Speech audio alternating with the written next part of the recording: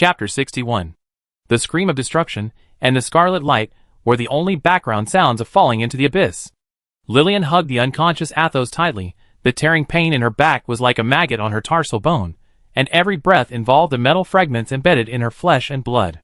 The cold remains of the life support device were attached to her wrist, indicating that her energy was completely exhausted. The remaining spontaneous magic power formed a pitifully thin layer of blue halo on the surface of her body, like a candle in the wind, flickering in the violent airflow of the high-speed fall, in vain to resist the increasingly clear metal spikes and the death shadow of the huge crystal cluster. Calculation was carried out in the cold pain. Impact countdown. Less than 3 seconds. Impact point terrain. Dense metal debris. Puncture damage max. Crystal cluster tip. Energy erosion. Probability of survival. Infinitely close to 0. Core database backup protocol. Startup. Failed. Lack of energy/physical carrier damage. Lillian's obsidian eyes reflected the rapidly enlarging death thorn forest below, and there was an icy silence in the depths of her eyes. She pressed the last remaining, almost unmobile magic power to her back and the arm protecting Athos, trying to form the weakest buffer at the moment of impact. An effort that was doomed to be futile. At the moment when the mind was about to be completely crushed by despair and the laws of physics. Hum.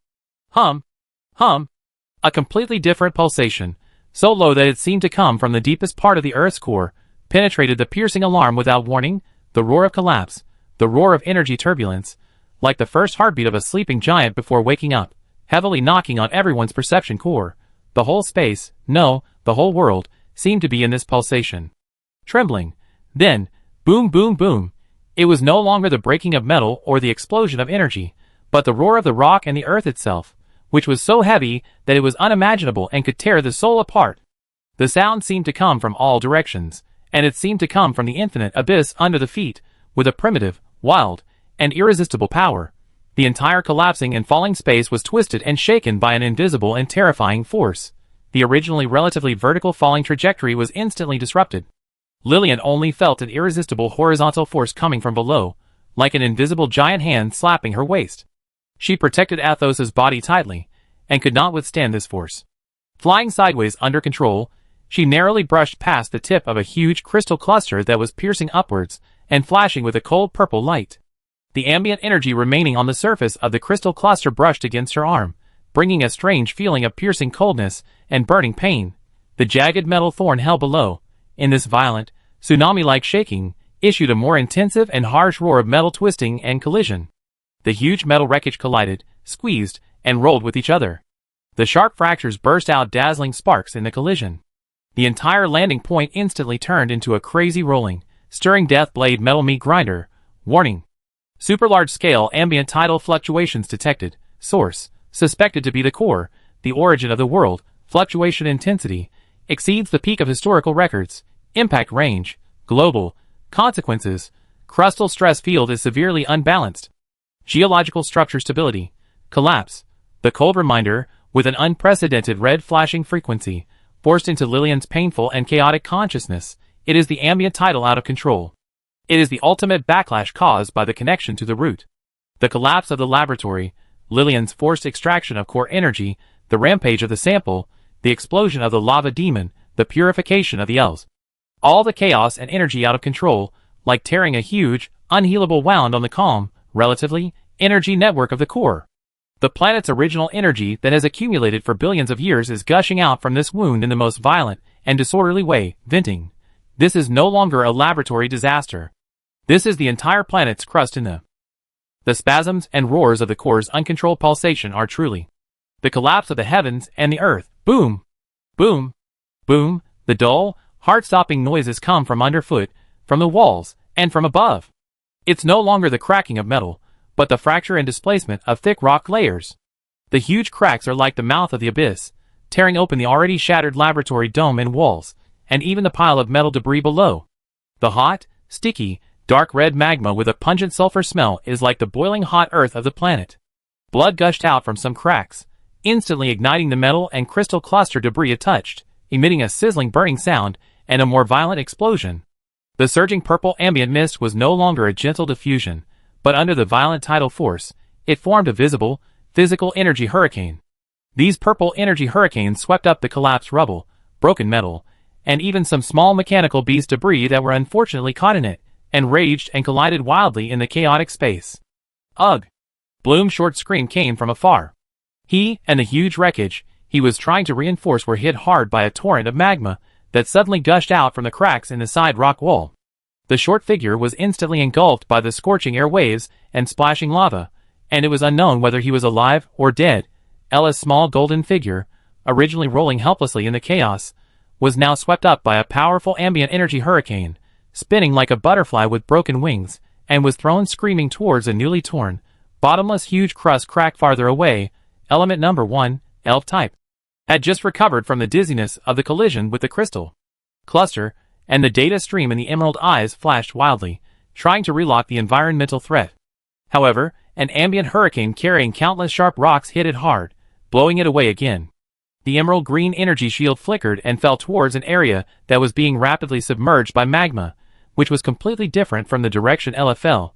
The Abyss Blood Demon, sample number 9 abnormal, let out a meaningless violent roar, struggling in the violently shaking ground and the raging energy storm, trying to find a target to attack, but was swallowed up by a crack that suddenly collapsed and was covered with sharp rocks.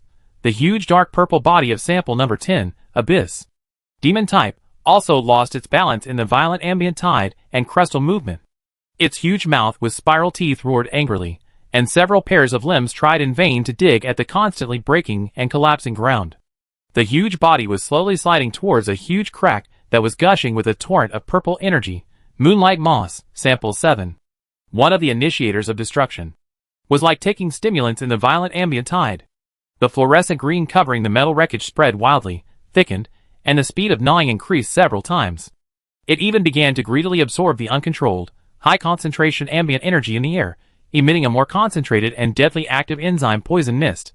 The entire space has become an energy storm, magma eruption, crust tearing, monsters struggling, and the ultimate picture of purgatory filled with poison mist.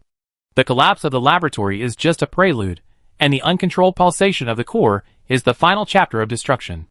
Lillian held Athos in her arms, and in the violent ambient hurricane and violent crust shaking, she was like a small boat in the raging sea, completely losing control of her body. Every time she was slapped away by the invisible giant energy hand, every time she narrowly brushed against the rolling boulders or gushing magma, the wound on her back burst with more blood, and her consciousness was repeatedly pulled on the edge of severe pain and dizziness. She watched Bloom being swallowed by the lava, watched Ella screaming and falling into the cracks, watched the elves being swept away by the hurricane, watched the blood demons, and the abyss monsters struggling under the power of nature. In the face of an absolute, planetary-scale disaster, the cold logic core was left with only the most primitive calculations: survival, probability, reevaluation, approaching, negative values. Just as she was thrown by a particularly strong horizontal ambient hurricane to a relatively open platform wreckage that was rapidly submerged by hot lava below. Boom, the ground under her feet, a huge, collapsing metal platform, suddenly sent an unprecedented sound, as if her heart was being crushed. A violent contraction like a clenching. Then, it violently arched upward in the opposite direction. The earth pulsed. This is the most direct and terrifying geological phenomenon caused by the uncontrolled ambient tide. Lillian only felt an irresistible force from bottom to top hitting her hard. She and Athos were instantly thrown off the falling trajectory, like two stones ejected by a volcano, towards the top. The chaotic dome that was also collapsing, falling, and swallowed by cracks and magma, was thrown up hard. The last sight was the golden red magma sea rolling below, and the moonlight moss carpet that was growing wildly in the violent ambient tide and emitting a weird fluorescence. The external disaster, with the power of the planet, completely descended. All struggle seemed so small in the roar of the Earth's crust. Lillian hugged the cold boy in her arms tightly, and her consciousness slid towards the dark abyss in the violent flying and weightlessness. Chapter 62. The world is spinning, tearing, and roaring. The violent ambient hurricane is like an invisible giant python, entwining and tearing the bodies of Lillian and Athos, who were thrown away, dragging them into a chaotic vortex. Below is a rolling sea of golden red magma, and above is a broken dome that is collapsing and falling, swallowed by huge cracks and gushing purple light. In all directions are whistling gravel, broken metal, glittering crystal fragments, and the deadly poisonous fog and violent energy turbulence that are everywhere and suffocating. The feeling of weightlessness mixed with a strong dizziness is like a blunt instrument repeatedly hitting Lillian's consciousness. The fragments embedded in her back bring piercing pain with every roll and collision. The warm blood soaks her clothes, sticky and cold. Athos's body in her arms is getting heavier and heavier, and his breath is as weak as a candle in the wind. The cold logic core was corroded by severe pain and despair, and the computing speed dropped to the freezing point, leaving only a vague thought: free fall. Destination: magma or spikes. Time: unknown. Just when the consciousness was about to sink completely into the abyss of darkness and give up all resistance. Hum. An extremely weak but extremely clear electronic hum, like a stubborn spark in the darkness, suddenly pierced Lillian's perception that was on the verge of stagnation. Source: her left wrist. The life support device wristband that had long been dim, cold, and attached to the wrist like scrap iron was trembling slightly at this moment. Then, an indescribable burning sensation, like a red-hot iron, suddenly came from the place where the wristband touched the skin. Ugh! Lillian groaned at the sudden pain, and her scattered eyes instantly focused. Warning. Life support device core. Abnormal energy injection. A faint, intermittent red warning box flickered with difficulty at the edge of her chaotic vision, and was then covered by more garbled code and snowflakes. The burning sensation is intensifying. The temperature of the wristband's shell is rising at an alarming rate. From warm to scalding, and then to the severe pain that seems to melt her wrist bones. The skin smells of burning, but this is not the weirdest thing. Energy reading: 0%, 1.3%, 5.7%, 11.2%, 18.9%, continuously soaring. Source: external high concentration ambient turbulence, affected by the core tidal drive, absorption mode, forced, uncontrolled, overload risk, extremely high. The cold reminder was like a shot of adrenaline, causing Lillian's nearly extinguished core of consciousness to burst out with the last light. She understood instantly. It was the out-of-control ambient tide. It was the turbulent energy flow of the planet's origin that was so violent that it tore the Earth's crust and was everywhere. These violent energies, like a flood that broke through the dam, ignored the energy circuits and filtration systems of the life support device that had long been damaged, and infused them in a brutal and destructive way, pouring back into the remaining energy absorption and conversion structure inside the wristband. This is not a design function. This is purely a destructive energy torrent that found a fragile outlet. The wristband is wailing. The delicate components inside made a subtle crackling sound under the impact of the violent energy. The shell became red and hot, and even began to deform slightly. It was like a balloon that was forcibly inflated to the limit and could burst at any time. However, it was this devastating backflow that brought the only ray of hope. And the last ray of hope. Of life. Residual functions activated. Basic life force field, weak. Environmental scan, intermittent. Emergency communication, signal disorder, warning. Core temperature, critical. Structural integrity, critical for collapse. Estimated damage time, less than 60 seconds. The scalding wristband was like a small out-of-control reactor, tightly clamped around Lillian's wrist, causing severe burning pain. But along with this severe pain came a weak but real energy flow. This forcefully transformed, or rather, only a part of the destructive energy was roughly filtered. Energy, like turbid spring water gushing out of a dry riverbed, flowed into her nearly exhausted body with difficulty. The consciousness, on the verge of extinction, was forcibly pulled back. The severe pain in the back seemed to have eased a little numbness due to the injection of this weak energy. More importantly, the spontaneous magic shield that had long been broken and dissipated, under the support of this external force, reappeared on Lillian's body with difficulty and extremely unstable. Although it was as thin as a cicada's wing, the light flickered unsteadily, as if it would collapse in the next second, but it really existed. Live. On. Lillian gritted her teeth and squeezed out a hoarse voice from the depths of her throat, not knowing whether it was for herself or for the unconscious Athos in her arms. She no longer passively endured it, but began to use her remaining willpower to try hard to guide the violent and dangerous energy pouring out of the hot wristband. She pushed most of the burning energy pouring into her back desperately.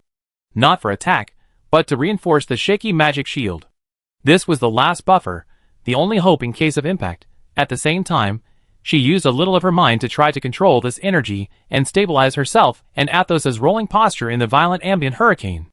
Even if it was just to slow down the speed of falling, or at this moment, it was more likely to be thrown diagonally or avoid the most obvious spikes and lava vents. Energy reading: 35.7%, 48.2%, 61.9%, continues to soar. Core temperature, dangerous. Wristband shell, partially melted, warning. Overload is irreversible. Damage countdown. Less than 45 seconds. The vibration of the wristband became more and more violent, and the scorching temperature burned her skin through the weak shield. The speed of energy injection far exceeded the speed of her guidance and consumption. The violent ambient turbulence seemed to have found the best breakthrough point, rushing madly towards the container that was about to collapse. A trace of resolute madness flashed in Lillian's eyes. At the critical moment of saving her life, she must squeeze out every bit of value from this last tool, even if it will blow her wrist apart the next moment. She no longer tried to control it carefully, but in an almost rough way, she forced more energy with a destructive aura to be directed to the shield. The shield, which was mixed with violent purple light in the dark blue, suddenly lit up, and the thickness seemed to increase a little, but the fluctuations on the surface were also more violent and unstable. At this moment, her environmental scanning function, intermittently restored with the support of chaotic energy, captured the scene below. They were being carried by a powerful ambient hurricane, and they were slanted towards a relatively complete area. It was a huge and tilted piece of land protruding from the collapsed rock wall. The oblique black crystal cluster platform. Below the platform is a boiling magma river, and above it temporarily avoids the most dense falling objects, the best, only, impact point identification. The edge of the black crystal cluster platform. Success rate estimation, including unstable shield about 12%. Execute. No room for hesitation. Lillian used all her willpower to guide the violent hurricane aftermath and her own remaining strength, adjusted her rolling posture, and aimed her back and reinforced shield at the huge black crystal cluster platform, while holding Athos tightly in her arms and curling up her body. The hot life support device wristband made a piercing scream, and the energy reading jumped wildly, approaching the critical point of explosion. The burning pain burned her nerves like a flame. The countdown to save her life and the countdown to destruction were synchronized to 0 at this moment. The red light of the overloaded life support device reflected Lillian's resolute face, and also illuminated the cold, hard black crystal cluster below, which could be a grave or the last foothold. She held Athos in her arms, and like a meteor catching fire, she rushed towards the only way out, or rather, the less fatal way to death, without hesitation. Chapter 63. The shrieking sound of the wristband of the life support device was like the last wail of a dying beast. The hot and almost melted metal shell burned Lillian's wrist bones, bringing a piercing pain. The violent ambient energy rushed left and right in her body like an uncontrolled torrent, and the barely maintained shield fluctuated violently, groaning under the heavy load.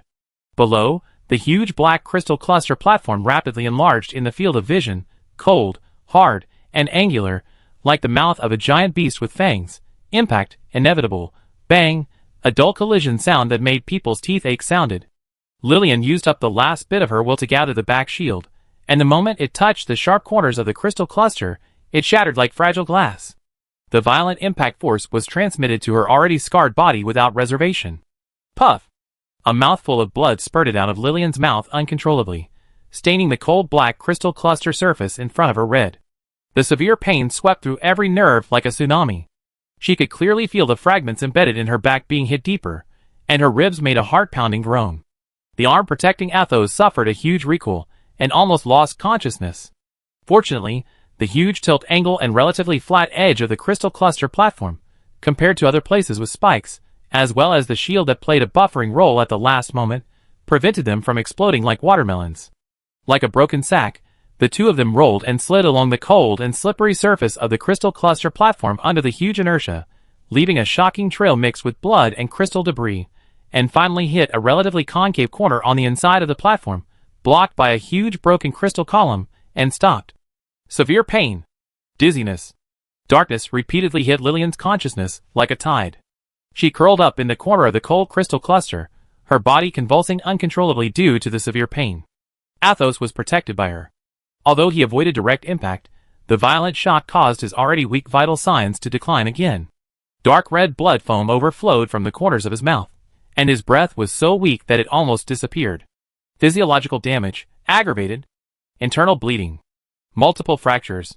Energy shield. Complete collapse. Life support device status. Critical overload. Core meltdown countdown. Less than 30 seconds. Environmental scan. Crystal cluster platform structural stability. Rapidly deteriorating due to ambient tides. Magma approaching below. The threat of falling objects above continues.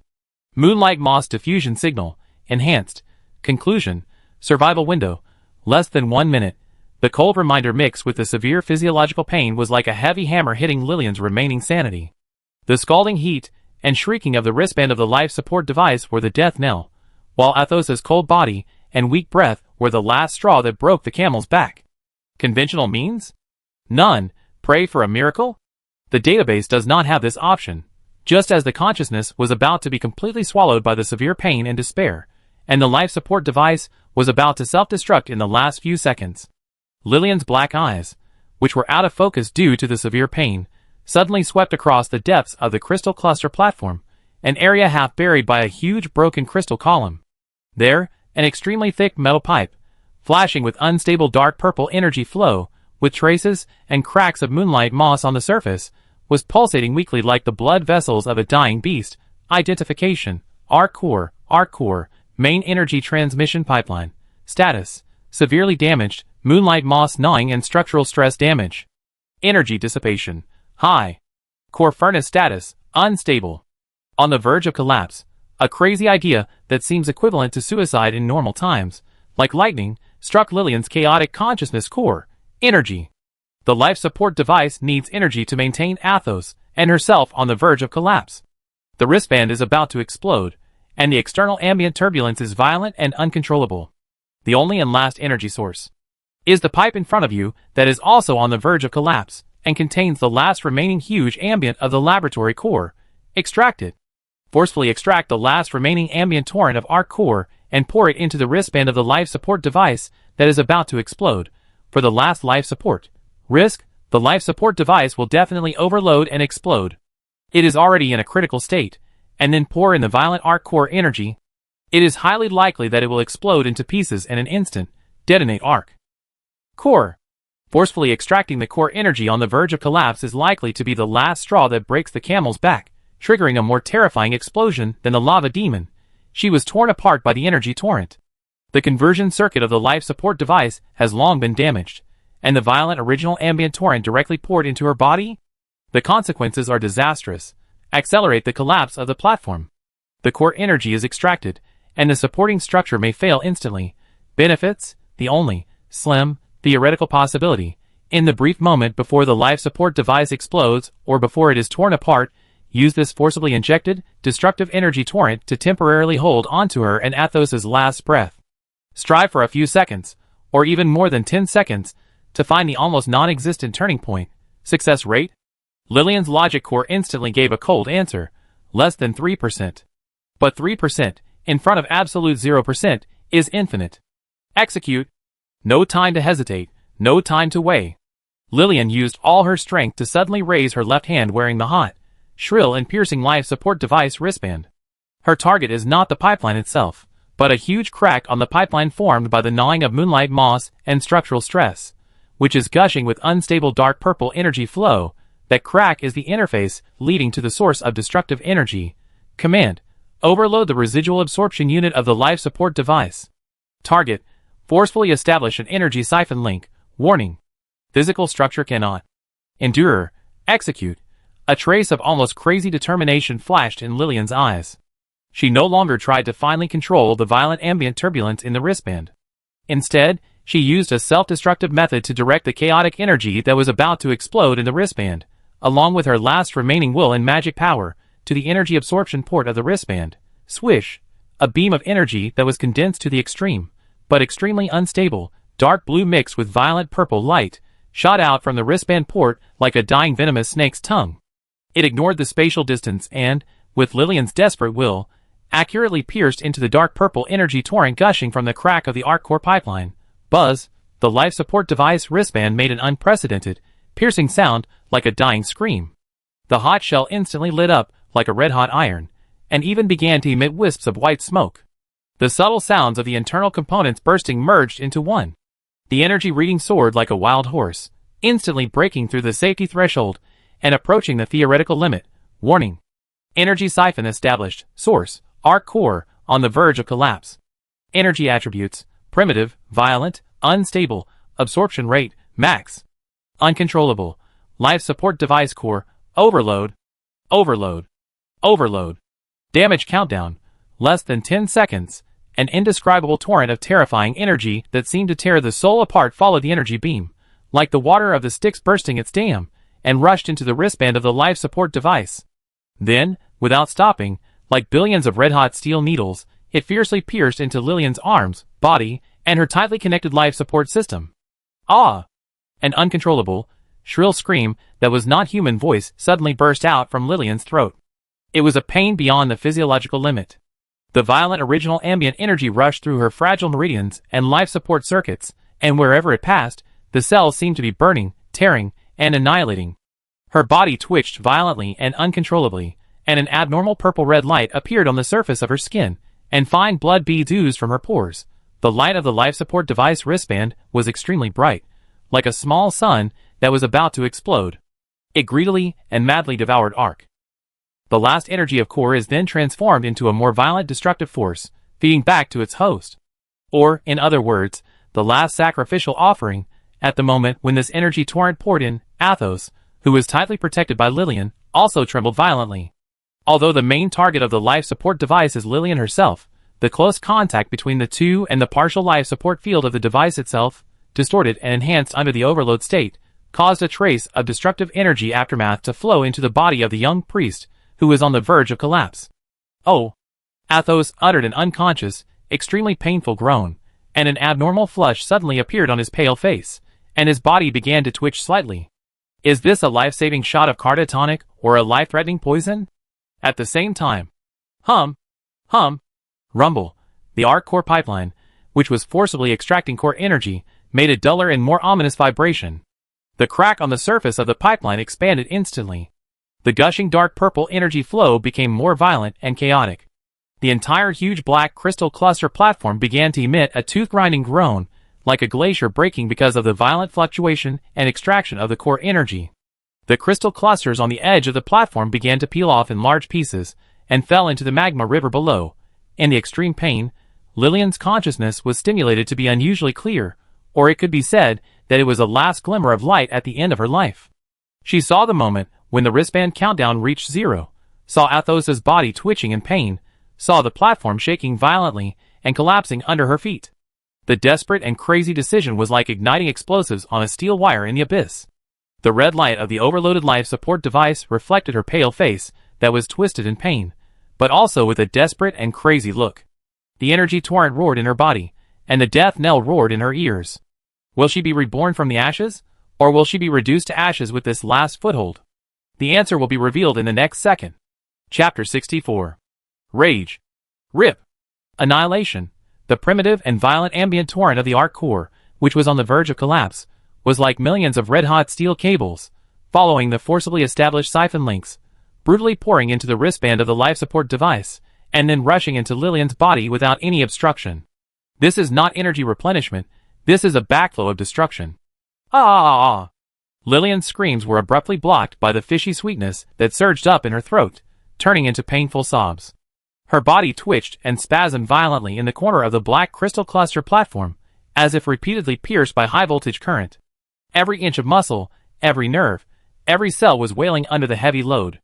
The purple-red light under the skin flickered crazily, flickering, and fine blood beads kept oozing out like sweat, instantly dyeing the cold crystal cluster under her body red. Her vision was completely drowned by a dazzling white light and countless red warning codes. The only sound left in her hearing module was the roar of the energy torrent rushing through her body, and the increasingly sharp and shrill scream of the life support wristband, which was like a death countdown. Warning. Life support core, critical meltdown, structural integrity, collapse, energy overload, irreversible, destruction countdown. 3, 2, 1. The moment the countdown returned to 0, boom, a dull but extremely violent explosion did not come from outside, but from Lillian's left wrist. The life support wristband bound to her wrist, which had long been stretched to the limit by the violent energy, was as hot as a branding iron, and the light was blindingly bright. It was like a small sun with an ignited fuse, and finally, exploded. There was no earth-shattering explosion of destruction as expected. This was an implosion from the inside out, full of metal screams and energy annihilation. The solid alloy shell was like a fragile eggshell, instantly disintegrating into countless hot, high-speed flying metal fragments under the terrifying internal pressure. These fragments were like the sickle of the god of death, deeply embedded in Lillian's arms and shoulders, and even rubbed her cheek, leaving deep blood marks that could be seen to the bone. The severe pain was like an ice cone piercing the brain. The sophisticated energy circuit inside the wristband, the conversion module, the sensor array, everything, under the violent arc. Under the dual pressure of the core energy torrent and its own overload, it was like a snowflake thrown into a furnace, vaporizing, melting, and annihilating in an instant. The dazzling blue and violent dark purple energy light gushed out from the inside of the exploded wristband, forming a short-lived, chaotic and disordered energy turbulence, swallowing up Lillian's left arm and half of her body. Puff! Lillian spit out blood again, and her body was hit hard by the impact of the explosion on the broken crystal column behind her. A heart-wrenching pain and a strange sense of emptiness came from her left arm. It was as if the nerves and energy veins of the entire arm were cut off and burned at that moment. The life support device, which came from the Sea of Stars, accompanied her through the disaster, recorded data, maintained her life, and even became the last bargaining chip of her crazy gamble, was completely destroyed. It turned into burning fragments embedded in her flesh and blood and dissipated chaotic energy. However, the destruction was not over. The explosion of the life support device was like a bomb detonated in the violent ambient torrent. The terrifying energy torrent from Arc Core, which had lost its only flood discharge outlet, lost its last restraint at the moment the wrist guard exploded. This destructive energy that was powerful enough to tear apart steel and melt stone lost its guidance in Lillian's fragile left arm meridians, and it was like a mad beast that had broken free from its reins, instantly backfiring. It was no longer satisfied with rushing along the circuit, but violently tore apart everything along the way. Muscles, blood vessels, nerves, bones, swish. It seemed as if one could hear the terrifying sound of flesh and blood being forcibly torn apart by an invisible force. Lillian's left forearm twisted at a strange angle, and spiderweb-like, deep purple-black cracks appeared on the surface of her skin instantly. The cracks emitted a heart-pounding dark purple energy light. Vivid. Blood gushed out of the crack like a fountain. Ah! This time, it was an uncontrollable scream from the depths of the soul. The severe pain from the left arm surpassed the sum of all the previous pains. It was the ultimate torture of energy, where the limbs were torn apart from the inside. Warning. Left arm physiological structure, severely damaged. Energy erosion, irreversible. Life support system, completely offline. Unable to maintain basic vital signs. Target individual, Athos life signal, continuously decaying. On the verge of disappearance. The cold prompt flickered intermittently in the dizziness of severe pain and explosion. Lillian's consciousness struggled frantically on the edge of the dark abyss. The devastating pain in her left arm almost devoured all her sanity, and her vision was blurred by blood and tears. She looked down at Athos, who was curled up in the corner under her protection. The young priest's face was covered with her blood and crystal fragments.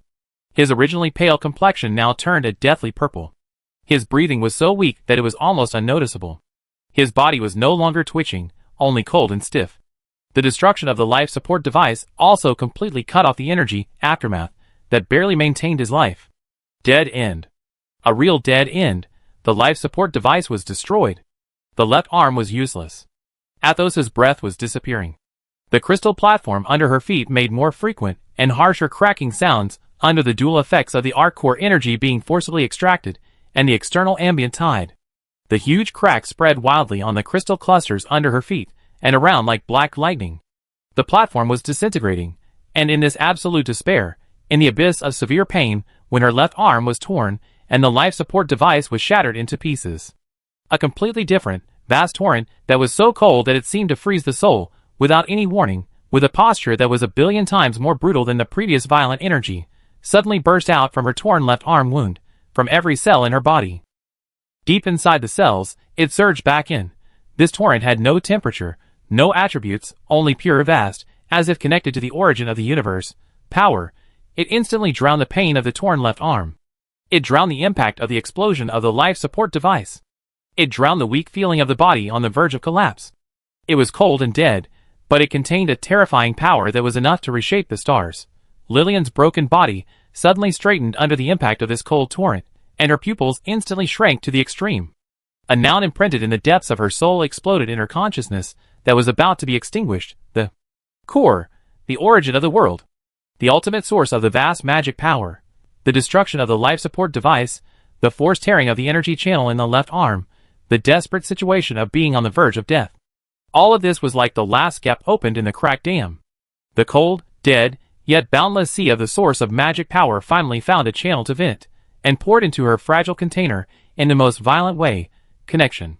Succeeded? In the most tragic and uncontrollable way, the cold torrent rushed through her body, and the severe pain in her left arm miraculously disappeared, replaced by a numb feeling of fullness that did not belong to her.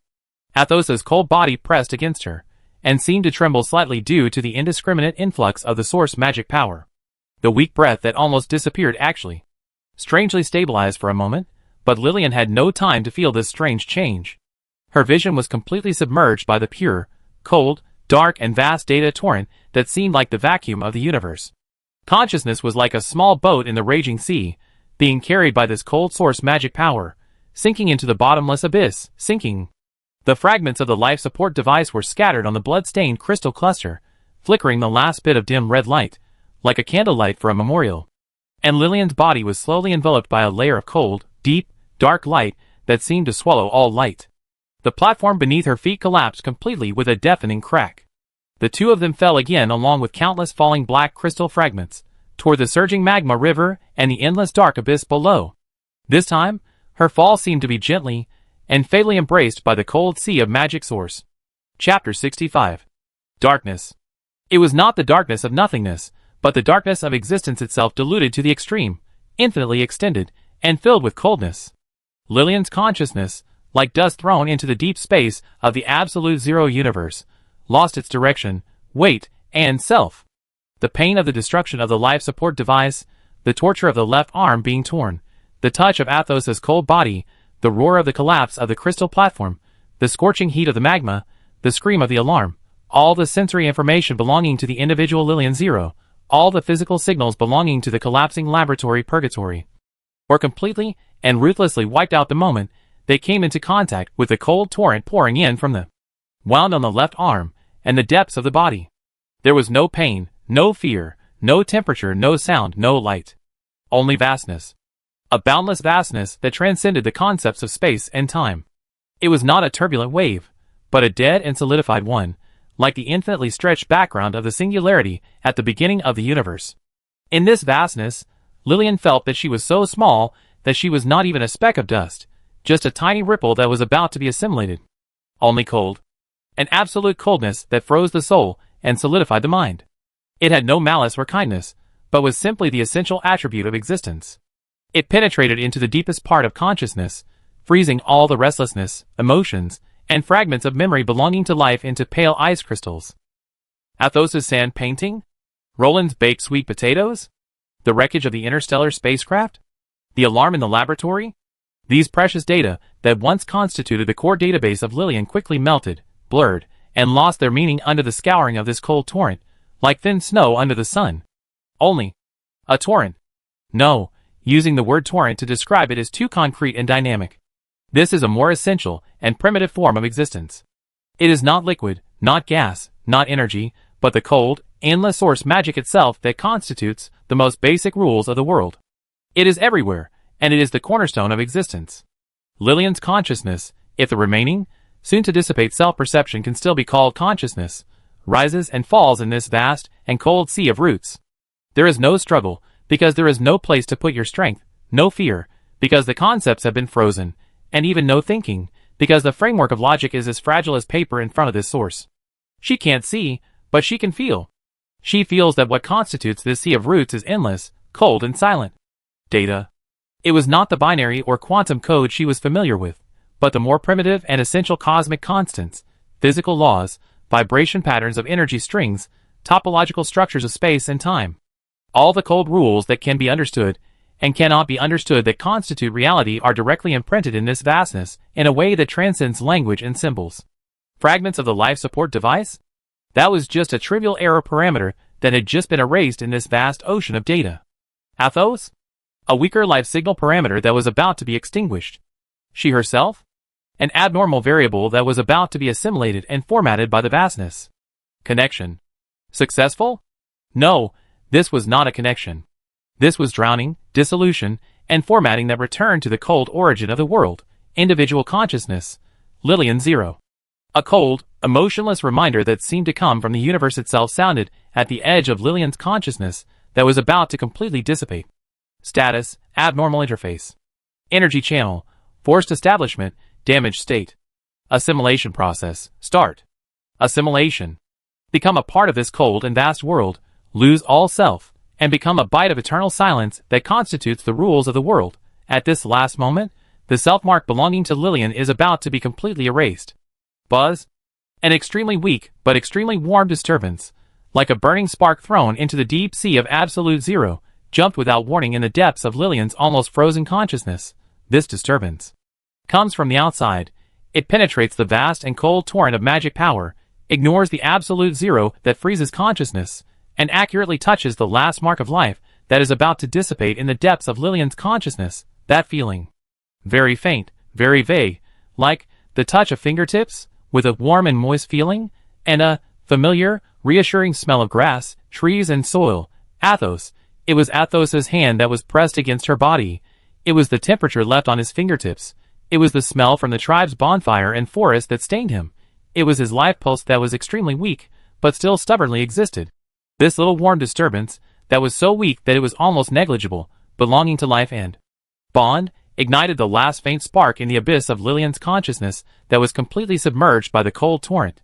Abnormal data interference. The cold prompt seemed to have a very short, undetectable stagnation. This little spark was not enough to dispel the vast cold, not enough to counter the boundless torrent of magic. But it was like a nail, a coordinate, an anchor point. It was nailed firmly in Lillian's self-consciousness that was about to dissipate. SOS. A silent thought, like a drowning man grasping at the last straw, struggled to burst out from the deepest part of Lillian's consciousness. It was not a language, not a name, but a pure proof of existence from the bond itself. This little bit of proof, this little bit of warmth, this little bit of difference from the cold and vast abnormality, triggered a chain reaction in the pure and regular torrent of the core. Boom! It was not a physical explosion, but a tsunami of consciousness. Lillian's frozen, diluted, and soon to be assimilated fragment of consciousness, because of this weak but real disturbance and bond anchoring from Athos, was like a drop of water thrown into a boiling oil pan, boiling, condensing, and rebounding. The vast and cold torrent of magic power was still surging and drowning. But at this moment, Lillian's consciousness was no longer dissolved without resistance. She began to analyze, understand, and try to control the influx of cold root power with an almost instinctive and terrifying computing power derived from absolute memory, not confrontation, but adaptation. It's coexistence. The cold torrent of magic rushed through her broken body, repairing the horrible trauma caused by the explosion of the life support device and the tearing of her left arm. The flesh twisted and regenerated in the purple-black light, covered with cold energy veins. The bones made a subtle hum and became denser, as if they were melted into the cold metal. The wound of the torn left forearm no longer gushed blood, but was covered by a layer of flowing, deep and dark magic light, and the distorted form was faintly reshaped and stabilized in the light. The pain disappeared, replaced by a cold, full, inhuman numbness.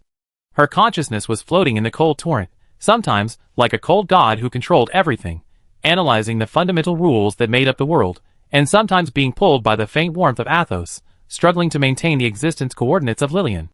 The vast, cold, endless sea of the source of magic completely submerged her consciousness. But in this dead deep sea, a faint spark called bond was burning stubbornly under the wrapping of cold magic, becoming her only beacon that had not been completely assimilated. The fall continued, falling into a deeper and colder magic abyss. Lillian's body was completely enveloped by the dark and deep light, like a cocoon wrapped in a cold nebula. And Athos, in her cold arm that was being reshaped by magic, was tightly held in her arms in a protective and imprisoned posture. Chapter 66. Cold. Vast. Dead silence. The core's magical torrent is like the background radiation of the vacuum of the universe, omnipresent and ever-present. It overwhelmed Lillian's consciousness, washed away her remaining self-imprints, and reshaped her broken container. Her body in a cold and precise way beyond the comprehension of ordinary things. The pain did not disappear, but was transformed. The sharp pain of the torn left arm was replaced by a deeper tearing feeling that came from the essence of existence. It was no longer the physical damage of muscles and bones, but the material foundation of the life form of Lillian Zero. Under the forced intervention of the root magic, it was disassembled, analyzed, and reconstructed. She could feel it. Not through nerves, but through the consciousness that was assimilated. The cold magic was like billions of invisible nanoscalpels, accurately cutting into every cell of her left arm. The damaged tissue was directly annihilated and turned into the most basic energy particles.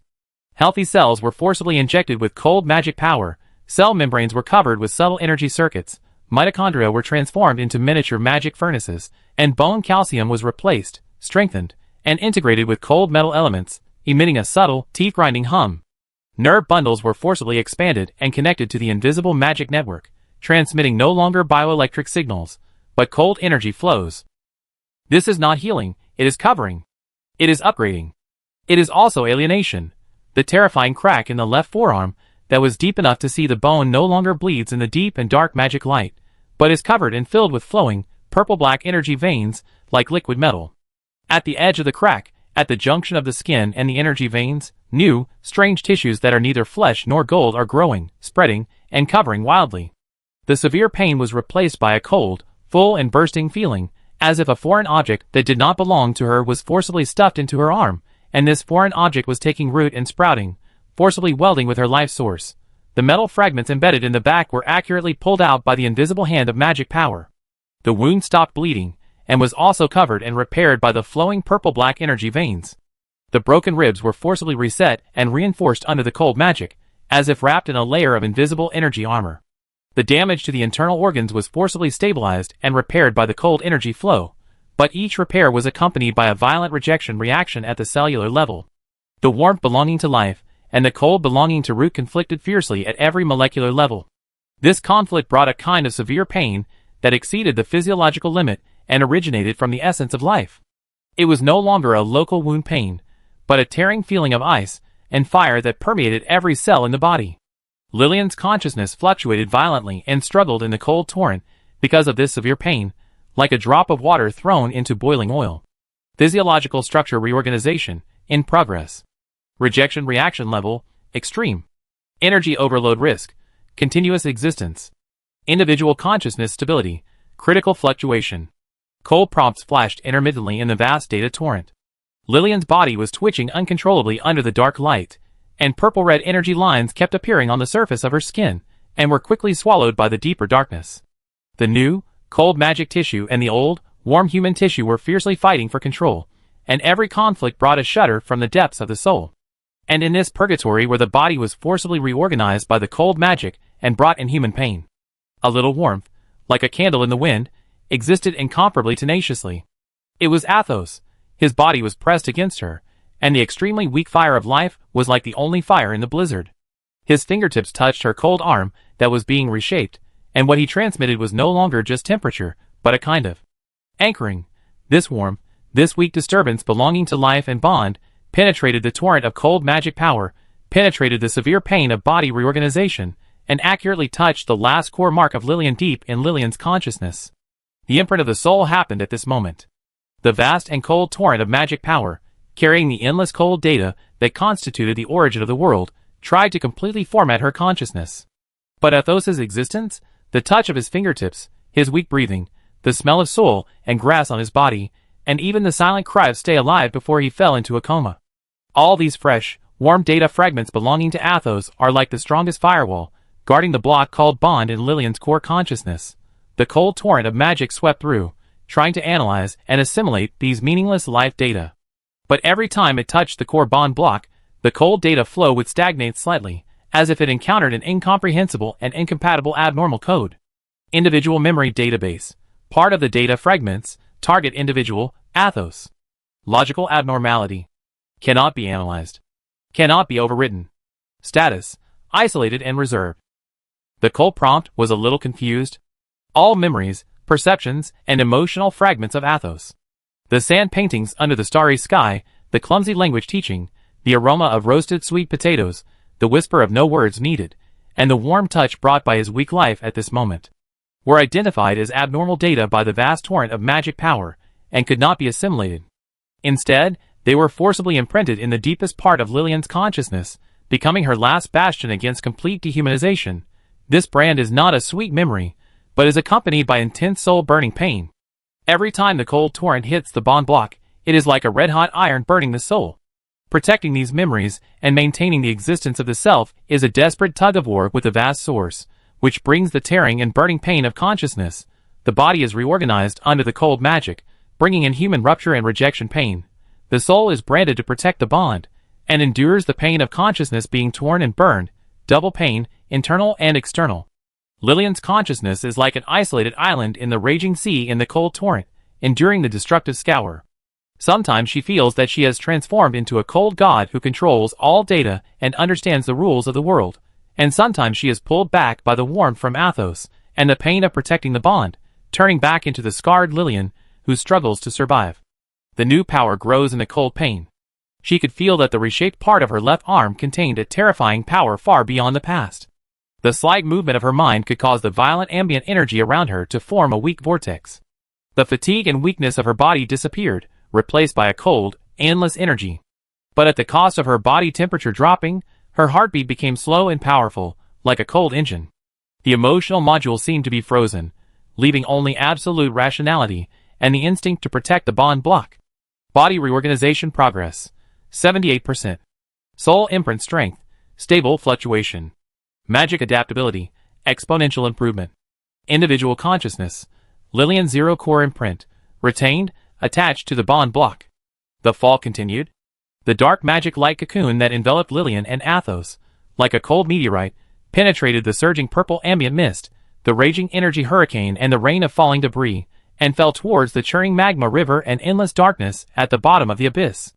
Inside the light cocoon, Lillian's body was undergoing the final transformation in the purple-black light. Her face, in the interweaving of pain and coldness, showed an inhuman, divine paleness and absolute rational indifference. Only the arm that was tightly hugging Athos's cold body, which was being reshaped by magic, had its fingertips slightly curled up, as if unconsciously grasping the only warm fire that could prove her existence.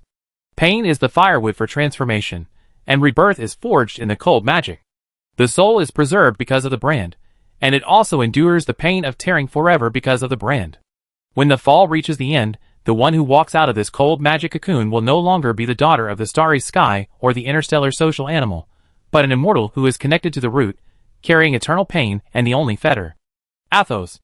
A cold thought without any ripples, but seemingly containing endless complex information, silently passed through the deepest part of Lillian's soul imprint at the moment when Lillian was about to complete the reorganization and her consciousness was about to sink completely into the control of the cold magic. I will remember it. Chapter 67. Cold. Full. Inhuman. The vast torrent of the source magic, the core, rushed through Lillian's reshaped body, like a cold galaxy flowing through blood vessels. The sharp pain of the torn left arm had long disappeared, replaced by a strange, powerful, cold feeling of power that seemed to be able to crush mountains with bare hands. The wounds on the back, the broken ribs, and the damaged internal organs were all restored to their original state under the reshaping of the magic beyond the mundane, and even became stronger.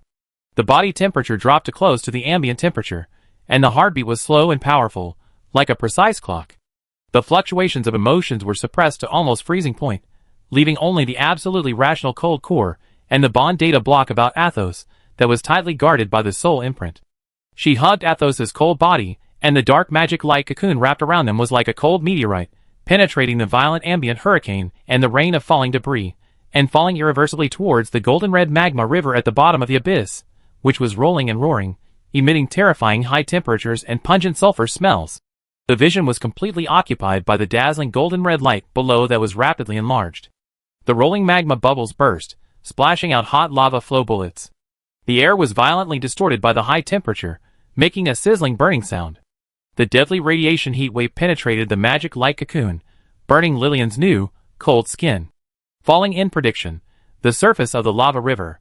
Impact time, less than 3 seconds, ambient temperature, more than 2,000 degrees Celsius, magic shield, spontaneous, strength assessment, can withstand high temperatures for about 5 seconds. Subsequent erosion, unknown. The target individual, Athos, survival probability, including shield less than 0.001%. The cold logic core instantly gave a precise and desperate conclusion. Lillian's new eyes, covered with subtle energy veins, reflected the destroyed lava sea below, and there was a frozen indifference in the depths of her eyes. The emotional module belonging to fear has been frozen, and she is just calculating the almost zero possibility. The magic power is surging in her body, and the new power is condensed at her fingertips. She can try to release the magic shock at the moment of impact, change the falling angle, or forcibly create a short buffer force field. But the success rate of these plans is still pitifully low in the face of absolute high temperature and impact. Moreover, the magic link that maintains the last trace of Athos's weak breath will also be interrupted. Save him? Or fight for the slim chance of self-rescue? The cold logic core weighed the pros and cons in a billionth of a second. The instinct to protect the bond block and the absolutely rational survival assessment had an extremely brief conflict.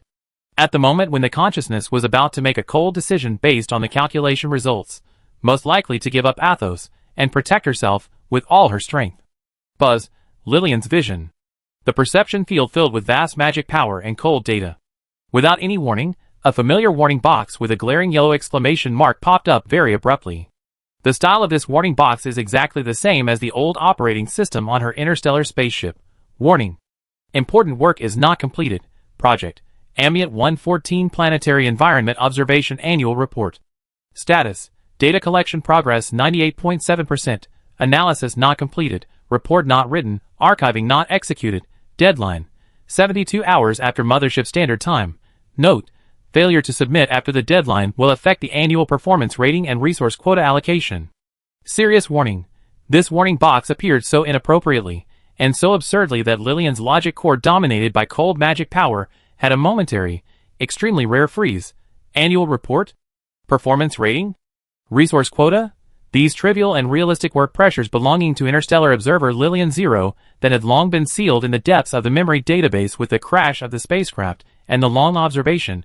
Unexpectedly, when her body was reshaped by magic, her soul was branded, and she fell into the magma river holding the young priest, and her life and death were only in the next second. At the ultimate moment, some underlying protocol deeply rooted in the instinct of social animals forcibly activated the priority and popped out. The vast and cold torrent of magic power is still surging. The high-temperature heat wave of the magma hits the face. Athos's weak breath is like a gossamer. The countdown to death is coldly zeroed. However, against the backdrop of all these grand narratives and ultimate destruction, the most superficial layer of Lillian's consciousness, the stubborn, even somewhat ridiculous obsession of a worker, burned tenaciously like the last stubborn spark. Annual report. A cold, numb, yet imperceptible thought of madness passed through Lillian's consciousness that was about to be swallowed by the magma. Haven't saved yet.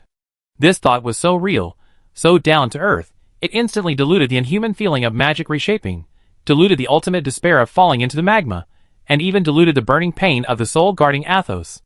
It was as if the fall was not to the core of the planet's lava, but to the last desk that stayed up all night before the project deadline. Individual consciousness core. Serious logical conflict detected. The cold prompt was accompanied by a hint of confusion? Priority determination. Survival crisis, max, versus unfinished work, triggered by underlying protocol. Abnormal weight calculation.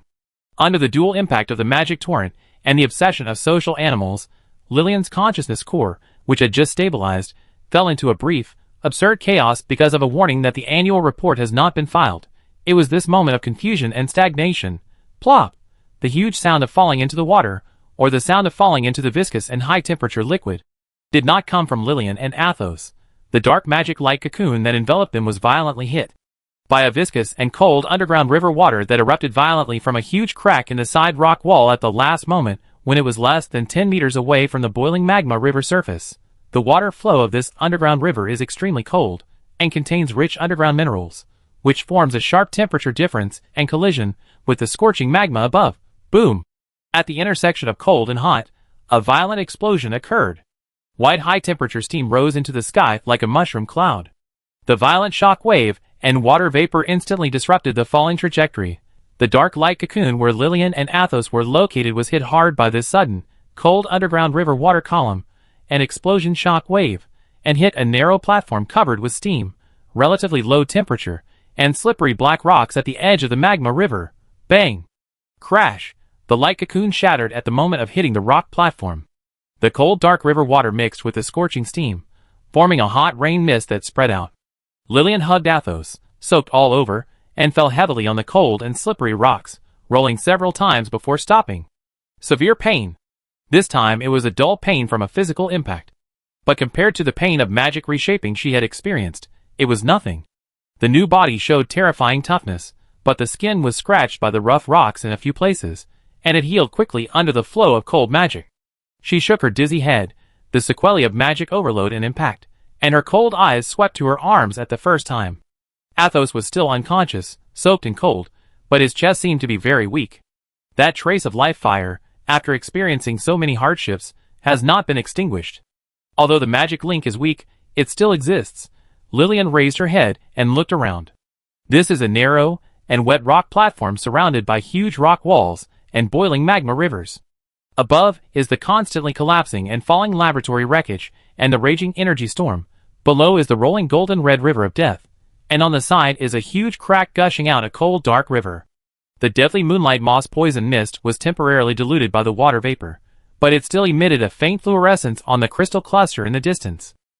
It was safe for the time being, but it was just a lone boat in the eye of the storm.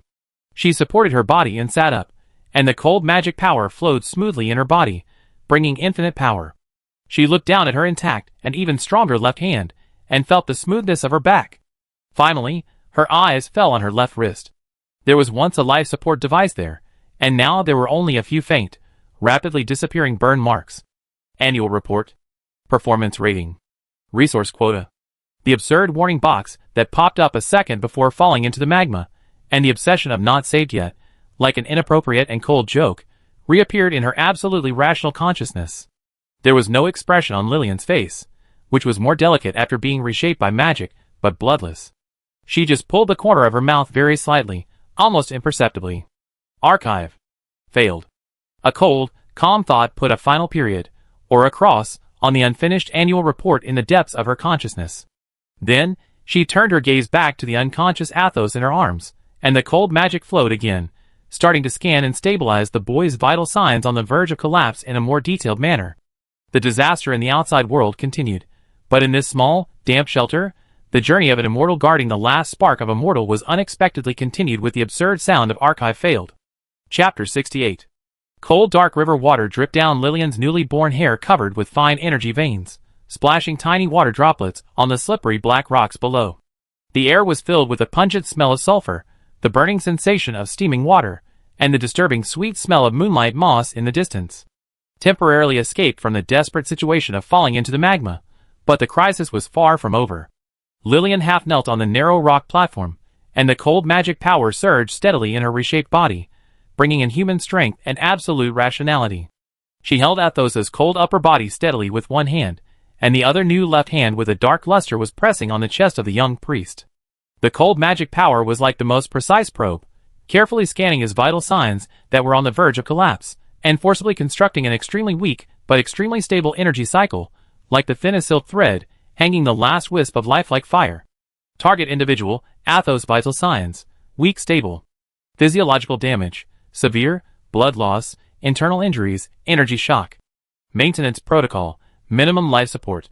The cold reminder flashed through Lillian's consciousness, without any emotional fluctuations. However, the symphony of destruction in the outside world did not stop because of their small, temporary shelter.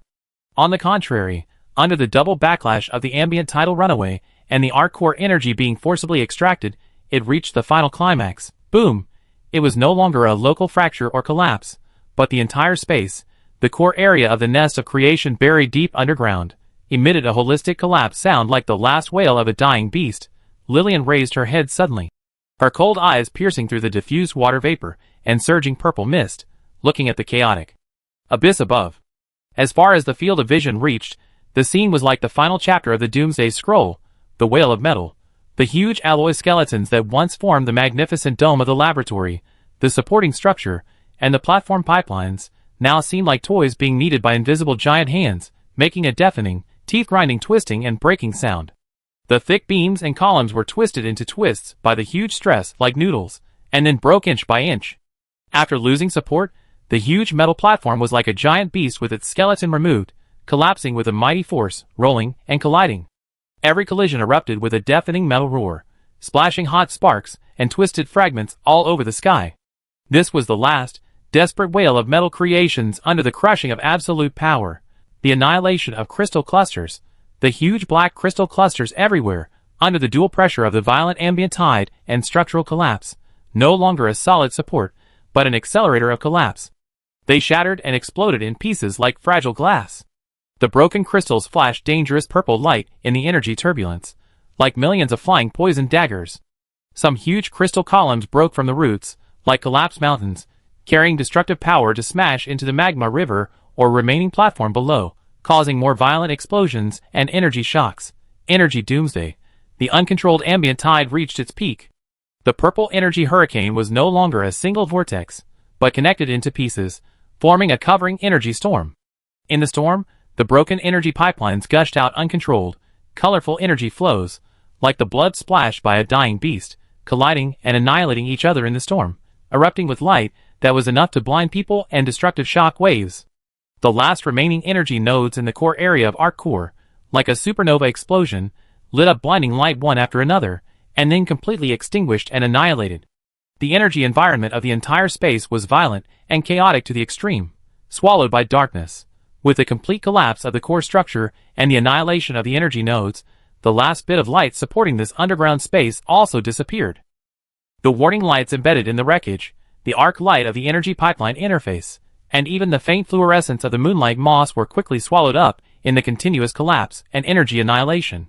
Darkness, like a sticky ink with substance, quickly spread from the center of the collapse, from the nodes of energy annihilation, and from the huge cracks in the rock wall. It swallowed up the fallen metal behemoth, the bursting crystal cluster fragments, the raging energy storm, and all the existences struggling in the meantime. Elves, blood demons, abyss giants, moonlight moss, and the weak signals of Ella and Bloom that had long disappeared in the chaos. Wherever the darkness passed, there was only the roar of structural collapse, and the dead silence of energy annihilation, as if even the sound itself was swallowed up. Although the narrow rock platform where Lillian was located temporarily avoided the most direct falling objects, and the core of the energy storm, it was also shaking violently in this collapse that was like the collapse of the world. The rock wall above her head groaned under the heavy load, and the huge cracks spread like black lightning, and the gravel and crystal chips fell like hail.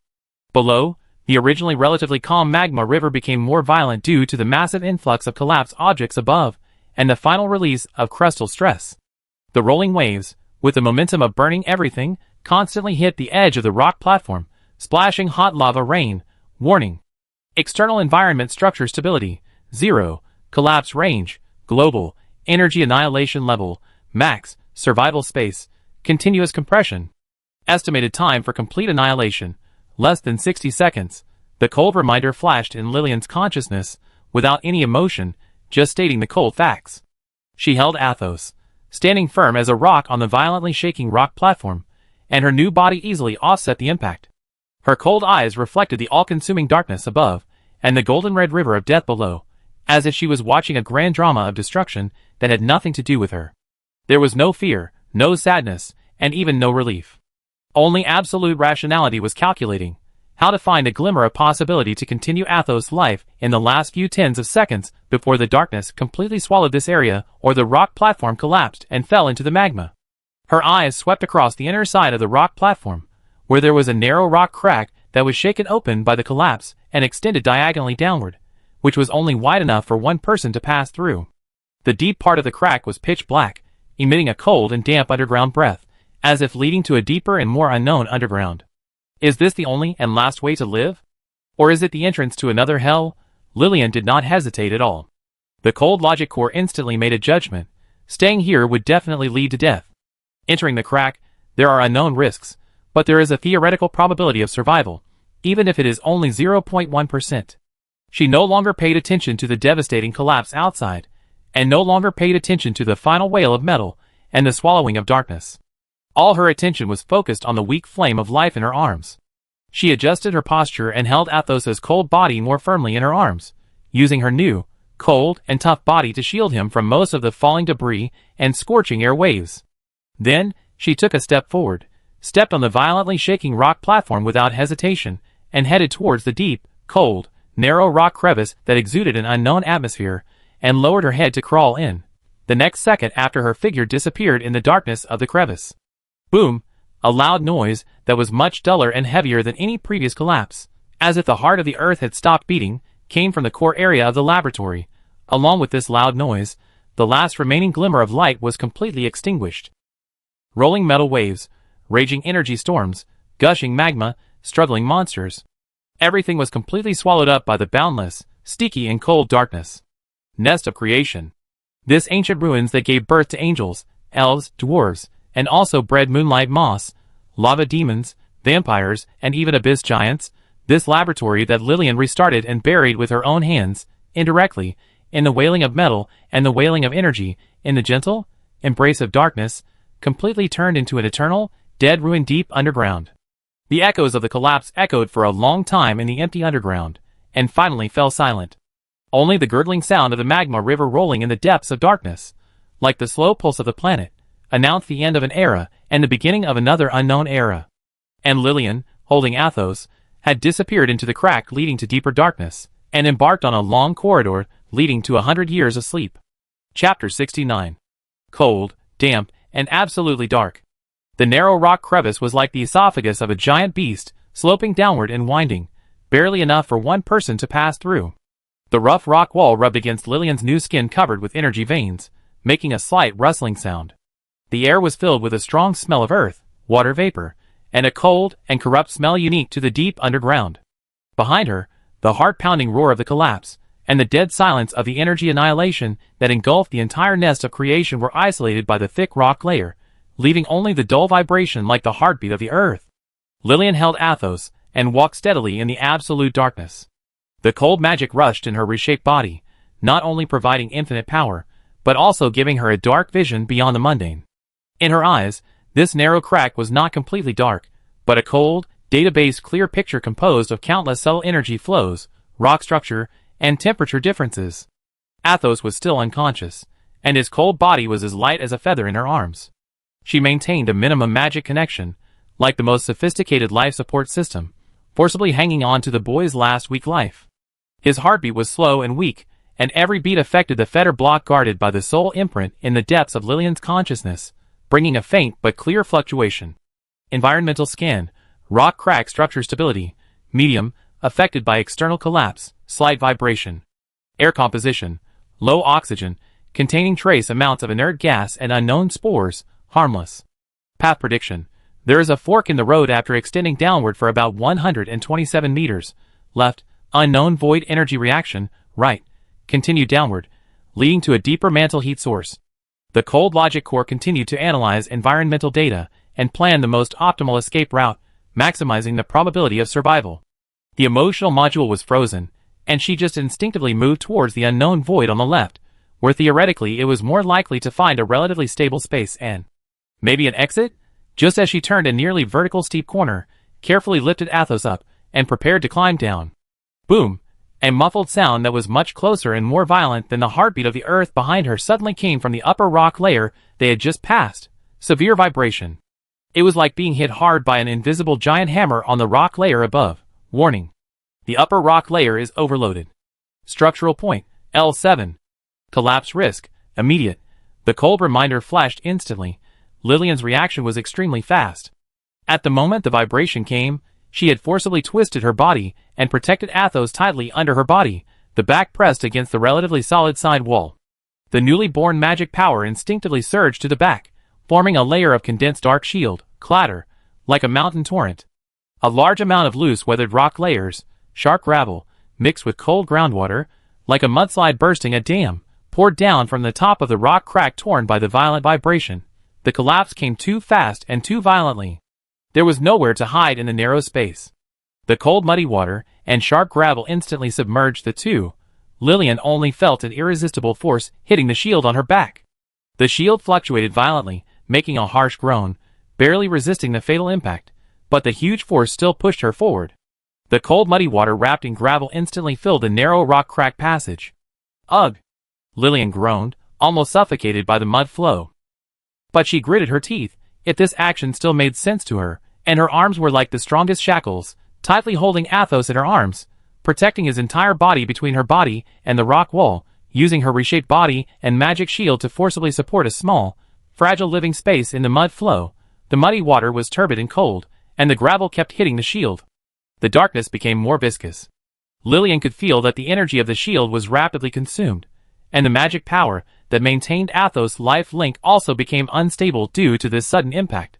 At this moment of chaos, suffocation, and surging mud and water, Athos, who was tightly protected by her, with his face pressed against her cold chest, suddenly spasmed violently. as if stimulated by great pain and some strong thoughts. Then, Lillian.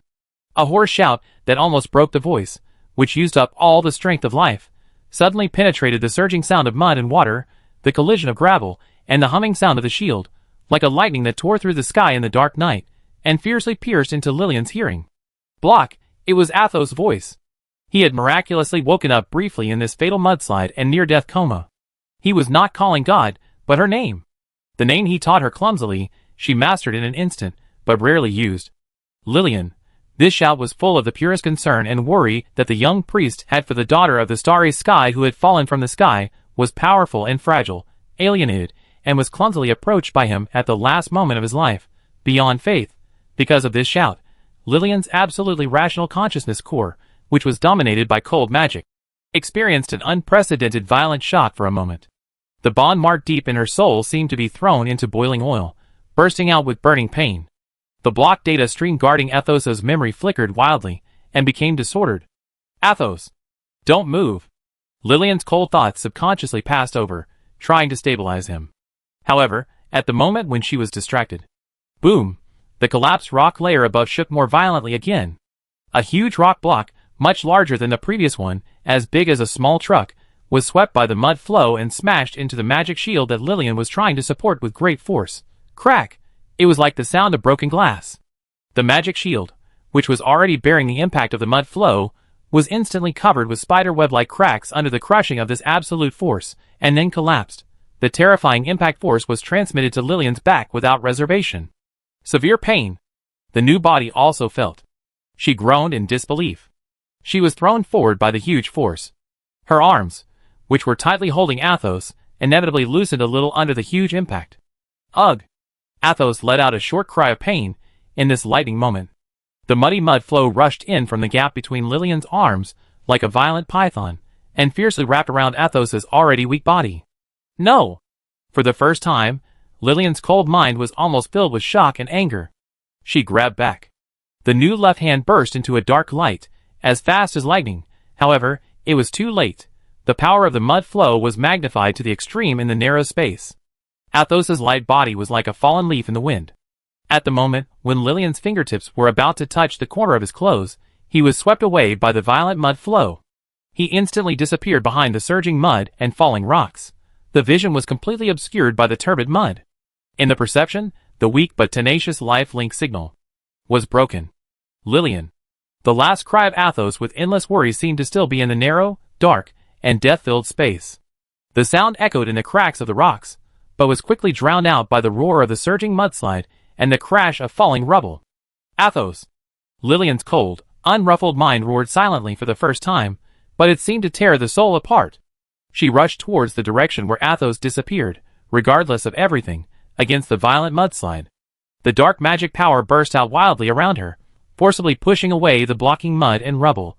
However, in response to her, there were only more rocks and mud that continued to collapse and pour from above, as well as a surging, cold, and deadly darkness.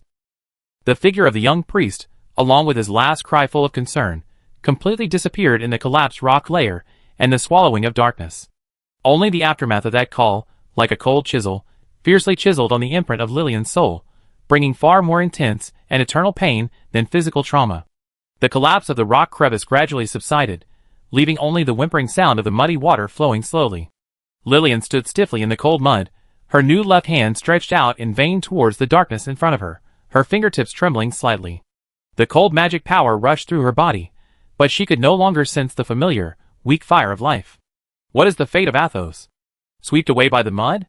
Buried by the boulders? Sinking deeper into the ground?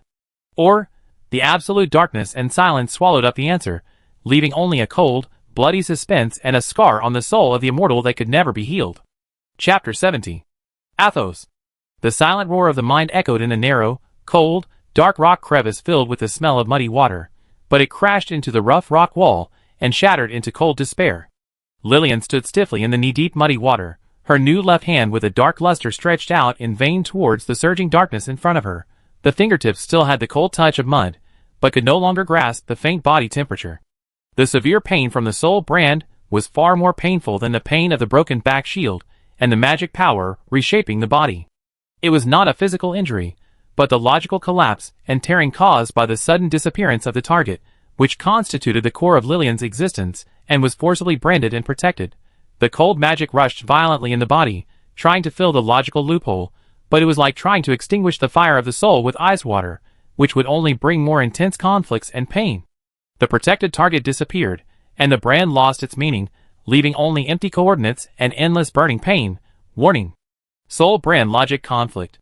Target individual, Athos, signal, lost, status, core data link broken, individual consciousness stability, critical collapse, defense protocol, highest level forced intervention. Execution, consciousness dormant. Energy core, minimum survival. The cold prompt flickered in the chaotic torrent of consciousness, with a program cold decision. Lillian's core of consciousness, torn by the double pain, burning of the brand and logical collapse, could no longer maintain lucidity. The self-protection mechanism was forcibly activated. Buzz, the vast and cold root magic power, the core, surged out from the depths of every cell in her body as if responding to a call. It was no longer the precise intervention when reshaping the body before, but a violent, indiscriminate, tsunami-like energy outpouring. The dark and deep light instantly swallowed her completely, forming a solid, cold, and all-isolating magic light cocoon. This light cocoon is not a protection, but a cage. It is the last refuge of consciousness before the logical collapse. Lillian's last remaining perception is that the magic light cocoon isolates the cold mud and darkness of the outside world, and isolates the weak vibration of the continuous collapse. Instead, there is the eternal burning pain of the soul imprint, which is like millions of red-hot steel needles piercing repeatedly, and the powerlessness of consciousness being dragged by the cold magic torrent and falling into the endless dark abyss. She tried to resist, tried to struggle, and tried to scan the depths of the dark crevice again before sinking, looking for a trace of Athos' existence, but everything was in vain. The cold magic was like the heaviest chain, binding her consciousness and isolating her from the outside world. Plop. Her body lost support and fell backwards. However, she did not fall into the cold mud.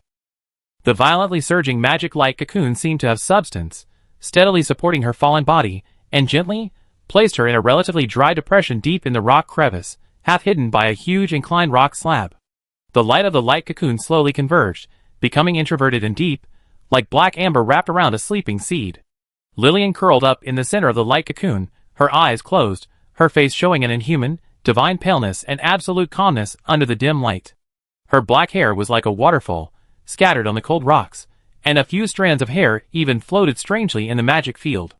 Her new body was wrapped in the light cocoon, and her body temperature further dropped, and her heartbeat became slow to almost stagnant, as if she had entered the deepest hibernation. Only in the deep of the block guarded by the soul imprint, the eternal burning pain was like the never-extinguished hellfire, burning silently and burning at the bottom of the sleeping consciousness. The aftermath of the collapse completely subsided. The turbid muddy water slowly receded, leaving cold mud in the low-lying areas of the rock cracks. Darkness enveloped everything again, absolute, dead silence.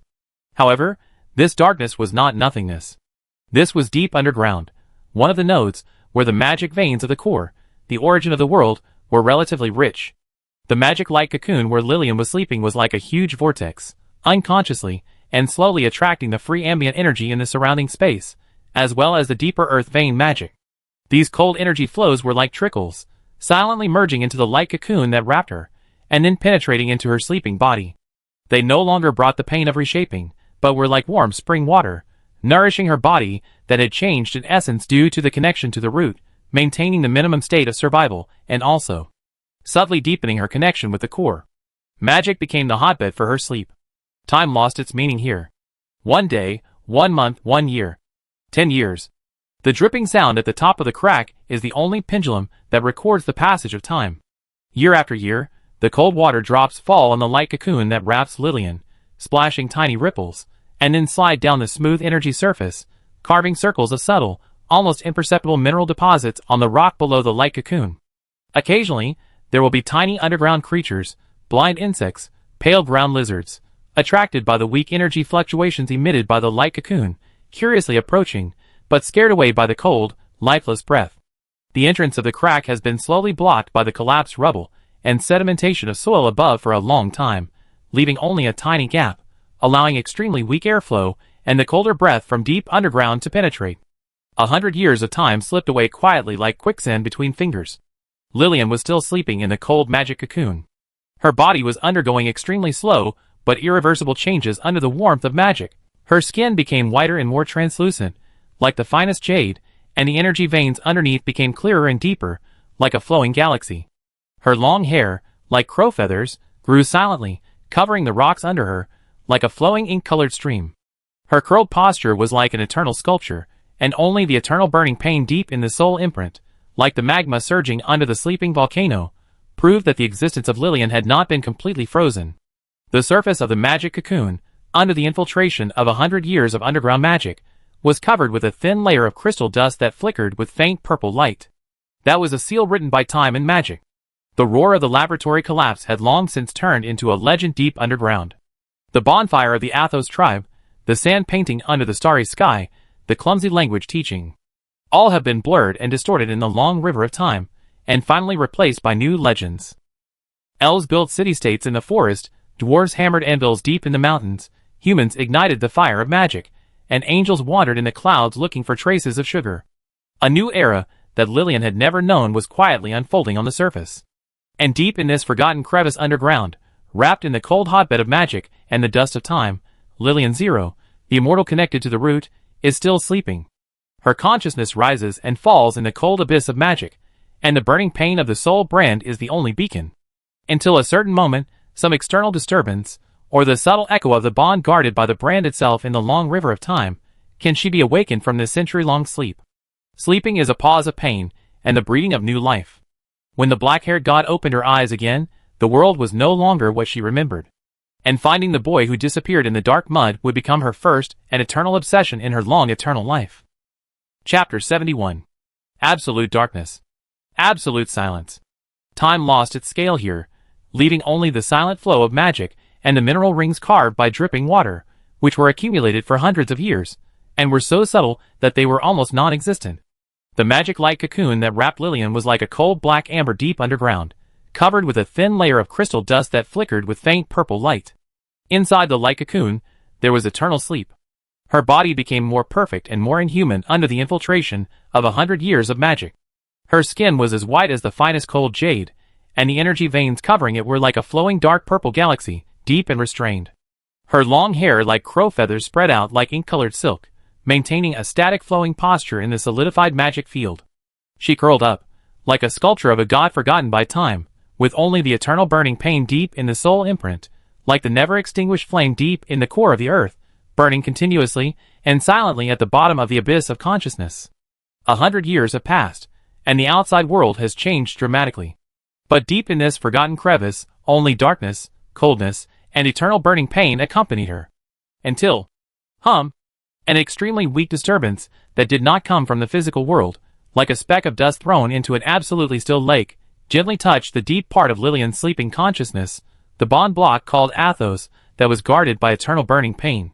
This disturbance was not a sound, nor an image. It was more like an extremely weak echo that spanned a long time and space, and came from the bond itself.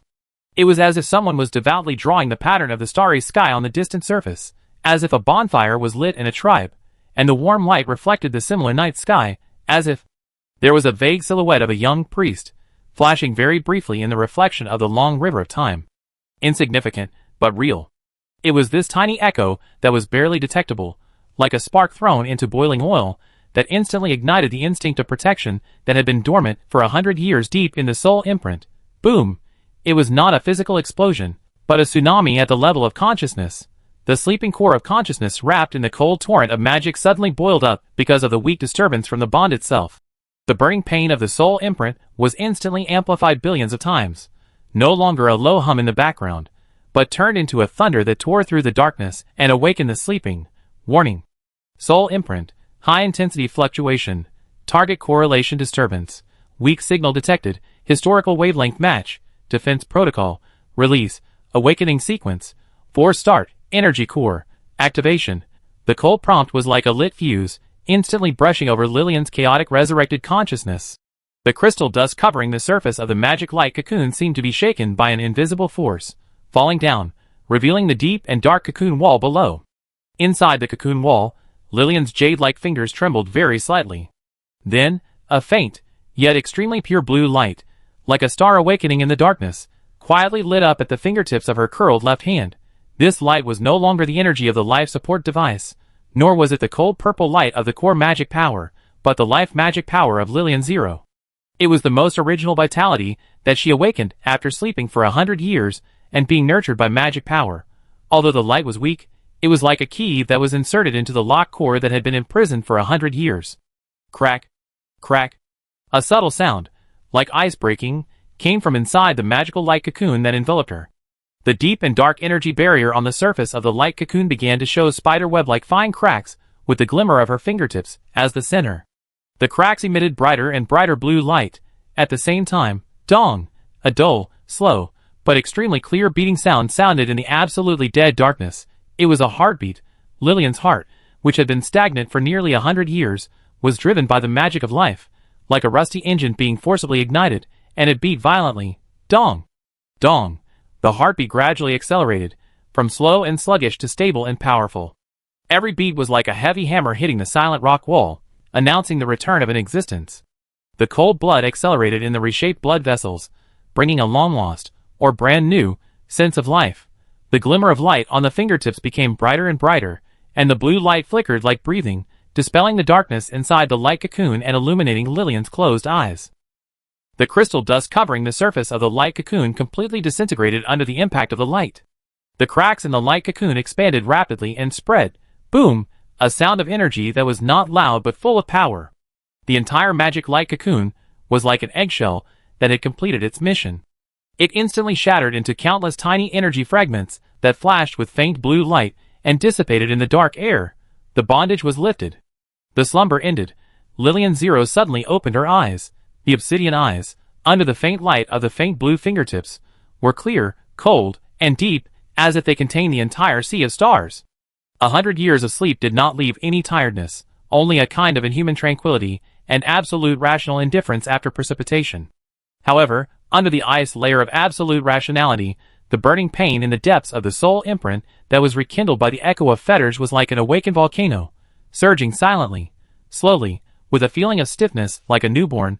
She sat up. Her long hair seemed to have life, flowing and falling with her movements, hanging on her jade-white shoulders. She lowered her head and looked at the fingertips of her left hand, which were emitting a faint blue light. Then she slowly raised her right hand and gently pressed on the position of her heart, which was beating strongly again. Boom! Boom! Boom! The sound of the heartbeat was particularly clear in the silent cracks of the rocks. I woke up. A cold, calm thought, but one that seemed to contain endless information, passed silently through the depths of her consciousness. The faint light from her fingertips reflected her expressionless face. She raised her head, her cold eyes penetrated the darkness accumulated over 100 years, and scanned the narrow crack that had sealed her for 100 years, and had just released her. The rock wall was still cold and rough, and the dripping sound on the top was still slow and constant. But the ambient energy fluctuations in the air were completely different from when she was sleeping 100 years ago. More active, more strange. The entrance to the crevice was completely blocked by thick soil and gravel, leaving only a tiny gap through which a faint, almost non-existent stream of air with the scent of grass could flow. After 100 years, the dust had settled. Lillian slowly stood up. Her new body was light and powerful, and every inch of her skin and every strand of her hair seemed to be breathing in cold magic. She lowered her head and looked at her feet. There used to be cold and slippery rocks, but now it was covered with a thick layer of moss that emitted a faint fluorescent light. In the center of the moss, where she was sleeping, a perfect, human-shaped blank area was formed. She stretched out her left hand, which was emitting a faint blue light, and her fingertips gently brushed over the thick soil and gravel covering the entrance. Buzz! The faint blue light was slightly brighter. There was no violent explosion, no earthquake. The soil and gravel blocking the way ahead, as if covered by an invisible decomposition field, silently turned into the finest dust, falling down, revealing the back. Still deep, but obviously revealing a different breadth of dark corridor, and the clearer, fresh air from the surface. Lillian retracted her fingers, and the faint light on her fingertips converged. She took a last look at the rock crevice behind her that had imprisoned her for 100 years and nurtured her for 100 years. Her eyes stayed for a moment on the human-shaped moss blank area left after the light cocoon dissipated. Then, without any hesitation, she took a stepped on the dust accumulated for 100 years, and walked step by step towards the dark corridor with fresh air. Her cold long hair fluttered silently behind her, and the faint light left on her fingertips was like a star in the dark, guiding her to a new world that had already been turned upside down, but she had to face it. Her heartbeat restarted, and her fingertips glowed. The black-haired god awakens from the dust of 100 years, embarking on a journey to find lost bonds and answer an unknown destiny. Chapter 72. The cold air, with the unique dampness and earthy smell deep underground, rushed into Lillian's nostrils. This breath was completely different from the dead silence of the sleeping rock cracks that had remained unchanged for 100 years, mixed with crystal dust and corruption.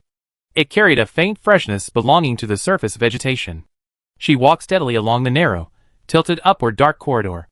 The faint blue light on her fingertips was like a loyal guiding star, dispelling the thick darkness in front of her and casting swaying light and shadows on the rough rock walls covered with moss and water marks. Her footsteps fell silently on the wet rocks. Every step was light and tentative like a newborn. The new body was perfectly coordinated and full of strength. The 100 years of sleep did not bring any stagnation, but instead seemed to have done a thorough running in for this body reshaped by the root magic. However, what she could not ignore the most was not the lightness of her body, but the endless existence in her body. Magic. It was no longer the gentle and nourishing trickle when she was asleep, nor the weak sparks ignited by her fingertips when she woke up. It was an ocean. It was a vast, cold and deep sea of magic that contained enough power to reshape the stars. It was in her body, flowing in her blood vessels, rushing between her bones, and resonating deep in her consciousness.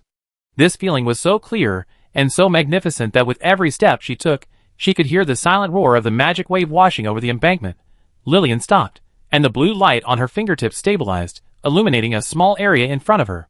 She slowly raised her new left hand, no longer passively enduring the numbness during the previous reshaping, but actively sinking her consciousness into it. Buzz! A layer of deep, restrained, but horrible purple light, like a living thing, instantly covered her entire palm. The light was not dazzling, but had a texture of absorbing light, making the surrounding darkness more sticky. This was not the energy of the life support device, nor the protection of the sleeping light cocoon, but the root magic power from the core purely driven by her will. Magic output, 0.1%. Attribute, root, the core, state, stable, high density, controllability, high, basic. The cold prompt flashed through her absolutely rational consciousness. Her mind moved slightly. The violet light covering her palm instantly converged and condensed at the tip of her index finger, turning into a rice-sized dark purple light spot that emitted a heart-pounding energy fluctuation. The air around the light spot was slightly distorted. Another thought. The light spot disappeared silently. The palm returned to white, as if the horrible energy just now was just an illusion. Lillian's eyes turned to a piece of moss on the rock wall that was emitting faint fluorescence. She extended her index finger, but did not touch it.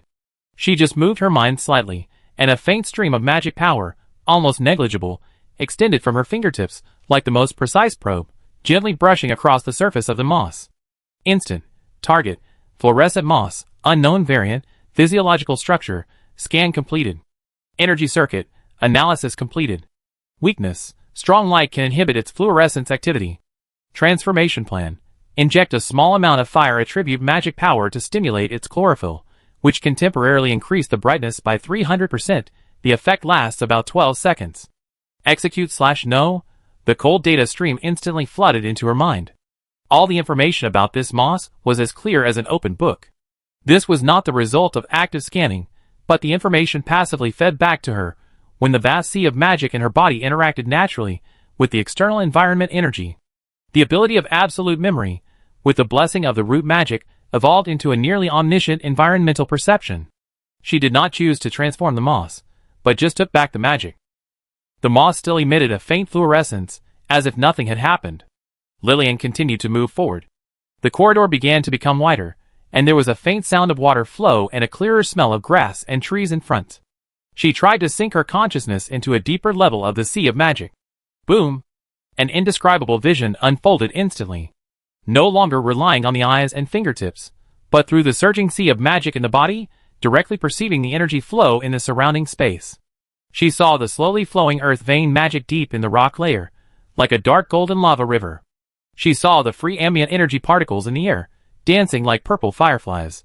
She saw an underground river flowing behind the corner ahead, with faint water element magic in the water. She could even see the faint but complex life energy fluctuations, like distant stars coming from the thick rock formations far above her head. That was the world on the surface. This was the real feeling of connecting to the core.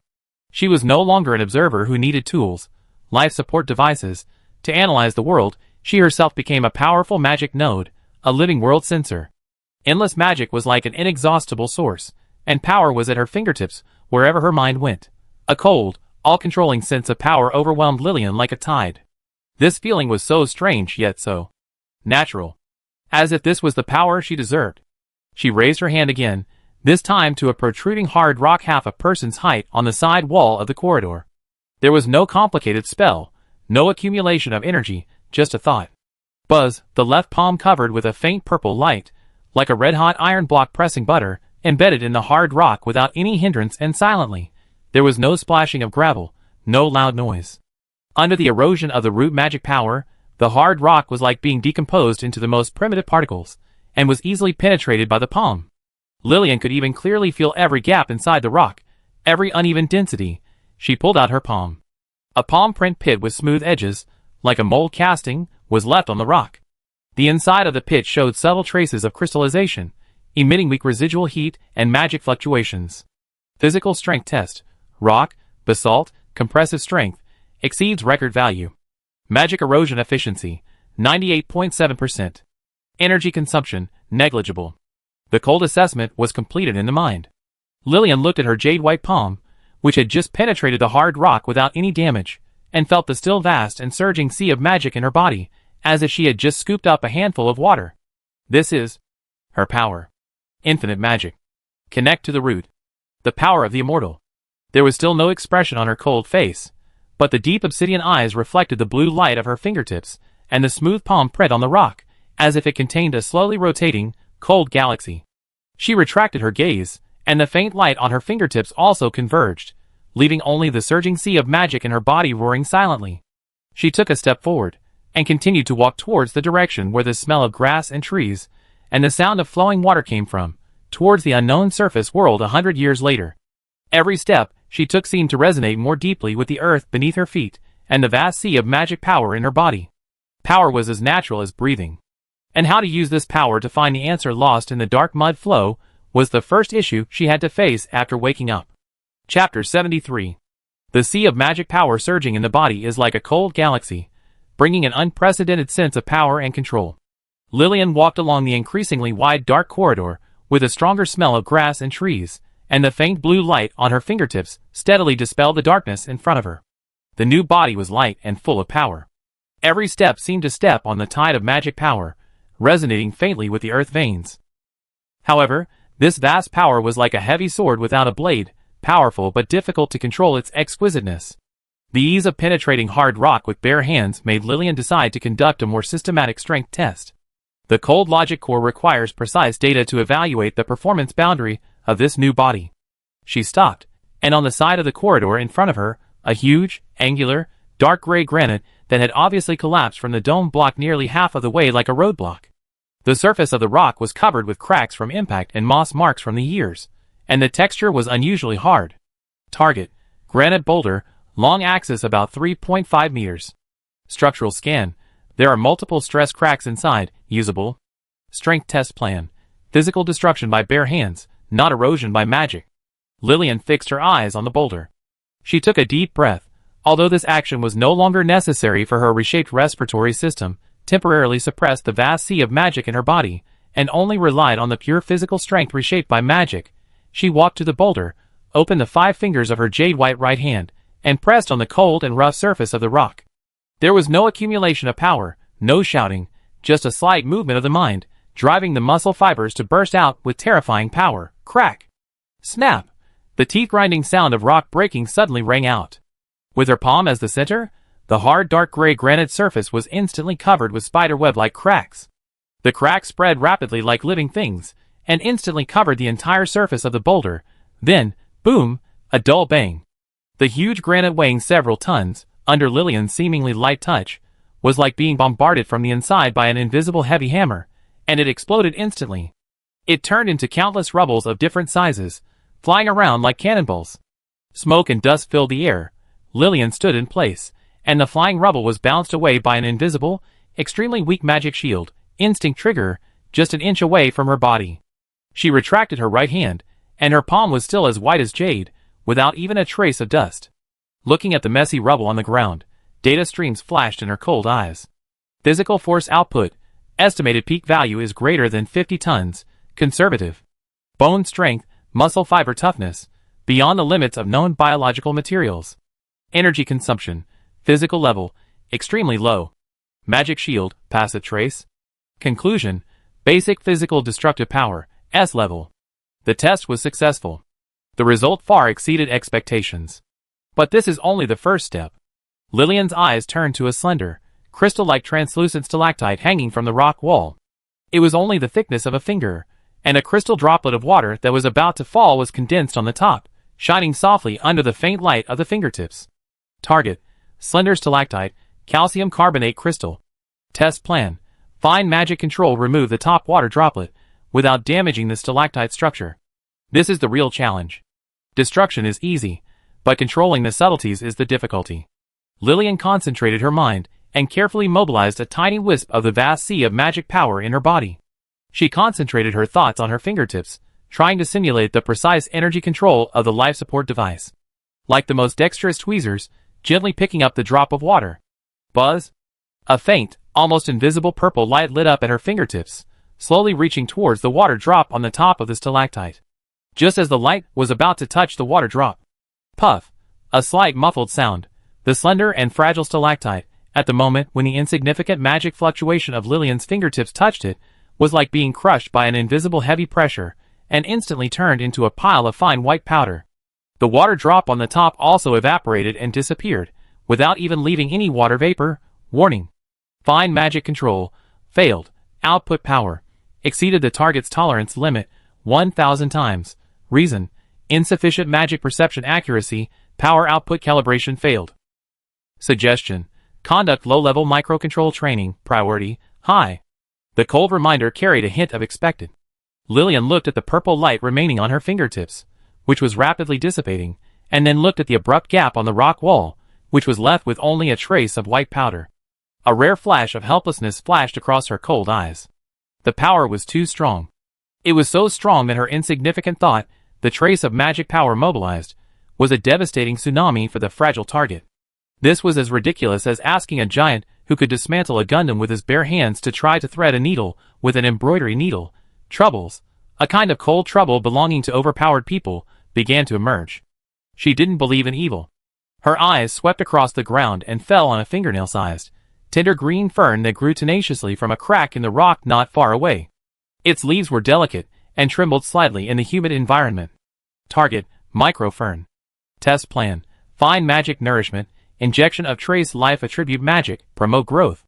This time she was more cautious, almost compressing her thoughts to the limit, trying to separate from the vast sea of magic power and energy flow that was billions of times thinner than a hair, and contained a gentle breath of life. The purple light on her fingertips became extremely weak, restrained, and cautiously approached the delicate fern. Buzz! The weak magic fluctuation just touched the edge of the tender leaves. Sizzle! The small fern plant withered and carbonized instantly, as if it had been thrown into concentrated sulfuric acid. It turned into a small handful of burnt black powder. The small piece of moss where it took root also lost its vitality and turned gray, failed again. Reason. The transformation of magic attributes is rough, the root magic is too overbearing, and the output level is still out of control. Conclusion. In the current state, the risk of performing precise magic operations on fragile life forms is extremely high. The probability of destruction is greater than 99.9%. Lillian retracted her fingers, looked at the trace of burn marks left on her fingertips, the faint trace of magic backlash, and looked at the two small handfuls of powder on the ground that represented failure, rock powder and plant ash, and the cold logical core fell into a brief silence. Breaking rocks with bare hands is like pinching tofu, but you can't pick up a drop of water gently, and you can't touch a blade of grass without destroying it. This almost infinite power obtained from connecting to the root has now become a shackle that binds her actions. She was like a baby holding a nuclear bomb switch, with the potential to destroy the world, but afraid to crush even a piece of candy. Trouble. A cold, calm thought that seemed to contain endless troubles passed through her mind. This new, powerful body still needs a lot of calibration and practice to adapt to this relatively fragile world. She gave up on continuing the test. Her eyes turned back to the increasingly clear sound of water and the smell of grass and trees in front of the corridor. The world on the surface was right in front of her, where there were more unknowns, and there might also be answers that she needed to find. Lillian took a step and continued to move forward. This time, she deliberately restrained the surging sea of magic in her body and took every step more carefully, as if she was stepping on a fragile eggshell. The troubles of the surge in power were like an invisible shadow, accompanying her towards the light. She needed to master the switch and scale of this power as soon as possible, otherwise, the journey to find Athos might start with a scorched earth of destruction. Chapter 74. Power surged through her body like a violent torrent, but was restrained by her cold will, like putting invisible shackles on a ferocious beast. Lillian restrained her breath and took every step very carefully, as if she was not walking on hard rock, but fragile glass. The faint blue light at her fingertips steadily illuminated the increasingly wide corridor ahead. The fresh smell of grass and trees in the air became stronger and stronger, mixed with moist water vapor, replacing the lingering smell of decay and sulfur deep underground. The sound of the water flow also became clear from far to near. Turning the last steep corner, the view suddenly opened up. An underground river that was not very wide, but with vast and clear water, shimmered in the dim light, stretching across the front. The banks on both sides were no longer cold rock walls, but covered with thick mosses that emitted faint fluorescence and lush ferns with broad, deep purple leaves. Some vines clinging to the rock wall have slender aerial roots hanging down, with crystal water droplets condensing on their tips. The air is moist and fresh, with the unique fragrance of soil and plant juice. This place is close to the surface. Lillian can clearly feel the rapid decrease in the thickness of the rock layer above her head, and the extremely weak, but extremely clear energy fluctuations that penetrate through the rock layer. It is the warmth of the sun, the breath of the wind, and the rhythm of a living world. She walked along the river bank, carefully avoiding those delicate-looking ferns, fearing that if she is not careful, the slight ripples of her thoughts will turn them into ashes again. Her eyes fell on the river surface, trying to use more subtle thoughts to sense the water flow. This time, she successfully extended a very weak magic probe, gently brushed across the water surface, and stirred up a circle of imperceptible ripples without causing an explosion or evaporation. This is a tiny improvement, but the cold logic core recorded it as fine control. Preliminary calibration, 0.01% success rate. Ahead, the dark river is not the end. In the direction of the source of the river, a huge natural crack appeared on the rock wall, tilting upward. The edge of the crack was covered by dense, unknown vines, like a green curtain. And the most important thing is light. It is no longer the faint blue light on Lillian's fingertips, nor the pale green fluorescence of moss, nor the dark gold flow of the earth magic deep in the rock layer. It is sunlight. The golden, warm, natural light full of life, like substance, passed through the gaps in the vines hanging above the crack, forming a series of tilted light columns, piercing the darkness of the underground cave. In the light column, countless tiny dust particles danced like golden elves. Lillian's pace accelerated involuntarily. The vast sea of magic in her body seemed to be slightly rippled by this long-lost light. She walked to the bottom of the crack and looked up. Outside the gap in the vines, there was a corner of the blue sky, and a few white clouds that slowly floated by. Sunlight, air, sky, the grave that had been sleeping in the dark underground for 100 years. The exit was right in front of her. She no longer hesitated. Her new body showed amazing agility. Like a clever mountain cat, she climbed up the inclined crack with a few leaps along the slippery rock wall and the hanging vines. The rough rocks and the stems and leaves of the vines rubbed against her fair skin, but could not leave any traces. She pushed aside the last few layers of hanging, dewy broad leaves. It was as if she had passed through an invisible film. A completely different, warm and dry air, mixed with the fragrance of grass and soil, suddenly rushed into her nostrils. This breath was so fresh, so complex, so strange. It was completely different from the breath of the primitive forest before she fell asleep. It seemed to be mixed with more. The afterglow of magic and traces of man-made objects, the strong light made her new eyes, which were used to darkness, slightly narrowed subconsciously. But soon, the cold magic automatically adjusted her pupils to adapt to the bright light. Her vision instantly widened. She was standing at the entrance of a huge, half-collapsed ancient cave. The cave entrance was half covered by dense, huge ferns that had never been seen before and vines full of strange purple flowers. Outside the cave, There was a vast expanse of primitive forest full of vitality? No. No. Lillian's cold eyes swept over it instantly, and the ability of absolute memory and the perception of the sea of magic in her body were activated at the same time. The trees were still tall and towering, but the types were completely different from the forests around the Athos tribe in her memory. Many trees had vines with faint blue light entwined on their branches, and the shapes of the leaves were also strange, some like metal blades, and some emitting weak magic fluctuations. In the clearing in the forest, there are many mushrooms emitting soft light, and flowers with extremely bright colors. The concentration of free ambient energy particles in the air is far higher than 100 years ago, and it seems to be extremely active. More importantly, it is the sound. It is no longer the sound of insects and beasts, and the rustling of leaves in the primitive forest in memory. A crisp, melodious, but with a strange metallic texture of birdsong, like the sound of nature, came from the canopy not far away without any warning. Chilly, chilly, clang. This sound. So strange. So strange. It can't completely match the frequency of any bird call stored in her database. The clang sound at the end of the sound, like hitting a thin piece of metal, is unheard of. Then, more bird calls rang out from all over the forest, one after another, interweaving into a symphony full of vitality, but extremely unfamiliar. Some were like springs dripping on jade, some were like wind passing through crystal wind chimes, and some even carried extremely weak energy vibrations similar to magic runes. Strange forest. Strange plants. Strange bird calls. Strange magical environment. Lillian stood at the entrance of the cave, bathing in the long-lost warm sunshine, breathing the air mixed with the fragrance of plants and unknown magic, listening to the strange and vibrant music played by this strange forest. Her cold eyes reflected the vibrant, but extremely unfamiliar scene in front of her. Deep in her pupils, data streams swept like a waterfall, analyzing air composition, energy fluctuations, plant species, voice print characteristics. But all the analysis results pointed to the same cold fact: the world is no longer her world. 100 years of sleep, vicissitudes of life. She climbed out of the grave where she was sleeping, but stepped into a completely unfamiliar new era.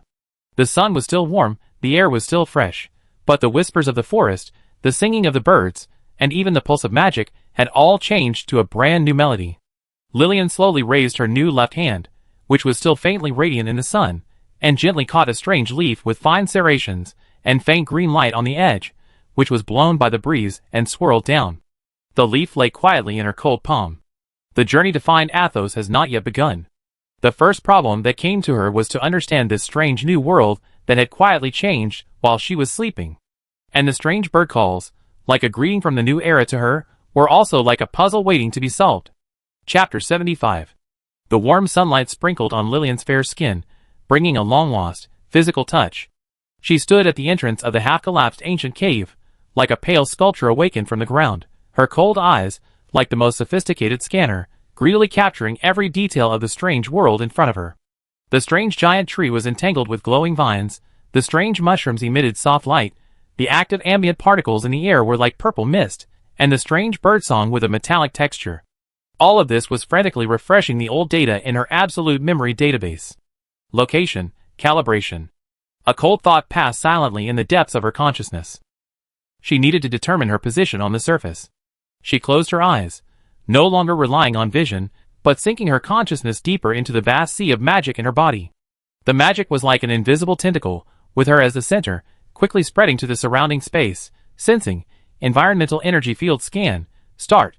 Goal, match historical coordinates, outside the laboratory, scorch zone. Instantly, a clear and huge energy field model was constructed in her mind. The structure of the earth under her feet, the flow of the earth vein magic, the concentration distribution of the ambient particles in the air, and even the life energy field of the huge trees in the distance. Everything turned into a cold data stream. Her sight penetrated the dense tree canopy, penetrated the thick humus layer under her feet, and looked at the deeper geological structure layer. Found it. In the stratum about tens of meters deep under her feet, there are large pieces of twisted, broken, and alloy structures that were melted by high temperature and solidified. Those are the remains buried deep underground after the laboratory collapsed. There are also many rock layers that have been completely crystallized by violent energy, like black glass. In the energy field model, these areas exude a kind of dead silence, coldness, and residual fluctuations that are incompatible with the active life energy around them. Coordinates confirmed. This is the outer area of the nest of creation laboratory back then. The scorched zone that was ravaged by the binary catastrophe and the energy leakage of the laboratory, with no grass growing, and filled with sulfur-poisonous fog and deadly radiation. Lillian suddenly opened her eyes, and a very rare data fluctuation called shock flashed in her cold eyes. What is in front of her? A lush, vibrant, and magical primeval forest. It is a world of difference from the desolate, dead, cracked earth, and purple poisonous fog and sulfur stench in her memory. How can this be a scorched zone? This is clearly a new land that has been completely conquered by life and magic. She took a step, and stepped into the forest carefully. Under her feet was a thick and soft humus layer, which made no sound when she stepped on it. The sunlight shone through the layers of huge leaves with strange shapes, casting mottled light and shadows on the ground. The gleaming vines seemed to have life, slowly creeping and growing on the tree trunks. The air was incredibly fresh, with the fragrance of soil and grass after rain, and the once deadly poisonous fog and radiation had long disappeared. Lillian walked to a giant tree that required several people to hug. The bark of this giant tree was a deep purple-brown color, as hard as iron, and the surface was covered with natural patterns like ancient runes. She stretched out her fingers and gently brushed the bark. Target: iron oak, magic variant. Age: about 80 years. Ecological niche: dominant tree species in the area. Coverage rate greater than 35%. Features: powerful purification, roots absorb and transform residual magic pollution in the soil. Hardwood, natural magic resistance. 80 years? Lillian slept for 100 years, and these trees began to grow shortly after she fell asleep? They could actually take root, reproduce, and even evolve the ability to purify pollution in the once deadly pollution area. Her eyes swept over the colorful and almost weird flowers and mushrooms emitting soft light in the clearing in the forest. Magic perception told her that these plants did not evolve naturally, and their energy circuits clearly had traces of human intervention. It was some powerful life force that transformed them, allowing them to adapt to this cursed land, and even purifying the environment in turn. Residual guided energy wavelength detected. High purity natural life energy with attribute, plus order purification rune, compound superposition. Wavelength matching degree, 87% greater than the target. Original design template of body number 1, elf type. Elves. They are the elves that she molded according to Atho's description and became environmentalist fanatics due to ecological protection program overload. Only their highly purified natural life energy and purification instinct engraved in their genes can complete such an amazing ecological reversal in 100 years. Lillian raised her head and looked into the depths of the forest. Her magic perception was like an invisible radar, capturing a faint but clear energy fluctuation from afar. It was not a beast, but a group of energy resonances with a sense of rhythm, like the forest whispering and like singing. Chilly, clang. The strange bird call with a metallic texture sounded again, and it was nearby.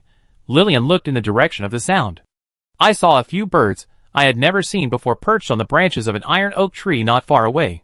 They were small in size, with emerald green feathers, but their tail feathers shone with a metallic silver-white luster. As their tiny beaks opened and closed, the chirping sounds they made were crisp and melodious, but the iconic clang sound at the end, like hitting a thin piece of metal, was exactly the strange sound Lillian had heard before.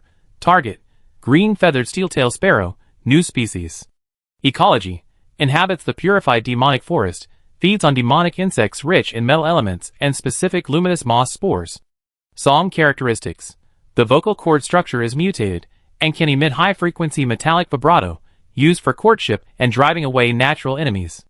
Origin speculation: under the long-term influence of high-concentration ambient environment and specific purified energy field, it evolved from the mutation of primitive birds. New species: a new species born to adapt to this new forest full of active ambient energy after being purified and transformed by the elves. Lillian stood in place, her cold consciousness core running at high speed, processing the subversive environmental information brought by the vicissitudes of the past century. The scorched belt is no longer there. Instead, it is a demonic new forest that has been forcibly purified, transformed, and bred by the paranoia of the elves, or the ecological protection program engraved into their genes, and gave birth to new life. The sulfur fog was replaced by fresh, magical air. The cracked, scorched earth was covered by a thick layer of humus and purification plants. The deadly radiation was neutralized and transformed by the active ambient energy. Strange plants, strange animals, a brand new ecological chain. A strange world built on the ruins of the laboratory and purification magic, full of vitality, but with obvious traces of artificial intervention. She lowered her head and looked at her white palm. After 100 years of sleep, the world has turned upside down. She climbed out of the grave and stepped into not the familiar homeland, but a strange new home transformed by the creature, elves, she accidentally created. Where should she start to find clues to Athos in this unrecognizable land? Lillian's cold eyes reflected this strange and vibrant forest. The strange birdsong seemed to be singing praises for the new era, and also played the first note of exploring the unknown destiny for her, the black-haired god from the past. Chapter 76. The whispers of the new forest lingered in Lillian's ears, strange birdsong, glowing vines, iron oaks that purify the soil. 100 years have transformed the former scorched purgatory into this vibrant yet unfamiliar demonic forest. Lillian's cold consciousness core is like a high-speed database, continuously analyzing the active ambient particles in the air, the weak energy field emitted by plants, and the faint, rhythmic energy resonance of elves in the distance. The first stop in the search for Athos seems to point to the environmental fighters who have transformed this land. She walked cautiously along a forest path covered with huge ferns and glowing mosses. Her new body made her steps light and silent, and every step was deliberately restrained in the vast sea of magic in her body to avoid disturbing or accidentally destroying the fragile lives around her. The failure of fine magic control, ferns turned to ashes, was like a cold warning, making her particularly sensitive to the output of power. Just as she walked around an iron oak tree with blue fluorescent vines and a crown like a giant umbrella. The sea of magic power surging in her body suddenly sent a very weak disturbance, with completely different properties. Lillian stopped instantly, her cold eyes narrowed slightly. Her consciousness sank into the magic perception network. Abnormal energy reading detected. Source: northwest direction. Distance: about 300 meters. Energy properties: mild, pure, stable. Wavelength analysis: highly ordered light attribute magic, holy light spectrum, intensity, medium, fluctuation, energy output behavior exists. Additional features: slight spatial disturbance, high-speed moving trajectory. Target form prediction: humanoid with wings. Confidence: 85%. Gentle? Holy? Humanoid with wings? These keywords instantly pierced Lillian's absolutely rational data flow and activated a dusty file deep in the core database. Match: body number 7, angel type, design template, environmental cleaning unit, basic. Core features: wings, halo, gentle holy light energy output. Remarks: fatal flaw: sugar metabolism module overload, slip. Ella? The foodie angel who accidentally added the sugar receptor max module, and whose first sentence after waking up was sugar? She is still in this forest? And seems to be fighting? The cold logic core instantly questioned the contradictory keywords angel, fighting, and gentle holy light. But the detected energy fluctuations cannot be faked. Without any hesitation, Lillian's figure merged into the shadows in the forest, sneaking silently and swiftly towards the source of the energy fluctuation. The magic power in her body was restrained to the extreme, maintaining only the most basic perception enhancement. The distance was rapidly shortened. There was a faint explosion of energy collision, and a strange whistle like a broken wind chime in front of her. Lillian quietly hid behind a cluster of demonized ferns with leaves as wide as shields and emitting a light golden halo. Her cold eyes penetrated the gaps between the leaves and cast towards a relatively open space in the forest. The scene in front of her made Lillian's face, which was almost eternally calm after being reshaped by magic, rarely show a very subtle data fluctuation called absurdity. In the middle of the open space, a petite figure was moving at high speed. The figure was suspended about 1 meter above the ground, with a pair of huge wings made of pure light energy spread out behind it.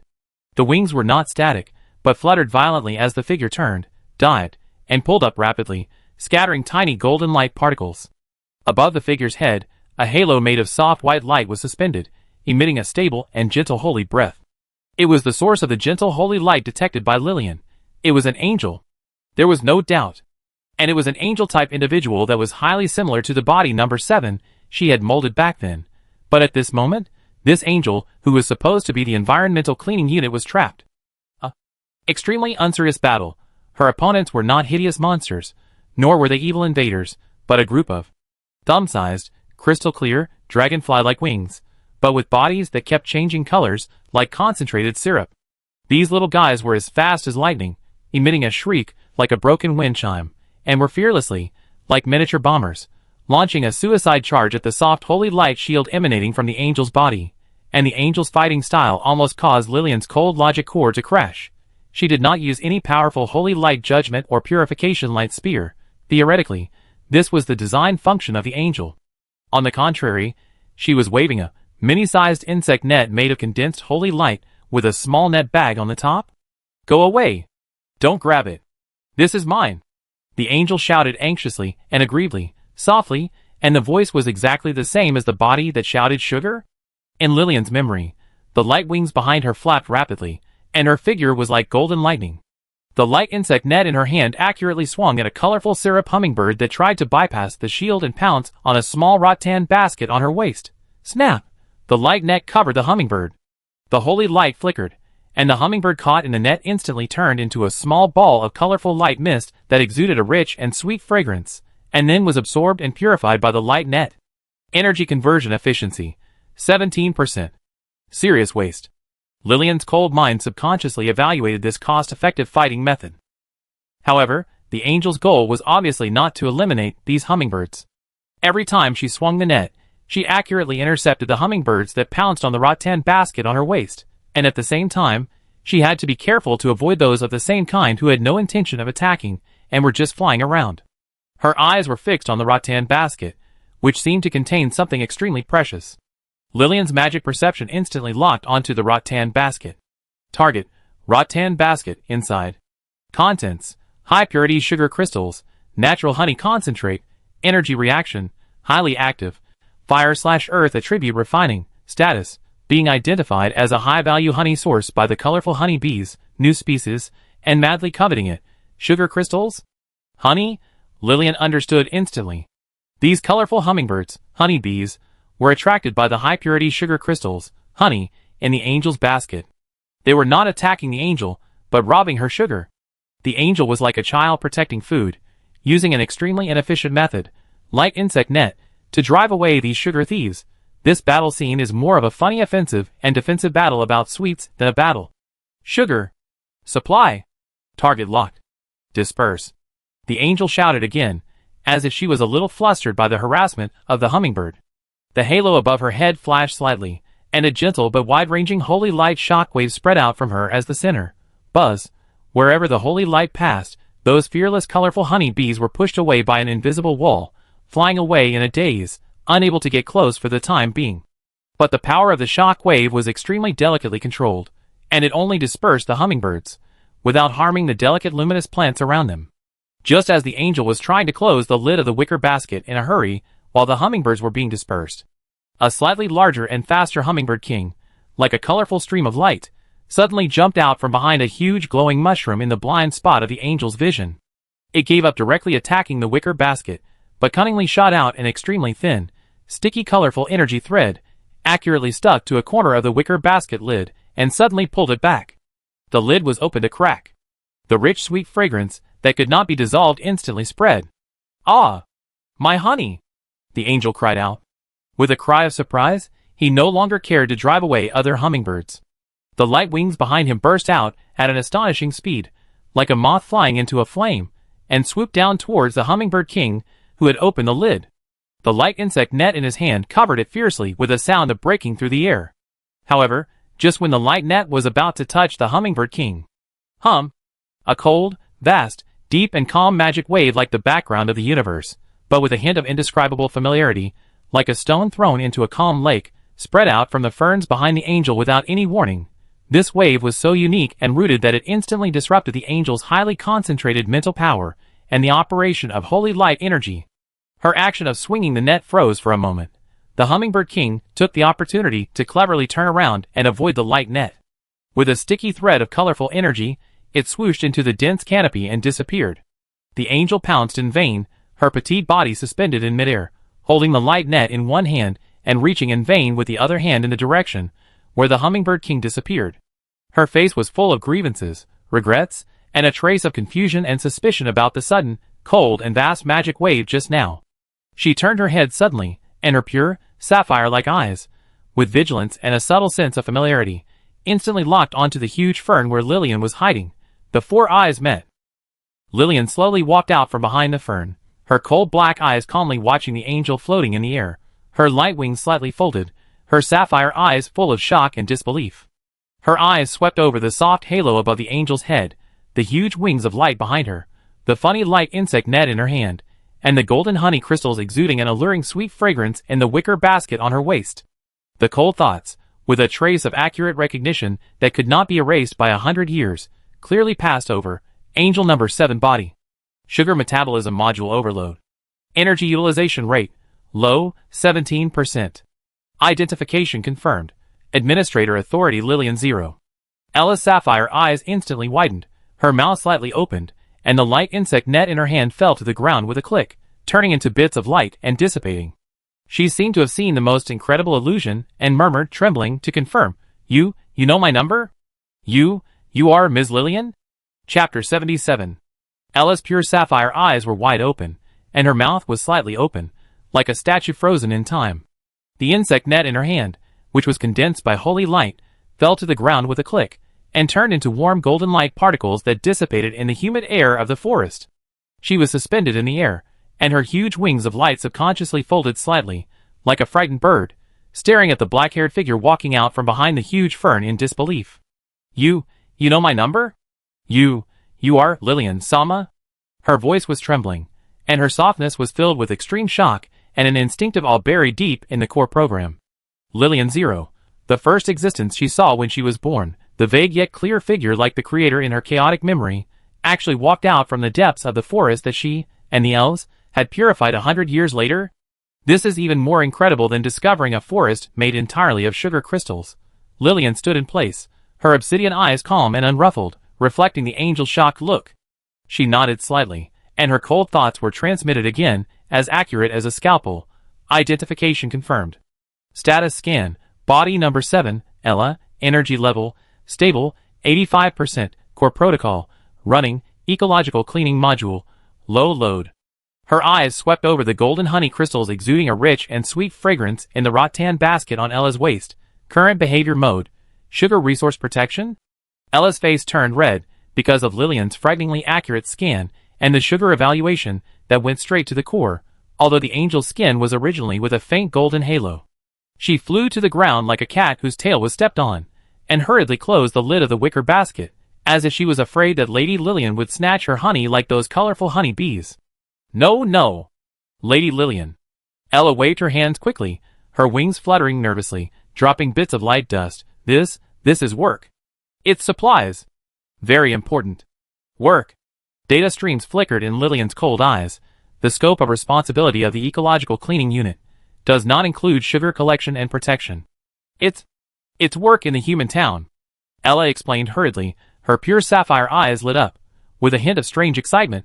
In the Anvil Castle in the east, there is a super awesome dessert shop. It's called Cloud Frosting. I work there. Dessert shop? Work? Lillian's logic core processed these two words that were seriously inconsistent with the angel body setting. The information about dessert shop in the database still remained at the wild fruits and roasted sweet potatoes of the tribal period. Working is a completely unfamiliar concept. Explanation, work. Dessert shop function. Lillian's thoughts were commanding and cold. Working part-time means helping out, and then the owner will pay me. Sugar. Ella danced excitedly, her wings fully spread out, and her whole body seemed to be glowing. Cloud Frosting is the most popular dessert shop in Anvil Castle. The owner, Aunt Martha, is super nice. She makes lava cakes, honey pudding, frosting eclairs. Woo. Speaking of the names of desserts, Ella couldn't help swallowing her saliva, her sapphire eyes filled with yearning stars. They are all super delicious sugar supply points. I help clean the store, purification with holy light is super fast, decorate cakes, the halo can stabilize the temperature, and the most important job is to come to this honey light forest regularly to collect the purest starlight nectar. That's it. She opened the lid of the wicker basket again like offering a treasure, revealing the golden, sticky honey crystals inside, which exuded an amazing sweet fragrance and gentle magical fluctuations. The rich aroma instantly spread again, attracting a few unwilling screams from the colorful honey bees in the tree canopy in the distance. Starlight nectar? Lillian's magic perception instantly locked onto honey. Ingredient analysis: high purity fructose, glucose, trace amounts of starlight grass, magic variant, pollen essence, pure natural magic. Energy level: high, edible. Collection method: conflict would be colonies? Yes. It's these annoying thieves. Ella pointed angrily in the direction of the tree canopy where the hummingbird disappeared. They love to steal nectar the most. Aunt Martha said that only the freshest and purest nectar that has not been stolen can make the best desserts. So I have to protect them. She clenched her fists and looked serious. This is a big deal related to the cloud frosting signboard and my sugar welfare. Lillian looked at the first angel in front of her, who had a holy halo on his head and huge wings of light behind him, but fought wits and courage with a thumb-sized hummingbird to protect a basket of honey, and regarded working in a dessert shop as a sacred mission. The cold logical core fell into silence for a few seconds. Parameter error. Core protocol, ecological cleaning, is overwritten by secondary protocol, sugar acquisition. Priority confusion. Behavior pattern, unpredictable. But energy utilization, improved in the dessert making process? A series of complex data streams rolled in her consciousness. In the end, absolute rationality gave a preliminary conclusion. The target individual, Ella, is in good condition, and although the behavior pattern deviates from the original design, it does not show any threat, and the core identification protocol to the administrator is retained. Understood. Lillian's cold thoughts ended the preliminary analysis of the angel's working life. Lead the way. Target, Anvil Castle, cloud frosting. Lead the way? Ella was stunned, and then her sapphire eyes burst into a brighter light than the halo above her head. Ms. Lillian, you are going to a dessert shop? Great. You must try Aunt Martha's lava cake. It is definitely the strongest sugar supply point on the surface. I promise. The foodie angel instantly forgot the previous shock and the grievance of the sugar protection war, and her mind was full of excitement to recommend the creator to the peerless delicacy. She carefully covered the wicker basket and held it in her arms, as if holding a rare treasure. The light wings behind her happily stretched out, emitting a warm and soft light, dispelling a lot of the darkness around. Sugar supply point. Luck. Let's go! Ella shouted happily, her small body floating lightly, pointing to a certain direction in the forest. Lady Lillian. This way. After passing through this purification forest, you will soon see the walls of Anvil Castle. I will lead you. It is guaranteed to be the fastest and safest route. On the way, you can also see the elves protesting against tree felling, but we just need to avoid it. She was like a responsible and sugar-filled little tour guide, while chattering and introducing, while holding her honey basket, leading Lillian out of the forest. The huge light wings flapped in the mottled sunlight, sprinkling warm light dust, illuminating the road to human towns and unknown deserts. Lillian followed silently behind, restraining the vast magic power in her body, and her steps were silent. Her cold eyes reflected the back of the angel in front of her, who was excited for sugar, but deep in her consciousness, she was updating the database synchronously. New entry. Work. New entry. Dessert shop. Sugar supply point. New entry. Lava cake. Pending evaluation. And a vivid picture of the world 100 years later is slowly unfolding to her through this unemployed first angel. The first step in finding Athos may start from this human town, with the sweet aroma of honey and icing sugar. Chapter 78. The fresh air at the edge of the forest was gradually replaced by another smell. It was a mixture of burning wood, smelting metal, some inferior oil, and a complex smell produced by the gathering of a large number of living organisms. Lillian followed Ella, and her huge wings of light cast a swaying golden light spot in front of the angel, dispelling the increasingly dense forest shade for the two. The path under their feet was also widened into a dirt road that could barely pass a carriage, with deep and shallow ruts. Look! Lady Lillian. Ella pointed excitedly at the area in front of her, which suddenly opened up, still holding her honey basket tightly in her arms. That's the periphery of Anvil Castle. Just pass through this green-tongued woodland and you'd be there. Lillian raised her cold eyes. At the end of the field of vision, there was no longer a continuous forest, but a huge open space that had been reclaimed. At the edge of the open space, a rough log fence circled the outline of a huge settlement. The towering chimneys, there were quite a few, were spewing billowing black smoke, blending into the lead-gray low clouds. The free ambient particles in the air became more active and more complex, with the coldness of metal and the restlessness of flames. Environmental analysis, human settlement, Anvil Castle. Energy characteristics, active, high density, mixed, mainly fire, earth, and metal attributes. Pollution index, moderate, particulate matter, low-quality magic exhaust gas. Conclusion, typical early industrial/magic hybrid civilization node. Development efficiency, fair. Environmental management, low. Just as Lillian was silently updating the database, a wave of sound that was completely different from the industrial noise of Anvil Castle, like a surging tide, broke out from the green language woodland they were about to step into. Protect. The ancient trees. Oppose. Magical energy. Mining.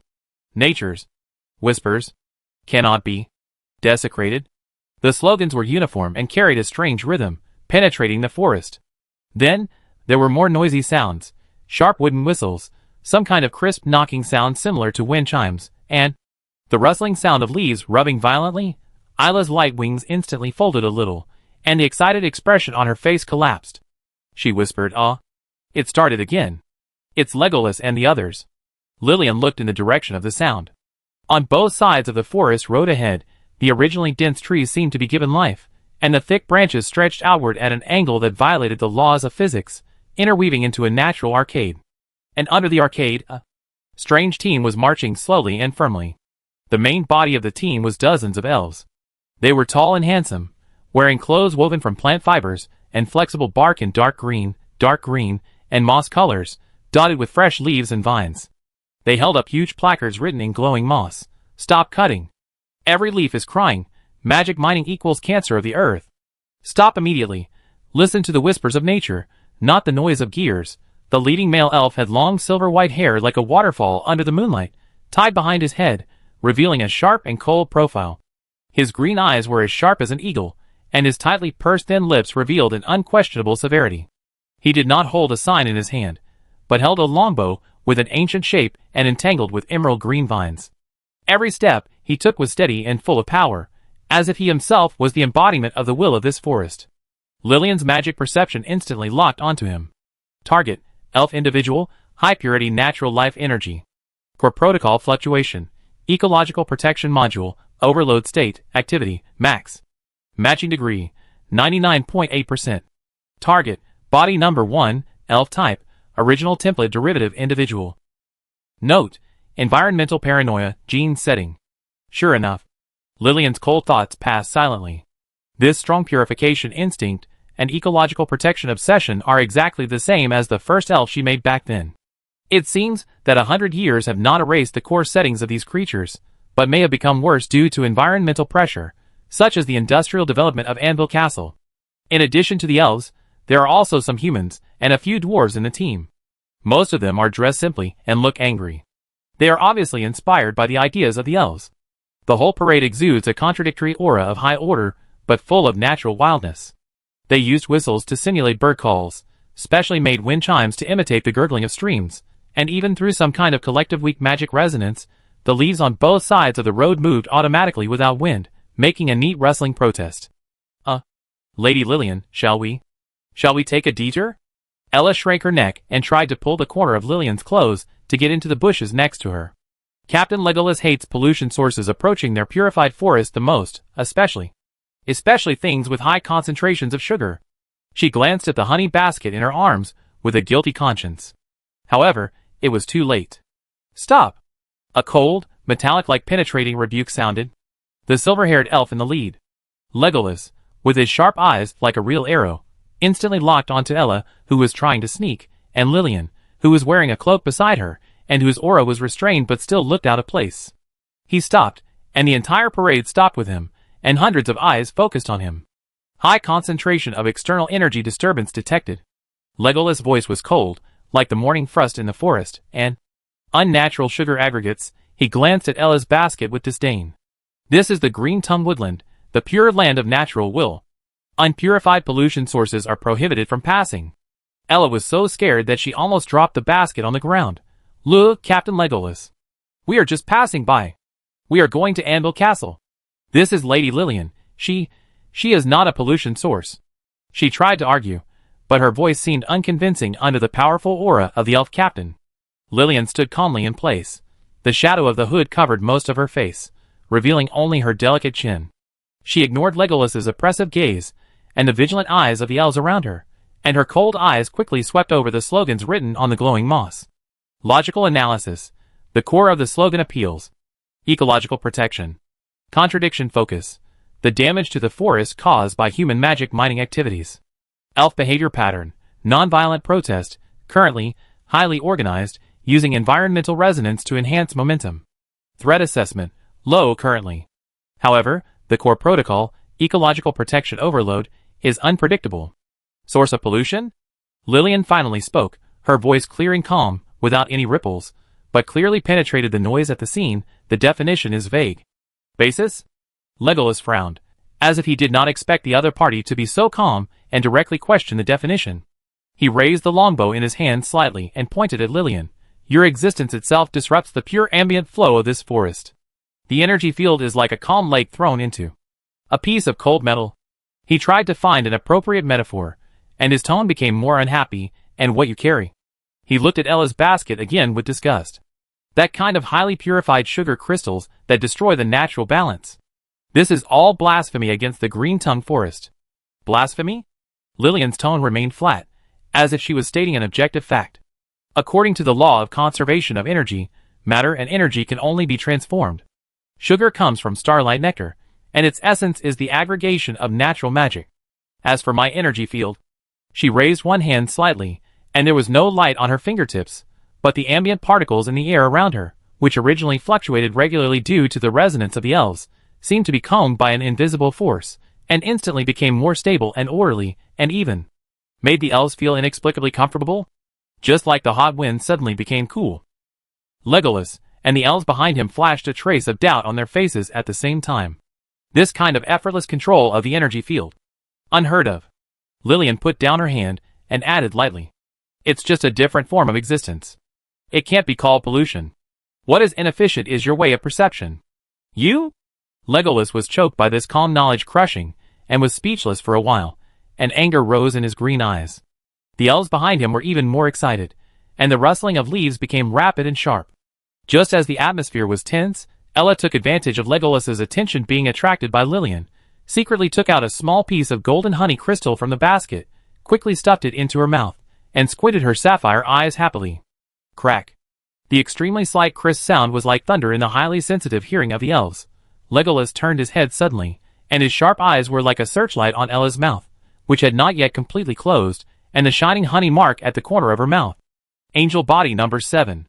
Legolas' voice suddenly rose, with a completely offended anger. How dare you openly consume sugar in the core purification area of the green-tongue forest?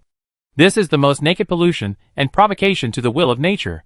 The longbow in his hand was raised instantly, and a green energy arrow condensed out of thin air. The arrowhead pointed directly at Ella. It was not murderous, but full of cold deterrence and determination to purify the source of pollution immediately. Hand over that unclean sugar crystal. Immediately.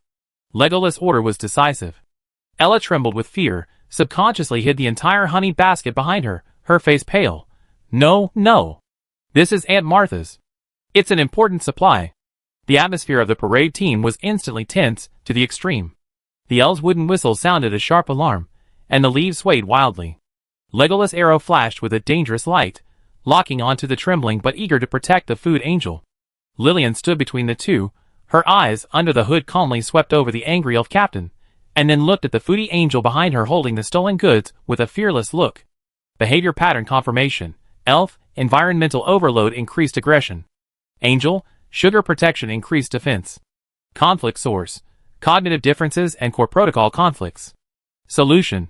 Physical suppression, efficient but causes greater conflict, / theoretical persuasion, inefficient, the target logic may be covered by the core protocol. Conclusion, trouble.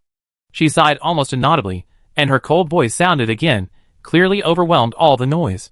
According to basic ecological energetics, the instantaneous energy fluctuations generated by sugar intake have a long-term impact coefficient on the regional ambient field of less than 0.001%. Much lower than. She raised her hand and pointed to the chimneys in the direction of Anvil Castle that were emitting billowing black smoke, the industrial waste gas that continues to be emitted over there. Wrong priority, Captain Elf. Your purification spearhead is pointing in the wrong direction. Legolas's hand holding the bow suddenly tightened, and the emerald green arrow flickered. Lillian's words were like a cold scalpel, accurately piercing his high purification emotions, forcing him to face a larger and more stubborn source of pollution.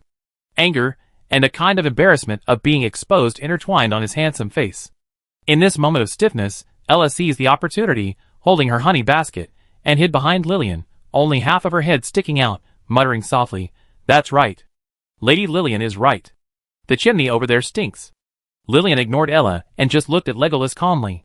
Under the shadow of the hood, it seemed that two cold stars were watching him, waiting for his choice, to continue to entangle with this piece of honey, or to turn the spearhead to the target that really needed his purification. The wind in the green whispering woodland seemed to hold its breath. Chapter 79.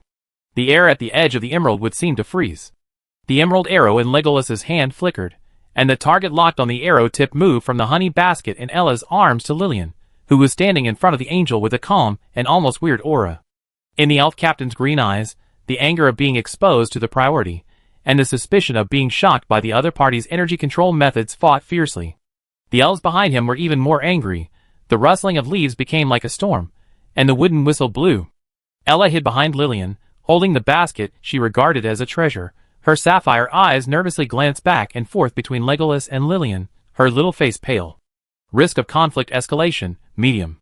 The core protocol, ecological protection overload, of the target individual, Legolas, is in logical confusion, and the aggressiveness is unstable. Optimal solution.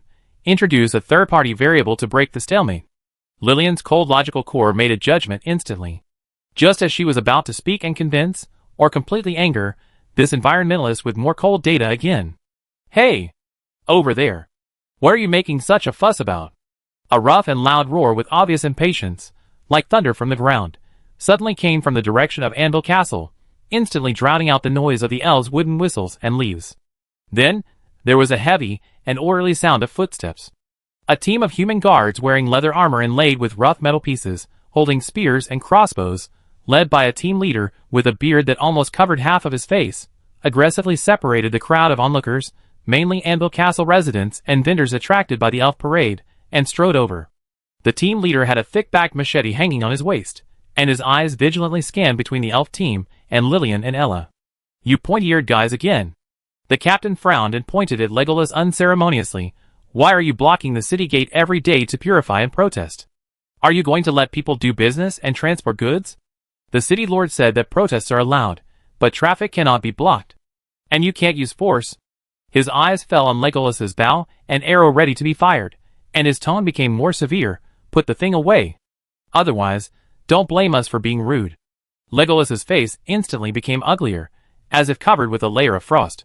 He glanced coldly at the human guards, and then looked deeply at Lillian. His eyes seemed to say, "The trouble you caused." Finally, he shook his wrist, and the emerald energy arrow silently dissipated in the air. "Humph." He uttered a cold nasal sound, no longer looking at Lillian and Ella, but facing his own team. His voice regained its rhythmic penetration. "Keep going. Let the rulers of Anvil Castle hear the anger of the forest."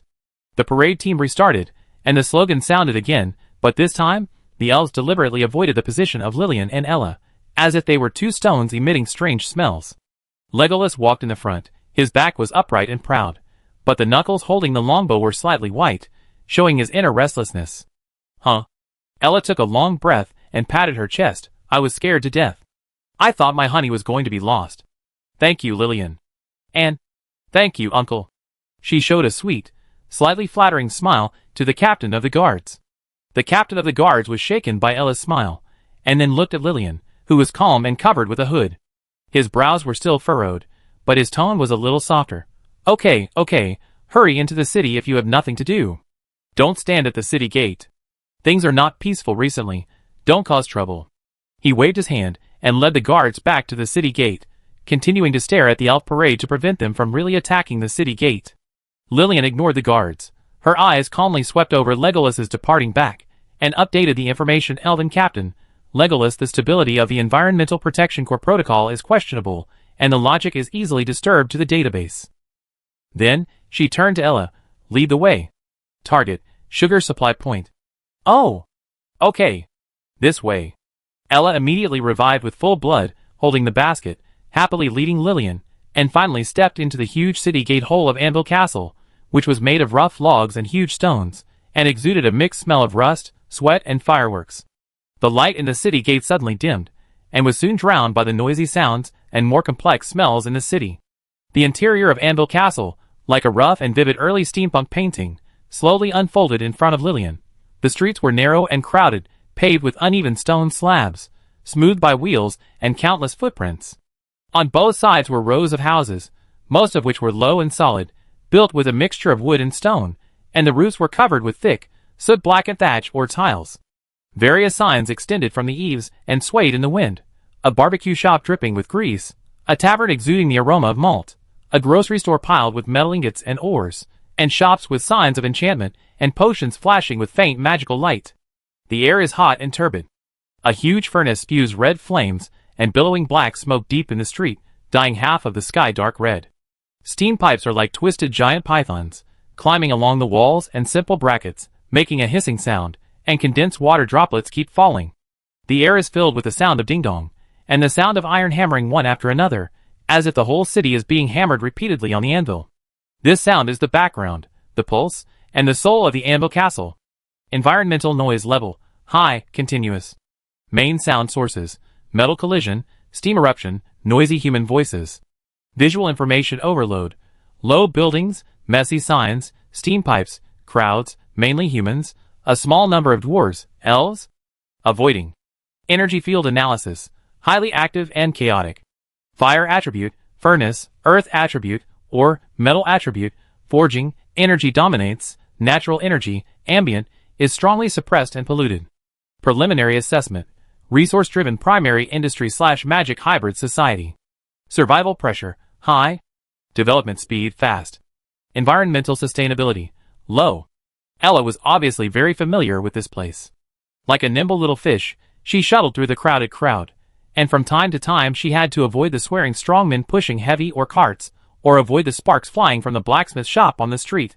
Ms. Lillian, be careful of the sparks, Ella reminded, and at the same time pointed to a direction with a stronger sweet fragrance deep in the street with shining eyes. Look. We are almost there. Cloud frosting is just at the corner of the street ahead. Aunt Martha's lava cake. Before she finished her words, she was interrupted by a roar like a wounded beast. The voice was loud, angry, and full of unvented frustration, drowning out all the clinking sounds around her. Damn it. Is this thing for goblin cubs?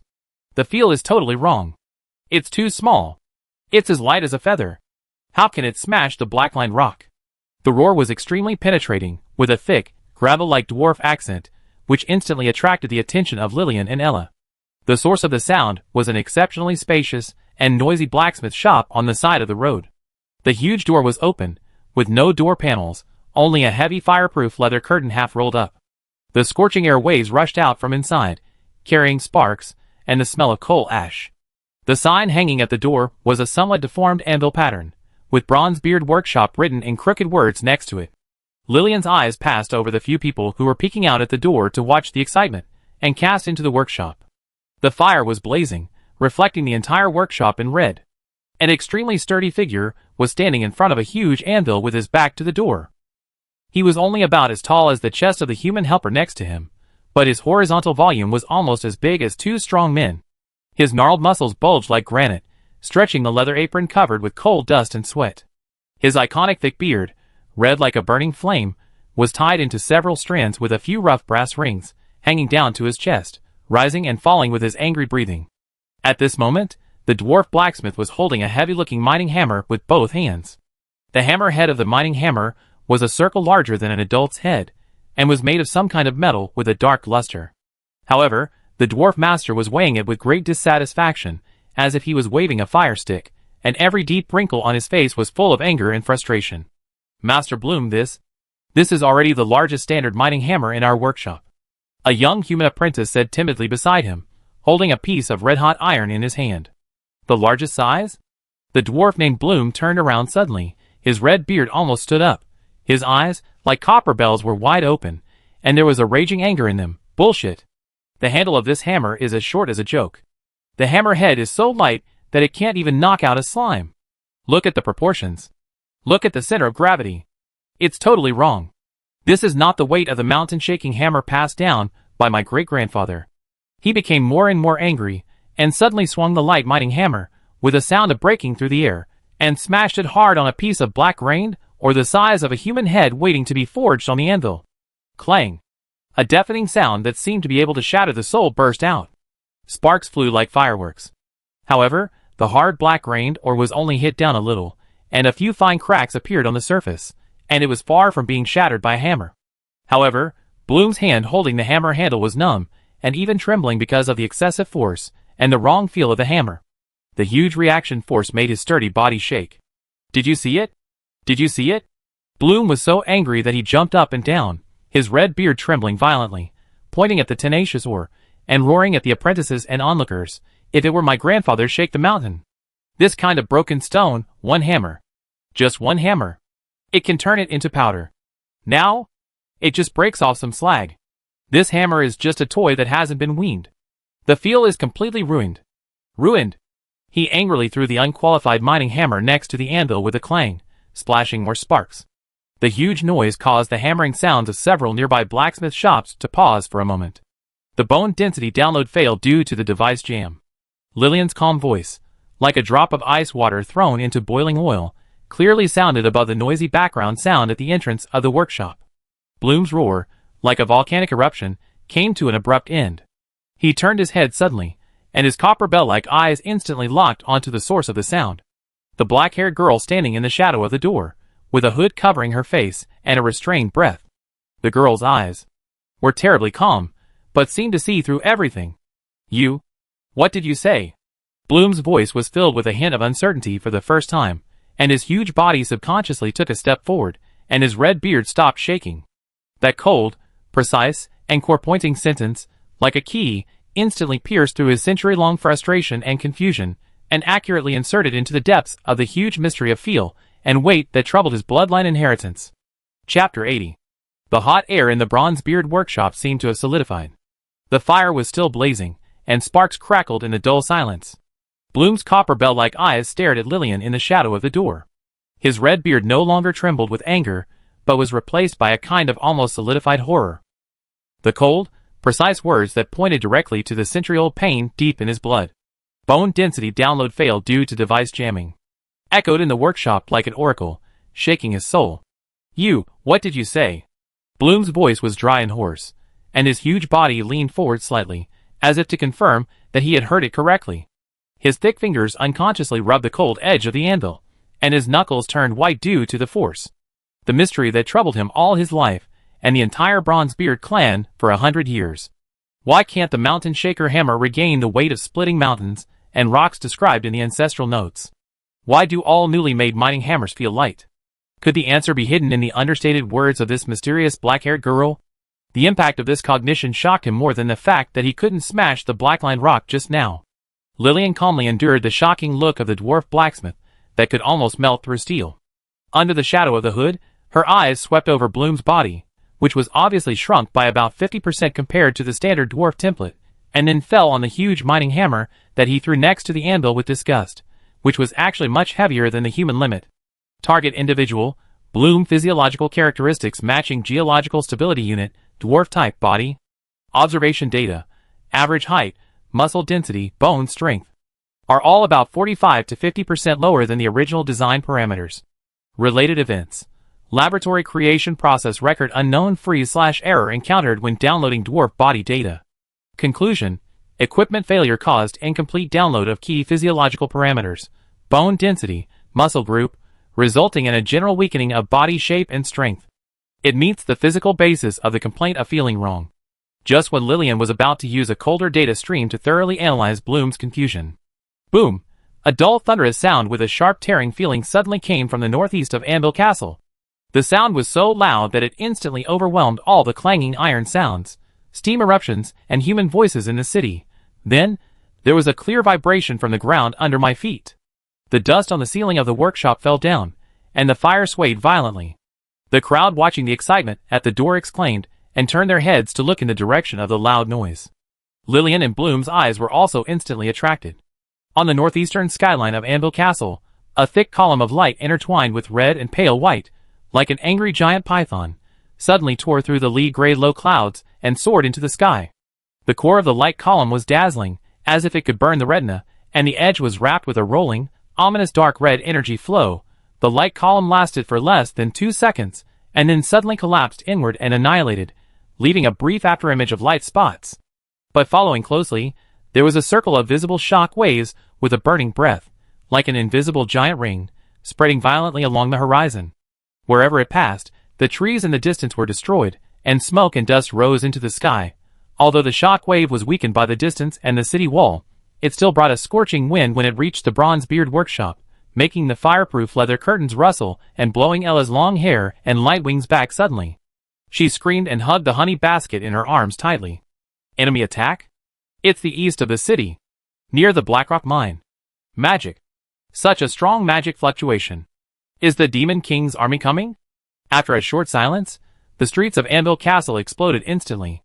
Panic spread like a plague. The crowd began to riot. Some screamed and ran home, while others grabbed the tools at hand, shovels, sticks, and even the bread they just bought, and looked nervously to the northeast. The sharp whistle of the guard sounded in the distance, accompanied by the chaotic running and shouting of orders. The shock on Bloom's face was instantly replaced by solemnity and ferocity. He picked up the light mining hammer that he disliked, his red beard was flaring, his copper bell-like eyes stared at the direction of the explosion, and growled, "Damn it! Is it a magic cannon? Or a high-level pyroblast? Hit the mine?" As a master blacksmith, he had an instinctive judgment of the destructive power of energy shock. Ella's face turned pale, and she hid beside Lillian, crying, "Wow! My honey! Almost fell! Is there a fight over there? Over there? Will Aunt Martha's shop be in trouble?" Compared with the explosion in the distance, she seemed to be more concerned about the safety of the dessert shop. Lillian ignored the commotion around her and Ella's worries. At the moment of the explosion, the vast sea of magic power in her body surged silently. Her cold perception was like an invisible radar network, instantly sweeping across the entire Anvil Castle and accurately locking onto the source of the explosion. About 5 kilometers away from the city wall, there was a large mining area built against the mountain, with billowing smoke and residual flames. Energy explosion point location: Blackstone Mine, the main or source of Anvil Castle. Explosion type: high-intensity mixed magic energy release. Main composition: fire attribute, 75% high explosion, burning, dark attribute, 20% erosion, chaos, arcane attribute, 5% driving core. Energy level: close to strategic level, unnatural dissipation, pointing to human-guided attack. Energy characteristic analysis: highly orderly guidance, non-uncontrolled casting. The attack intention is obvious. Residual fluctuation: weak but clear resonance of abyssal magic energy is detected, pointing to the common energy characteristics of the Demon King's army. Magic? Lillian's cold voice was particularly abrupt in the panic noise. She tilted her head slightly, and the data stream flashed rapidly in the black eyes under the hood, as if analyzing an interesting sample. Energy conversion efficiency: low, about 32%. Structural redundancy: too high. Guidance method: primitive and rough. Power: acceptable. Her evaluation was cold and objective, as if she was commenting on a defective product that failed in an experiment. This was not contempt, but a judgment based on her knowledge of interstellar technology and source magic that far exceeded this era. In her eyes, the energy structure and utilization efficiency of this astonishing explosion were indeed like primitive people using flint to ignite a gunpowder barrel. The power was considerable, but the principle was crude, and the waste was serious. Bloom turned his head suddenly after hearing Lillian's evaluation, and his copper bell-like eyes were full of disbelief. Such a terrifying explosion, in her mouth, turned into inefficiency and primitive and extensive. This mysterious black-haired girl. Who was she? The words about equipment jamming, and the almost godlike indifference to the strategic-level magic attack at this moment. A sense of awe for creation or source from the depths of his blood, like a dormant volcano, was ignited in Bloom Bronzebeard's heart for the first time. The look in his eyes when he looked at Lillian changed completely. It was no longer the previous anger or suspicion, but an indescribable complex emotion mixed with shock and instinctive submission. Ms. Lillian. Ella didn't think so much. She anxiously pulled the corner of Lillian's clothes, her sapphire eyes full of worry. Let's go find Aunt Martha. There was an explosion over there, and the city must be in chaos. Lillian's sight was withdrawn from the northeast area where the smoke was still rising, swept across the chaotic streets, swept across Bloom, who was holding the mining hammer tightly, with awe and complicated eyes, and finally fell on Ella's little face full of worry about the dessert shop. Priority update. Current threat: Demon King's army tentative attack. Possibility: 85%. Target: destroy mine resources. Chain reaction: panic in the city, disorder. Secondary goal: ensure the safety of the sugar supply point, maintain Ella's energy level stable. Conclusion: deal with the secondary goal first to avoid chaos and interference. Demon King's army threat assessment, non-immediate. She nodded slightly, and issued a new order in a cold voice. Destination changed. Go to Cloud Frosting first. Bloom Bronzebeard. She looked at the dwarf blacksmith, who was still in shock. Your mining hammer problem will be dealt with later. Bloom subconsciously straightened his back, although the effect was not great, and responded almost reflexively, Yes. Yes. Sir. The tone was as respectful as if he was facing the most respected elder in the clan. Lillian said no more, turned around and motioned Ella to lead the way. Ella immediately felt as if she had been pardoned. Holding the basket, she flexibly squeezed through the commotion of the crowd and moved quickly in the direction of the sweet fragrance. Lillian followed behind with steady steps, and her dark gray cloak was like a motionless shadow in the chaotic street. Bloom watched the two people leave quickly, then looked down at the light mining hammer in his hand, then looked up at the dazzling smoke column in the northeast, and his huge palm clenched the hammer handle tightly, and his knuckles made a clacking sound. Shock, awe, desire for the mystery of the mining hammer, and anger at the sudden shadow of war, intertwined and rolled in his chest. He slammed the hammer on the supporting column next to him, this time the feel seemed to be a little smoother, and shouted at the apprentice in the workshop, What are you still standing there for? Close the door. Put away all the good materials.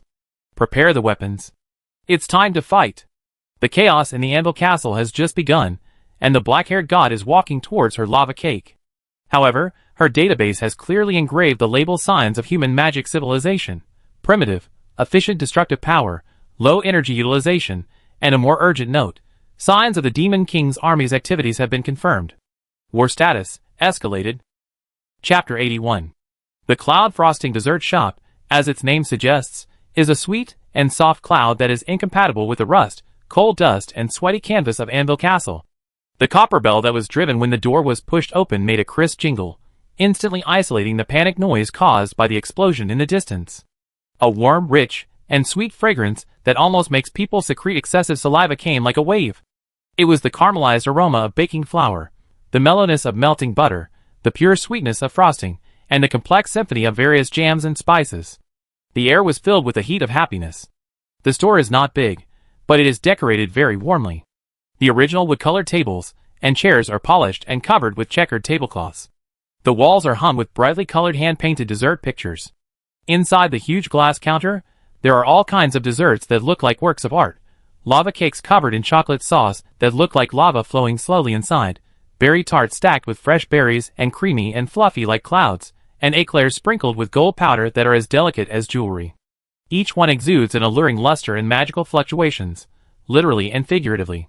Behind the counter, a middle-aged woman with a round figure, wearing a snow-white apron covered with flour, and a smile as warm as freshly baked bread. Aunt Martha is skillfully packing a few pieces of hard bread, obviously military rations, for a nervous human soldier. Seeing Ella rushing in, the smile on her round face instantly blooms even brighter. Oh! My little Ella is back. I was so worried. The noise outside. Aunt Martha's voice was loud and warm, full of concern, but when she saw the black-haired girl following Ella, whose breath was so quiet that she seemed to be insulated from this sweet space, her voice paused, and a hint of surprise and curiosity flashed in her round eyes. Aunt Martha. I'm fine. I found the best starlight nectar. Ella raised the honey basket to the counter like a treasure, her sapphire eyes sparkling, completely forgetting the panic of the explosion just now, and more. This is Lady Lillian. She is amazing. She didn't know how to describe Lillian's amazing for a moment. Lillian. Lady? Aunt Martha looked at Lillian. The girl's face under the hood was too delicate to be immortal, her obsidian eyes were calm, and she exuded an indescribable sense of alienation, but strangely, she didn't make people feel cold or arrogant. Her dark gray cloak was stained with a little dew and oil in the forest? Hello, Owner Martha. Lillian nodded slightly, her voice clear and calm. According to Ella's description, this is a sugar supply point. I need a sample with the highest energy density for intake assessment. Her eyes have locked on the most dazzling lava cake on the counter. Aunt Martha was stunned for a moment, then amused by this overly professional way of ordering, and laughed heartily. Ha ha! What a great intake assessment! No problem, no problem. The guest brought back by Ella is so knowledgeable, he must try our cloud frosting signature. Lava heart. Little Ella, please ask this. Lady Lillian to sit down. I cut the biggest and hottest piece right away. Ella immediately led Lillian to sit down at a clean small table by the window, like a happy little bird. Outside the window, the chaos in Anvil Castle continued, the footsteps of the guard team running past, the anxious voice of the woman calling her child home, the roar of the furnace in the distance, and the rhythmic slogan echo of the elf protest team from afar, protect the ancient tree. All of this was separated by the sweet and warm air barrier of cloud frosting, which seemed a little distorted. Lillian took off her hood, her black hair cascading down, flowing with an inky luster under the warm yellow light of the dessert shop. She sat upright, as if she was conducting a serious scientific observation. Ella sat opposite, holding her chin with both hands, looking at her expectantly, as if Lillian tasting the cake was a big deal. Soon, Aunt Martha personally brought a delicate white porcelain plate. In the center of the plate, a fist-sized lava cake was emitting hot steam. The dark brown cake body was fluffy and moist, with a crack on the top, and the golden red hot chocolate sauce heart, like real magma, was slowly flowing out of it, exuding a rich and dizzying aroma of cocoa and sugar. A small scoop of vanilla ice cream and a fresh raspberry were also dotted next to the cake. Target: lava cake, lava heart. Visual analysis: stable structure, moderate fluffiness, core fluid state, temperature, 82°C error 3, attractive color, full caramelization reaction. Ingredients scan: flour, eggs, butter, high purity magic crystal syrup, account, 38%, dark chocolate, cocoa content, 70%, trace vanilla extract, fire element crystal powder, used to maintain high temperature and visual effects, content, 0.5%, safe. Energy density, extremely high, edible. Calories, seriously exceeded, warning level, Ella's special supply. Ms. Lillian. Try it.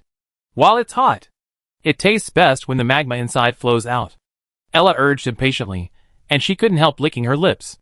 Lillian picked up the small silver dessert spoon next to her, and her movements were as precise as operating a surgical instrument.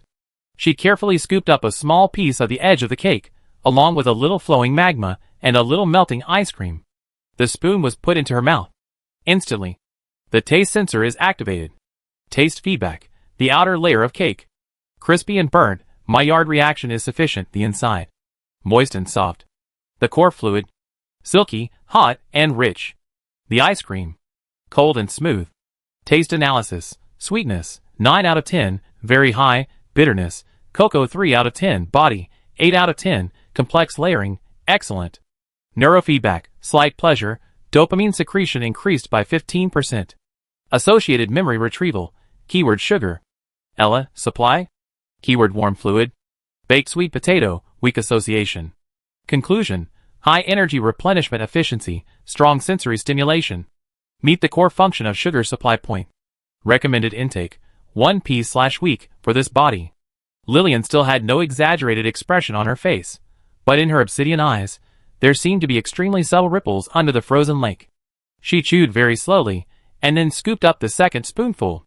The movements were still precise, but the frequency seemed to be a little faster. How is it? Ella asked nervously and expectantly.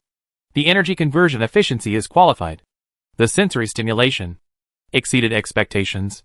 Lillian gave the highest evaluation she could give, and silently updated the evaluation weight of the value of sugar in her heart. Aunt Martha smiled so hard that her teeth were not visible, obviously taking exceeding expectations as the highest praise.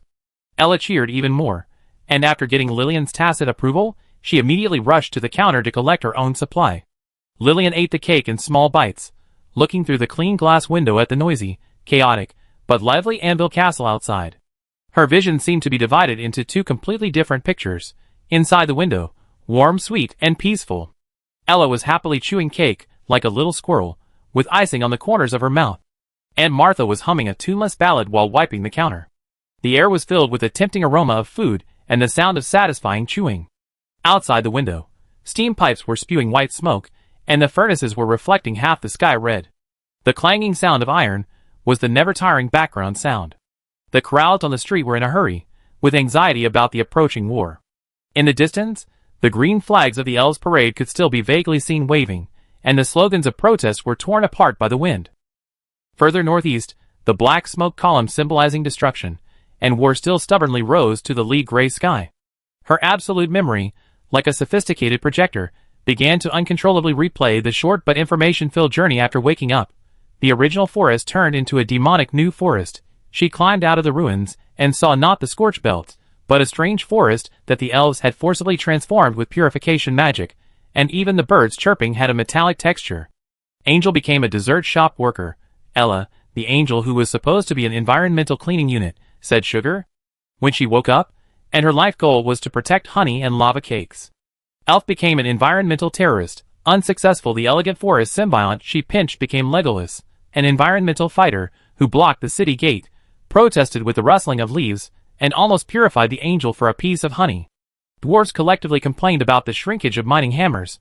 The strong dwarf craftsman Bloom, because of the failure to download bone density due to equipment jamming, complained that the field was wrong when swinging the ancestral hammer, and could not smash the blacklined rock with one hammer. Humans created strategic magic fireworks. The powerful but inefficient and primitive magic explosion in the distance, and the panic that followed. And the prototypes of gears, steam pipes, and magic signs all over the streets.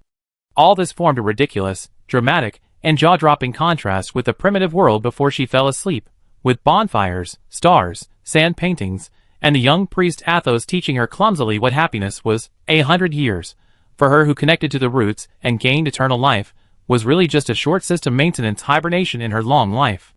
Take a nap. Click. The silver spoon in Lillian's hand unconsciously fell on the edge of the white porcelain plate, making a crisp sound. She slowly raised the jade-white hand that had just easily penetrated the rock, and was now stained with a little chocolate sauce, and pressed her smooth forehead with her fingertips. For the first time, an extremely vivid, yet indescribably complex emotion appeared on her face, which had always maintained absolute rationality and indifference. It was a mixture of extreme absurdity, a deep sense of powerlessness, a hint of confusion from being run over by the wheel of time, and a look that foresaw the exponential growth of trouble. She raised her head slightly, her obsidian eyes looking at a string of dried flowers hanging from the ceiling of the dessert shop, as if questioning the invisible fate, or simply choking on this outrageous reality. Finally, a very low and light sigh full of the vicissitudes of the immortals, the helplessness of interstellar social animals, and the tip of the tongue just burned by the lava cake, escaped from her lips like a dream. I just took a nap? The confusion and spitting power contained in the voice seemed to make the steam eruption outside the window stop for a moment. Chapter 82. The warm and sweet air of cloud frosting, and Aunt Martha's hearty laughter ultimately failed to keep Lillian. The hustle and bustle of Anvil Castle, the pungent industrial exhaust, and the war smoke column that covered the northeast sky like a huge scar, were like countless tiny needles, constantly stimulating her senses that were strengthened by absolute memory and root magic. More importantly, the ubiquitous whispers and inquiring eyes about the Star War god or god of knowledge made her instinctively feel troubled.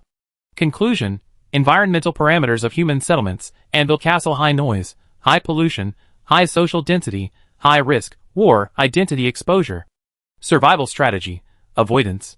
Goal: find low interference, high concealment areas and rebuild observation points. Therefore, with Ella reluctant to leave and almost buying up the entire dessert cabinet, and Aunt Martha's enthusiastic call of "come often when you have time, there will be plenty of lava cakes," Lillian paid for the cakes with a few gold coins obtained from the black market of Anvil Castle, exchanged by accurately identifying minerals, and also bought a large amount of hard bread that can be stored for a long time, basic seasonings, and, most importantly, various plant seeds, including medicinal, edible, and some magic-sensitive plants, then turned around without hesitation, pulled up her hood again, merged into the chaotic flow of people in Anvil Castle, and walked away from the main city and the hustle and bustle. The sea of magic in her body was like the most precise navigation instrument, guiding her to avoid crowded areas, pass through the noisy market, bypass the workshop with black smoke, and finally quietly leave from a relatively deserted and laxly guarded side door of Anvil Castle. Her goal was clear, an area marked as Unnamed Valley on the map, the absolute memory map in her mind. She had scanned it through her magic perception on the way to Anvil Castle. It was remote, surrounded by mountains on three sides, with only a narrow pass leading to the outside world. The flow of ambient energy was relatively smooth and stable, the vegetation was well covered, and most importantly, there was no sign of large-scale activities of any intelligent race. After a few days of trekking, Lillian stood at the top of the pass. Suddenly, the view was clear. The golden glow of the setting sun was like melted gold, splashing in a quiet and beautiful valley. The valley was flat and open, gently embraced by lush forests. A clear stream was like a silver ribbon, winding through the center of the valley, stirring up tiny splashes of water on the pebbles, and making a pleasant gurgling sound. The air was filled with the fresh fragrance of grass, soil, and wild flowers, which was completely different from the turbidity of Anvil Castle. Several birds with bright feathers jumped and chirped on the branches. The sound was crisp and natural, without a trace of metallic texture. On the hillside in the distance, there were some collapsed and weathered stone building ruins, covered with vines and moss, telling the silent years. Environmental scan, geographic location, concealment, high, natural barrier. Ambient energy field, stable, pure, mainly natural attributes. Pollution index, almost zero. Biocommunity, rich, harmonious. Threat level, very low, no large predators. Ruin status, completely abandoned, about 300 years. Structural stability, some areas can be used. Conclusion, meets the requirements of low interference, high concealment survival points. Suitable for rebuilding bases. This is it. Lillian walked down the gentle slope, the soft grass under her feet, the dew at the edge of her boots. She walked straight to the most intact part of the ruins. A room built against the mountain wall, with only 3 walls, and a barely intact stone roof. The walls were made of huge, roughly cut blue-gray stones, and the gaps were full of ferns and mosses. The ground was paved with the same old stone slabs, and a few clumps of tender green weed stubbornly drilled out of the gaps. Target, abandoned stone house, the basic structure can be used. Renovation plan, clean up the internal debris, reinforce the dangerous wall on the west side, use the existing stone roof, build a simple wooden extension structure, and repair the chimney. Functional. Lillian put down her heavy bag without a moment's rest. The new body gave her endless energy. She first began to clean up the rubble, dead branches, and thick dust inside the stone house. The movements were precise and efficient, like a machine with a set program. The dust was gathered and compressed by her fine airflow magic, trying to control the output power to avoid blowing the house away, and finally turned into a small piece of gray soil and thrown out of the house.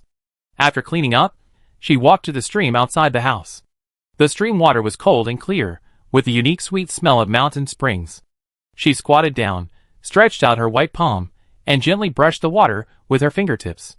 This time, she carefully controlled the magic power, no longer violently penetrating the rocks, but like the most dexterous guidance. A stream of water was like being held up by an invisible hand, suspended in the air, and then slowly flowed down, washing away the dust on her hands.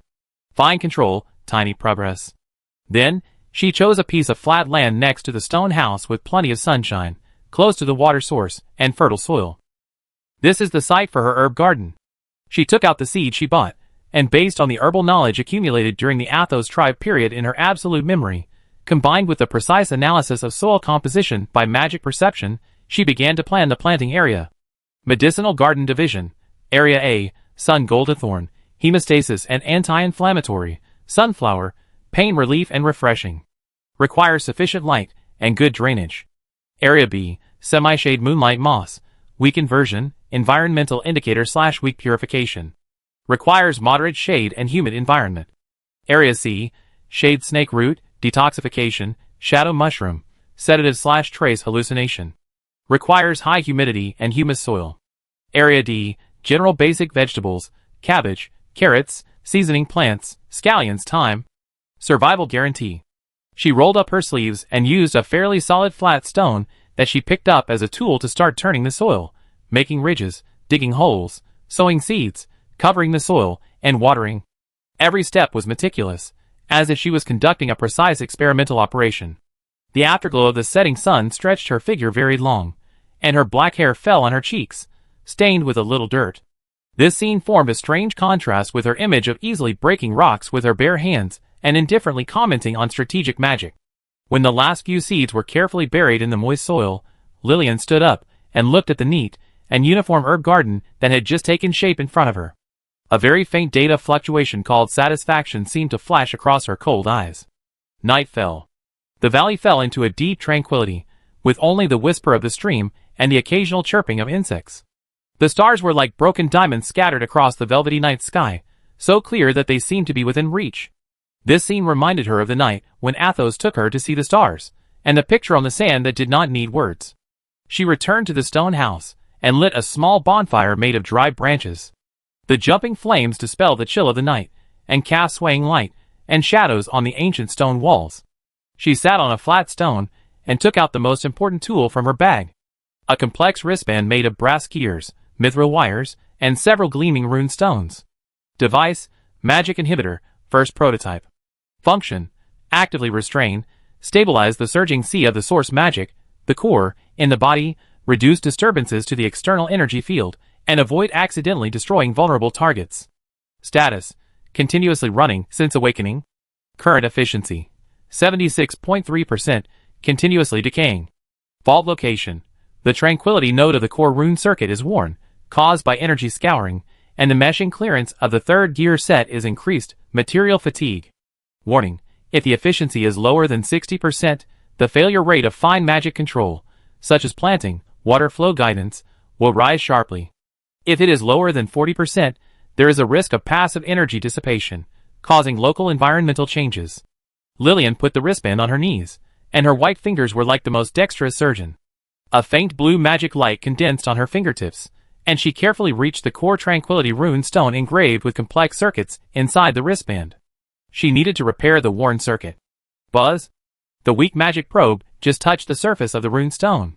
Crack! A very slight sound, but it made Lillian's heart tighten. The tranquility rune stone, which was already full of fine cracks, instantly had another clearly visible crack on its surface under the touch of her still difficult to perfectly control fine magic probe.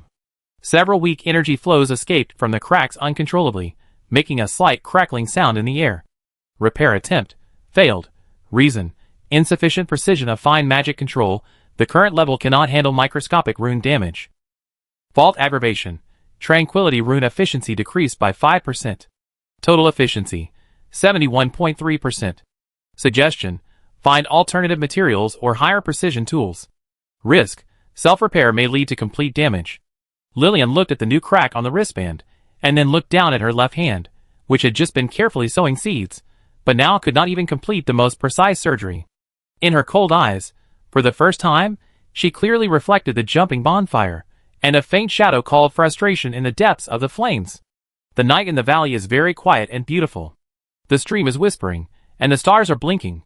The soil in the herb garden exudes a newly turned moist scent. The bonfire crackles, warming the ancient stone walls. And she, sitting on the ruins, guarding a new green, facing a magic suppressor that is getting worse and worse, like a prisoner trapped by her own overly powerful power. A peaceful life began. But the first trouble, how to tame the vast and dangerous sea of magic in the body, has already been following like a shadow. She needed new tools, new methods, or a new calibration practice field. And could this seemingly secluded valley really become a pure land away from disputes as she wished?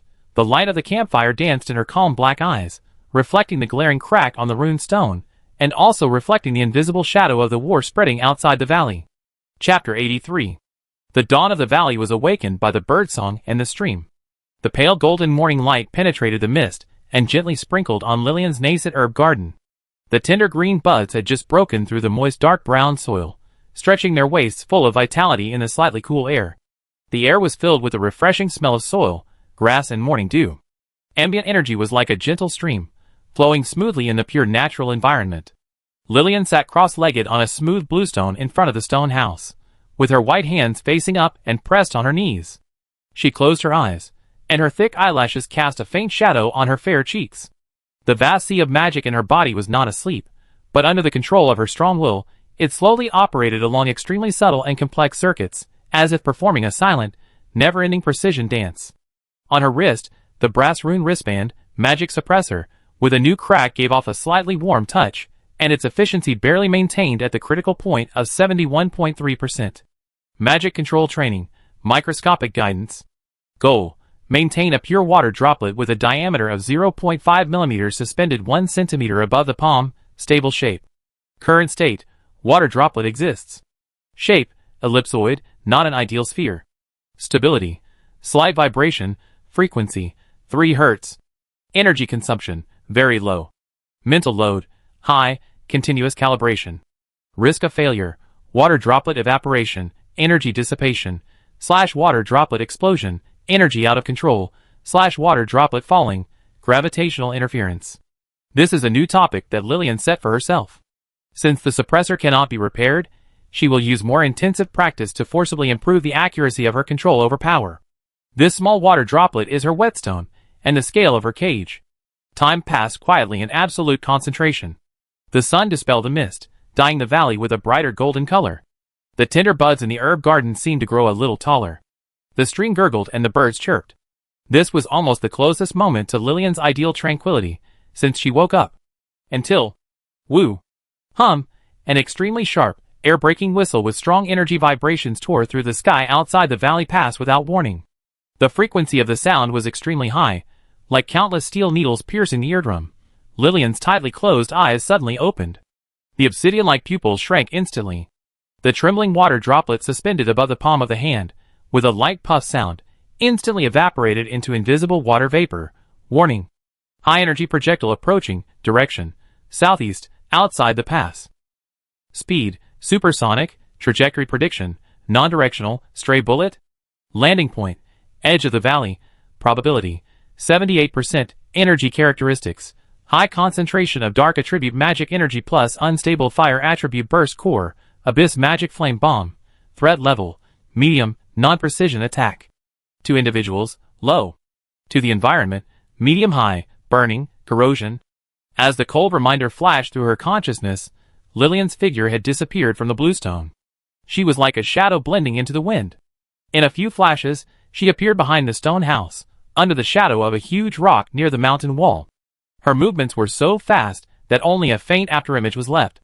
The next second after she hit her body, boom, a deafening explosion, like a roar from deep in the earth, suddenly exploded from the edge of the forest on the southeast side of the valley. A huge ball of fire, rolling with a mixture of dirty dark red and pale green flames, rose into the air. The shock wave was like an invisible hammer, smashing in all directions. The scorching air waves, carrying the pungent smell of sulfur and burnt smell, instantly swept across half of the valley.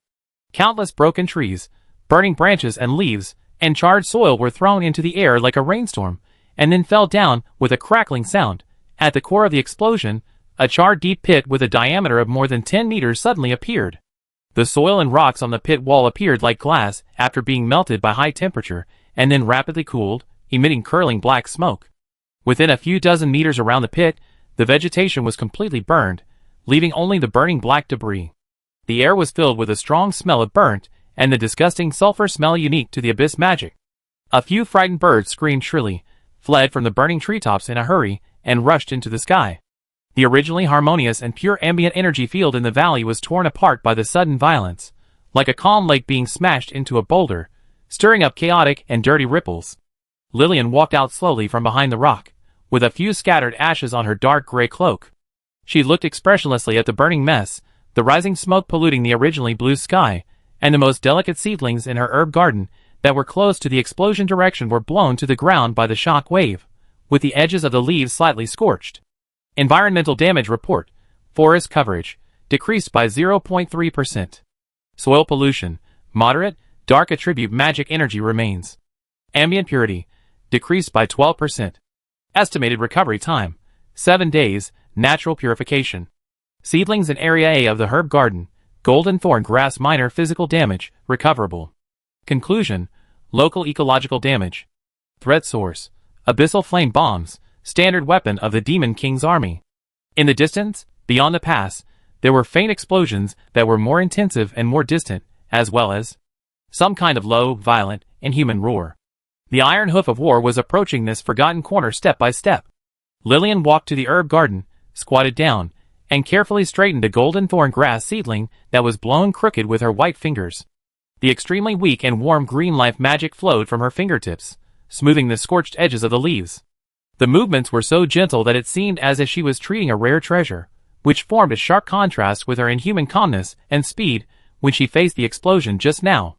She stood up, her eyes once again cast on the burning scorch marks and the rising smoke column, and then looked down at the rune wristband on her wrist that suppressed the power of destruction in her body.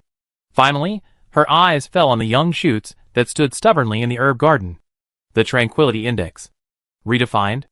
A cold, calm thought that seemed to contain endless complaints passed through her mind. Updated survival log. Date, new calendar year X month X day. Location, unnamed valley, temporary base, event, 07:15, microscopic water droplet guidance training, failed, unstable form. 803, external interference, Abyssal Magic Flame Bomb, Stray Bullet, Attack. Landing Point, Southeast Forest Edge, Distance from Base, 350 meters. 804, Execute Avoidance Protocol, Efficiency, 100%. 805 to 820, Environmental Damage Assessment and Preliminary Repair, Herb Garden Seedlings. 821, External Noise Source, Continuous Long-Range Bombardment, Direction, Outside the Southeast Pass, Distance, greater than 5 kilometers. Threat Level, Medium, Risk of Stray Bullets. Current Status, the base structure is intact. The Medicine Garden functions normally, slightly damaged. The Magic Suppressor is operating, Efficiency, 71.2%. Note, the Tranquility parameter needs to add interval between bombardments and stray bullet landing point deviation rate as dynamic evaluation factors. The original definition is too idealistic. She turned and walked back to the stone house, took a piece of hard bread from her bag, and took a bite expressionlessly. Outside the house, the fire at the edge of the forest was still burning, making crackling sounds. The dull explosions in the distance were like background drumbeats, sometimes far and sometimes near. The birds in the valley were still frightened, and their calls were much sparser. Lillian sat on the threshold of the stone house, chewing dry food while taking out her notebook, a book bound with hardcover and rough paper pages, and began to record the energy structure analysis diagram of the Abyss Magic Flame Bomb just now, the probability model of the landing point distribution, and the toughness threshold data of the golden thorn grass seedlings under the shock wave with precise lines and symbols. The smell of gunpowder mixed with the aroma of bread and wheat drifted in the morning light. The shadow of war, like an uninvited evil guest, officially became a part of her quiet valley life. And her daily life has since added a new, reluctant observation task, calculating the interval between shelling, assessing the risk of stray bullets, and continuing her practice of taming power and nurturing life in the intervals between roars. The occasional magic flame bombs have become the most unwelcome neighbors of the new home in this ruin. Chapter 84. The scorch marks kissed by the abyssal flame bombs in the southeast corner of the valley were like an ugly scar on the earth, still emitting a faint smell of sulfur and burnt, which was incompatible with the freshness of other areas in the valley. The ambient energy field was like muddied water, recovering very slowly. But the artillery fire of the war did not stop.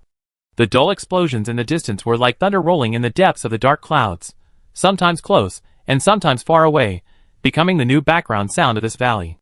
However, in the carefully planned herb garden next to the stone house, life still grew stubbornly, ignoring the occasional stray bullet shadows with ominous energy trails passing through the sky. Lillian squatted in the ridges of the herb garden. The hem of her dark gray cloak was casually tucked into her waist, revealing her overalls stained with mud. Her white fingers were carefully clearing the mud around a clump of golden thorn grass seedlings. Her movements were as gentle as touching fragile glass. The morning light sprinkled on her focused face, and her long eyelashes cast fan-shaped shadows under her eyes. Target, golden thorn grass seedling, no. A 7. Growth status, good. Leaf vein analysis, slightly damaged secondary duct, shock wave sequelae.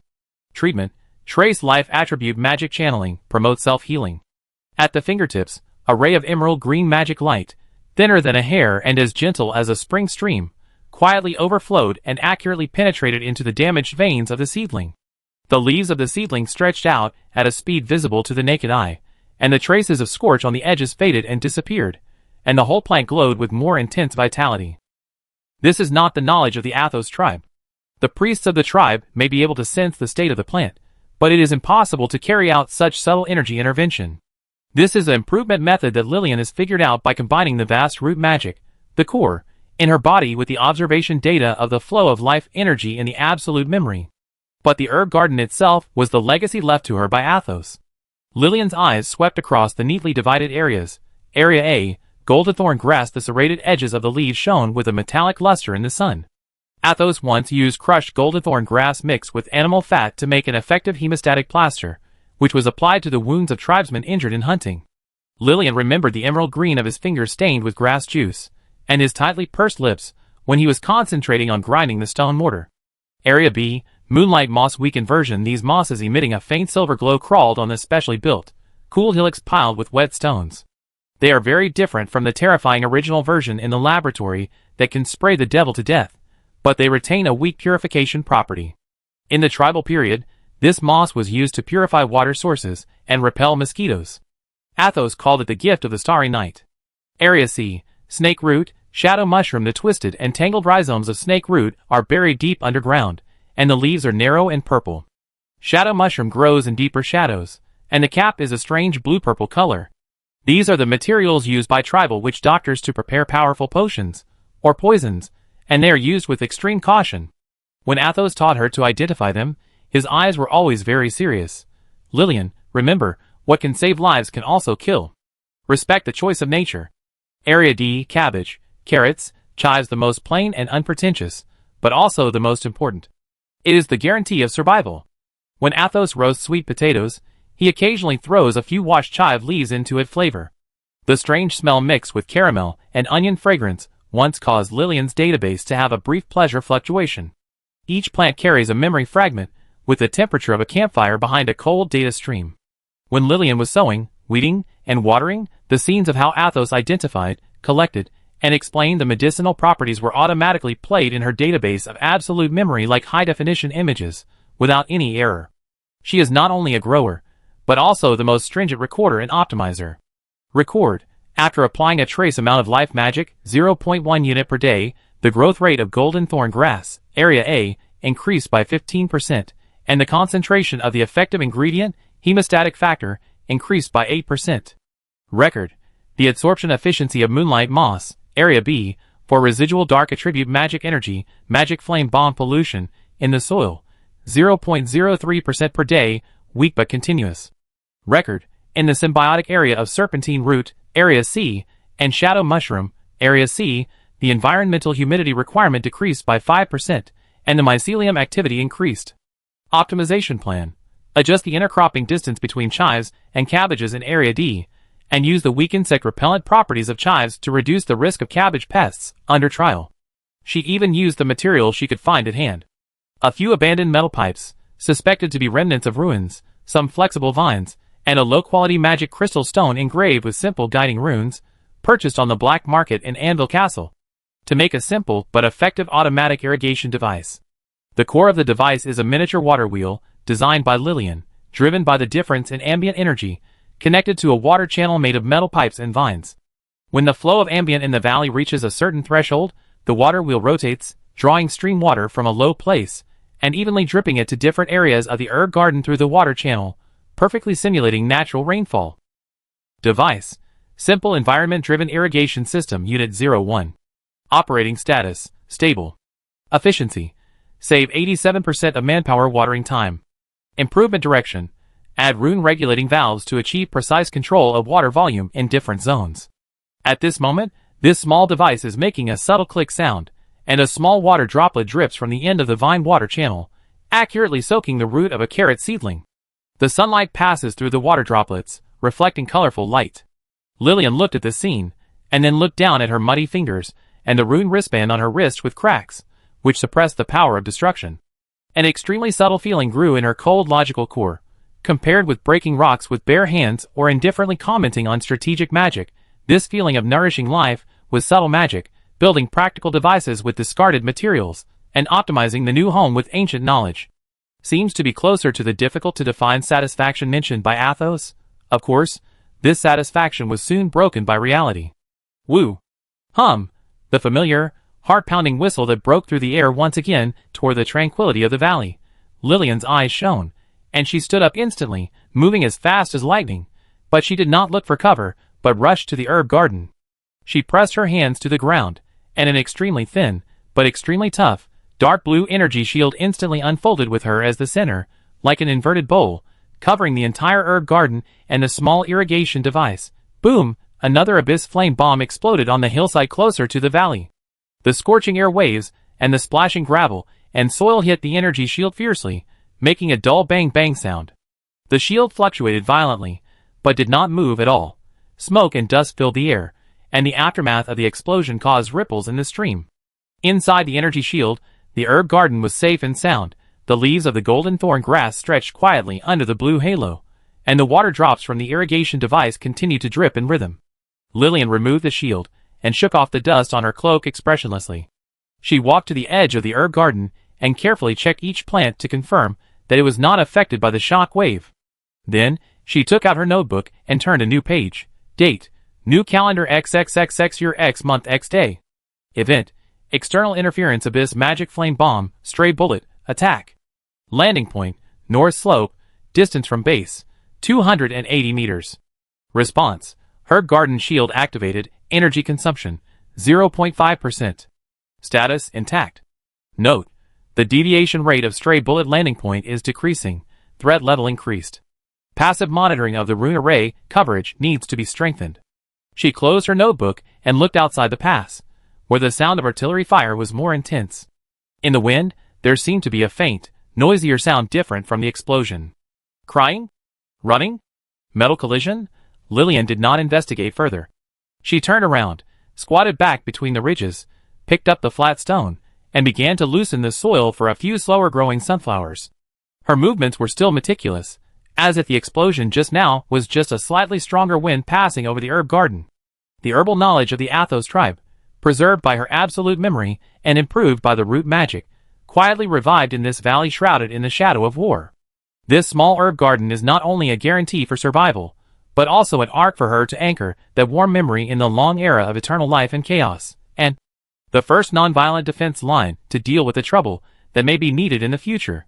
After all, life-saving herbs are always scarce in war, and the products of Lillian Zero's herb garden must be improved fine products. Chapter 85. The shadow of the stone house was very long, covering Lillian's figure, blocking the scorching afternoon sun. Inside the house, the air still lingered with the faint smell of sulfur brought by the abyss magic flame bomb in the morning, mixed with the smell of soil, herbs, and freshly made hard bread. The dull sound of artillery fire in the distance was like a never-tiring background drumbeat, regularly beating the tranquility of the valley. Lillian sat cross-legged on a relatively flat stone slab. On the ground in front of her, there were several training equipment, a rough clay cup, a bread set container given by Aunt Martha, a bowl of fresh water just drawn from the stream, an unlit tallow candle, one of the necessities purchased by Anvil Castle, and a small pile of pebbles of various shapes. Her eyes were fixed on the most innocent clay cup. Training goal: fine control of magic power, basic level. Project 1, material maintenance, non-destructive. Operation: use magic to wrap the target pottery cup, suspended 10 centimeters above the palm, and maintain a stable shape for 10 seconds. Energy output threshold: less than 0.001 standard unit, theoretical value. Failure record: 3 times, the pottery cup is shattered. The jade-white left hand slowly raised and hovered above the pottery cup. Lillian took a deep breath, although it was not necessary, and sank her consciousness into the vast, cold sea of magic in her body that could set off a destructive storm at any time. She needed to separate a strand from it. A strand of energy flow that was thinner than a newborn spider silk and weaker than moonlight. Buzz. A faint blue light that was almost imperceptible to the naked eye, like the most timid firefly, quietly lit up at her fingertips. She concentrated all her energy and carefully guided the ray of light downward, like the most dexterous probe, trying to gently wrap around the rough surface of the ceramic cup. Just when the blue light was about to touch the wall of the cup. Crack! A tooth-grinding crisp sound. The ceramic cup didn't even leave the ground. Under the touch of the insignificant magic power, it was like being hit by an invisible heavy hammer, and instantly covered with spiderweb-like cracks, and then crashed and completely collapsed into a pile of worthless fragments. Some pieces of debris were even ejected due to the aftermath of the uncontrolled power, hitting the stone wall and falling to the ground. Failure, 4 times. Reason: the energy output surged at the moment of contact, uncontrolled peak, 0.5 standard units. Exceeding the structural tolerance limit of the ceramic cup, 1,000 times. Related factors: external bombardment vibration interference. The second bombardment occurred during training, triggering instinctive defensive magic fluctuations. Conclusion: environmental interference variables need to be included in the training model. Control accuracy urgently needs to be improved. Lillian looked at the debris on the ground expressionlessly, and the data stream in her obsidian eyes calmly flashed the analysis results, but her right hand holding her knee tightened slightly, and her knuckles turned white. The frustration was like cold stream water, silently flowing through her logical core again. This feeling was worse than the neighbor being blown up by the magic flame bomb. At least the explosion was external, and this power was part of her, but it was like an untamed beast that could turn against its master at any time. She silently cleaned up the debris, and cast her eyes on the bowl of clear water. Project 2, Fluid Shaping.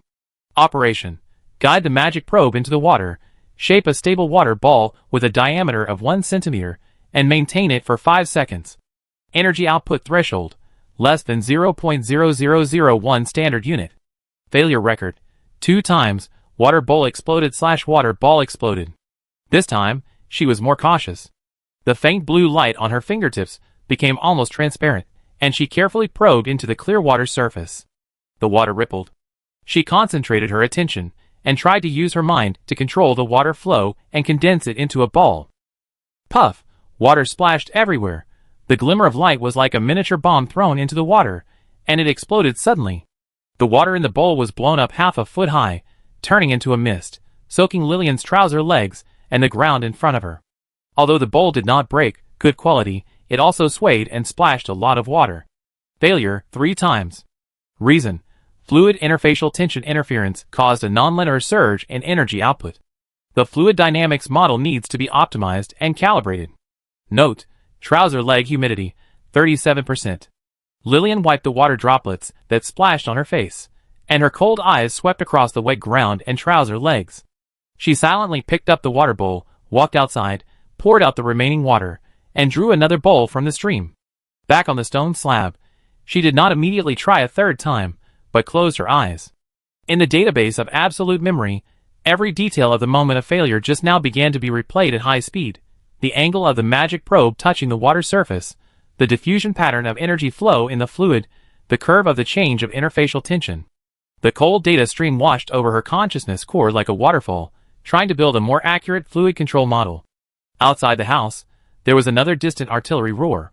Lillian's body stiffened slightly, and the faint blue light on her fingertips flickered uncontrollably, but was quickly suppressed by her.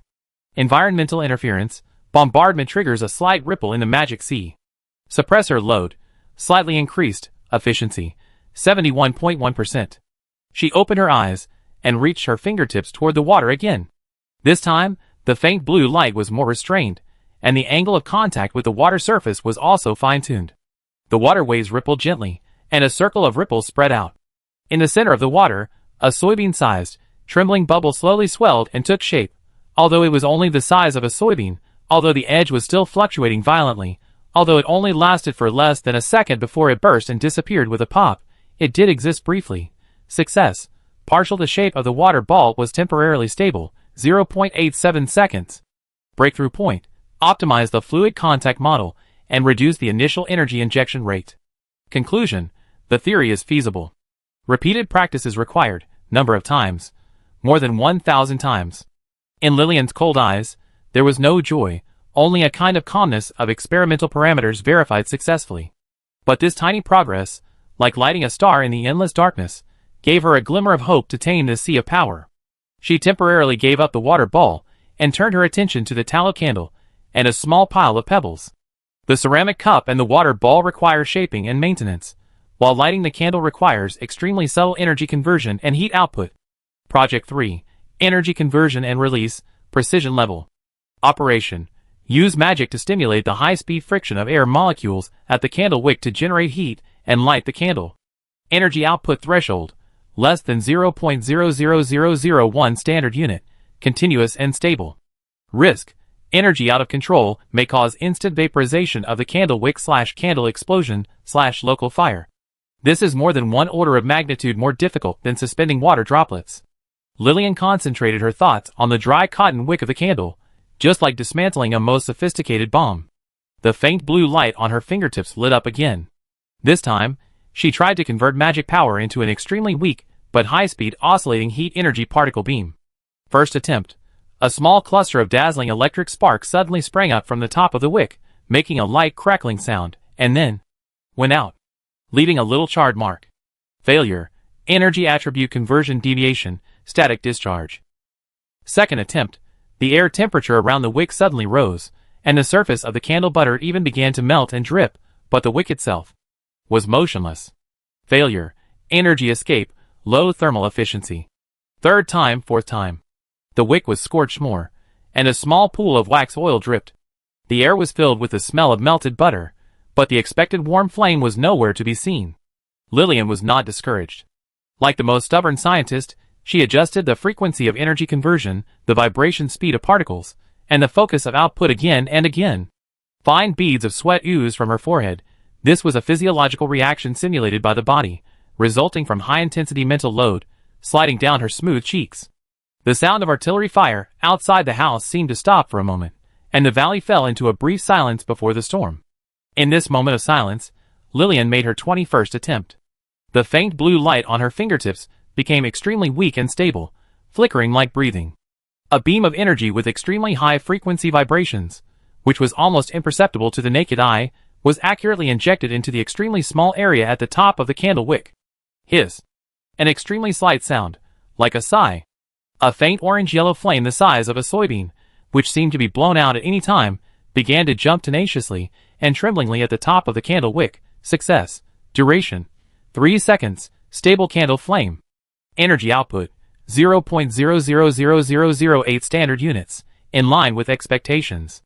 Note: candle flame spectrum analysis, normal. Ambient light pollution index, plus 0.1, negligible.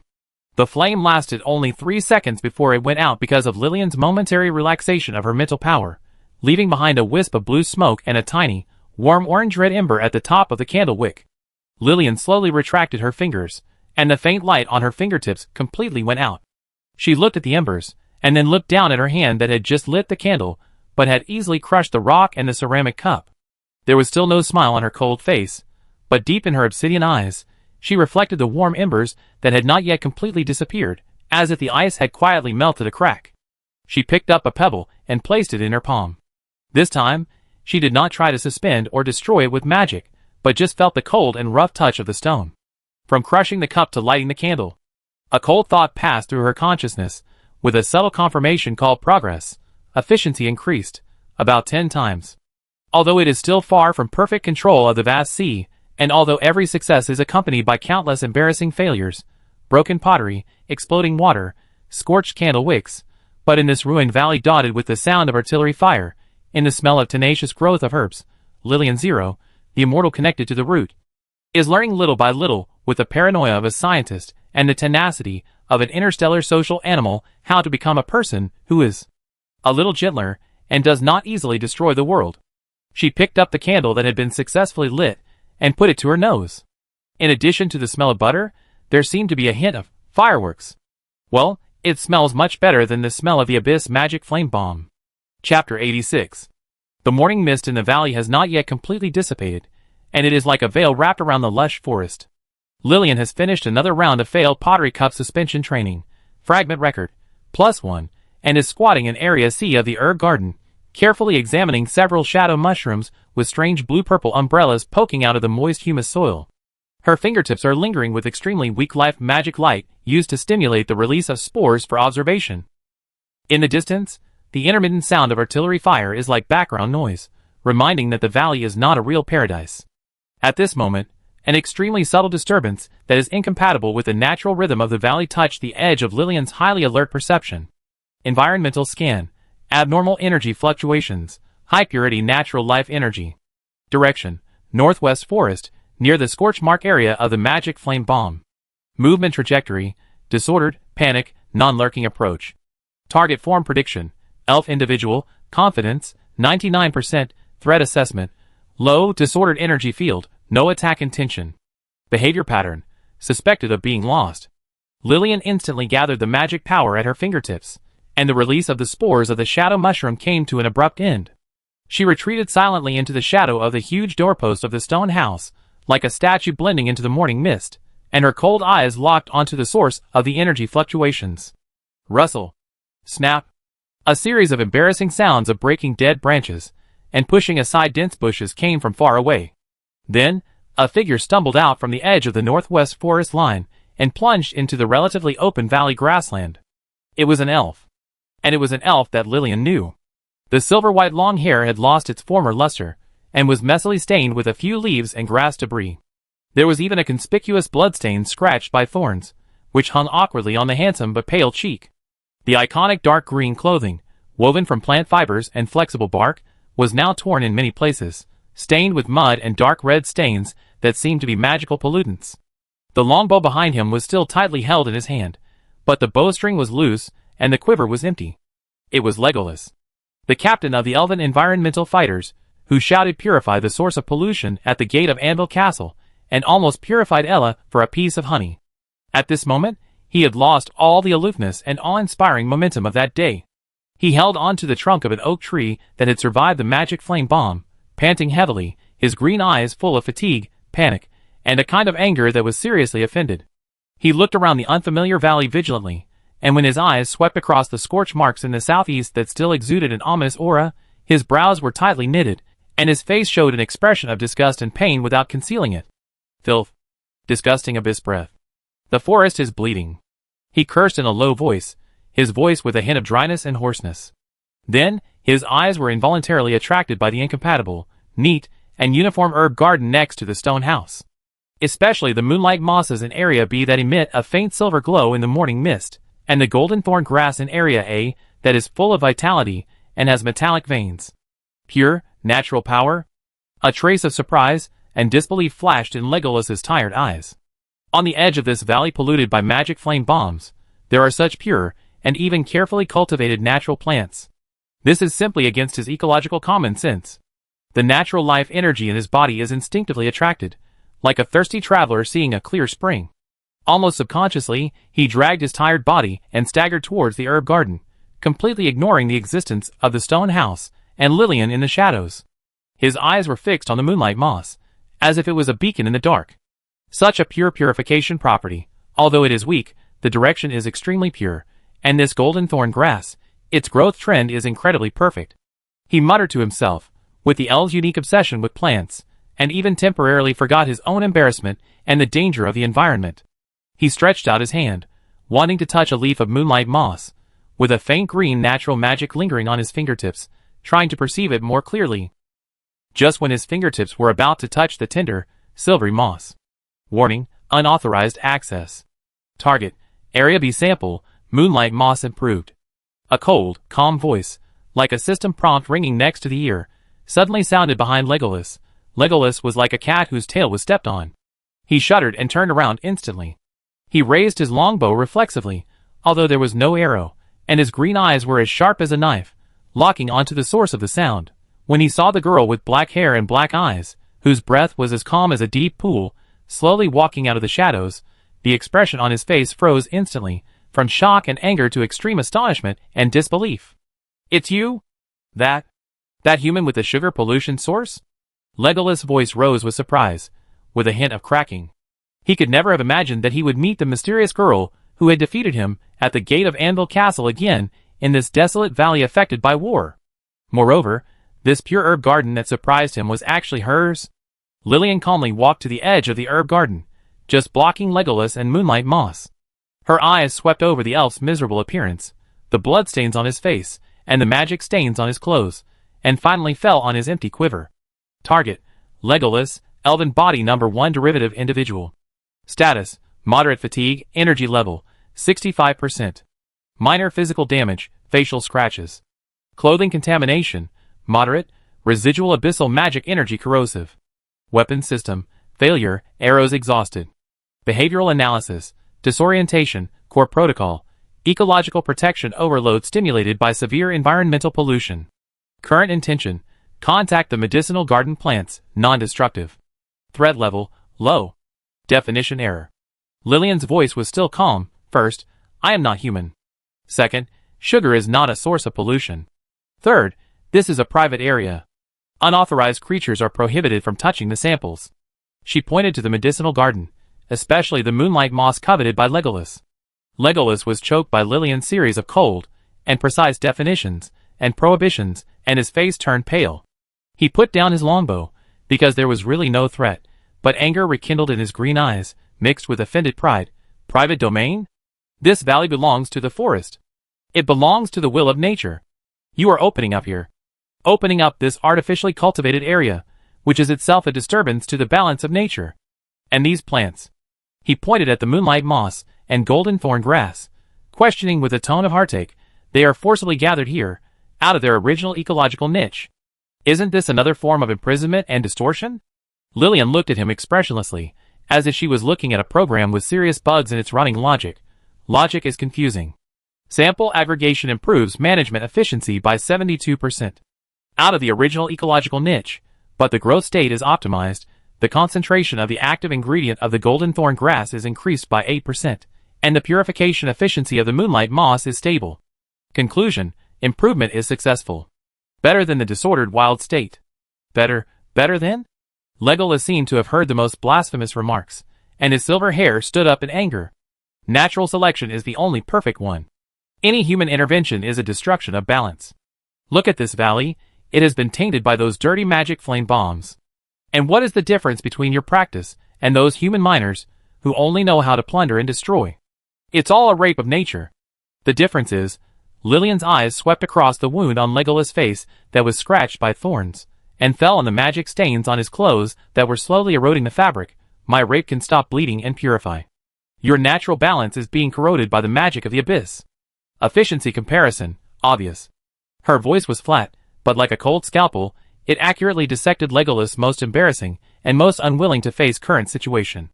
The forest and natural balance that he was proud of were so fragile that they could not withstand a single blow in the face of real war pollution. And he, the Guardian, was lost in the defiled land, covered in filth and wounds, and even ran out of arrows. Legolas' face instantly turned red, especially obvious on the pale skin of the elf, and the knuckles of his fingers holding the longbow turned white because of the force. Lillian's words pierced the core of his pride more sharply than any arrow. He wanted to refute and rebuke the other party's arrogance, but looking at the stains on his body, feeling the stinging pain of the wound on his cheek, and looking at the herb garden in front of him that was growing tenaciously on the edge of pollution and exuding a pure breath, all the fierce words were blocked in his throat and turned into an awkward silence. At this moment, woo, hum, the familiar, death-like scream that broke through the air once again tore apart the brief tranquility of the valley. And this time, the sound was sharper and seemed to be closer. Legolas's face turned pale instantly, and a trace of instinctive fear flashed in his green eyes. He subconsciously wanted to find a shelter, but his tired body reacted half a beat slower. Lillian's eyes were stern, but her movements were countless times faster than his. She did not rush to the shelter, but took a step forward, grabbed Legolas' wrist, with precise control of force to avoid crushing bones, and suddenly dragged him to the huge rock shelter behind the stone house. Hide. The cold voice carried an unquestionable order. Boom, another abyssal flame bomb exploded closer to the valley pass. The scorching air waves and flying mud and rocks hit the rock shelter like a rainstorm, making dense bang-bang sounds. The strong stench of sulfur instantly spread. Legolas staggered when he was dragged by Lillian, and his back hit the cold rock heavily, still in shock. He panted, looking at Lillian, who was close at hand and still expressionless in the face of the explosion, and then looked at his wrist that was caught by her and now loosened, which still had the cold and powerful touch of the other party's fingertips. Thinking of the other party's inhuman reaction speed and strength just now. In his green eyes, anger and embarrassment were replaced by a deeper suspicion and complex emotions. This mysterious black-haired girl, this strange herb garden, and the efficiency theory that seemed to be irrefutable in her mouth. All of this was like a fog, shrouding his cognition torn by war and pollution. In the shadow of the rocks, two creatures from different eras, and with completely opposite ideas were in a silent confrontation amid the residual power of the abyss flame bomb and the pungent smoke. The scorch marks on the edge of the forest were burning in the distance, and the moonlight moss in the herb garden was emitting a faint silver glow nearby, as if they were silent annotations of the two worlds. Chapter 87. Behind the rock shelter, the aftermath of the explosion of the abyssal flame bomb had not yet dissipated, and the air was filled with a pungent smell of sulfur and scorched earth. Fine dust and ashes fell down, sticking to Legolas's messy silver hair and stained robes. He leaned against the cold and rough rock, panting rapidly, and his green eyes still retained the lingering fear of being forcibly dragged away from danger by Lillian. The complex emotions that were difficult to describe. Lillian had regained her composure, as if she had just brushed off a speck of dust. She didn't even pat the ashes on her cloak, and her eyes passed over the edge of the shelter and cast towards the edge of the forest that had just been baptized by the explosion, and the smoke and dust had not yet completely settled. Her perception was like an invisible radar, scanning the energy residue of the explosion point and the trend of new landing points. Explosion point, 200 meters away from the pass. Energy residue, high concentration of dark attribute magic energy, intensified pollution. Trajectory analysis, source direction shift, pointing to the outer defense circle of Anvil Castle. Threat assessment, Demon King's firepower extended, tentative suppression. Anvil Castle defense pressure, rising. Those damn scum of the abyss. Legolas finally caught his breath. His voice was dry and hoarse, and he couldn't suppress his anger. He slapped the slightly corrosive magic stains on his clothes with disgust. They want to drag this forest, along with this damn human fortress, into the filthy abyss. Lillian did not respond to the elf's angry declaration.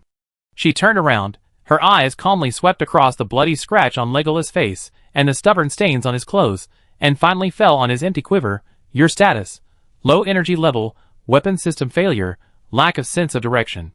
Continuing to stay in the contaminated area is inefficient, and the risk is increasing.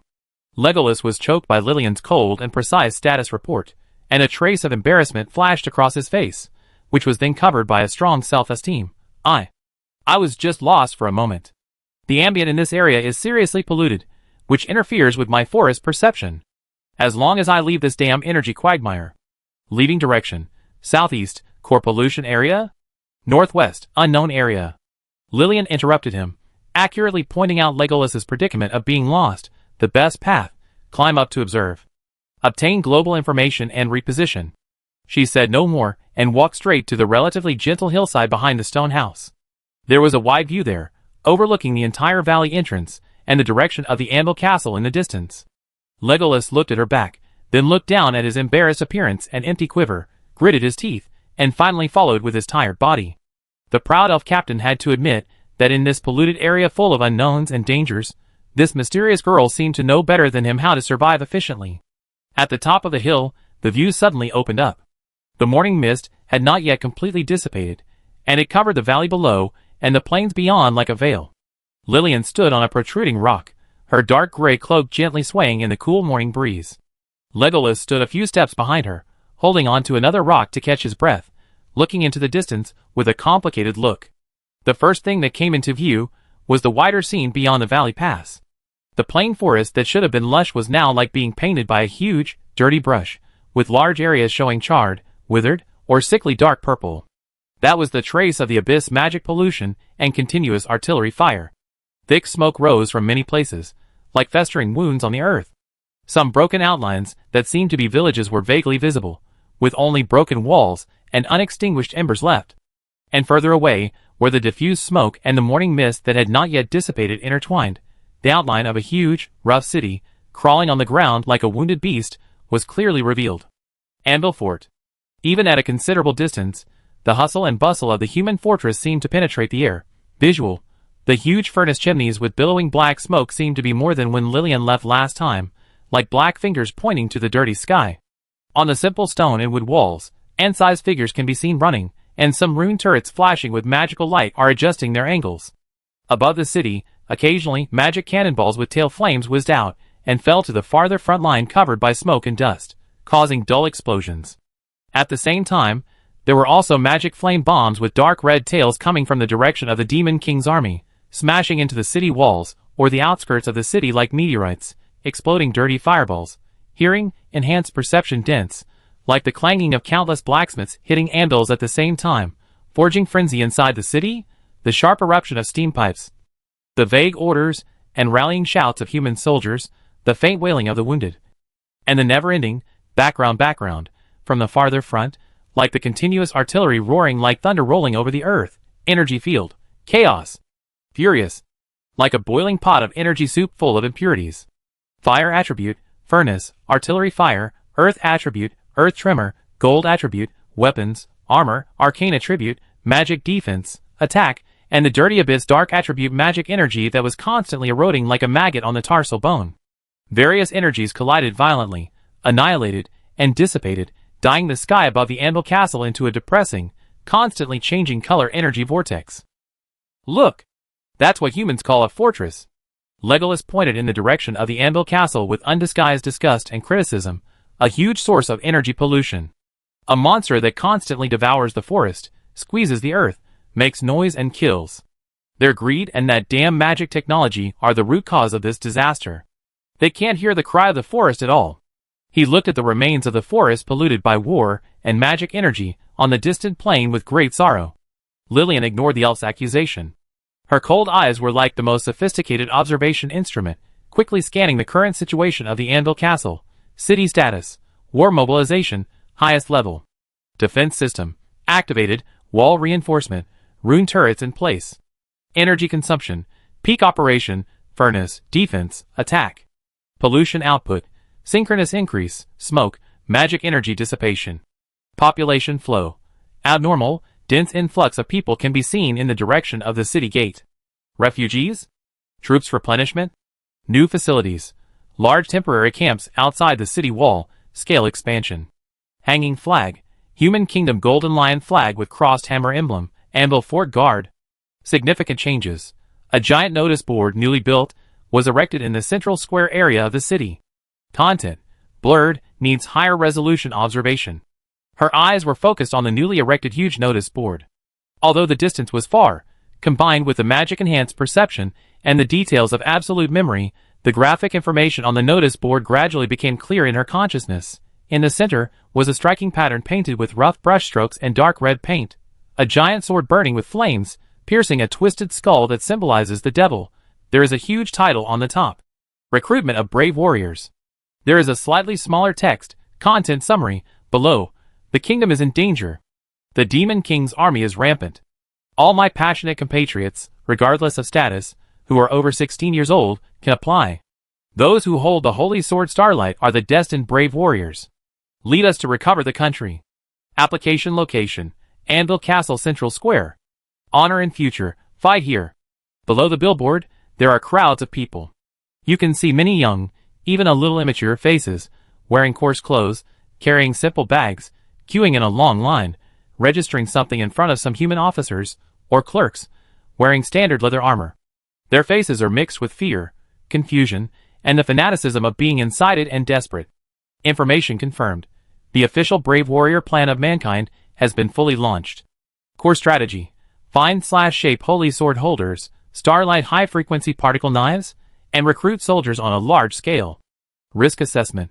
The success rate model of this strategy, based on historical data, very low. Large-scale conscription. Resource consumption increases dramatically. Social structure pressure, max. Related events. The external defense pressure of Anvil Castle continues to rise. The tentative attack of the Demon King's army turns into formal suppression. Brave man? Holy sword? Legolas obviously saw the huge billboard and the surging crowd. He sneered with irony. It's the ridiculous legends and blind enthusiasm of humans again. They think that they can fight against the torrent of the abyss with a deified symbol and a group of untrained farmers? It's so stupid.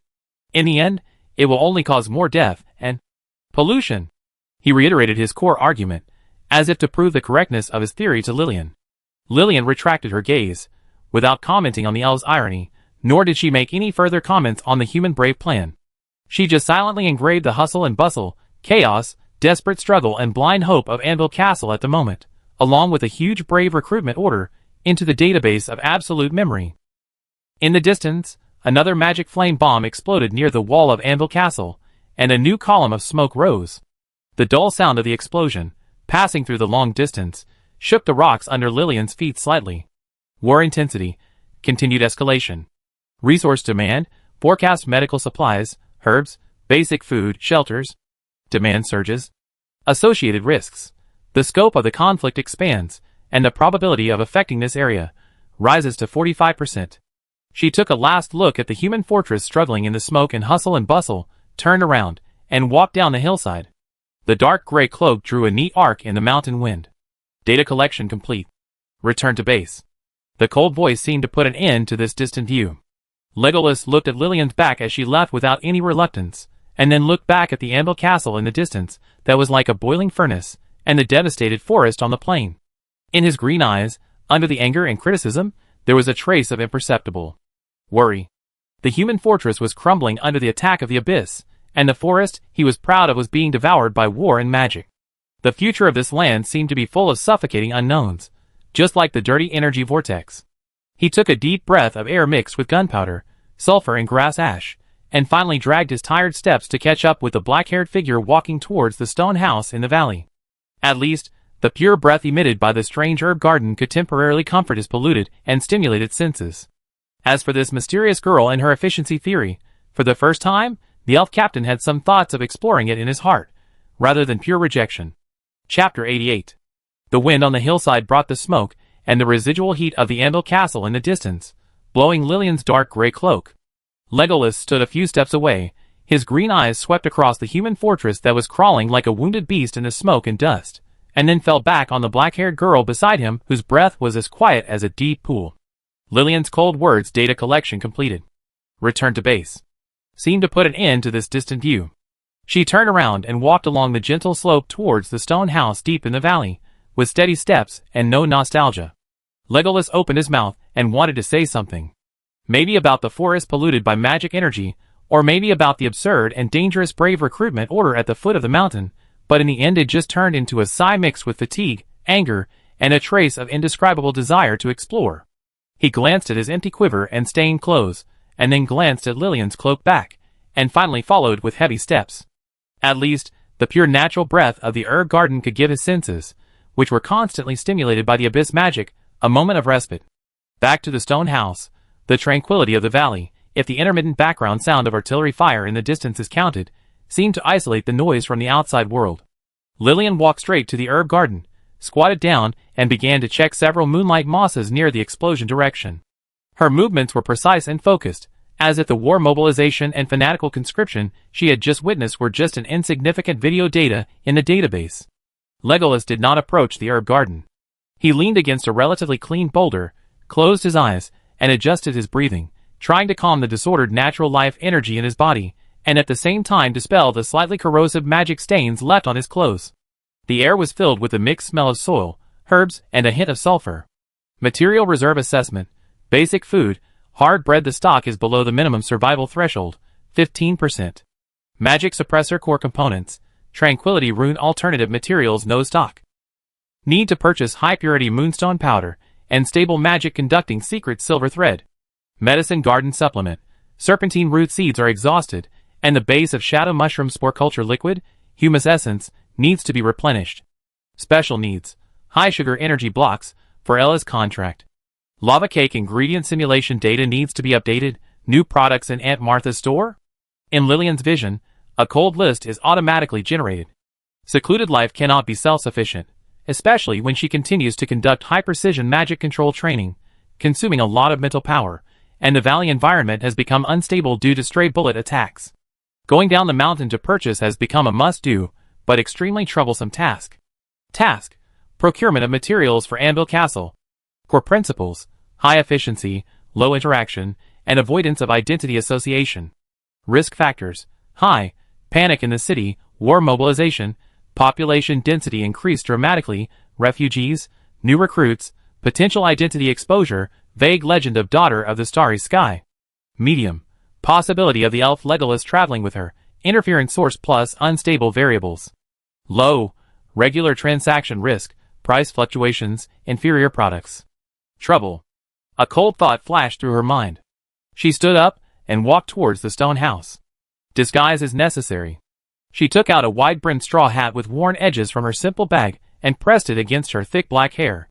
The shadow cast by the brim of the hat was enough to cover half of her face. The dark gray cloak was standard.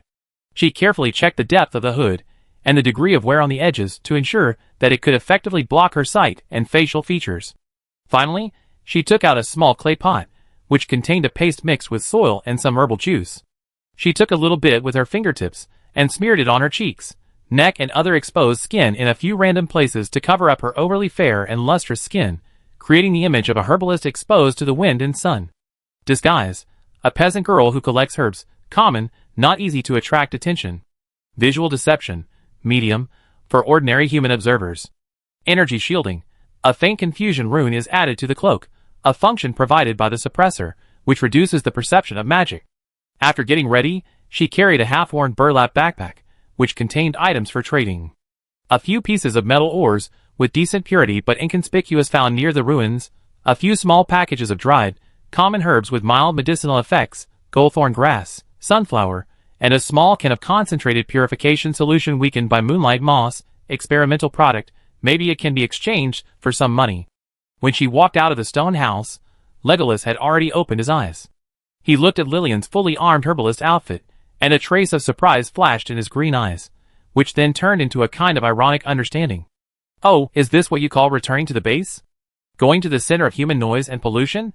Legolas' voice was sharp as usual. It seems that those improved herbs can't satisfy your dependence on human creations. His eyes swept over Lillian's backpack, as if he could see through the pollution source trading items inside. Lillian didn't stop and walked straight past him. Her voice came through the hood, calm, definition error. Dependence, none. Demand, material supply. Efficiency, going down the mountain to obtain is better than waiting for unpredictable caravans. She paused and added, and, your presence, increase the risk factor of the mission. Suggestion, purify your own pollution on the spot. You? Legolas' face sank because of choking, but Lillian had already walked a few steps away. He looked at the dark gray back, then looked down at his still embarrassed appearance and empty quiver. Stay in the valley? Elves without arrows are indeed inefficient in surviving in polluted areas. Go back to the forest? The sense of direction is still vague in the chaotic ambient field. A feeling of frustration came over me. Wait! He gritted his teeth and quickly followed, his voice carrying a barely perceptible awkwardness. The ambient pollution in this area seriously interferes with perception. I need to temporarily leave the core pollution area to relocate the direction of the forest. Anvil Castle. As a temporary coordinate point, it is acceptable. He tried to maintain the pride of the elves, trying to explain force to go together as a strategic need. Lillian did not look back, nor did she object. Her database was quickly updated. New variable, Legolas, going together. Risk assessment, rising, prone to conflict, environmental protection speech increases attention. Potential value, after the direction of the forest is confirmed, it can be used as a separation point to reduce interference on the return trip. The two of them walked silently through the valley pass, one in front and one behind. Lillian's steps were steady, and she deliberately adjusted her gait, which seemed less light and agile, and closer to the steps of ordinary people. Legolas maintained the unique elegant pace of the elves, but his clothes were torn, his silver hair was messy, and there were bloodstains on his face, making him look more like an unfortunate nobleman in distress, rather than a proud guardian. The road to Anvil Castle was more crowded and chaotic than when Lillian left last time. The muddy road was filled with refugees pushing wheelbarrows and carrying simple bags, with numb fear and fatigue on their faces. Occasionally, young faces wearing ill-fitting leather armor and holding rough spears or pitchforks would join the flow of new recruits in the direction of Anvil Castle under the worried eyes of their families or companions, with a mixture of longing for the glory of brave men and fear of the unknown battlefield in their eyes. The convoys carrying ore and would struggle to move through the crowd, and the drivers cursed. The air was filled with the smell of sweat, dust, livestock, and the faint smell of burning sulfur wafting from afar. Lillian pulled down the brim of her hat, compressing her presence to the minimum, like a drop of water blending into a muddy river, silently moving with the crowd. Her perception was like an invisible tentacle, carefully scanning the surrounding environment, avoiding those who were too emotional or too inquiring. Trouble often comes unexpectedly. Hey! Pointy ears over there. A rude shout came from the side. Several humans wearing studded leather armor, who looked like low-level mercenaries or thugs, blocked Legolas's way. The leader was a sturdy man, with a scar on his face, looking at Legolas' handsome, but embarrassed face and empty quiver with ill intentions. You look so delicate, don't you look like a fighter? How come the elves are also learning to be heroes from humans? Or, the scarred man glanced at Legolas's clothes, which were torn but obviously made of extraordinary materials, and smiled, are you here to seek protection from us? Protection fee. Legolas's face instantly turned as cold as ice, anger rose in his green eyes, and his fingers subconsciously touched his waist, where the quiver should be hung. Dirty scum! Your existence itself is a blasphemy against nature. Immediately. Before he finished speaking, a very weak dust with a strong irritating smell came without warning, covering the faces of those hooligans accurately. Achoo! Achoo! The scarred man was the first to be hit, and he was choked and sneezed repeatedly. The other people were also hit, sneezing one after another, their eyes were irritated and red, and they instantly lost interest in blocking the road. What the hell? Achoo! Bad luck. Let's go! The scarred man covered his nose, cursed, and ran away through the crowd with his equally embarrassed subordinates. Legolas looked back in astonishment, only to see that Lillian had stood one step behind him, holding an inconspicuous small leather bag. Her hood was slightly lifted, revealing a small, half of her face smeared with mud, and her obsidian eyes were calm. Moonlight moss spores concentrated dust. Insect repellent, allergenic, targeting specific respiratory structures. Lillian explained in a flat voice, as if stating an experimental conclusion, highly effective, non-lethal. Saves 78% of time compared to your environmental protection declaration. Legolas, He looked at the backs of those who sneezed loudly and fled in a panic, and then looked at the inconspicuous small leather bag in Lillian's hand, and a complex emotion surged in his heart. Was he angry at her meddling? Or was he shocked by the precision and strangeness of her methods? In the end, he could only snort coldly, and turned his head away, but his ears were slightly hot. He had to admit that this was indeed much more efficient than direct conflict. Keep a low profile. Lillian pulled down her hat again, dropped 2 words, and joined the crowd again, as if she had just brushed off a speck of dust. Legolas looked at her back, gritted his teeth, and finally followed her. This time, he subconsciously restrained the overly obvious elf aura around him, and closed his habitually critical mouth. But in the depths of his green eyes, his curiosity and exploration of the herb-picking peasant girl beside him grew quietly like a vine. The huge gate hole of Anvil Castle, which was made of rough logs and boulders, was in front of him, and the noisy sound of rust, sweat, inferior beer and barbecue came to his face. At the gate, the guard's inspection seemed to be more strict than last time, especially for those strong men. The people queuing to enter the city were like a long, slowly creeping dragon. Lillian pulled the brim of her hat, and adjusted the backpack strap to a more inconspicuous position. The dark gray cloak wrapped her tightly. Supply mission start. Primary goal: obtain high-purity moonstone powder, stable magic-conducting mithril, magic suppressor repair priority, highest. Secondary goals: hard bread, snakeroot seeds, humus essence, high-sugar energy blocks, lava cakes. Trouble avoidance protocol activated. New variable monitoring. Legolas, status: temporarily obey the Loki principle. She took a deep breath, although it was not necessary, stepped into the huge vortex called Anvil Castle, which was mixed with hope, despair, iron and fire. Loki? In this boiling furnace of war, perhaps it is the biggest luxury, and the source of trouble. Chapter 89. The shadow of the gate of Anvil Castle swallowed the slowly moving flow of people like the throat of a giant beast. The turbid air mixed with the smell of sweat, inferior beer, livestock, and the faint smell of burning sulfur became so thick that it was almost suffocating. The guards wore studded leather armor, their eyes alert and tired, and they roughly checked the bags of every person entering the city, especially those strong men, questioning their origins and purposes. Name? Where are you from? What are you doing in the city? A guard captain with a beard that almost covered half of his face stopped a thin refugee in front of Lillian in a hoarse voice. My lord, my name is Hank. I escaped from Blackstone Village. The village was burned by magic flame bombs. I came to the city to find a way to survive. The refugee huddled and answered, holding a rag bundle tightly in his arms. Blackstone Village? The captain frowned and waved his hand to signal his men, search. See if there are any suspicious items. 2 guards immediately stepped forward and roughly checked the refugees' bags. Several worn-out clothes and half a piece of blackened hard bread were shaken to the ground. Lillian pulled down the brim of her wide-brimmed straw hat, hiding her petite figure in the shadow of her dark gray cloak as much as possible, and observed silently. Her perception was like a sophisticated scanner, analyzing the guard's inspection process. Key targets, weapons, suspicious energy items, strong men, and routine question templates for interrogation. Legolas behind her pursed his lips tightly, and his green eyes revealed his disgust for the guard's rude behavior and his vigilance against the trouble that his elf identity might bring.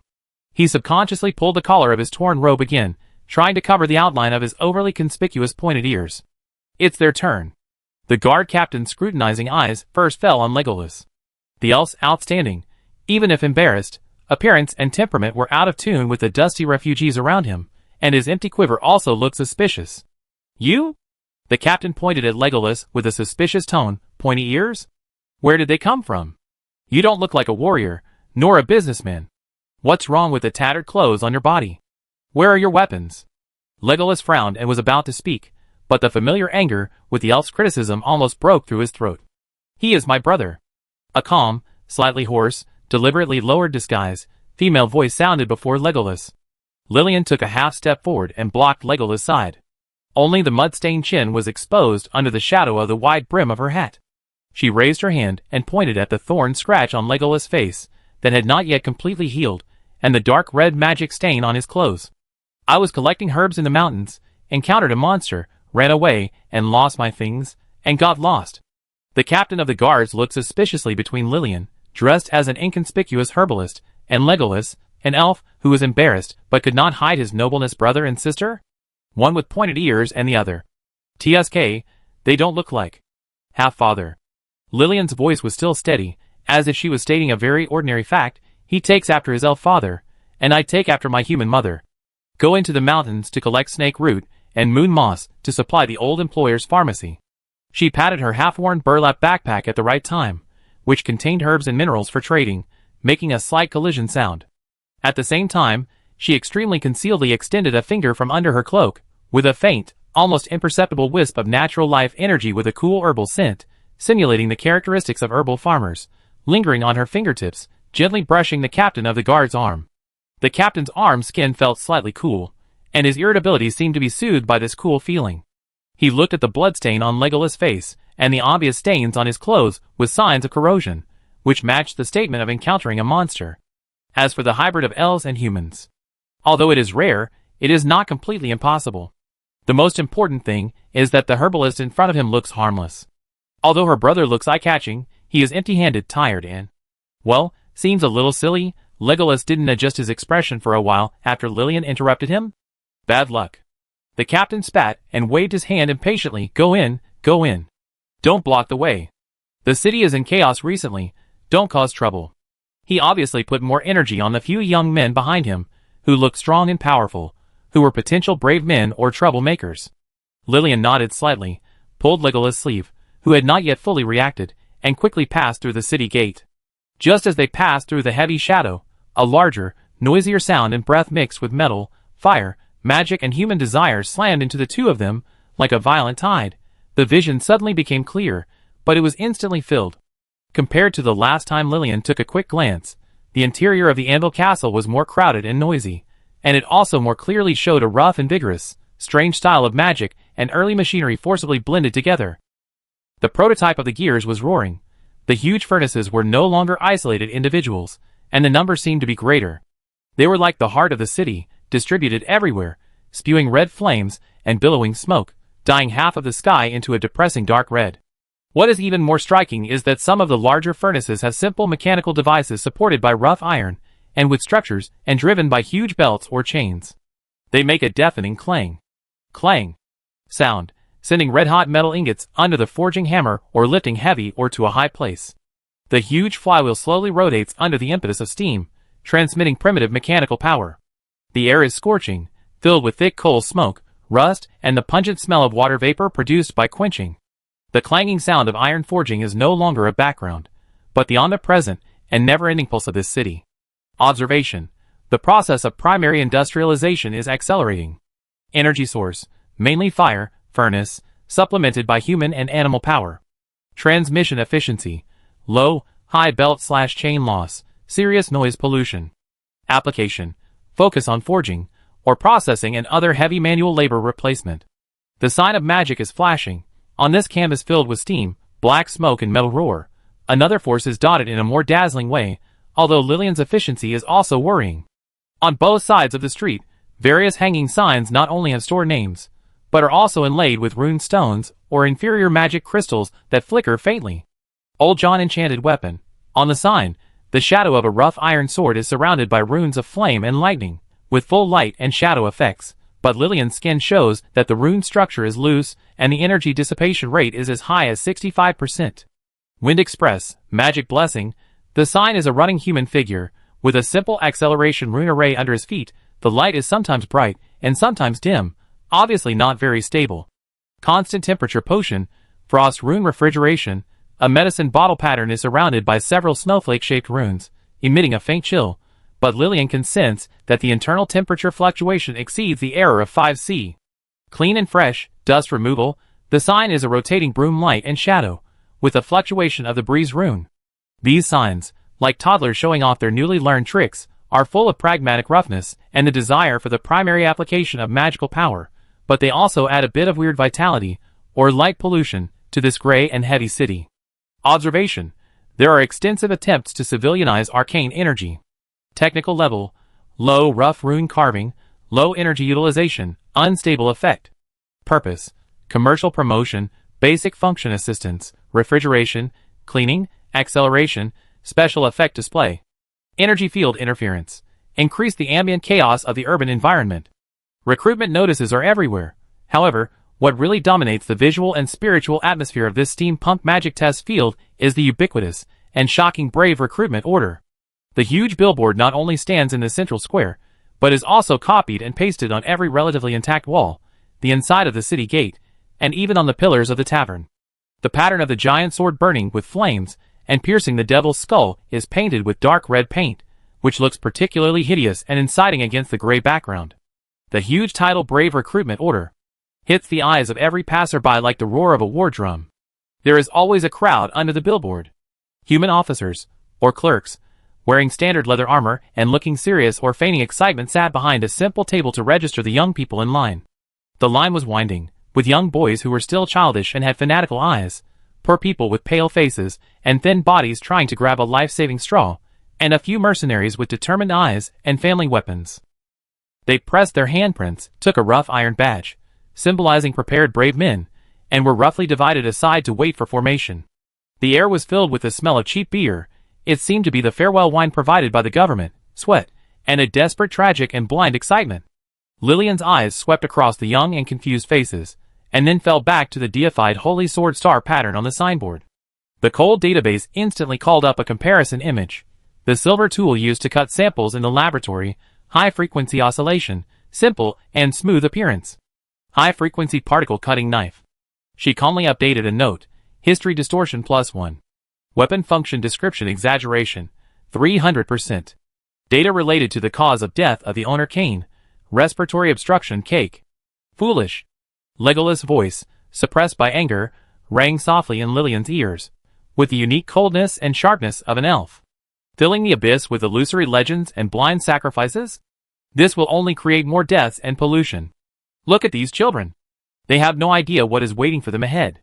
Their life energy is being consumed and polluted in vain. He looked at the young people queuing up to receive the badges, his green eyes full of regret and anger, as if he saw a piece of fresh forest about to be burned by the flames of war. Lillian did not respond to Legolas's environmental accusation. Her attention was attracted by a familiar sign deep in the street. Cloud frosting. Aunt Martha's dessert shop, that small oasis that insisted on emitting a sweet aroma in the iron and fire. Priority adjustment, magic inhibitor materials, moonstone powder, mithril silk. High sugar energy supply, Ella contract fulfillment and data update. Other supplies. Logic. The sugar supply point is the closest, efficiency first. And the latest lava cake parameters can be obtained. She pulled her cloak, ignored Legolas's continuous criticism of human stupidity, automatically filtered as background noise, and avoided the overcrowded and fanatical crowd under the recruitment notice. Like a flexible fish, she swam firmly towards the sweet breath in the turbid crowd filled with the sound of steam pipes erupting, the roar of machinery, the flashing of magic signs, the shouting of officers, and the noise of recruits.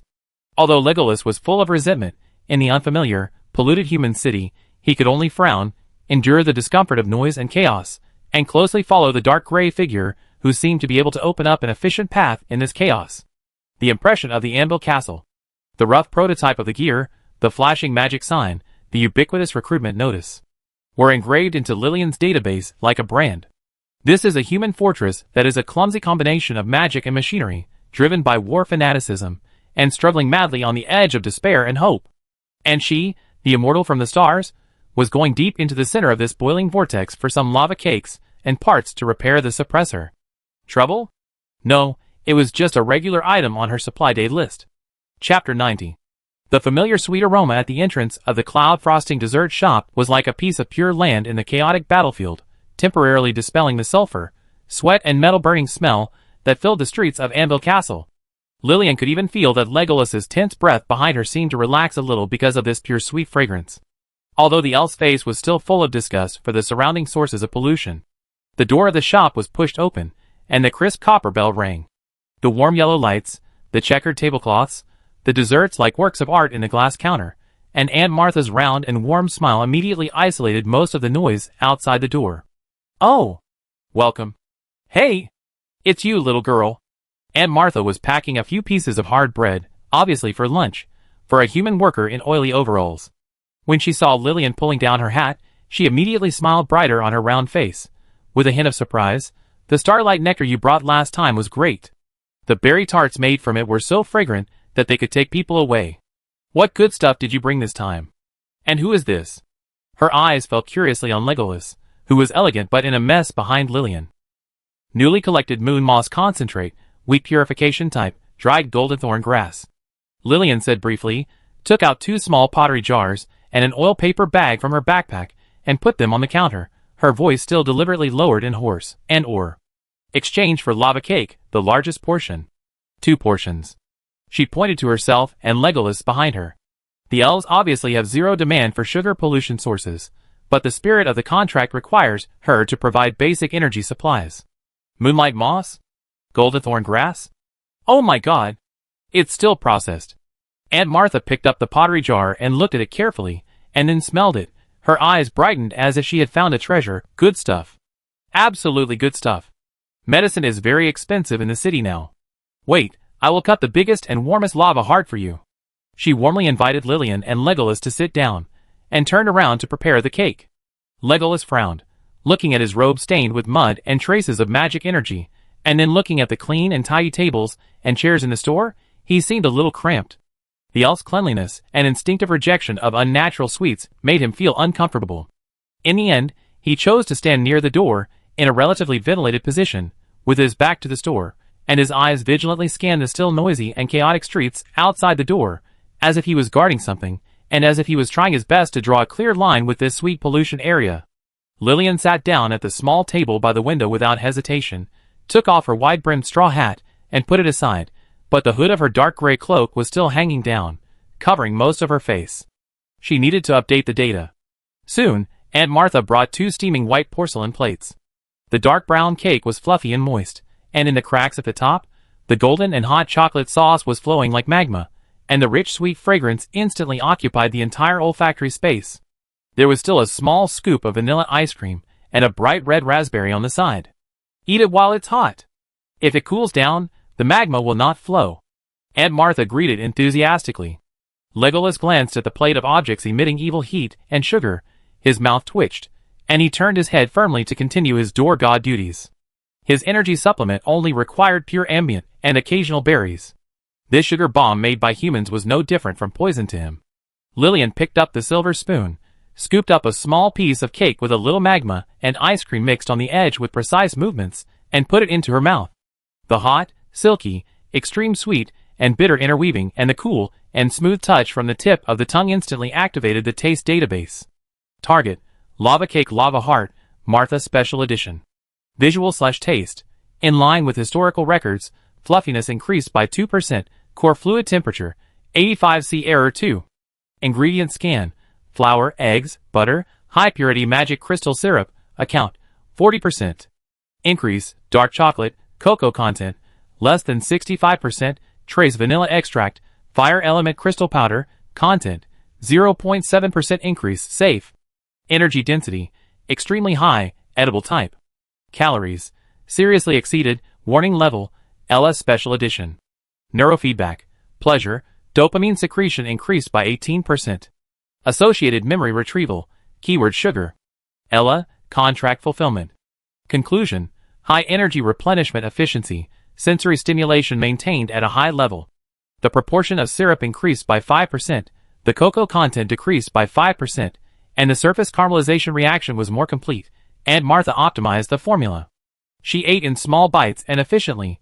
Her cold eyes flickered silently under the shadow of the hood. Legolas was like an elf sculpture that refused to go along with the crowd, with his back to the sweet source of sin, leaving Lillian with only a lonely and proud back full of "I can't live with sugar." Just as Lillian finished most of the cake, and was about to fulfill the contract and efficiently deal with Legolas's portion, not wasting energy, Aunt Martha wiped the counter, and seemed to remember something. She lowered her voice and said to Lillian, "Little girl, you are a good herb collector. If you hear any rumors recently, or if you find any rare healing herbs, don't rush to sell them at the street stalls." She pointed to the opposite side and said, "Did you see the drunken dwarf?" Lillian followed her gaze. Across the street, a shop with a much larger storefront than cloud frosting was bustling with people. The heavy wooden door was open, and a huge, somewhat funny, wooden statue of a drunken dwarf was hanging at the door, holding a wooden wine glass almost as big as him. The sign read Drunken Dwarf Tavern crookedly. The strong aroma of beer, the greasy aroma of roasted meat, and the mixed smell of sweat, tobacco, and all kinds of loud noises were pouring out from inside.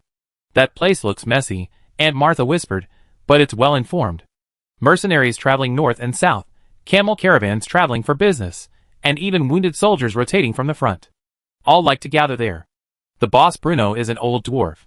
He looks fierce, but he's actually not a bad person. The key is that he knows what's good. He dares to buy good things. The price is much fairer than those black-hearted merchants. If you get any good medicinal materials, or want to find out some news about the front line and monsters in the mountains, you can't go wrong there. But, she looked at Lillian's slender figure and Legolas, who had a unique temperament next to her. You have to be smart when you go in. There are all kinds of people in there. It's very messy. New location marker, Tavern Drunken Dwarf. Attributes, Intelligence Distribution Center, Unofficial Trading Point, Mixed Personnel, High Risk/High Information Volume. Potential Value, Information, Frontline Battle Situation, Monster Activity Range, Affecting the Safety of the Herb Collection Path, Black Market Price Fluctuations. Transaction, Sell Rare Medicinal Materials, Moonlight Moss Concentrate, High Quality Golden Thorn Grass, and possibly purchase special ores. Target, Evaluate the possibility of purchasing channels for magic suppressor materials, Moonlight Stone Powder, Mithril Silk. Aunt Martha's intelligence was very timely. Lillian was worried about how to efficiently obtain the materials needed for the magic suppressor, which might be regulated or scarce on the market. The official store has high prices and complicated procedures, and the black market risks are uncontrollable. An intelligence distribution center run by an old dwarf who knows the goods and has a complicated background is undoubtedly an option worth trying. As for the risks? In Lillian's trouble avoidance agreement, as long as the information value or resource acquisition efficiency is high enough, controllable risks are acceptable. She silently added Aunt Martha's reminder to the database, and at the same time accelerated the speed of destroying the cake in front of her. Hey, human. Legolas' cold voice suddenly sounded. He still had his back to Lillian, staring sharply at the mercenaries, who were arm in arm, shouting loudly, and smelling of alcohol at the door of the drunken dwarf across the street. Have you completed your so-called efficient supply? The energy pollution and noise decibels in this place have seriously exceeded the standard. He pointed to his pointed ears, expressing strong dissatisfaction. Moreover, I sense that there is a stronger residual breath of abyssal magic in that direction, drunken dwarf, mixed with the smell of alcohol and sweat, which is disgusting. Lillian swallowed the last bite of cake, feeling the energy flow brought by the sugar replenishing the mental power consumption. She picked up Legolas's completely untouched cake, contract item, can't be wasted, quickly wrapped it with oil paper, and stuffed it into the backpack. Change target. She stood up, put on her wide-brimmed straw hat again, pulled the hood down, and her voice came through the cloth. Next stop, drunken dwarf. Mode, information gathering and potential transactions. Additional task, environmental scanning, residual abyssal magic. Legolas turned around abruptly, his green eyes full of disbelief. You still want to go to that? That noisy and filthy nest? For what? Those drunken humans' nonsense? For moonstone powder and mithril. Lillian said briefly, and at the same time took out the small leather bag containing the concentrated dust of moon moss spores from her backpack and weighed it in her hand. And to verify your pollution report. She ignored the elf's face, which was mixed with shock, anger, and a bit of instrumentalization and aggrieved expression, nodded slightly to Aunt Martha, and then pushed open the door of cloud frosting. Outside the door, the noisy heat wave of the drunk dwarves, mixed with beer, barbecue, sweat, tobacco, and a hint of the abyss, instantly engulfed her. Legolas watched Lillian walk towards the filthy land without hesitation, then looked at his empty quiver, and the sense of direction that needed to be purified. In the end, he could only stamp his feet, still gracefully, and followed again, with a tragic look of I must monitor this polluter for the sake of the forest. The two of them walked through the noisy streets one after the other, and stopped under the huge wooden sign of Drunken Dwarf, with a funny drunken dwarf carved on it. Inside the heavy wooden door, the sound waves rushed out like substance. The rough dwarf singing, the roar of human mercenaries playing finger-guessing games, the crisp sound of wine glasses colliding, the sizzling sound of barbecue, and the waiter's long-drawn shouting. Target point, Tavern Drunken Dwarf.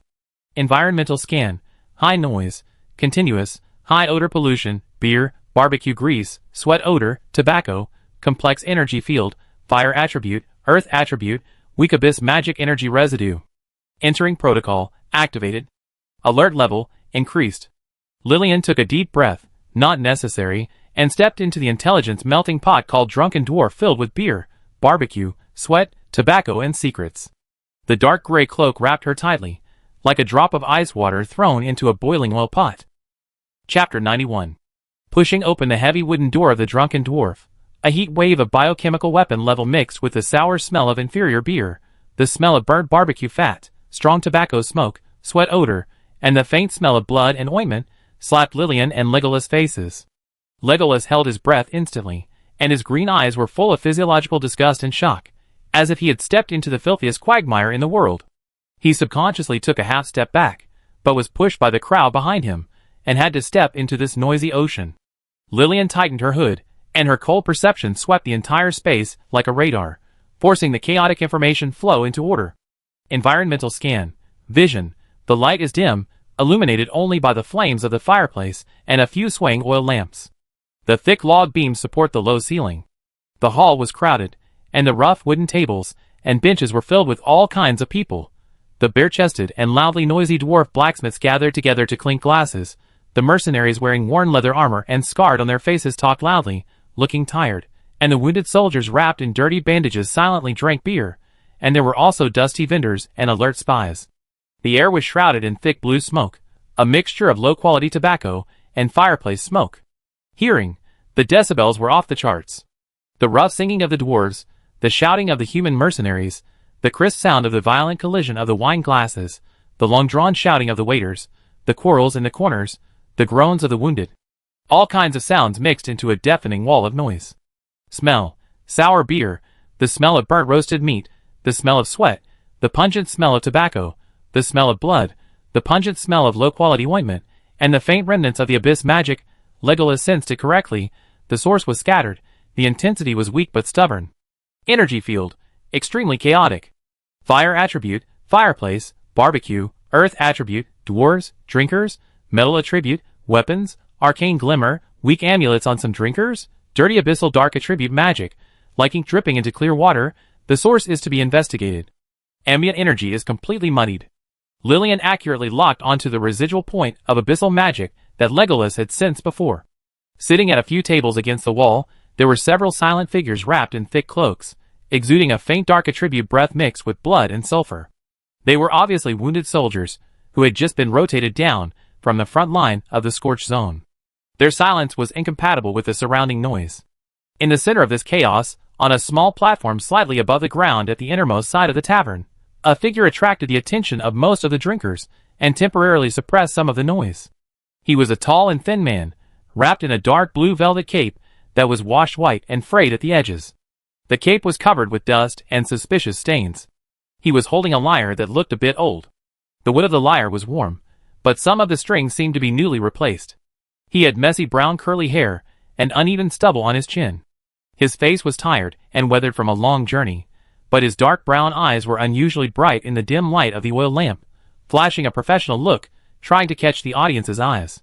He cleared his throat, and the sound was like sandpaper rubbing against wood, with obvious hoarseness and fatigue from long-distance shouting, but strangely penetrated some of the noise. Quiet. Friends. Quiet. Let the fire warm your wine. Let the barbecue fill your stomach. Let old Roy's piano and stories feed your ears and hearts. His opening remarks had the unique rhythm and incitement of a bard. Several dwarves stopped clinking their glasses and looked over curiously, and several tables of mercenaries also stopped arguing temporarily. The wounded soldiers remained silent, but their heads seemed to have been raised a little. Old Roy's fingers gently plucked the strings, and a string of slightly hoarse but ancient notes flowed out, like drops of water thrown into boiling oil, making the noisy tavern strangely quiet. His hoarse voice accompanied the simple sound of the piano, as if telling a secret that has been passed down for ages. In these years of war and demonic shadows, when despair shrouds the earth like the thick fog of eternal night, what supports our backbone? What guides the lost direction? What makes us believe that the darkness will eventually be torn apart and the dawn will eventually come? He paused deliberately, his dark brown eyes swept across the gradually focused eyes of the audience, and the rhythm of his fingers plucking the strings accelerated, with a hint of excitement. It's courage. It's faith. It's the light of the stars that illuminates the darkness. His voice suddenly rose, with a dramatic excitement. Today, old Roy will not sing lingering love songs, nor will he tell the sorrow of parting. Today, I will sing for you a heroic epic forged with blood and tempered with hope. The sound of the piano suddenly became rapid and sonorous, like the beating of a war drum. Let's go back to where the legend began. Back to the days when the iron hoofs of the Demon King's army first crushed the peace. When the purple mist covered the sky, when the demon flames burned their homes, when people knelt on the edge of the abyss of despair and cried. He, like a meteor tearing through the darkness, going upstream from the long river of fate. Old Roy suddenly opened his arms and raised his cloak, as if to embrace the invisible heroic soul. He was not born noble, and he did not have an ancient bloodline inheritance. He was just an ordinary village boy named Cain. Cain! It's Cain's story. The strongest hero. A few rough echoes and excited whispers rang out in the tavern, especially those young mercenaries and some dwarves, whose eyes ignited with eagerness. Even the numb eyes of several silent wounded soldiers seemed to flash a faint wave. Legolas stood behind Lillian, frowning and sneering in a low voice. Another poor guy brainwashed by human fiction. The so-called hero is just another part consumed by the war machine. His green eyes swept over the audience, who were ignited by the story, full of undisguised criticism. Lillian was like an outside observer. Her eyes under the hood calmly swept over the bard's exaggerated performance and the audience's reaction. Her database automatically retrieved the real file about Cain. Target, Cain. Human male. Active time, about 150 years ago. Characteristics, polite, combat skill evaluation, B+, human standard. Items held, high-frequency particle cutting knife, laboratory tool, named Starlight.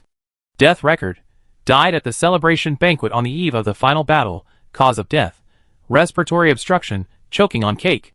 Related events, no strategic level achievements. Conclusion, legend exaggeration coefficient, extremely high. Old Roy obviously didn't know the truth. He was immersed in the heroic narrative he had woven. His hoarse voice was full of reverence and incitement. At the darkest moment, when the Kingdom Alliance was retreating step by step, and the Blackstone Fortress was crumbling. A burning star cut through the desperate night sky. It fell deep into the ancient sighing forest. That was an oracle. A sign of hope. The sound of the piano became melodious and mysterious, as if depicting the scene of falling stars.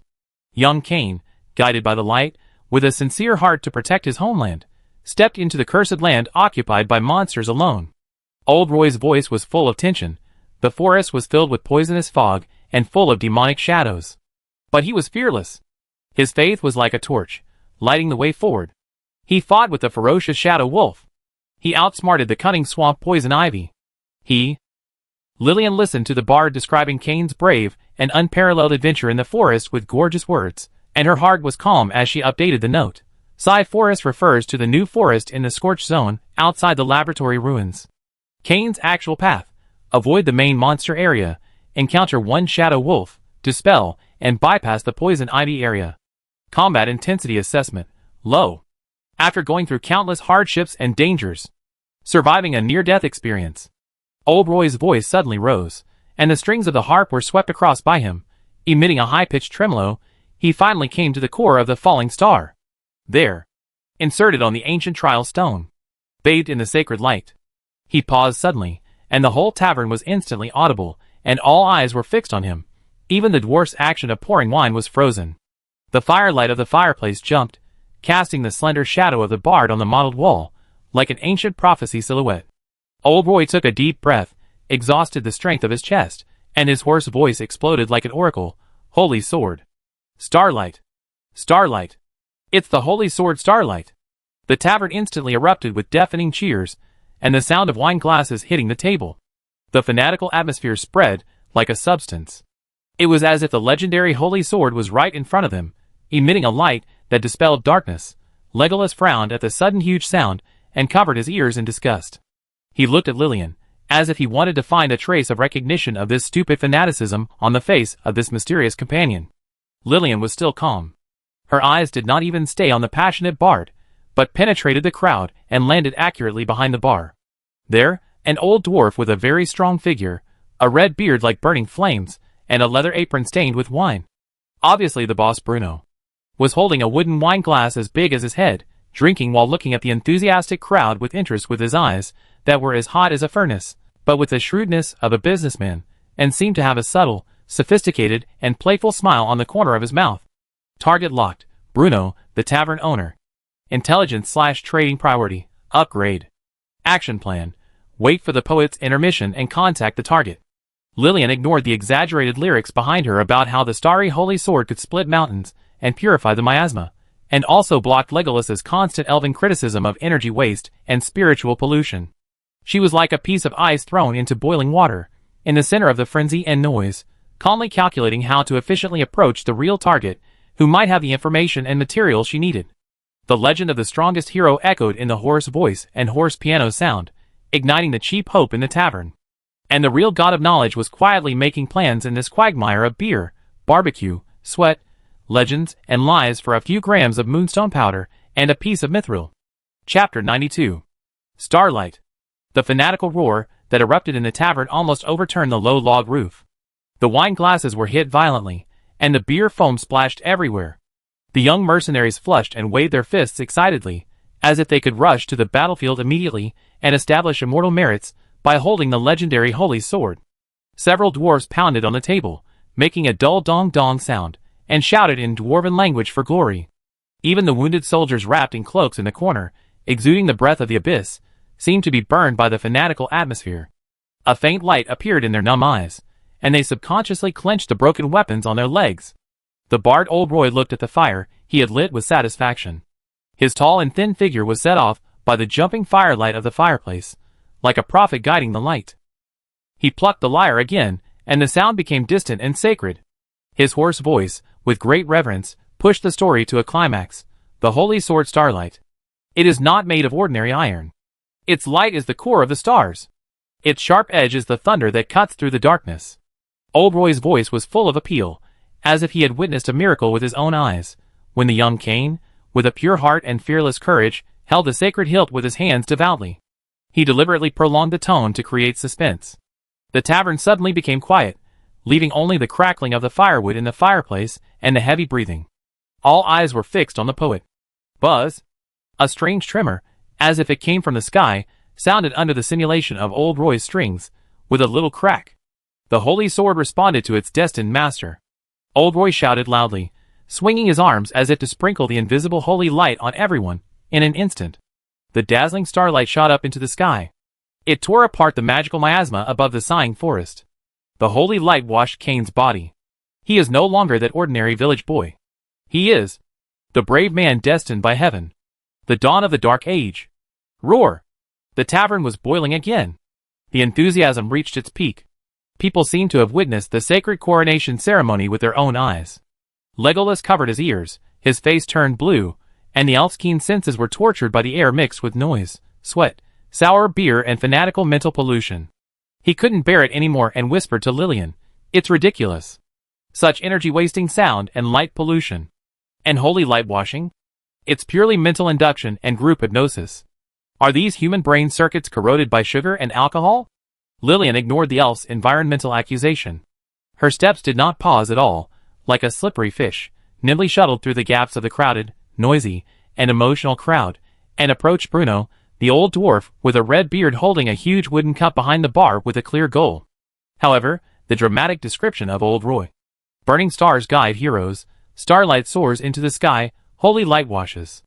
Was like an invisible key, accurately poking open a dusty picture deep in her absolute memory, with cold data and a little embarrassing. Keyword trigger, burning stars. Collision trajectory of binary star fragments. Escape capsule detachment. Forced landing log. Related scene loading. Memory fragments. High fidelity. Visual. It is not a sacred golden light, but a dazzling explosion light that burns the retina, mixed with the red fire of molten metal and the blue plasma.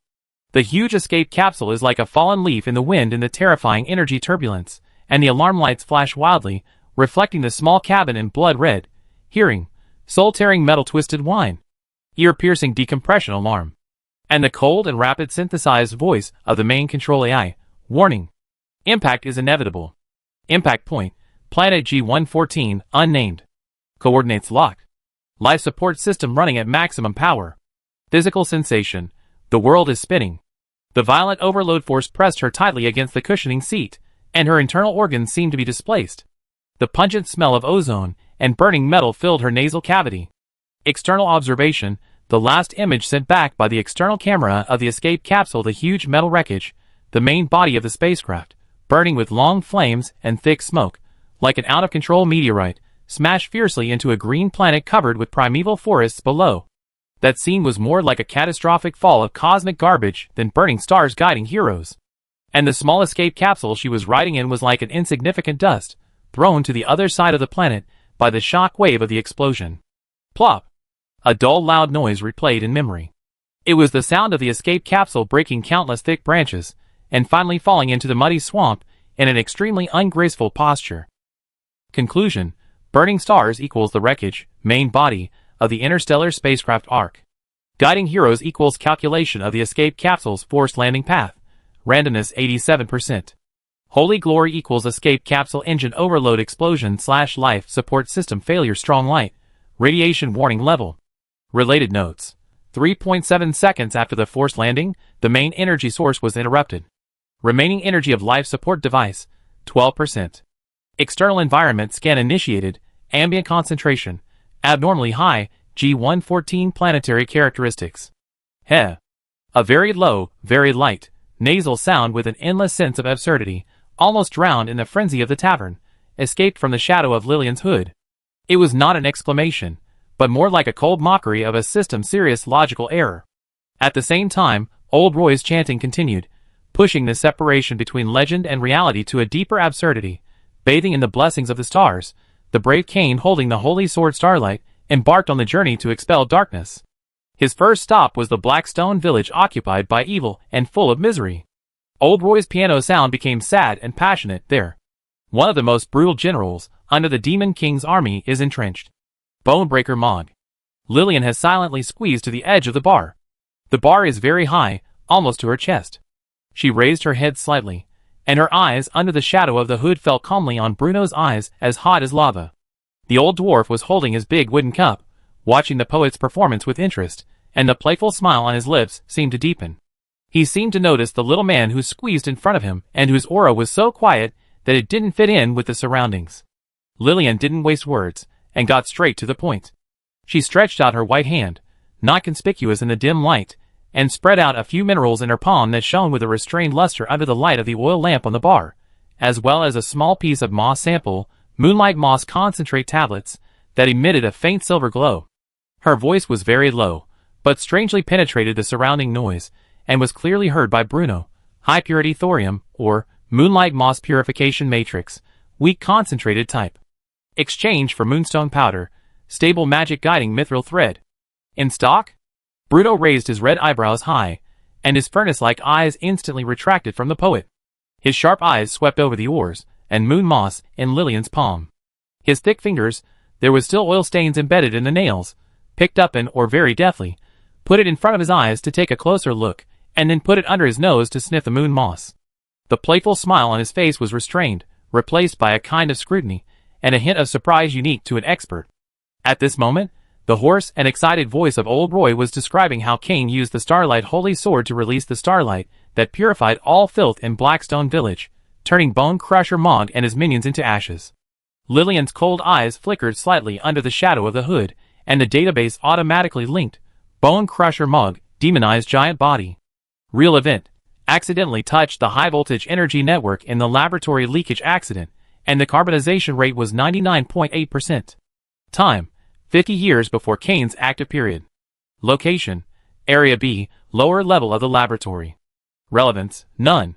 The collision between legend and reality, in the bard's chanting and Lillian's cold database, created silent and absurd sparks. And in front of the bar, the real deal, the key materials that determine whether she contained the dangerous ocean in her body, has just begun. Legolas's mixed contempt and vigilance were like thorns in her back. In this quagmire of lies, fanaticism, beer and a hint of the abyss, she had to get what she needed efficiently. Chapter 93.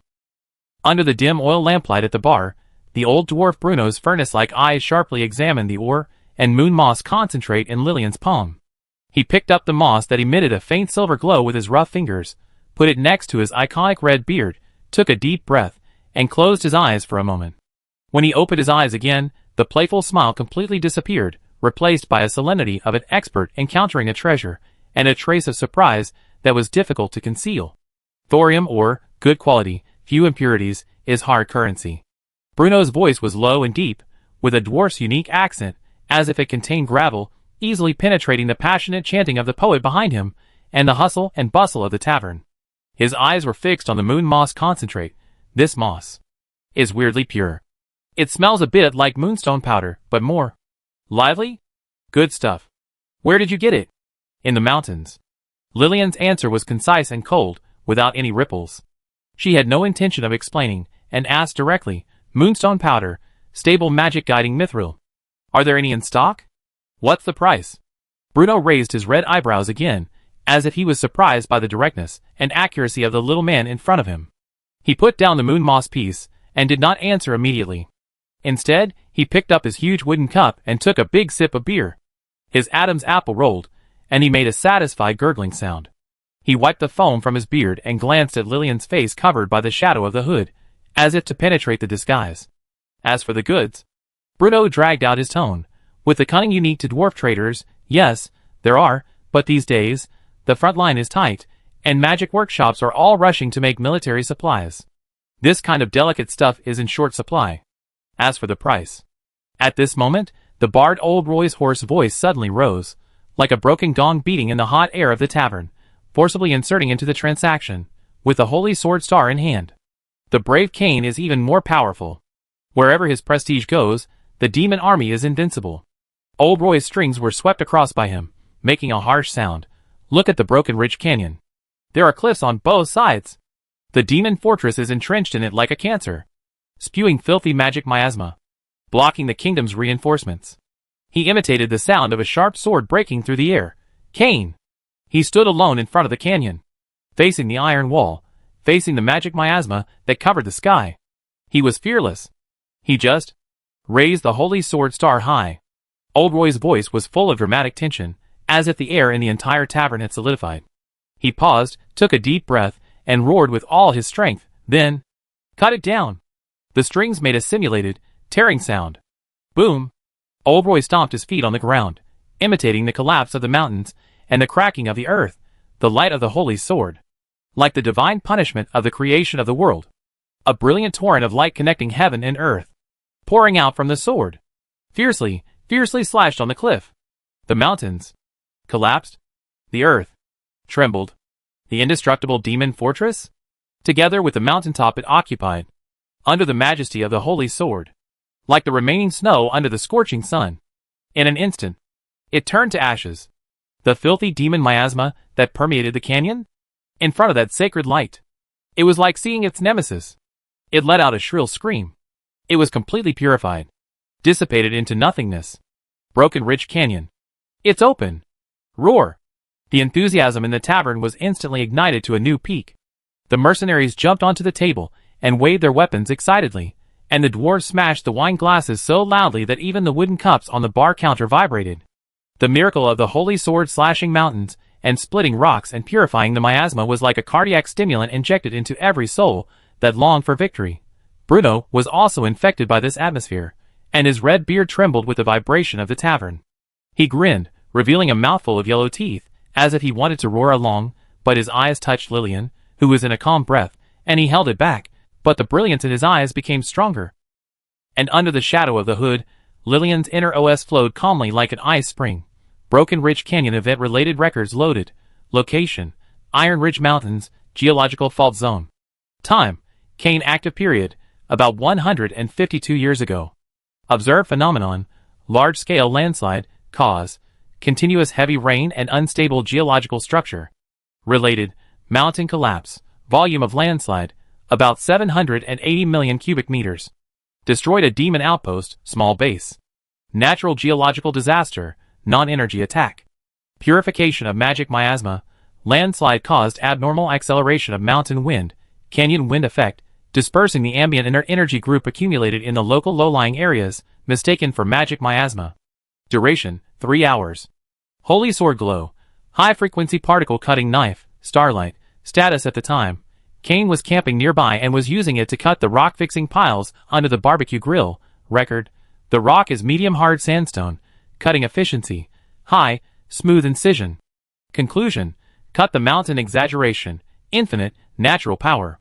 Purify the magic miasma correlation. Weak, indirect climate influence. Starlight actual contribution. Cutting rock fixed piles. Efficiency evaluation. Excellent. Note: cutting rocks is quite useful. Lillian ignored the passionate follow-up about how the holy sword purifies the magic miasma and opens up the life channel behind her.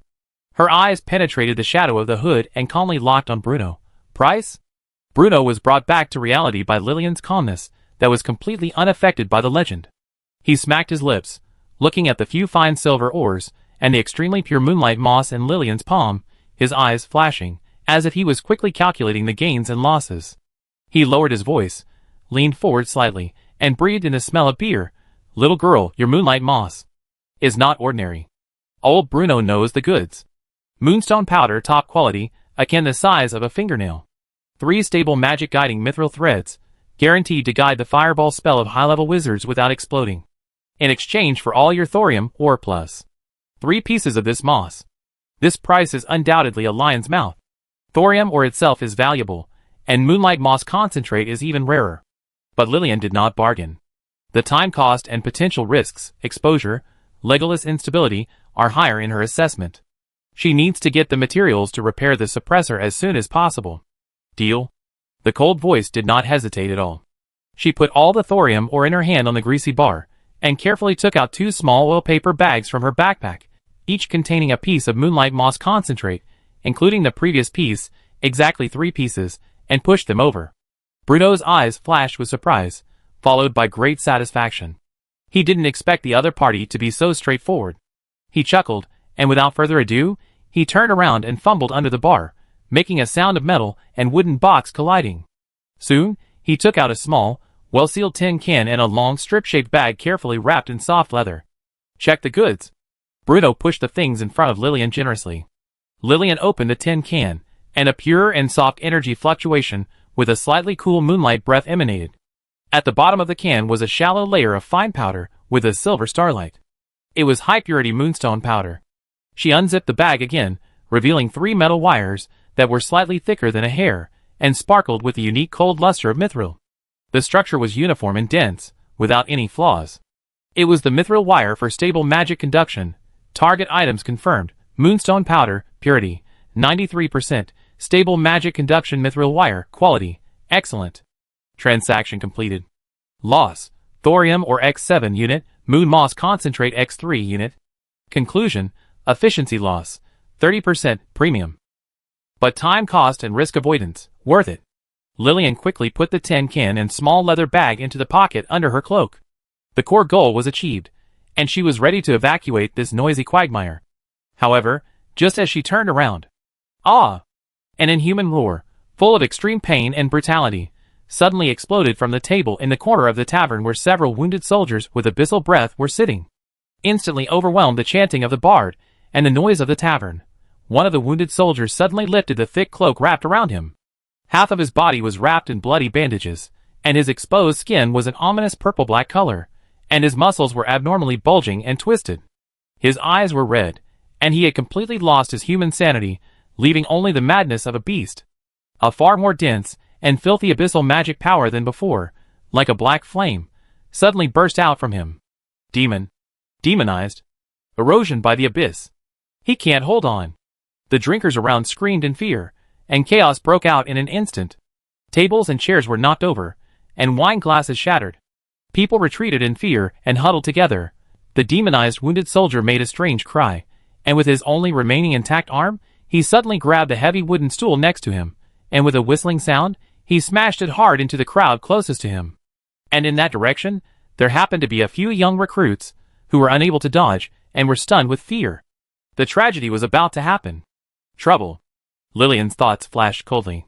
She almost instinctively mobilized her magic power, and the light on her fingertips condensed. But she suppressed it forcefully in an instant. The inhibitor was not effective enough, and if she acted rashly here, the risk of energy out of control far exceeded the threat of this demonized individual. And she would be completely exposed. At this lightning moment, she caught a glimpse of Bruno filling a large glass of foaming, turbid dwarven liquor on the bar, without hesitation. Lillian picked up the heavy wooden cup that was bigger than her fist, and with an extremely precise angle, she threw the whole cup of liquor, and the cup like a javelin, and smashed it hard towards the twisted and swollen purple-black shoulder wound of the demonized wounded soldier. Puff! The heavy wooden cup accurately hit the wound wrapped in bandages. The cup body shattered. The hot, spicy, high-proof dwarven liquor was like a strong acid, instantly soaking the bandages and seeping into the extremely sensitive wound eroded by the abyss magic. Ouch! A scream even more shrill than before, as if the soul was poured with boiling oil, erupted from the mouth of the demonized wounded soldier. His movement of smashing into the crowd instantly deformed and stiffened, and the severe pain from the deep of the wound made his whole body curl up and spasm. The erupting magic energy also stagnated. In the chaos, no one noticed who threw the glass. Only Bruno behind the bar, his furnace-like eyes suddenly widened, looking at Lillian's lightning-fast, terrifyingly accurate movements and the empty bar in disbelief. His glass of precious beer, which he had just filled and had not had time to drink a sip of, and Lillian, at the moment of throwing the glass to create chaos, was like a fish swimming in the shadows, grabbing Legolas' sleeve, who was still shocked by the abyss pollution eruption and had not reacted, and whispered, "Let's go." She pulled the elf and took advantage of the crowd. In the chaos, the precious gap when the demonized wounded soldiers temporarily lost their mobility due to severe pain, nimbly passed through the overturned tables and chairs and the terrified crowd, and rushed out of the noisy and dangerous heavy wooden door of the drunken dwarf without looking back. Behind him, there were only the painful howling of the demonized wounded, the screams of the crowd, the roar of the dwarf boss Bruno's heartbroken whine, and the last tale of the bard old Roy, who was completely interrupted and still echoed awkwardly about the power of the holy sword to purify. Outside the door, the chaotic air of the streets of Anvil Castle hit her face. Lillian did not stop, and her dark gray cloak drew a neat trajectory in the crowd, with a clear goal. Stay away from trouble, take the precious materials, and return to her quiet valley that was occasionally greeted by the magic flame bomb. Legolas was pulled by her and staggered forward, and his green eyes still retained the shock of the explosion of the abyss magic energy, and the extreme surprise and confusion about Lillian's glass of wine just now exorcising the magic. He couldn't help but look back at the chaotic tavern door, and then at the black-haired girl beside him, who was as calm as ever. The elf's cognition was once again impacted by the simple and crude efficiency. Chapter 94. The chaos on the streets of Anvil Castle was not calmed by the sudden incident in the drunken dwarf. Instead, it was like a pond with stones thrown into it, and ripples spread out. In the distance, the guards' hurried whistles and running sounds could be heard, heading towards the tavern. Panic spread among the crowd, and the pushing, shouting, and crying of children mixed together, making the already crowded road even more difficult to walk. Lillian's dark gray cloak was like a sharp blade that split the waves in the turbid current. Her steps were swift and steady. She cleverly used the gaps in the crowd and the shadows of the buildings, and moved towards the relatively deserted side door closest to her with a clear goal. Legolas was pulled by her sleeve and staggered behind her, his silver hair flying in the chaos, and his green eyes still retained the shock of the abyss magic energy explosion just now, as well as extreme confusion and cognitive subversion of Lillian's dwarf liquor anti-magic therapy. He wanted to ask several times, but was interrupted by the oncoming crowd and Lillian's unquestionable pull. You just now. That whine. Legolas finally took the opportunity to ask breathlessly, when he passed through a narrow alley full of empty wooden boxes, with a hint of incredible sharpness in his voice. Abyss erosion is a serious energy pollution. You used alcohol? High-concentration ethanol solution. Lillian didn't even turn her head, and her voice came through the hood, cold and precise. It acts on the nerve endings and abnormal energy nodes of the corroded tissue, causing severe pain feedback and interfering with the activation process of magic energy. It is not a radical solution, but it effectively creates an action interruption window. She paused and added, cost, a glass of inferior beer. Risk, much lower than magic exposure. Legolas, He was choked by this overly scientific and pragmatic explanation and was speechless. Using severe pain to interrupt demonization? This is completely contrary to what he knows, that pure natural energy or high-level purification techniques are needed to fight against the erosion of the abyss. However, the facts are in front of him. The demonized wounded soldier did lose his ability to move instantly. This simple and crude method that is almost absurd, its efficiency once again severely impacted his inherent cognition. He could only purse his lips, temporarily suppress his doubts and the pride of the elves, and continue to be passively pulled by Lillian to shuttle through the chaotic streets. Just as they were about to rush out of the alley and approach the relatively deserted side door area, a more distant but still highly inflammatory hoarse singing voice. With the help of some simple amplification device, perhaps a magic resonance stone, stubbornly penetrated the hustle and bustle of the street and chased after them like a maggot on the tarsal bone. It was the bard Old Roy. He was not completely interrupted by the chaos in the tavern, or moved to a more open place to continue his great cause. His broken gong-like voice echoed in the wind with an indomitable professional spirit. The glory of the holy sword Starlight swept the four directions. But the footsteps of the brave Cain never stopped. In order to crush the conspiracy of the demon army, in order to save the innocent people who were kidnapped from the dark nest, he, alone, stepped into the terrifying demon cave called the Soul Eater's Throat, where even birds have disappeared. Old Roy's piano sound became eerie and strange, simulating the echo of the cave and the whispers of monsters. Deep in the Devil's Cave, there are 7 of the most brutal demons under the Devil's command. They all have unique skills and command countless ferocious minions. That is a projection of hell. It is a maze of death. The poet's voice was full of tension, as if he had experienced it personally, but our brave man, fearless Cain. He holds a star in his hand, like a judge of light walking in the world. First battle. Against Shadow Poison Fang. The poisonous mist permeates, and the deadly shadows are like waves. Cain protects himself with the light of the holy sword, sees through the trajectory of its escape, and cuts off the source of its poisonous fangs with one sword. Second battle. Encounter with Lava Roar. The scorching lava torrent swept through the cave. Cain invoked the power of the holy sword Ice, froze the lava, and pierced through its roaring core with one sword. The third battle. Old Roy described passionately how Cain encountered 7 powerful demon generals in a row in the impossible-to-survive demon cave, and how he relied on extraordinary courage, unparalleled martial arts, and the power of the holy sword Starlight to win 7 battles in a row. Every battle was described as thrilling and dangerous, and finally ended with Cain's glorious victory. His hoarse voice, amplified by the simple loudspeaker, beat every terrified heart on the chaotic street like a war drum, forcibly injecting cheap courage and illusory hope. 7 victories in 7 battles. 7 demon generals surrendered. The imprisoned innocents regained their freedom. The dawn of hope is spreading across the earth again. Old Roy's voice reached its highest peak, and the strings of his harp were almost broken by his sweeping. Brave Cain. His name. His great deeds. Like an immortal star, always illuminating our path to fight against darkness. Cain! Cain! Cain! On the street, some young people who were inside it shouted excitedly in the direction of the loudspeaker regardless of the chaos, as if the name itself could dispel fear. Legolas listened to the fanatical hymns about 7 victories in 7 battles coming from behind, which were getting farther and farther away, and his face showed undisguised contempt and disgust. 7 victories in 7 battles? Humph! The energy consumption model is simply impossible to support. Not to mention continuous high-intensity combat in that closed magic environment. It's purely mental opium, used to paralyze the nerves of these poor guys. Lillian ignored Legolas' criticism and did not stop.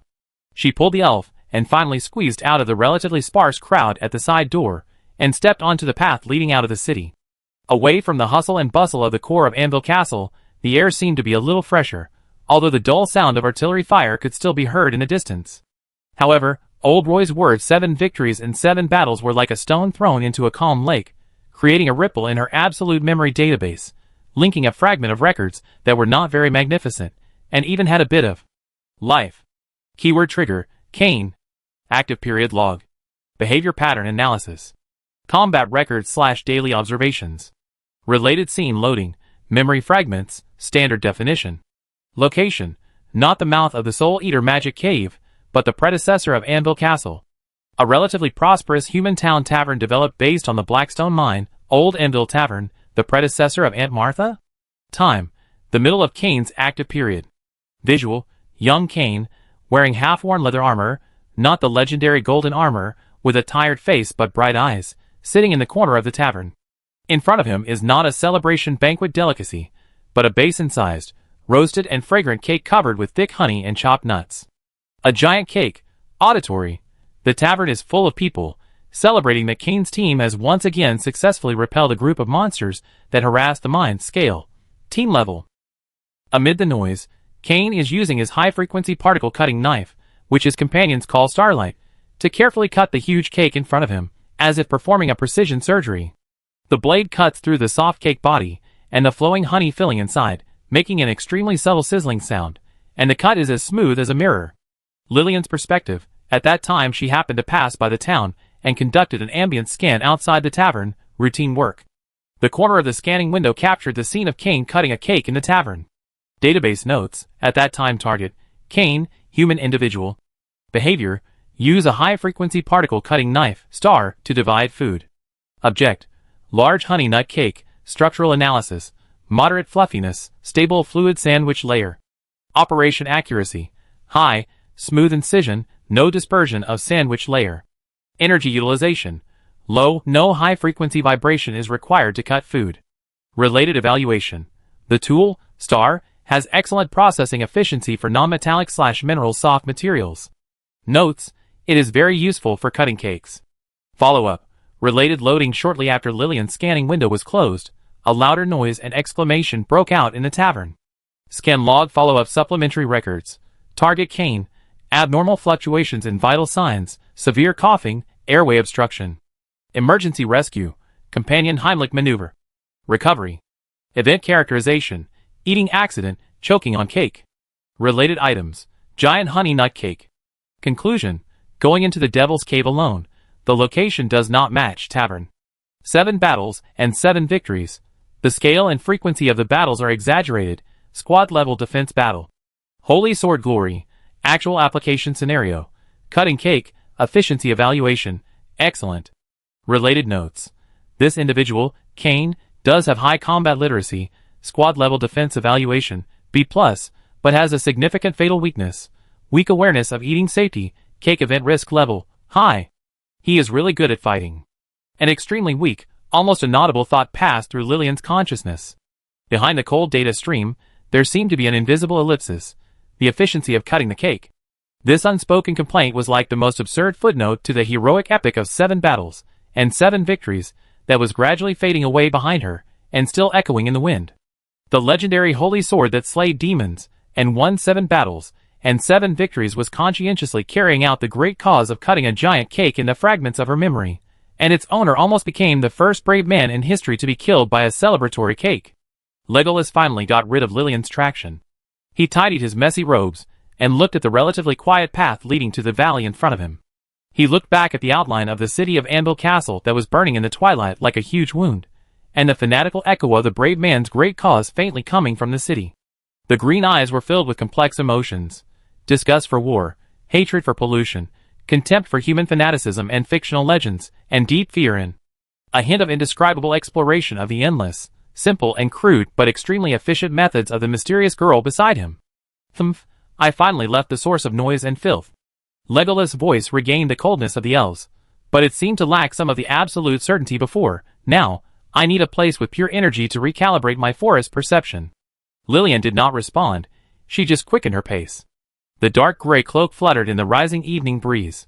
Her fingertips gently touched the tin can and small leather bag in her pocket through the cloak fabric.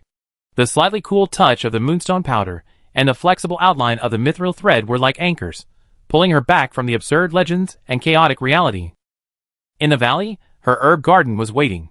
The moonlight moss needed to be checked, and the golden thorn grass needed to be watered. Most importantly, the cracked and declining magic suppressor on her wrist finally received repair materials. As for Kane's great achievements, it was just an overinterpreted daily record in a database, and a giant cake that almost led to tragedy. The real trouble: taming the sea of magic in her body, dealing with the approaching shadow of war, and the troublesome elf beside her, are the reality she needs to solve.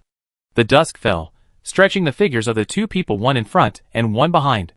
The hustle and bustle of the Anvil Castle and the hoarse chanting of the bard were finally left behind, drowned in the sound of the wind in the wilderness, and the dull bombardment in the distance that never stopped, symbolizing the real war.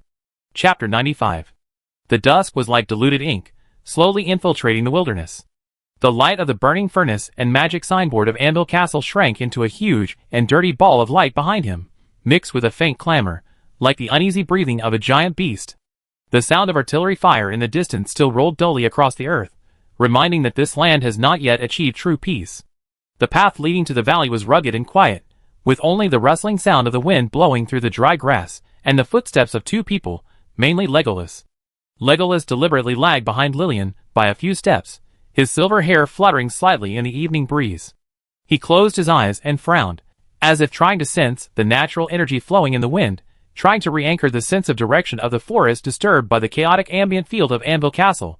The elves lost their direction, like an elegant bird trapped in a quagmire, with an indescribable frustration. He occasionally opened his eyes, and his green eyes swept over the dark gray figure in front of him, whose steps were as steady as if they were programmed. Complex emotions were churning in his eyes. Contempt, fear, inquiry, and a lingering sense of the absurdity of the cup of strong wine to exorcise magic. Lillian was unaware of this, or rather, she didn't care.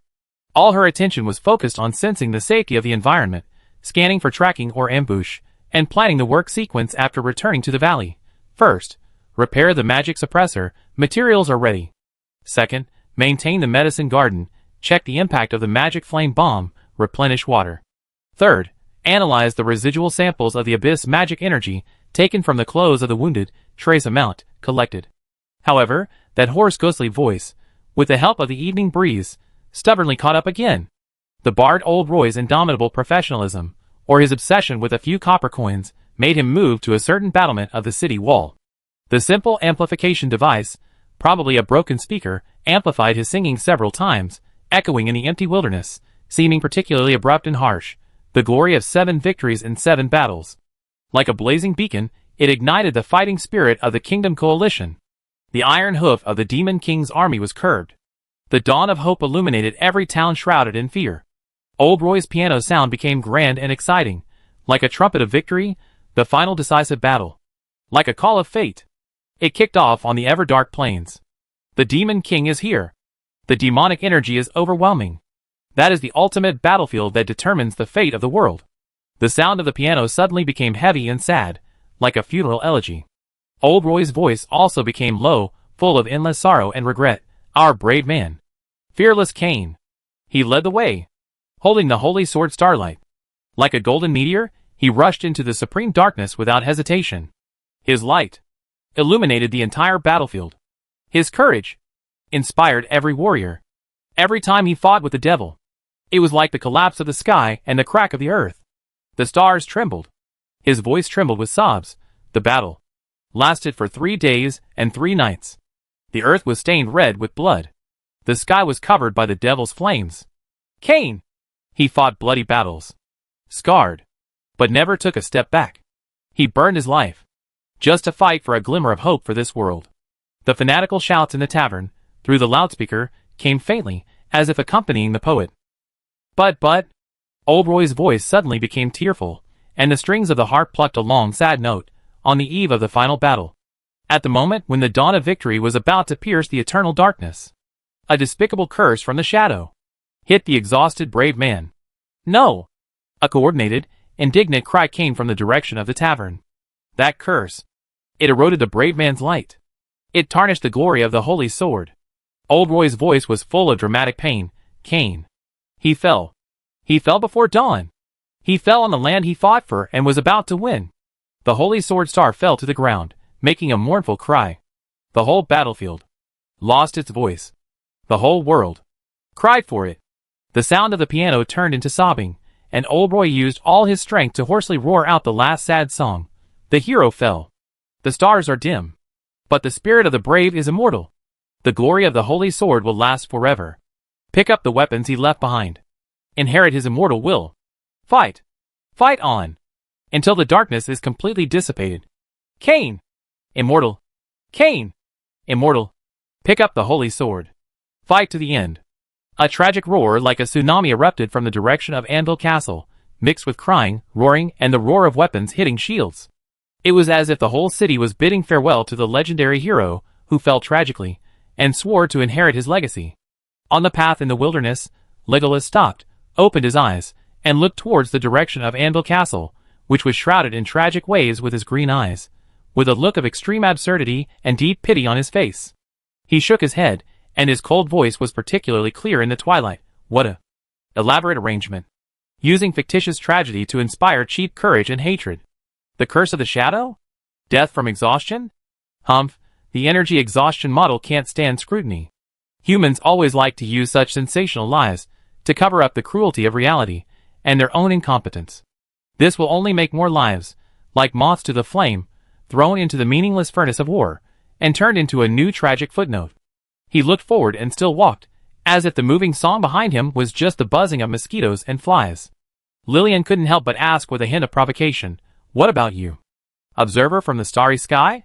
For this tragically fallen human hero, don't you have any evaluation based on your cold data?" Lillian's steps did not pause at all, and even the frequency of her cloak swing did not change. The tragic ode that swept the whole city and Legolas's questioning were like stones thrown into a deep pool, which only caused a very small ripple in her absolute memory database, accurately linking it to the dusty record with the aroma of honey nuts. But the ending was not so wonderful. Keyword trigger, Kane endgame, event log eating accident, detailed record loading, time, on the eve of the final battle, the battle to conquer the demon lord Eros. Location, the Coalition outpost camp, not the main battlefield of the Eternal Dark Plains. Event, celebration dinner, celebrating the victory of the previous small-scale battle. Target individual, Kane. Status, excited, medium energy consumption, after B-level battle, hunger, high. Behavior, ingestion of large honey nut cake, volume, about 0.03 cubic meters. Eating speed, fast, assessment, insufficient chewing. Related items, high-frequency particle cutting knife, star, is placed aside, status, standby/cleaning mode. Abnormal events, timestamp T plus 5 minutes and 23 seconds. Target Kane suddenly coughed violently while eating, his face flushed, and his hands covered his neck. Vital sign monitoring, passive scanning airway airflow rate dropped sharply below the dangerous threshold, less than 10%, and blood oxygen saturation dropped sharply.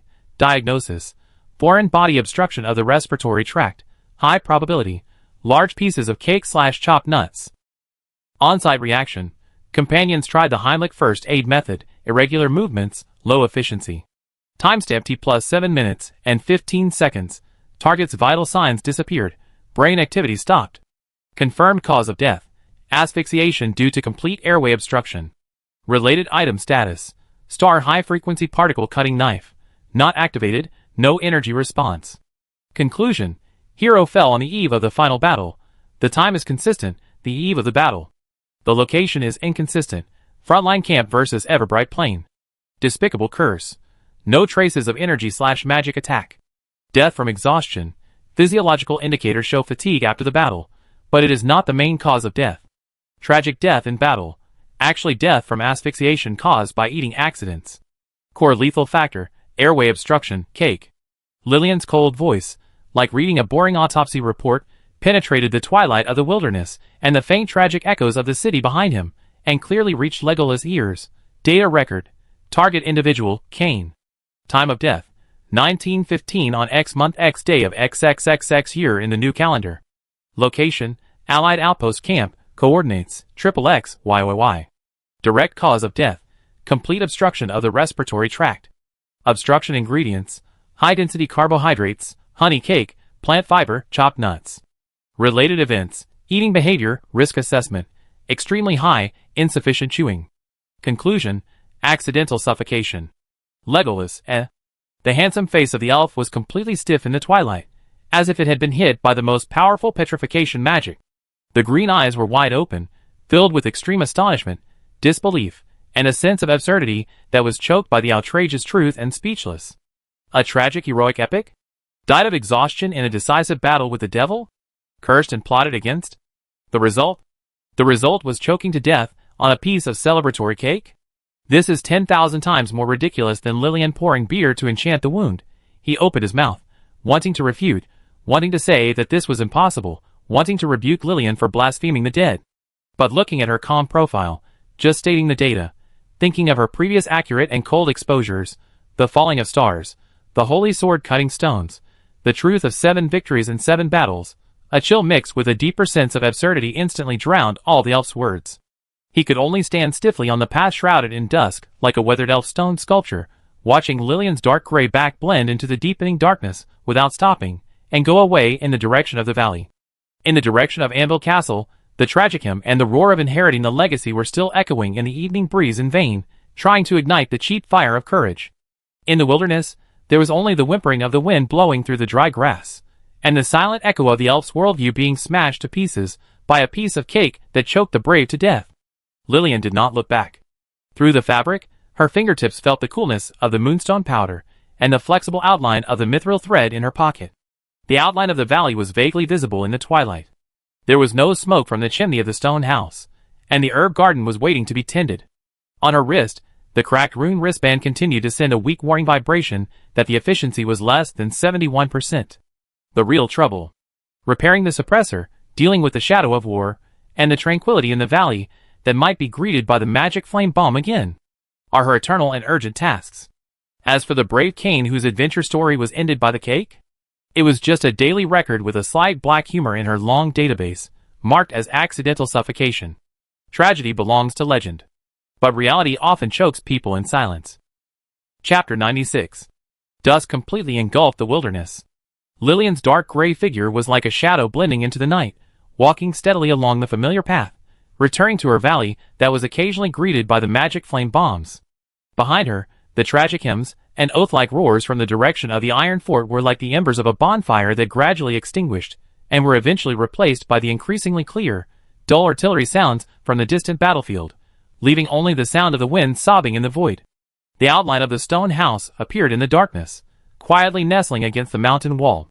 The herb garden exuded the fresh scent of grass and trees under the faint starlight. Several golden thorn grass seedlings near the edge seemed a little droopy in the previous explosion shock wave, but the overall vitality was still there. Lillian did not light the lamp. She walked straight to the bluestone in front of the stone house and sat down, taking off her backpack and cloak. The cold night breeze brushed across her cheeks, bringing a sense of clarity. She first took out the tin can and small leather bag from her pocket. The moonstone powder and mithril thread were safe and sound. On her wrist, the brass rune wristband, magic suppressor, continued to send a weak vibration and warm touch with an efficiency below 71%, like an alarm that needed to be dealt with urgently. Priority sequence update. 1. Repair the magic suppressor. Materials are ready. 2. Maintenance of the herb garden. Repair of minor damage. Irrigation. 3. Analysis of residual samples of abyssal magic. Trace amount. 4. Energy supplement. Basic intake. She opened her backpack and took out the hard bread wrapped in oil paper that she bought in Anvil Castle. The bread was rough and hard, with a pure wheat aroma, without any extra sweetness. She broke off a small piece expressionlessly, put it in her mouth, and chewed slowly and vigorously. The dry bread crumbs rubbed against the mouth, and saliva was needed to fully soak it before swallowing. This process was not enjoyable at all. It was purely efficient energy intake. Just as she was chewing the second bite of bread, as if to confirm Legolas's judgment on spiritual opium and cheap courage, a very distant, but unusually clear, clamorous sound came from the direction of the iron fort again. This time, it was no longer a tragic elegy and oath, but a mixture of fanatical cheers, the crisp sound of wine glasses colliding violently, off-tuned singing and roaring drinking orders.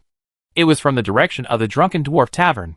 In other words, it was the collective excitement of the entire city catalyzed by alcohol and legends. Cheers to Kane! Cheers to our fallen stars! A loud voice that was obviously drunk, with the help of Jane. The crude amplification magic, perhaps a drunken wizard? The voice pierced the night sky with distortion and excitement. Cheers to the brave! Roar! Countless voices followed the roar, and the sound of wine glasses colliding was like popping beans. His spirit guides us. The light of the holy sword shines on us. Take up arms. For Kane. For tomorrow. Cheers! Cheers! Another round. Boss! Enough beer. Don't go home until you're drunk today. For victory. For victory. The frenzied voices came one after another, mixed with the rough horns of the dwarves, the off-tuned military songs of the human mercenaries, and the completely unrestrained, noisy laughter and finger-kissing sounds. It seemed that the tragic and heroic scene that old Roy had portrayed before was just the prelude to this carnival. Alcohol, fictional heroic epics, and the fearful and blind expectations of tomorrow's battlefield, mixed into a cup of the strongest intoxicating soup, plunged the whole city into a hysterical boiling. Even Lillian, who was far away in the valley, could sense the violent fluctuations in the ambient energy field in that area. A mixture of excitement, the numbness of alcohol, and the subconscious fear of the impending bloodshed. Scan of the city energy field, long-range emotional fluctuation peak, severe, group excitement, alcohol effect. Energy composition, chaos, fire attribute excitement, alcohol, earth attribute dwarf, arcane glimmer magic amplification / illumination, abyssal dark attribute disturbance residual fear. Related behavior, Large-scale alcohol intake, weapon wielding, increased risk of energy dissipation. Threat assessment, to individuals none too far away. Social stability risk, rising, increased probability of drunken conflict. Lillian chewed the bread without any pause. She didn't even look up in the direction of the city. The deafening clamor and the enthusiastic toasts were automatically filtered into meaningless background noise in her ears, and after the database analysis was completed, it was filed as an ordinary urban night activity abnormality record. She just focused on chewing the dry and hard bread in her hand. Every bite was chewed very thoroughly to ensure that the energy was absorbed efficiently. Cold eyes reflected the vague outline of the stone house under the starlight. In her mind, she was calculating how to repair the cracks in the Tranquility rune with moonstone powder, how to stabilize the core magic circuit with mithril, and how to avoid poking more cracks in the rune stone again. The continuous weak vibration of the suppressor on her wrist was a more real and urgent urging than any heroic legend. The night in the valley was very quiet. The stream whispered in the distance, and the insects chirped sparsely. There was only the slow and regular chewing of Lillian, and the faint noise of the city in the distance, where the furnace was burning, alcohol was boiling, and the fanatical human emotions were boiling. Cheers to Cain! Cheers to the brave! Another round. The roar echoed in vain in the night sky. And next to the ruins of the valley, the black-haired observer just gnawed her bread silently and efficiently. Tragedy belongs to legends, and carnival belongs to humans tonight. And survival and the control of power are her eternal subjects. The aroma of wheat from the bread filled her mouth, with the most simple flavor that supported the continuation of life. The boiling of the distant city was like a stone thrown into the deep sea, which could not stir up a ripple in her heart, leaving only a note in her cold database. Group emotional fluctuation value, 87%. Energy utilization rate, low. Related event, excessive alcohol intake, non-combat attrition rate is expected to increase the next day. Chapter 97. The narrow alleyway at the side gate of Anvil Castle, filled with empty wooden boxes, was like the last breath of foul air exhaled by the city, temporarily isolating Lillian and Legolas from the hustle and bustle.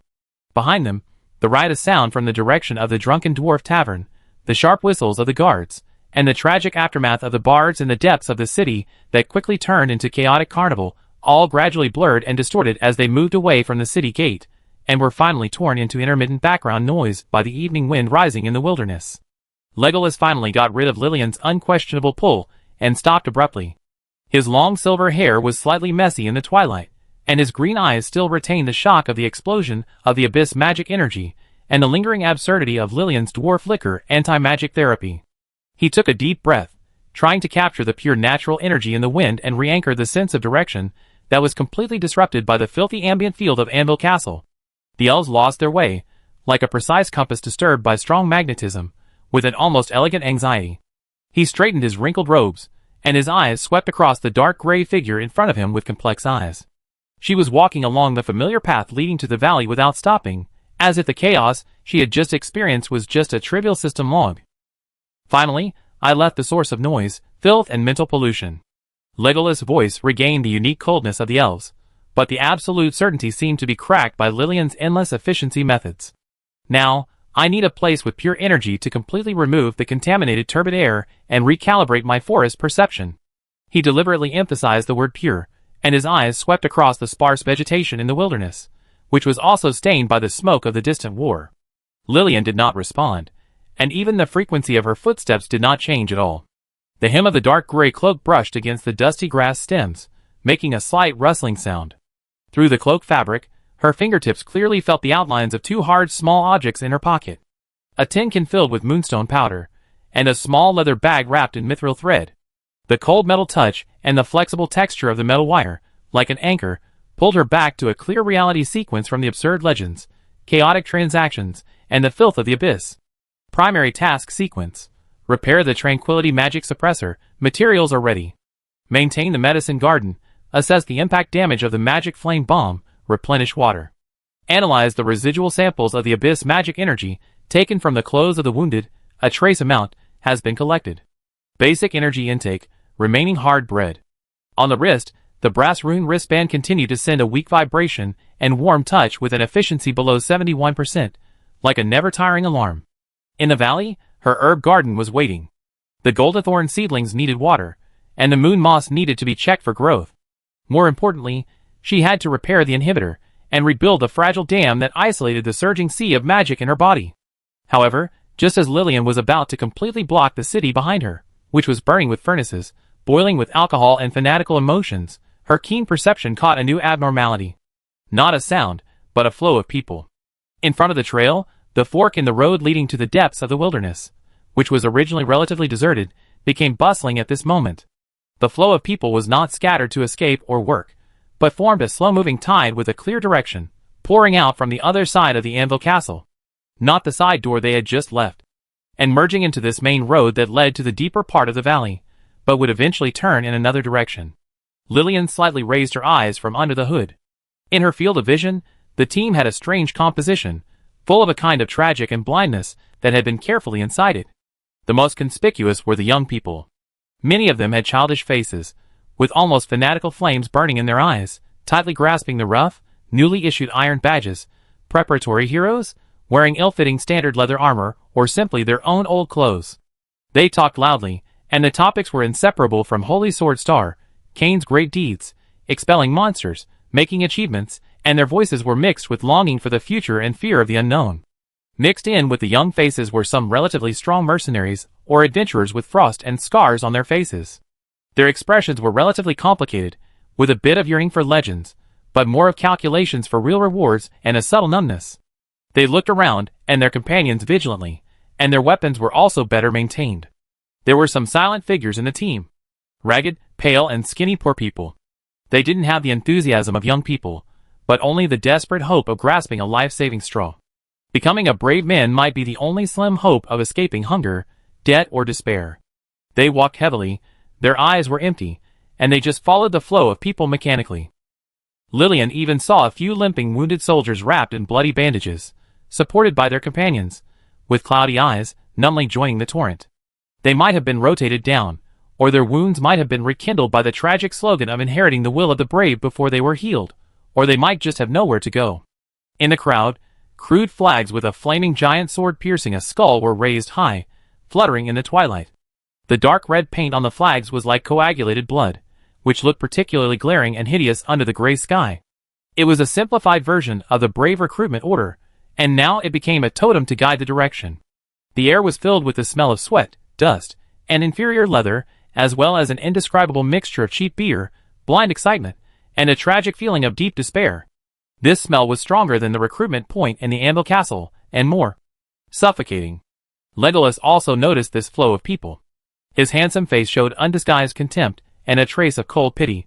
Look, another group of moths drunk by illusory legends and cheap alcohol are lining up to fly towards the furnace called war. Their life energy is being consumed in vain and polluted by lies. He looked at the fanatical light flashing on those young faces, as if he saw a piece of fresh forest about to be burned by the flames of war. Lillian's database was running silently. Observation, large-scale directional population movement. Composition analysis, main body, human male youth, 16 to 25 years old, accounting for 65%, emotional state, highly excited, stimulated by legends and alcohol, goal drive, to become a brave man. Secondary, professional mercenaries/adventurers, accounting for 20%, emotional state, complex, mainly driven by interests. Bottom, poor people/refugees, accounting for 10%, emotional state, despair/numbness, survival driven. Special, wounded soldiers, 5%, emotional state, tired/numb/incited. Driving core, distorted Kane legend, brave spirit, holy sword guidance, official brave recruitment order propaganda, survival pressure, alcohol stimulation. Energy field observation, highly chaotic, restless. Individual life energy fluctuates violently, excited/desperate, and the ambient field is polluted by a large amount of inefficient spiritual energy, blind faith, fanaticism, fear. Conclusion, irrational group behavior, inefficient consumption mode of social resources, manpower. Risk of related events, high casualty rate. The direction of the crowd's movement is deeper and farther from the main road extending from the path leading to Lillian's secluded valley. According to the precise map in Lillian's mind, the main road will fork after a few kilometers. One continues to go deep into the wilderness, leading to the more dangerous edge of the scorched zone, while the other fork winds to a relatively open valley. There stands a huge brave trial stone that has long been deified by the human kingdom. Obviously, these people are going on a pilgrimage. Touch the stone that was pierced by the legendary Holy Sword Star. Try to pull out the artifact that only exists in legends and bards, and prove that you are the next destined hero. Lillian's eyes penetrated the shadow of the hood, and calmly swept across the faces that were either fanatical, numb, or calculating. The cold database instantly called up the notes about the trial stone. Location: Blackstone Valley, coordinates XXX, YYY.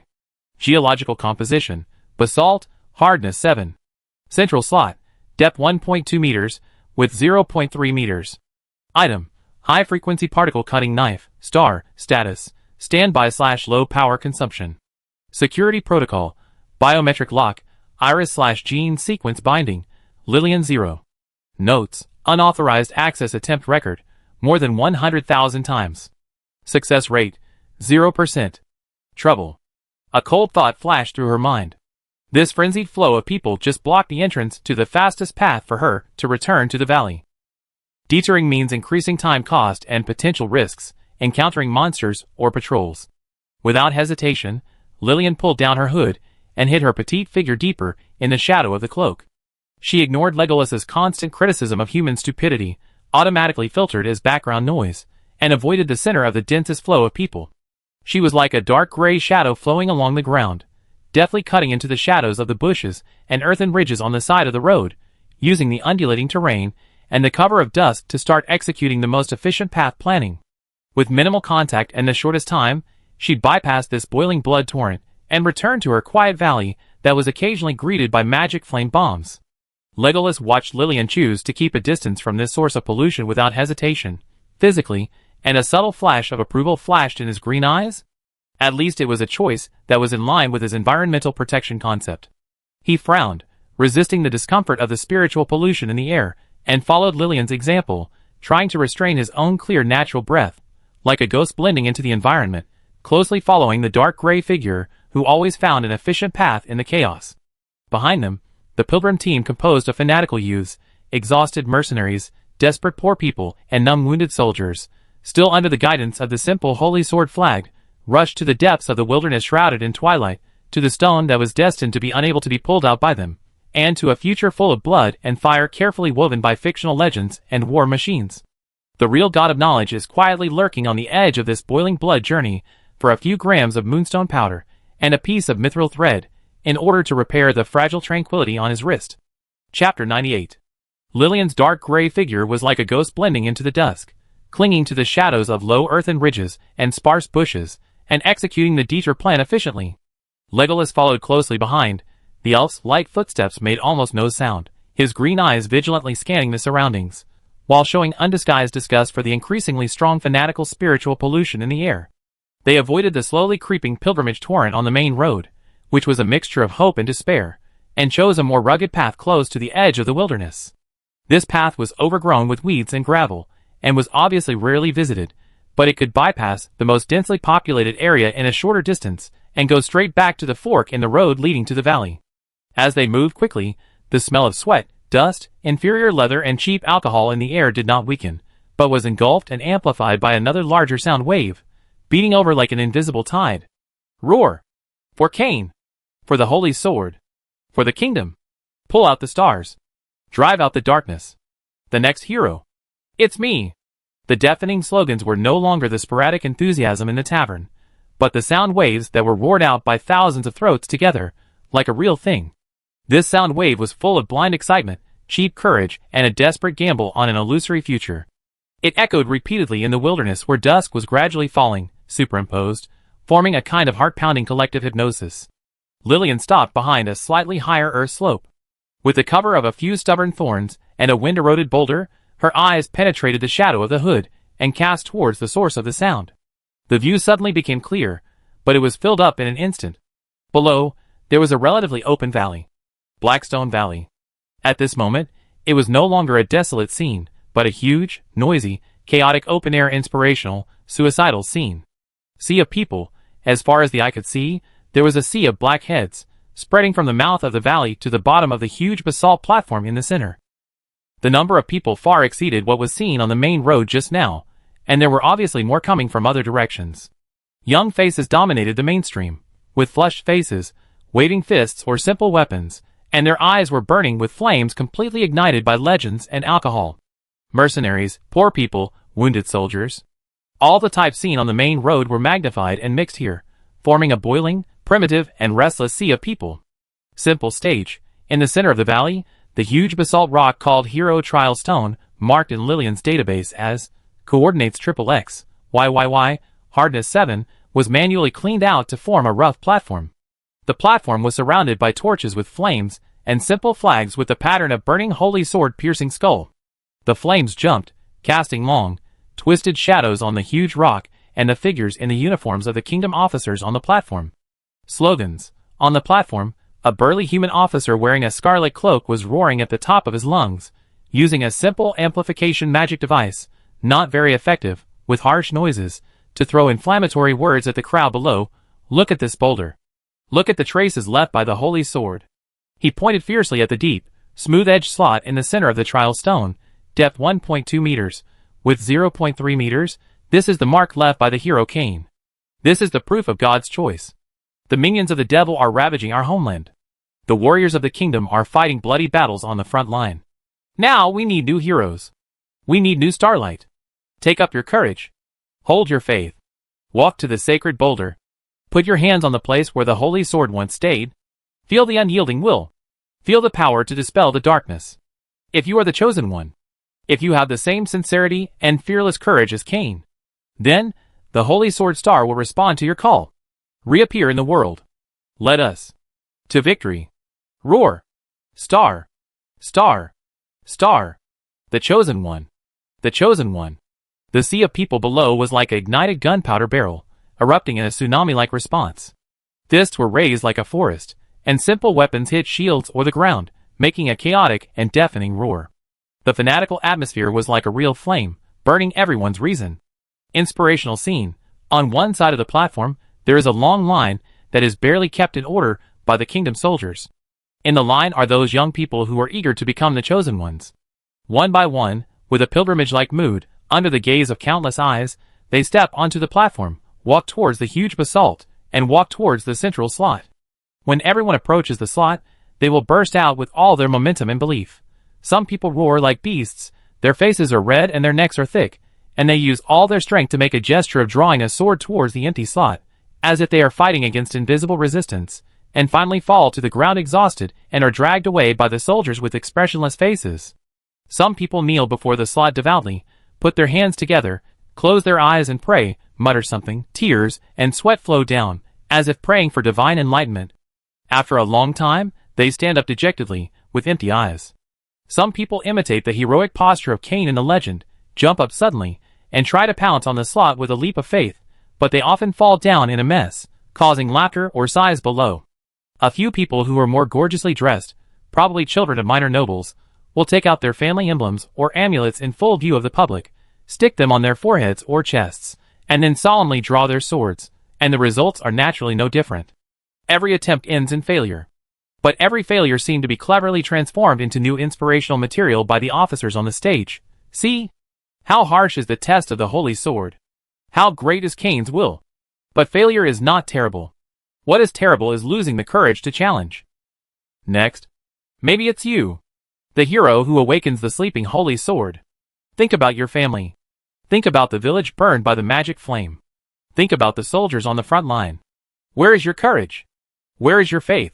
Lillian's vision, energy field scan. Platform area, spiritual energy field, fanaticism, blind faith, desire, intensity, peak. The ambient field is severely distorted. Trial stone slot, weak energy residue, high frequency particle cutting knife, low power standby state. Biometric lock, iris/gene sequence binding. Lillian 0, status, stable. Unauthorized access attempt, continuously add 1. Individual life energy fluctuation. The energy of the attempter is intensively consumed, emotional excitement plus invalid physical action, and after failure, they generally fall into a short energy trough, depression, loss, and are easily stimulated by inflammatory language. Conclusion: massive collective mental excitement and energy waste. Individual physiological/psychological risks, extremely high. Social stability risk, extremely high. The critical point of collective disappointment is unknown. Legolas stood beside Lillian, looking at the frenzied scene below that was like a boiling swamp, his handsome face full of cold irony and undisguised physical discomfort. He covered his pointed ears, and the elf's keen hearing was tortured by this decibel noise pollution. What a efficient waste of energy. His voice was cold, penetrating the faint noise coming from below. Such a huge amount of life energy and mental power is invested in a ritual that is doomed to be futile, just to satisfy the illusory fantasy and the war needs of some people. This is more disgusting than the pollution of the abyss magic. He looked at the young people who were dragged off the stage after failure, and their eyes dimmed instantly, as if looking at fresh saplings thrown into a meat grinder. Lillian did not respond to Legolas's environmental accusation. Her eyes calmly swept across the boiling sea of people below, across the officers, who were performing hard on the stage, and finally landed on the huge basalt slot that carried countless absurd expectations. The cold database notes were silently updated. The ritualization process of trial of the brave intensified. The social resource consumption model was updated. The efficiency value, approaching 0. Related notes. High-frequency particle cutting knife, star, battery remaining, about 1.3%, low power standby. Estimated duration, more than 500 years. Biological lock cracking probability, 0%. At this time, a young wounded soldier, half of his body wrapped in bloody bandages, was supported by his companions and limped to the end of the team. He was pale, but his eyes were full of a kind of martyrdom-like fanaticism and determination, staring at the slot in the center of the platform. His companions seemed to persuade him to give up, but he shook his head stubbornly and pushed his companions' hands away. Lillian's eyes stayed on the wounded soldier for less than a second. Database instant connection. Individual status. Left eye penetrating wound has not healed. Infection risk high. Blood loss leads to severe physical deficiency. Emotional state. Extremely excited, deeply affected by tragic narrative. Attempt success rate. 0%. Risk of psychological collapse after failure. Extremely high. Cold conclusion, without any emotion. She didn't read on. Observation data collection, completed. Threat assessment, high noise, high emotional pollution, high personnel density in this area. Avoidance priority, improved. Action plan, continue to execute the detour route. Target, valley. Distance, 1.7 kilometers. Lillian retracted her gaze, and turned around without any nostalgia. The dark gray cloak drew a neat arc in the twilight. She didn't look at the suicidal scene with deafening noise, thunderous slogans, and full of cheap inspiration and cruel reality. To her, every decibel of noise, every wave of fanatical mental fluctuations, and every futile attempt to draw a sword are just samples of social phenomena recorded coldly in a huge database. In the valley, her herb garden needs to be taken care of, the moonstone powder needs to be ground, and the mithril thread needs to be woven into the rune circuit. The faint vibration of the suppressor on her wrist is the only real alarm she needs to listen to at this moment. Legolas looked at Lillian's back as she turned away without hesitation, and glanced at the wounded soldier who was struggling to step onto the platform below. A trace of complex emotions flashed in his green eyes. Was it contempt, pity, or perhaps a trace of understanding for Lillian's absolute pragmatism? He said no more, and turned around quickly, like a breeze blending into the night, and followed the dark gray figure. Behind them, the hustle and bustle of Blackstone Valley was like a never-ending background noise. Another figure rushed towards the empty slot with all his beliefs, and roared unwillingly. On the platform, the officer's roar was still full of motivation. Failure is the mother of success. Next. Show your passion. Your courage. Let the holy sword see your determination. And on the distant horizon, the dull and oppressive sound of artillery fire, symbolizing real war, rumbled again, like a cold accompaniment to this absurd inspirational feast. Chapter 99. The detour chosen by Lillian and Legolas inevitably intersected with the main road leading to the trial stone square of Blackstone Valley again. However, this intersection was located on a higher steep slope at the edge of the valley, and was still quite a distance away from the noisy square below. There were large pieces of jagged rocks and sparse dead trees in between, forming a relatively hidden natural barrier. However, this height and angle unexpectedly provided an excellent observation point. The frenzied scene of the square below, like a boiling furnace, was presented to the two without any obstruction. The deafening slogans, the inflammatory roars of the officers, and the cheers or sighs of the crowd, mixed with the dull background sound of artillery fire, continuously impacted the senses. Lillian did not stop. She just slowed down a little. Her eyes under the dark gray hood were like the most sophisticated scanning array, calmly looking at the chaotic center of the stage below. the huge basalt platform, and the inspirational dramas performed around the central slot. Her perception automatically filtered out meaningless sound pollution and focused on those individuals who were performing the core ritual. Target: collecting the behavioral patterns of trial of the brave of human individuals. Sample pool: continuously updated. In Lillian's vision, the behavior of those young people who lined up and walked onto the platform with the dream of becoming the chosen one and approached and touched the trial stone slot was quickly classified and analyzed, roaring, accounting for about 40% typical performance, usually relatively strong men. When they were a few steps away from the slot, they suddenly stopped, took a deep breath, and their chests swelled like bellows. Then, they burst out with all their strength and roared deafeningly, at least in their own opinion. Starlight! Come out! Power! At the same time, their facial expressions were distorted, veins in their necks bulged, and their arms bulged. With exaggerated amplitude and strength, they tried to draw their swords towards the empty slot. The action was often accompanied by violent stomping on the ground or beating their chests. Lillian's analysis: energy consumption mode, explosive. Mainly consumed in the generation of invalid sound waves, decibel value, peak 125 error 10 dB, and excessive tension of muscle groups. Target: suspected attempt to stimulate the target through sound waves or physical vibrations, invalid. Related notes: the effectiveness of sound wave attacks on inorganic matter, basalt, and energy locking devices, biological locks 0%. Behavior efficiency: extremely low. Risk: vocal cord injury in the larynx, probability, medium, muscle strain, probability, high. Leap of faith: accounting for about 20% typical manifestation, more common in younger, relatively flexible individuals. They often start running at the edge of the platform, with a desperate fanaticism, and suddenly kick the ground and jump up when approaching the slot, stretching their bodies in the air, or curling up, shouting for Cain. Or Holy Sword help me, trying to pounce on the slot in a visually impactful leap posture, grabbing the void with both hands in the air, as if to grab the invisible hilt. Lillian's analysis: energy consumption mode, kinetic energy conversion. Mainly consumed in meaningless vertical/horizontal displacement, height, average 0.8 meters, distance, average 1.5 meters. Target: suspected to use kinetic energy impact or symbolically grasp fate. Result: success rate 0%. Landing posture analysis: 72% are unbalanced falls, insufficient contact area, 25% are staggering and barely standing, embarrassing posture, and 3% are directly hitting the rock, soft tissue contusion risk, high. Behavioral efficiency: negative. Extra energy consumption is used to restore balance or treat injuries. Affectionate caressing/praying style, accounting for about 25% typical performance, relatively quiet. Usually solemn, even with pilgrimage-like piety. They walk slowly to the edge of the slot, not in a hurry to make a sword-drawing action, but first stared at the smooth and deep groove with an almost obsessive gaze, as if they were communicating with the legendary holy sword in spirit. Then, he would reach out his shaking hands and gently and slowly stroke the inner wall of the slot, just like caressing a lover's cheek or a precious holy object. He would mutter something, mostly prayers, confessions or expressions of determination. After a long while, he would symbolically and reluctantly make an extremely gentle drawing the sword motion. Lillian's analysis: energy consumption mode, low intensity continuous type. Mainly consumed in high mental concentration and emotional self-rendering, dopamine, adrenaline levels, fluctuating and rising. Target: suspected of using mental resonance or touching the target, ineffective.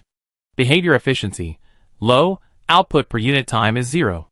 Risk: psychological gap leads to emotional breakdown, probability, medium, and is easily deeply affected by subsequent inflammatory language, probability, high. Note: microbial exchange on the contact surface, ignorable. Prop blessing/ritual flow, accounting for about 10% typical performance. Mostly individuals with relatively bright clothes, small nobles, or children of wealthy merchants, or carrying obvious magic tools, ancestral amulets, holy water blessed by priests, cloth strips engraved with runes, etc. Before trying, they would perform a series of complex preparations. They would take out the amulet and kiss it, stick it on their forehead/chest, sprinkle holy water on their hands or even on the edge of the slot, causing dissatisfaction among soldiers, chant obscure prayers, or take specific steps around the slot, suspected to be some kind of family-inherited or self-created ritual. The longer the preparation process, the more solemn their expression. Finally, they would solemnly reach out to draw the sword. Lillian's analysis: Energy consumption mode, pre-ritual type. Mainly consumed in meaningless complex actions and psychological suggestion reinforcement. Goal: increase luck value or divine favor, ineffective. Energy scan of related items. Amulet, ordinary metal/wood, no energy reaction, holy water, ordinary spring water, containing trace amounts of ambient, the concentration is not enough to affect the biological lock, rune cloth, roughly carved, energy dissipation rate greater than 95%. Behavior efficiency, extremely low, pre-action takes too long. Risk, failure of the ritual leads to increased self-doubt, probability, high. Plain and simple, accounting for about 5%, mostly wounded or extremely exhausted typical performance, like the wounded soldier that Lillian noticed before. He dragged his heavy injured leg and walked silently to the slot under the complicated gaze of his companions. No roar, no jump, no prayer, and no ceremony. He just stretched out his relatively intact hand, which was stained with dirt and blood, with a desperate numbness and the only remaining weak hope, and used all the remaining strength in his body to suddenly grasp the void in the slot, and then lifted it up fiercely. Result: no different from all the others. The arm trembled violently due to excessive force and wound tearing, and the body shook due to exhaustion, and finally let go. The empty eyes looked at the empty hand, and then looked at the bottomless slot. The dead despair at that moment was more dazzling than any roar or cry. The next second, he was roughly held by the soldier and dragged off the platform. Lillian's analysis. Energy consumption mode, goal-oriented, short burst. Behavior logic, closest to the basic action of extracting physical objects. Efficiency, relatively high, no extra waste. Failure reason, target does not exist, physical level, and authority is locked, energy level. Risk, increased physical trauma, probability, very high, psychological breakdown, probability, very high.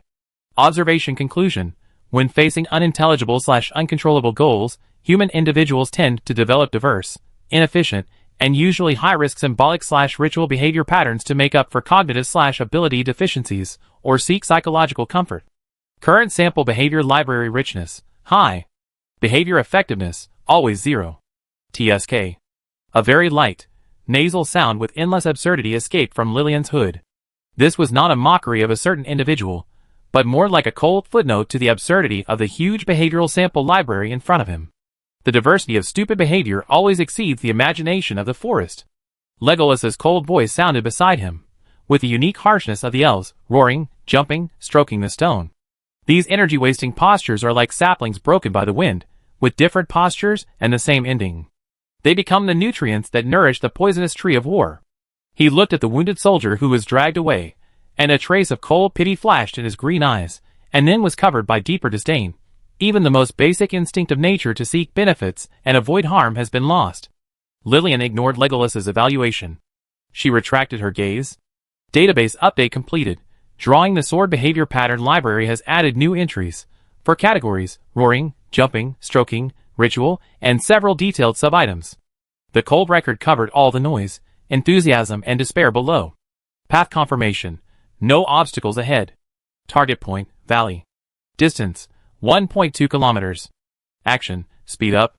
The dark gray figure no longer stopped, like a stream blending into the night, quickly and steadily along the edge of the high slope, heading in the opposite direction of the boiling inspirational scene below. The small valley shrouded by the shadow of war, but still her only peaceful place to return. Legolas followed closely behind, leaving behind those futile roars, tragic leaps, affectionate touches, and desperate grasps, along with the deafening slogans and the accompaniment of artillery fire, in the boiling darkness behind. Chapter 100. Lillian and Legolas rushed along the edge of the high slope. The noisy sound waves of the square below were left behind them, gradually replaced by the sound of the wilderness wind and their own hurried but light footsteps.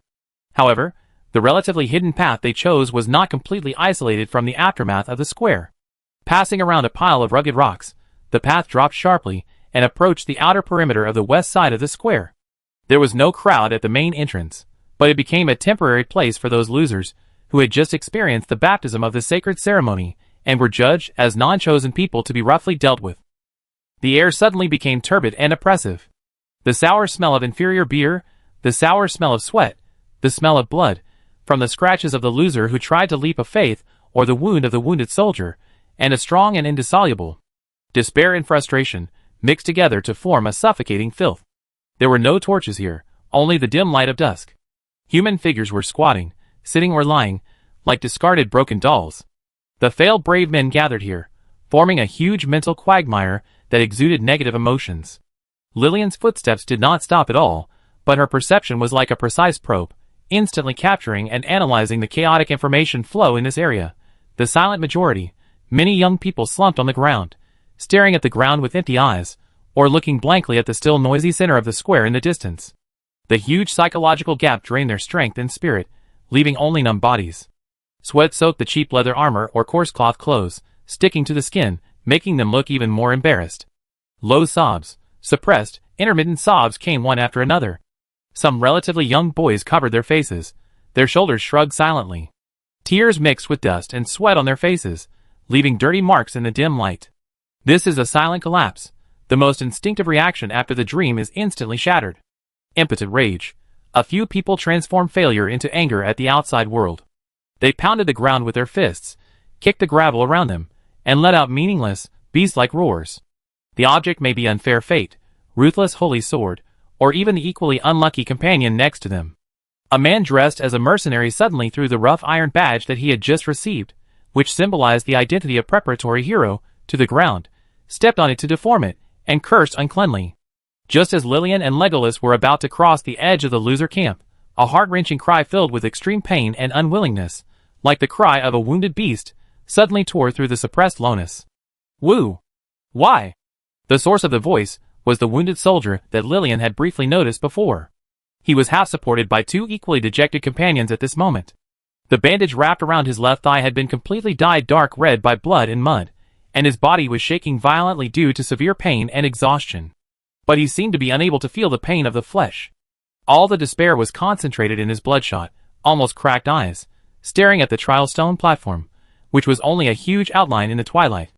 Why doesn't the holy sword recognize me? He screamed hysterically, his voice hoarse and cracked, and every word seemed to be pulled out of his lungs with blood foam. I did it for the village. I killed 3 monsters. My legs were bitten by them. I survived? He suddenly broke free from his companion's support, supported himself with his intact leg, and jumped forward with one foot, stretching out his blood-stained and muddy hand in the direction of the trial stone, as if trying to grab the empty recognition from a distance. I'm not afraid of death. I dare to rush to the front. I'm willing to do anything. Why? Why don't you even give me a chance to try? Why not me? The hot tears were like a flood that broke through the dam, mixed with the dirt and blood on his face. It was not a cry of grievance, but a huge grief of faith collapse and value being completely denied. He was like a child abandoned by the whole world, asking the most helpless questions on the edge of the abyss of despair.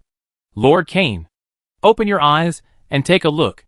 He cried to the sky, his voice as shrill as a night owl. Didn't you say, courage and faith will be responded to? My courage, my faith, isn't it enough? Why doesn't the holy sword respond to me? His last strength seemed to be exhausted, and his body suddenly fell forward and fell heavily on the cold ground.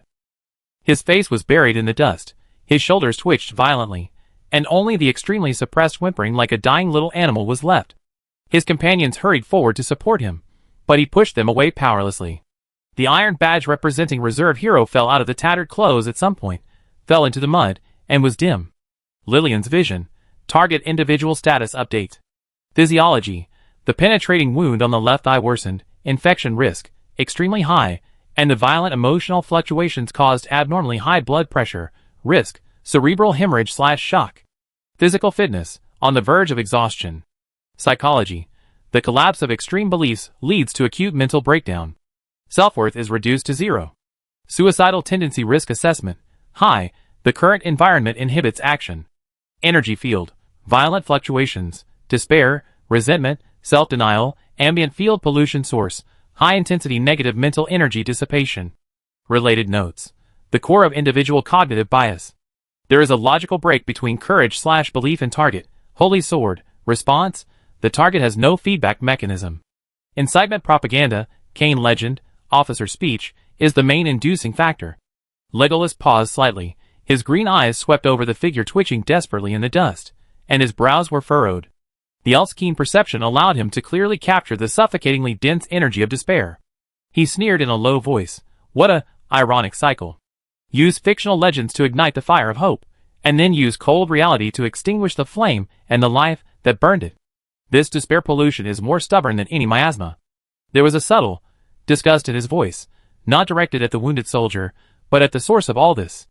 Lillian's eyes stayed on the wounded soldier for a shorter time than observing any sword-drawing posture. The update of the database was completed in the first second of the howling.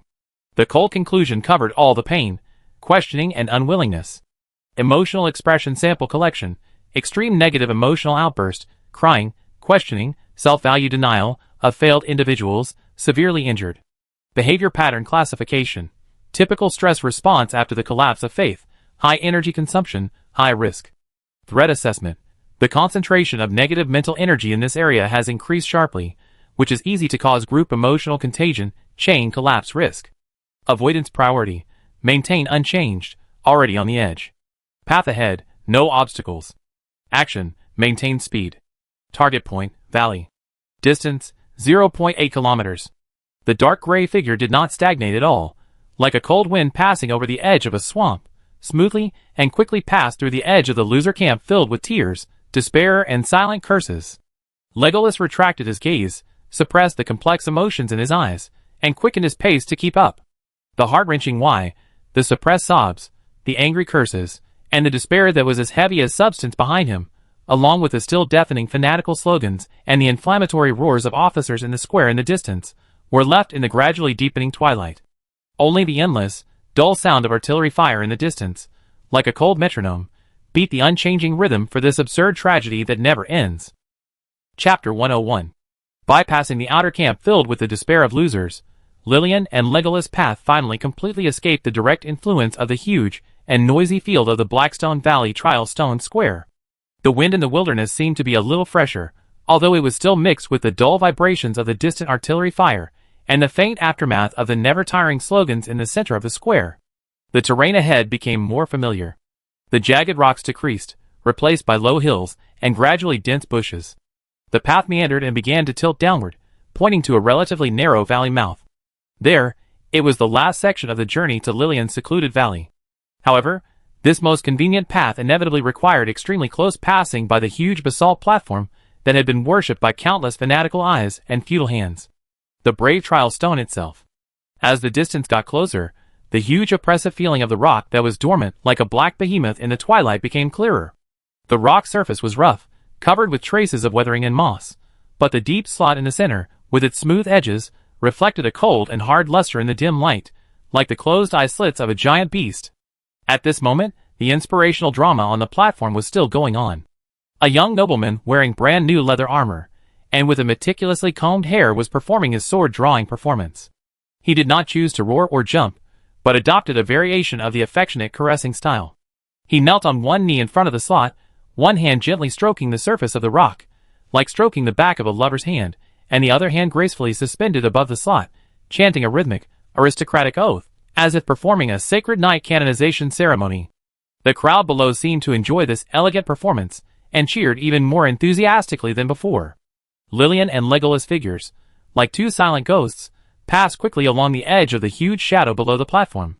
Their appearance and movement attracted almost no attention from the crowd that was fanatically focused on the performance on the stage. Just when Lillian's figure was parallel to the huge basalt and closest to the smooth slot.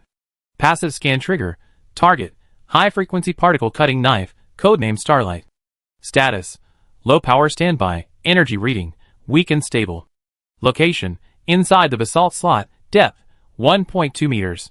Security protocol, biometric lock, iris/gene sequence binding. Lillian 0, status, activated, alert mode. Environmental scan, high-density unauthorized life forms, humans, detected for continuous close-range activities. Recent access records, number of unauthorized attempts, 102,450, 2,178 new attempts since the last record.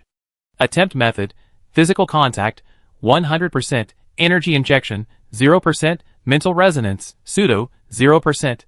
Cracking success rate, 0%. Warning, the current path individual, Lillian 0, is detected approaching. Executing the identity verification procedure. An extremely weak, cold and familiar energy pulse, like an invisible scanning beam, instantly swept across Lillian's body.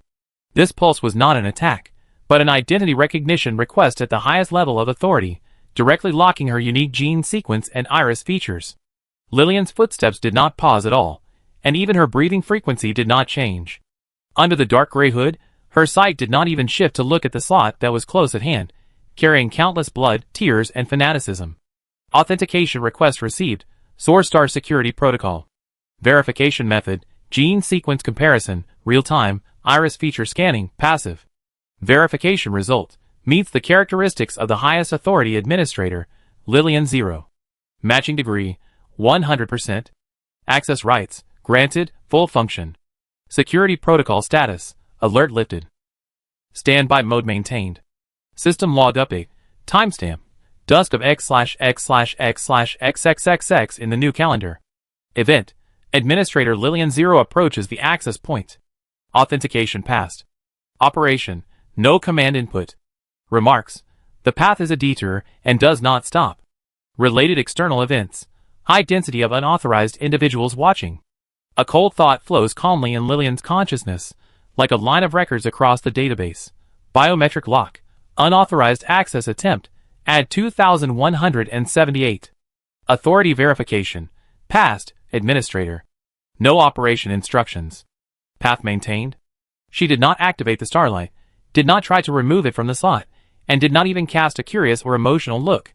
For her, this artifact that triggered a frenzy of an era was worshipped as a sacred object, and entrusted with the blood, tears, and dreams of countless people. Its essence has never changed. It is just a laboratory tool, an old item that has long been filed in her long life list, and is now in low-power standby mode. Its security protocol was triggered and verified, just like passing by an automatic door that requires permission identification. The door opened, and she just walked past calmly without any intention of entering. Legolas followed Lillian half a step behind. The elf's keen perception allowed him to capture the fleeting, extremely obscure, but extremely advanced energy fluctuation, authentication pulse. His green eyes flashed with a trace of doubt, and instantly locked onto the source of the fluctuation. It was the huge basalt, or in other words, the bottomless slot in the center of the rock. What happened? What was that cold, precise energy with a sense of unnatural order? Why did it appear and disappear the moment Lillian approached? Could it be that she and the stone? Just as Legolas was in doubt, his eyes swept back and forth between Lillian's back and the trial stone. The noble young man on the platform ended his lengthy ritual and reached out to the slot with unparalleled confidence and elegance. He had a firm smile on his face, as if the holy sword was already in his hand. The next second, as expected, he grasped nothing. The smile on his face froze instantly, turning into incredible astonishment and rapidly spreading shame and anger. The enthusiastic cheers below also stopped abruptly, turning into an awkward silence and suppressed sighs. Lillian's figure, like a drop of water blending into the darkening night, passed through the shadow cast by the platform without stopping, and stepped onto the relatively flat downhill road leading to the valley entrance.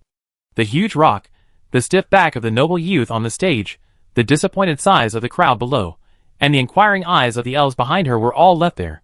Her inner OS was as calm as a deep pool. Target point, valley. Distance, 0.5 kilometers. Suppressor efficiency, 70.3%. Repair materials, ready? Priority, highest. As for the stone and all the noise it caused, it was just a stream of background noise that had been recorded and did not need extra attention. Chapter 102. After passing through the last shadow of the huge and noisy trial stone square, Lillian and Legolas finally set foot on the last section of the journey to the secluded valley. The path under their feet became clear and familiar, winding down, and the low hills on both sides gradually converged to form a relatively narrow valley mouth. The night wind blew out from the valley mouth, carrying a faint fresh smell of grass and trees belonging to her herb garden, like a faint beacon in the darkness. However, this familiar smell was violently disturbed by another heavier and more ominous smell. In the air, the pungent smell of sulfur suddenly became strong, no longer the vague gunpowder smoke brought by the distant artillery bombardment, but like a substance that was sticky and attached to every wisp of wind. It was also mixed with an indescribable burnt smell. It was not the smoke after burning wood, but the disgusting smell of death left after the soil, rocks, and even life itself were completely burned by some filthy power. The air, which is unique to the wilderness and smells of dust and weeds, is completely polluted and replaced here. Lillian's steps did not stop at all, but her eyes under the dark gray hood instantly became as sharp as ice. Her perception was like an invisible probe, instantly expanding to the maximum range, penetrating the gradually thickening night. Environmental scan, abnormal. Vision, low light enhancement mode. The sparse but tenacious weeds and low shrubs on both sides of the path showed large areas of irregular withering and charring.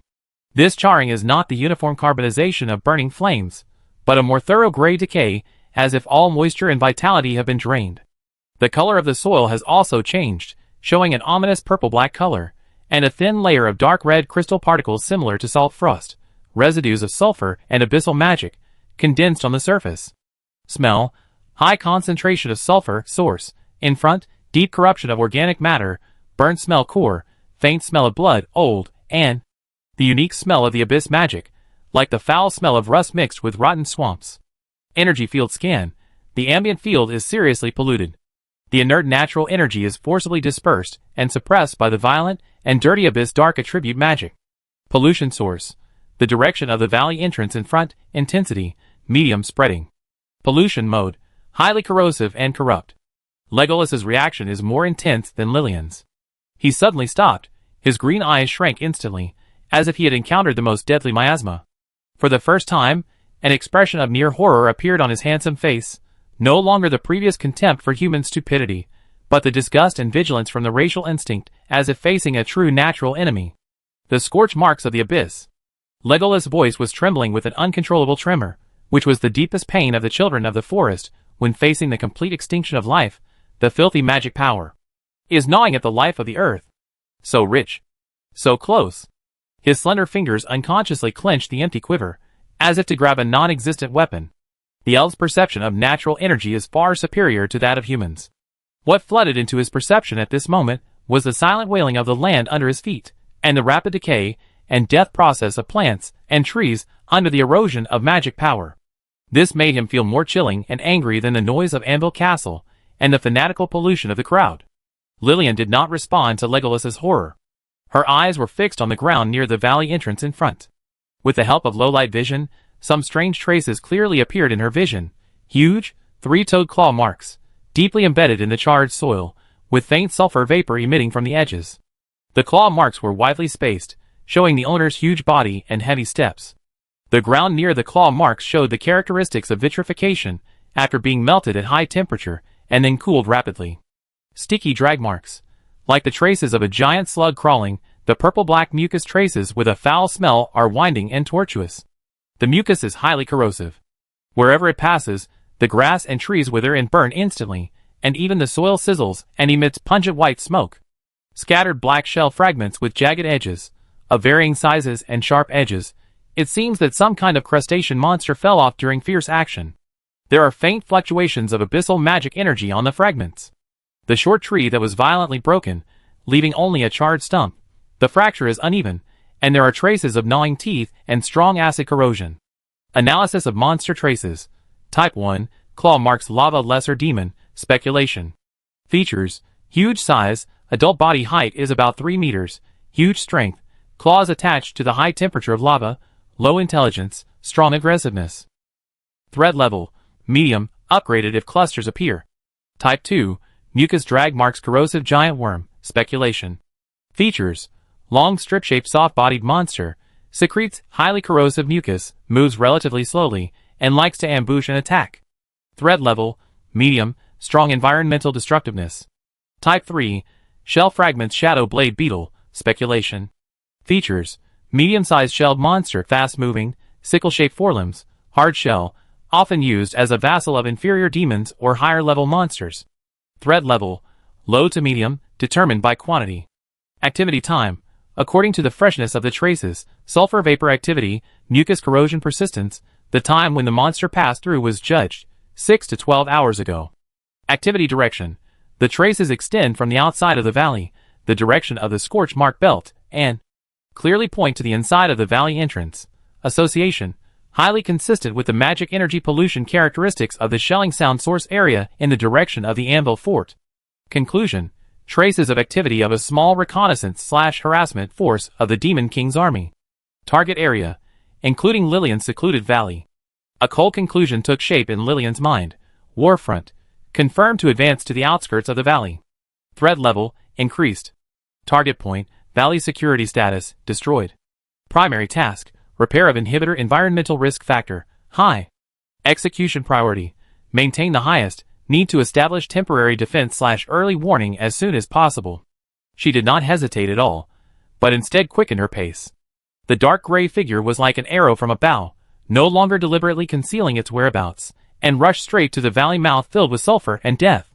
The herb garden, the stone house, the inhibitor waiting to be repaired. Her only quiet place was exposed to the claws of the monster. Legolas suddenly woke up from his perception of the Earth's sorrow, and saw Lillian's action of accelerating towards the source of pollution, and a trace of surprise flashed in his green eyes. But the next second, the elf's sense of responsibility for the spreader of the pollution source overwhelmed the instinctive disgust for the abyss magic. He shouted, "Wait!" His figure caught up like the wind, and rushed into the shadows leading to the valley marked by the abyss scorch marks and monster traces with Lillian. The night, like thick ink, completely engulfed the valley entrance. In addition to the pungent smell of sulfur and scorch, the wind seemed to be mixed with an extremely faint, inhuman scream from the depths of the valley. Chapter 103. Rushing into the valley filled with sulfur and the smell of the abyss, Lillian and Legolas did not encounter the expected monster ambush. But the scene that came to their faces more directly announced the complete arrival of the shadow of war than the hideous claws. Inside the valley mouth, there was originally a relatively wide dirt road fork. The main road meandered deep into the valley where Lillian lived in seclusion, while the other fork led to a small human village attached to the periphery of the valley and relying on a stream for survival, Shimu Village. Lillian has a record of this place. About 30 households, living on planting a small amount of drought-resistant crops and herding goats, and the folk customs are relatively simple. Database note. Tried to sell goat cheese to her, but was rejected by her because of lack of lactose tolerance. At this moment, this fork leading to Shimu Village has become the entrance to hell. Before I got close enough, the smell of sulfur, strong burnt, and deeper, more suffocating protein burning in blood, like a tangible big hand, strangled my breath. The abyssal magic pollution in the air reached a new peak concentration here, and the ambient field was completely distorted and filthy, like a sticky venom. For the first time, Lillian's steps were extremely briefly stagnant. Her sight under the dark gray hood penetrated the night, and cast towards the village at the end of the fork in the road. Broken walls. The once low but fairly neat earthen houses have now mostly turned into ruins. The charred wooden beams are like the broken ribs of a giant beast, piercing the collapsed mud walls, and pointing hideously at the gray night sky. The thatched roofs have long been reduced to ashes, blown away by the night wind, revealing the equally charred skeleton underneath.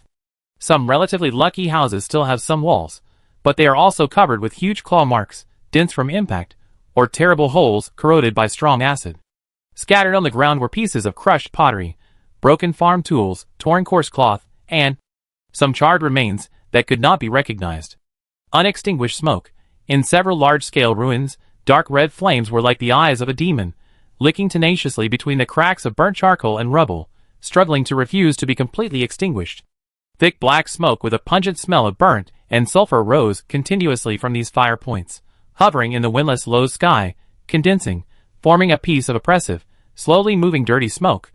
It was this smoke that spread the breath of death to the wilderness farther away. Dead silence. There were no cries for help, no cries, no wailing of cattle and sheep. There was only the crackling sound of the flames burning the wood, and the low whimpering sound like sobbing when the night wind blew through the empty holes of the ruins. This dead silence itself was the most terrifying accusation. Legolas stood beside Lillian, his face looking extremely pale under the flickering firelight. The elf's keen senses allowed him to see more than Lillian.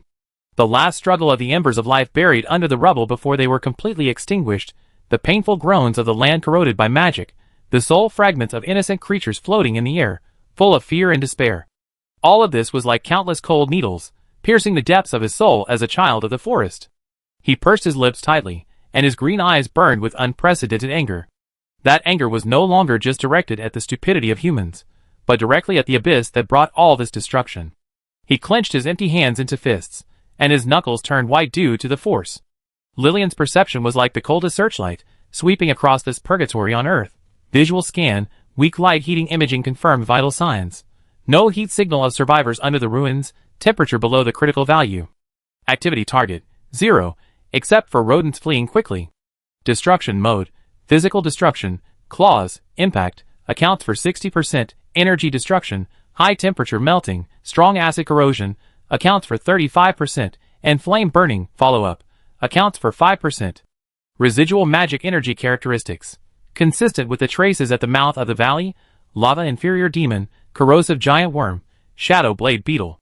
New weak energy characteristics. Suspected low-level spellcasting monster, residue of fireball. Olfactory analysis. High concentration of sulfur, deep carbonization of organic matter, wood, fabric, flesh, strong acid volatiles, old blood, oxidized state. Auditory scan. Low frequency. Flame burning, 6 stable fire sources. When passing through ruins, specific frequency resonance. High frequency. No human or large animal sound waves. Insect activity. Extremely low, suppressed by magic energy pollution. Energy field. Ambient field. Heavily polluted, dominated by the dark attribute magic energy of the abyss. Pollution source. Residual monster activity, strong, death resentment, weak but stubborn. Conclusion. Attack time. About 8 to 10 hours ago. Flame burning state. Blood oxidation degree. Attacker. Demon King small mixed harassment force, estimated size. 10 to 15 units. Result. The village was completely destroyed. Residents. No survivors. Based on scanning data probability. Greater than 99.9%. Relation. The attack path is highly consistent with the traces of monsters at the entrance of the valley. Threat assessment. The unit may still be active in the nearby area. Probability. Medium to high. The safety status of the valley itself. Unknown. High risk. The cold analysis data stream covered all the tragedy in front of her. Lillian's eyes did not linger too much on the unextinguished fireworks, nor did she explore the details buried under the ruins. For her, the ending of this forgotten village was just a cold data point in the process of war, a proof of the environmental threat coefficient assessment. Core logic. This area is no longer worth rescuing, no vital signs. This area is a high-risk area, residual magic energy, potential monster activity. Primary target, valley, medicine garden, inhibitor, safety status, high risk, need to be confirmed immediately. Action priority. Return to the valley by the most efficient path, establish defense/alertness, and perform inhibitor repair. Irrelevant variables. An extremely weak thought flashed through her consciousness, like the coldest footnote to this human tragedy. This is not cold, but a judgment based on absolute efficiency and the current highest priority task. Sadness, anger, pity. These emotional modules have zero weight in the database calculation at this moment. She retracted her gaze, and no longer looked at the broken walls crying silently in the dark red embers, and the ominous black smoke that rose stubbornly, as if accusing something. The dark gray figure turned directly to the main road leading to his valley, without any hesitation, and the speed increased again. Legolas looked at Lillian's back as she left without hesitation, and then glanced at the ruins that were silent in the fireworks of death. The anger in his green eyes was covered by a deeper chill mixed with compassion and powerlessness.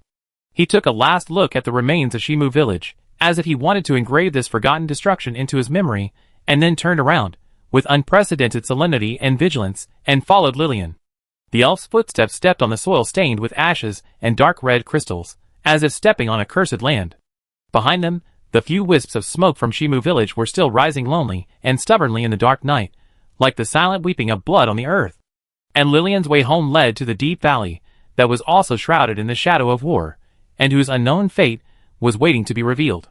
Chapter 104.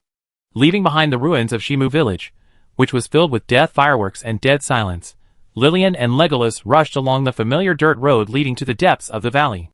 The sulfur and burnt smell in the air were stubbornly neutralized and dispelled by the richer fresh air of grass and trees gushing out from the valley, but the heavy oppression of the abyss magic pollution, like a maggot on the tarsal bone, did not completely disappear. Instead, it became clearer as they went deeper into the valley. The traces of monsters have indeed invaded here. The night wind swept across the rugged mountain walls on both sides, making a low whimper. In the mud of the path under their feet, there were sporadic purple-black spots of magic pollution and huge three-toed claw marks that did not belong to the valley. Several golden thorn grass bushes near the roadside showed unnatural withering and curling, and dark red sulfur crystals condensed on the leaves. In the air, the pure herbal scent of the herb garden was mixed with a faint, disturbing fishy sweetness. That was the body odor mark left by the monster. Legolas's expression was extremely tense. He no longer commented on the stupidity of humans. His green eyes were like the most vigilant sentinels, scanning every rock and every shadow in the darkness sharply. The elf's perception of the natural environment was seriously disturbed by the pollution in the valley, just like a clear stream was poured with ink, which made him feel unprecedented discomfort and anxiety. He subconsciously followed Lillian closely, his empty hands clenched, as if ready to gather natural energy to fight back at any time. Lillian's perception was like the most sophisticated radar, scanning the surroundings coldly. With every step taken, the subtle changes in the surrounding environment were included in the analysis. 3 meters to the left of the path, the golden thorn grass withered, the soil magic energy remained, intensity, low, and there were no active targets. Bend ahead, rock shadow, thermal signature, negative, safe. Ambient field fluctuation, direction of pollution source, core area of the valley, direction of the herb garden/stone house, intensity, continuous, diffusion mode. Threat assessment, high. Probability of encountering monsters, medium, based on the freshness of the trace and the concentration of pollution. Action mode, high alert, ready to activate emergency runes. The remaining performance of the Tranquility wristband can support micro-shield/interference. In this atmosphere of high alert and repression, like a taut bowstring, an extremely abrupt but extremely clear sound, penetrating the whimpering of the night wind and the heavy background sound of magic pollution, suddenly hit the eardrums of the two people. Ding! Ding ding! Dang! Dang! It was the sound of metal hitting hard objects. Crisp, short, with a stable and rhythmic rhythm, one after another, from the depths of the valley. To be precise, from the direction of Lillian's stone house. Clearly coming. Legolas suddenly stopped. Like a frightened spirit deer, his green eyes shrank instantly, bursting out with incredible astonishment and deeper vigilance. He almost instinctively lowered his body, took a defensive posture, and locked his eyes on the direction of the sound source. What sound? The monsters. Trap? Or? His voice was extremely low, with a hint of imperceptible tension. In a valley filled with death and magic pollution, any unnatural sound means great danger. Lillian also stopped and raised her dark gray hood slightly. Her cold perception instantly focused, penetrating hundreds of meters, and the barrier of the night, and accurately projected to the source of the sound. Her stone house nestled against the mountain wall, which should have been reduced to ruins or a death trap after the magic disaster. Sound source location, confirmed. Coordinates, stone house area, error less than 3 meters.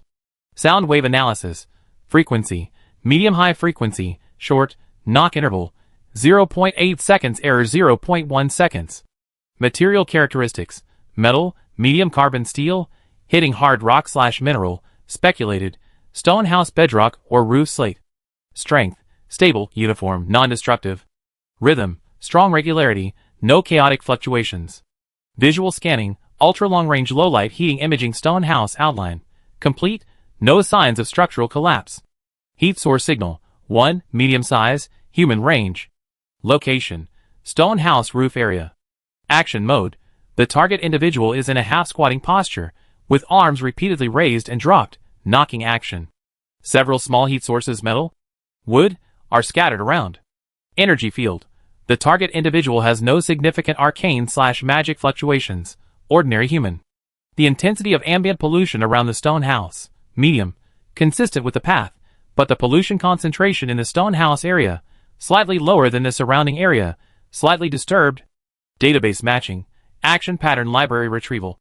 Keywords, knocking, stable rhythm, roof position, repair behavior. Matching items, high probability, greater than 95%, craftsman behavior, roof repair/structural reinforcement. Related individuals, Roland, craftsman boy. Behavior pattern matching, extremely high, based on the roof repair records of the village of Anvil Castle. A clear picture was instantly constructed in Lillian's cold database.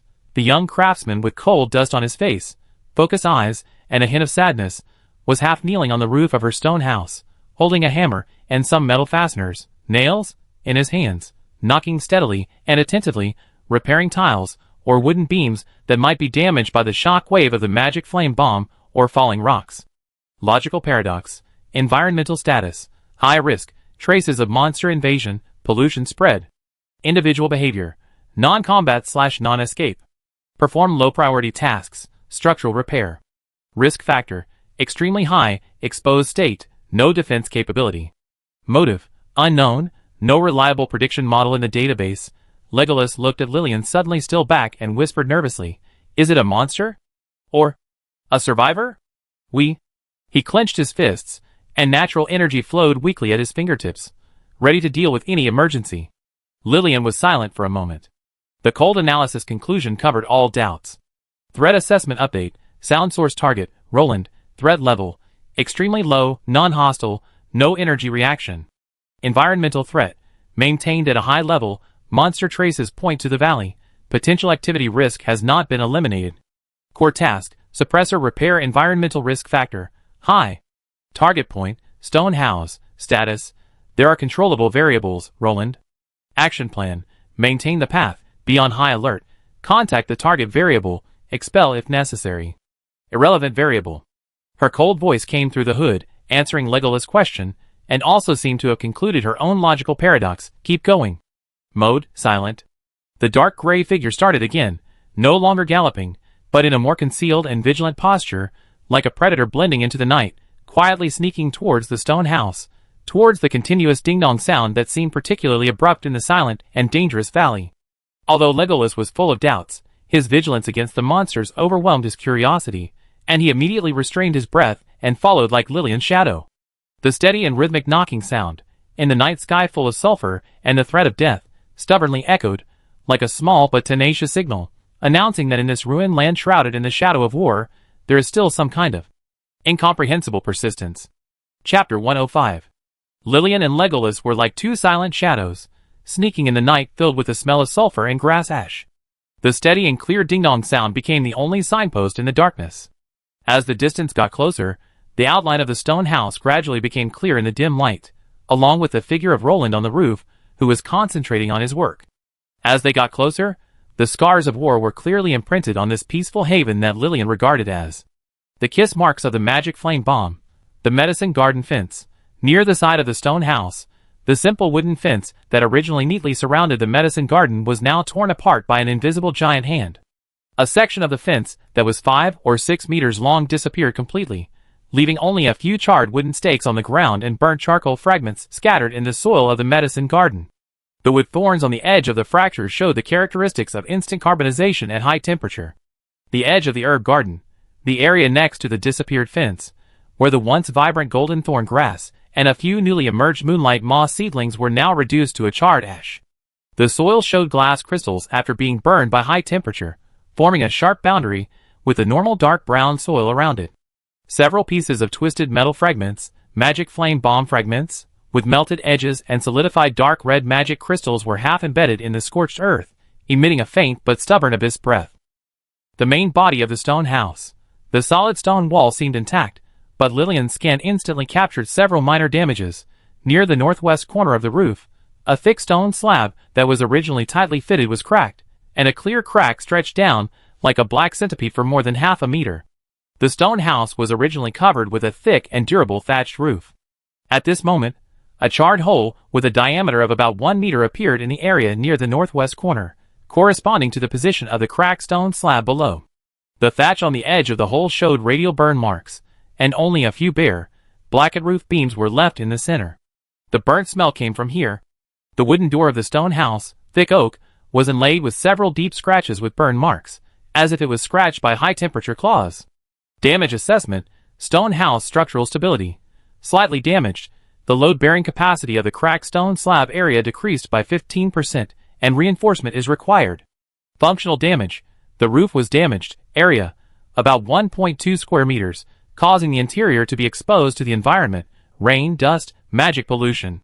Threat level, moderate, non-structural collapse, but timely repair is required to maintain the living function and protect the internal items. Roof under repair. On the roof, Roland's figure was clearly presented in Lillian's vision. He was half kneeling on the edge of the charred hole in the roof, with his back to the direction where Lillian and Legolas were approaching. The faint starlight and a small bonfire, a weak heat source signal, that might have been lit in the stone house below reflected his outline. He was wearing an old leather armor covered with dust, oil, and suspicious dark red marks, blood. His hair was soaked with sweat, and clumps of it stuck to his forehead and neck. He was concentrating on dealing with a half-burnt beam on the edge of the hole. One hand was steadily holding a thin stone slab that was cut fairly neatly, but was obviously found temporarily. It seemed to have been peeled off from the nearby mountain wall, and the other hand was holding an iron hammer that looked weathered and even had a bit of a curled edge on the hammer head. Ding, ding, ding, dang, dang. The hammer head hit the edge of the slab, and the rough-cut wooden wedges placed temporarily underneath, trying to fix the slab to the charred roof beam frame and fill the hole. His movements were steady and patient, and the strength and angle of each hit were controlled to avoid causing secondary damage to the damaged roof beam. Sweat slid down his tense jawline and dripped onto the charred wood, which was instantly evaporated by the high-temperature embers into a barely visible white mist. Beside him, there were several spare slabs of different sizes, some split wooden wedges, a notched chisel, and a small bundle of rough hemp ropes. The tools were simple, and the environment was dangerous, rooftop war plus monster threats, but his working posture revealed an almost stubborn concentration and calmness. At least, in Lillian's scan, his emotional fluctuations were far less than the deep sadness when he was repairing the village roof in Anvil Castle. At this moment, he was closer to a pure concentration on solving the problem at hand. Legolas stopped at the edge of the shadow of the stone house, his green eyes filled with astonishment and confusion. He looked at the human boy on the roof, who was still concentrating on repairing in such a dangerous environment, and then vigilantly scanned the dark forests around him that were filled with magical pollution. The elf's mind seemed to fall into a brief logical confusion. Repair? In a place where monsters may jump out of the shadows at any time? This human behavior pattern is more difficult to understand than the abyss worm. Lillian's perception calmly covered the entire scene. Target individual, Roland. Status: physiological, moderate fatigue, muscle lactic acid accumulation, slight dehydration, old injury on the left arm, bandage wrapped, with no significant limitation of movement, well healed. Emotion: highly focused, dopamine, norepinephrine levels are stable and slightly high, anxiety, low, related to repair behavior. Energy field: ordinary human level, no arcane/magic fluctuations. Mental fluctuations are stable, focused on the current task. Threat assessment: very low, non-hostile, no attack intention. Environmental threat scan: stone house surrounding, magic pollution concentration remains at a medium level, diffusion state. No immediate active monster signal, 200-meter radius. Potential risk: high, based on intrusion traces and pollution source direction. Conclusion: stone house damage confirmed, magic flame bomb affected. Target variable: Roland, behavior, perform structural repair tasks, priority, low risk, high. Logical paradox: unclear motivation, non-contractual task, not necessary for survival. Behavioral efficiency: relatively high, based on tools and skills. Core task: suppressor repair, environment. Due to Roland's existence and roof damage, the safety factor, moderately reduced, need to clean up irrelevant variables or establish isolation. Lillian did not disturb Roland on the roof. She was like a shadow blending into the environment, quietly going around to the front of the stone house. Her eyes swept across the hideous scratches on the wooden door, and then fell on her medicine garden next to it. The scorched earth that was kissed by the magic flame bomb was like an ugly scar, glaringly imprinted on a corner of the medicine garden that was originally full of vitality. A few golden thorn grasses near the edge of the scorched earth were lucky enough not to be affected, and their leaves also showed signs of wilting and curling after being baked by high temperatures. Her eyes stayed on the scorched earth for less than a second. The database instantly completed the record. Damaged area of the medicine garden, 1.8 square meters. Loss: golden thorn grass seedlings X12, moonlight moss spore bed X1, immature. Soil pollution, abyssal magic energy residue, strength, medium, need to be purified, priority, low. Then, she raised her eyes again, through the gap of the open, or damaged and unable to be completely closed, wooden door, and cast her eyes into the stone house. In the darkness, her perception was like an invisible tentacle, instantly outlining the situation in the house. The workbench was intact, the herb rack was overturned, some herbs were scattered, the storage box in the corner had signs of being turned over, maybe Roland was looking for tools, and most importantly, the small stone niche embedded in the mountain wall where she stored core materials such as moonstone powder and mithril silk. Its hidden rune was not triggered. Status: safe. Core materials: confirmed to be safe. Suppressor repair environment: affected by the damaged roof and irrelevant variables, not optimal. Action sequence update: clear irrelevant variables, Roland. Temporarily close the damaged roof, efficient solution. Activate internal warning runes, basic. Perform suppressor repair, highest priority. The dark gray figure was like a condensed shadow at the door of the stone house. Under the hood, The cold sight was like a searchlight, locking on the young craftsman on the roof, who was still ding-dong-dong, and trying to fill the wounds of war with simple stone slabs and wooden wedges. Chapter 106. Lillian's dark gray figure stood like a solidified shadow in front of the open wooden door of the stone house. The night wind, carrying the smell of sulfur, scorched earth, and a hint of fresh sawdust, blew into the door. Her sight, penetrating the dim starlight and the flickering light of the bonfire in the house, accurately locked onto the figure on the roof, who was concentrating on filling the hole. Roland. Soot face, sweat mixed with chimney ashes, battlefield smoke or pure dust from the repair process, painted a mottled map on his young face. Deep and light stains covered most of the skin, and the original skin color was almost invisible. Only the relatively high places of the nose and cheekbones were washed out by sweat, leaving a few lighter marks. A few strands of sweaty dark brown hair stuck to the corners of the forehead and cheeks, adding a bit of embarrassment. Around the chin and lips, one could even see clear black fingerprints left by casually wiping sweat with the back of the hand. This appearance is completely different from the poor, but neat young craftsman when they first met in Anvil Castle. He looks more like a survivor who just crawled out of a collapsed mine. Old leather armor, the brown leather armor he was wearing was already badly worn, and now it was covered with marks of war. There was a clear tear on the left shoulder, revealing the equally damaged linen shirt inside, and vaguely visible was the clean bandage wrapped underneath. Lillian's self-healing gel was effective. There were large patches of dark red stains on his chest and abdomen, which had long since dried and turned black, and it was difficult to tell whether it was someone else's blood, the monster's body fluids, or mixed mud. The edges of the leather armor were worn and curled in many places, and several metal rivets had fallen off. The overall look was shaky, as if it would fall apart at any time, but it still stubbornly wrapped around his slightly thin body. Focused eyes. However, the most eye-catching thing is the eyes. Sweat kept sliding down from the brow bone, occasionally dripping into the eye socket, bringing a momentary sting. Roland just blinked a few times quickly as a reflex, or rubbed the corner of his eye with the inside of the dirtier back of his hand very quickly. The movement was so fast that it was almost ignored.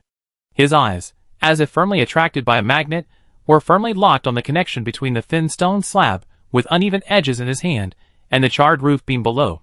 There was no fear in his eyes. Even though he was in a valley polluted by monsters, and exposed on a dangerous roof. There was no sadness. Even though he had just witnessed or even experienced the tragedy of Shimu village, the blood stains on the leather armor, and the old wounds under the bandages told silently. There was no confusion. Even though the object he was repairing was the roof of a mysterious herbalist, and his motives were a mystery. There was only a kind of almost paranoid, pure concentration. The pupils shrank slightly in the weak light of the campfire, reflecting every precise landing of the hammer head. His brows knitted slightly due to the force, but not because of pain or anxiety, but because of the instinctive reaction of concentrating on controlling the force and angle. His lips were pursed into a firm straight line, the line of his jaw was tight, and all his willpower was poured into every action of lifting and lowering the hammer, and into the goal of making the stone slab fit tightly into the damaged part. It was as if at this moment, he was the only one left in the world, the hammer in his hand, the stone slab that needed to be fixed, and the hole that had to be filled. The sulfur smell in the outside world, the potential threat of monsters, and even his own fatigue and pain were all blocked out by this powerful concentration. Lillian's perception was like an invisible scanner, converting Roland's current state into a cold data stream. Physiological state, muscle activity, high intensity, arms, shoulder and back muscles continue to contract and relax.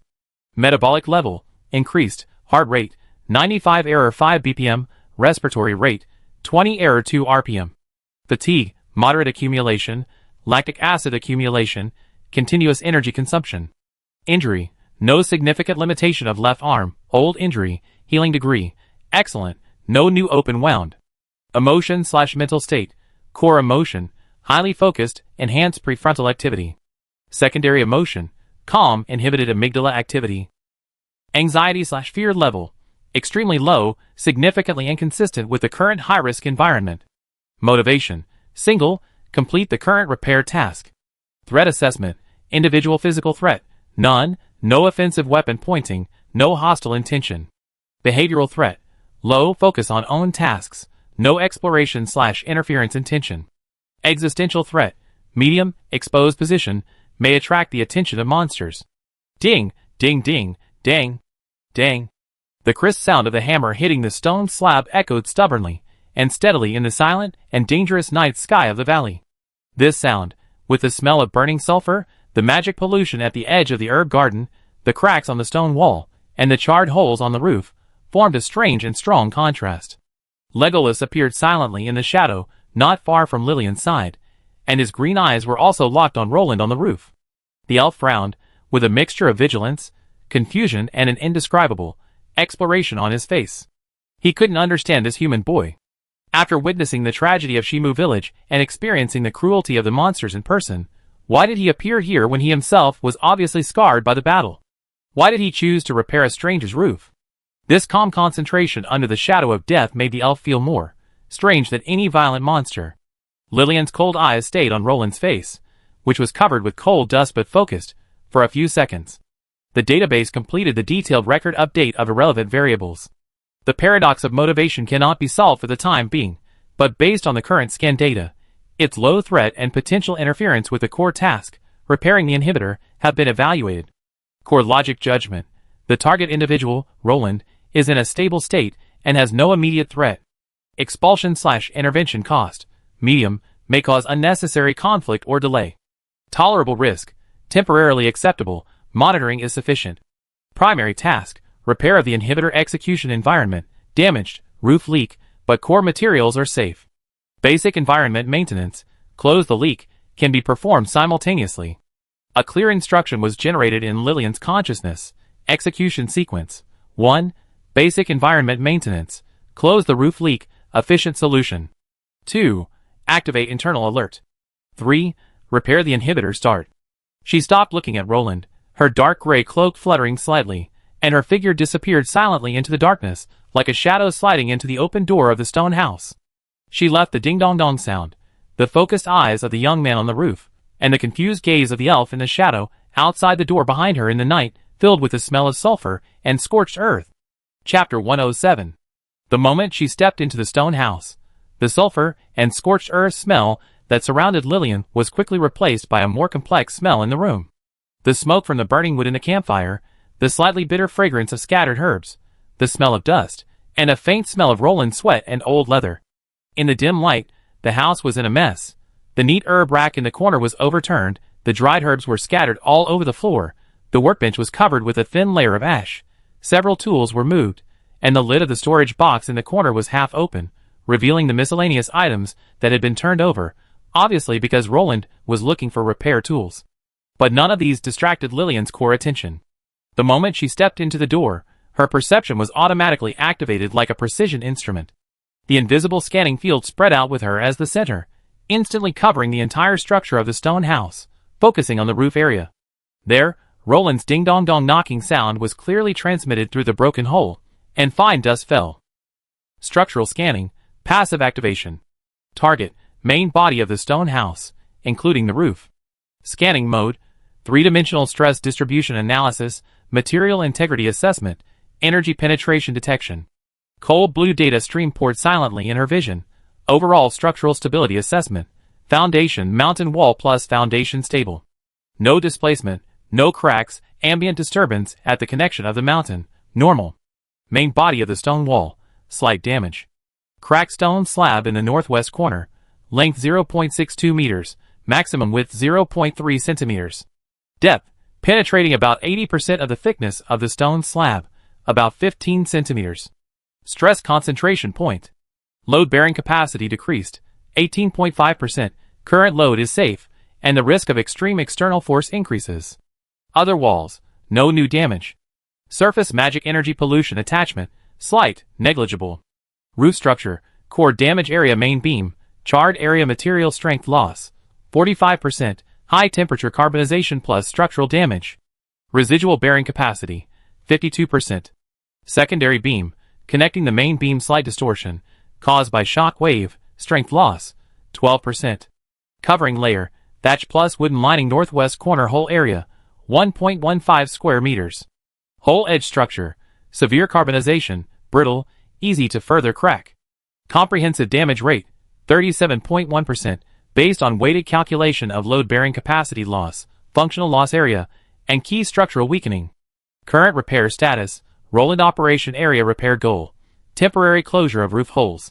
Materials used: irregular thin stone slabs, thickness 2 to 4 centimeters, strength medium-low, rough wooden wedges, material pine, strength low, hemp rope, auxiliary fixation. Repair method: cover the hole with stone slabs, fill the gap with wooden wedges at the edge and hold against the uncarbonized beams below, hammer to fix the wooden wedges, and use hemp rope to assist in bundling, not fully implemented. Repair progress: 15.4%, based on the close ratio of the whole area and the assessment of the stability of the temporary structure. The area covered by the fixed stone slabs, about 0.18 square meters, located at the northeast edge of the hole. Current work point: hammering the wooden wedges on the southwest side. Progress: the wooden wedges are not embedded deep enough and need to continue to apply force. Temporary structural stability: low, only single-point fixation. The contact surface between the wooden wedges and the carbonized beams is small and easy to loosen. Repair efficiency assessment: tool applicability: low, hammer blade curling, large energy loss and knocking, no professional masonry chisel, rough processing of wooden wedges. Material applicability: medium-low, irregular slates increase the difficulty of fitting, and the strength of wooden wedges is insufficient.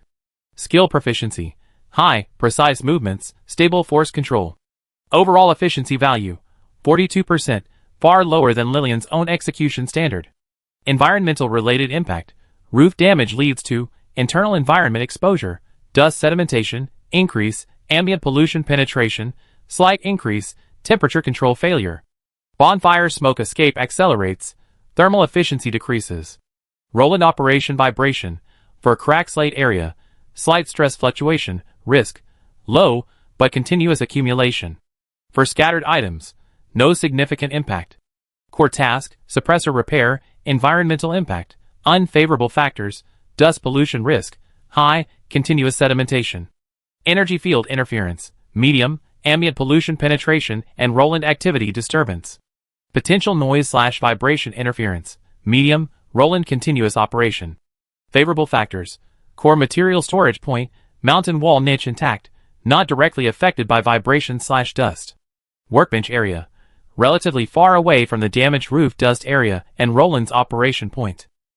Conclusion: structural safety: short-term maintainable, avoid severe impact.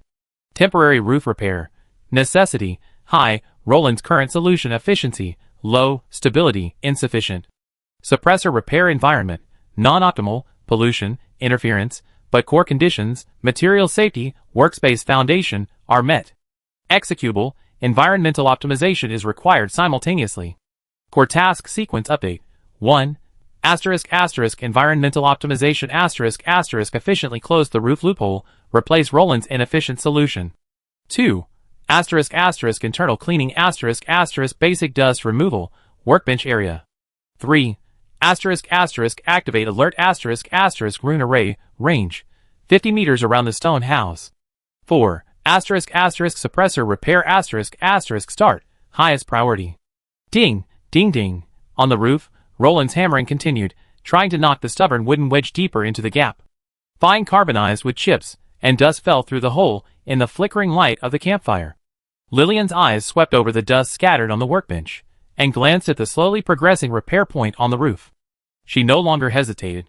The dark gray figure moved silently to the workbench, ignoring the scattered herbs and dust, and his fingertips moved slightly under the cloak.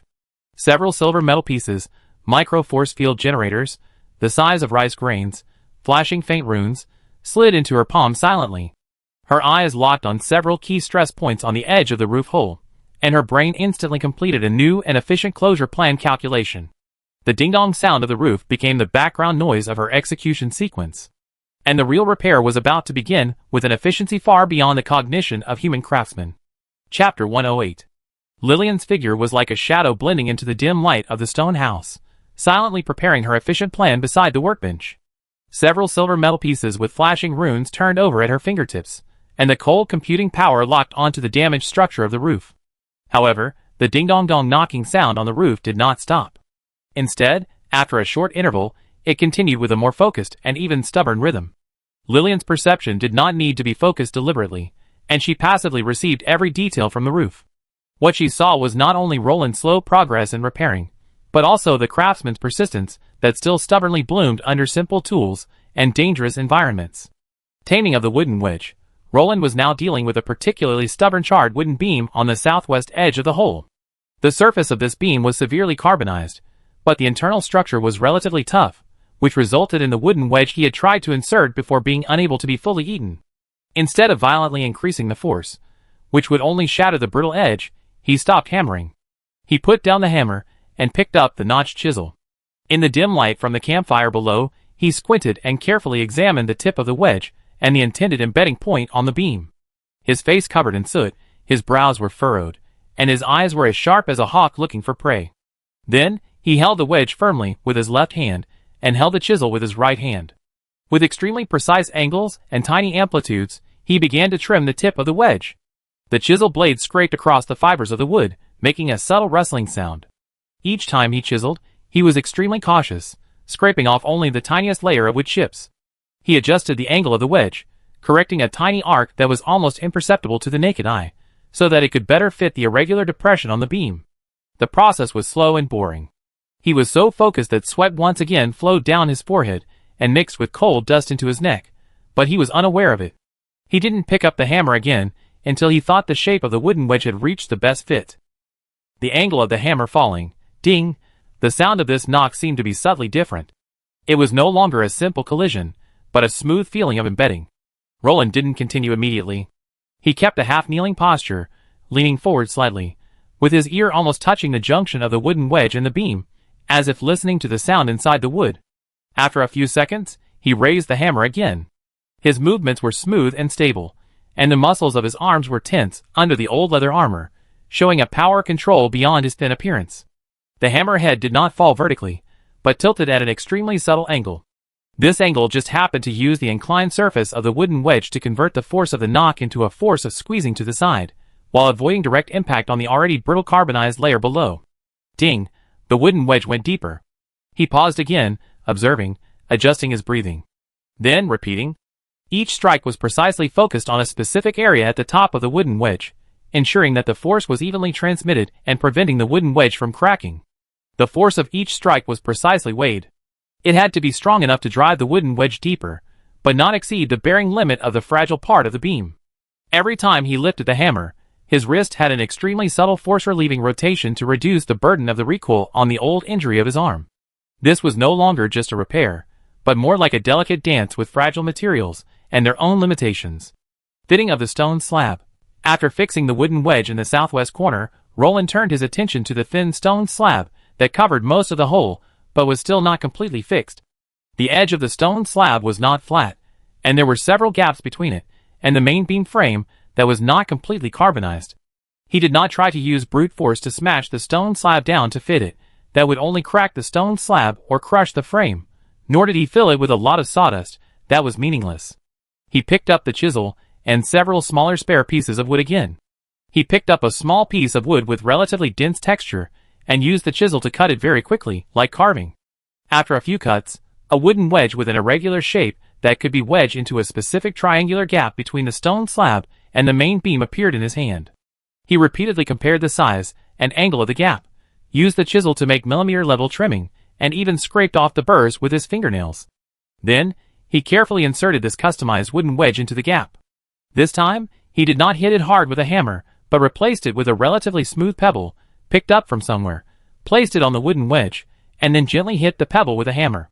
The force was evenly dispersed through the hard stone, steadily pushing the wooden wedge into the deepest part, perfectly filling the irregular gap, and firmly pushing the stone slab onto the main beam frame. He followed the same method and made and embedded customized wooden wedges of various shapes on site for several other gaps. Each operation was performed with an almost artistic concentration and patience, as if he was completing a fine work of art, rather than hastily filling a hole in the roof filled with the breath of monsters. Focused eyes. Again sweat flows like a stream on his coal ash-covered face, leaving deeper grooves. The muscles of the old wound on his left arm tremble slightly under the continuous delicate operation, but his hands holding the hammer and chisel are as steady as a rock. The glimmer of the campfire dances under his drooping eyelashes, reflecting the flames burning deep in his pupils. It is not fanaticism, but a pure and extreme obsession with completion and correctness. In his world, it seems that only the stone slab, wooden wedge, hammer, and the gap that must be filled with a perfect fit are left. The angle of each wooden wedge, the force of each hammer, and the embedded position of each, self-made, nail must reach the correctness of the demanding ruler in his heart. As for being in danger, the tools are simple, the time is tight. It seems that they are all blocked from consciousness by this powerful focus. Lillian's horizon, behavior pattern analysis update. Target individual, Roland movement accuracy, extremely high, theoretically optimal under tool limits. Strength control, excellent, muscle memory plus experience judgment. Material utilization, maximized, customized use of scraps.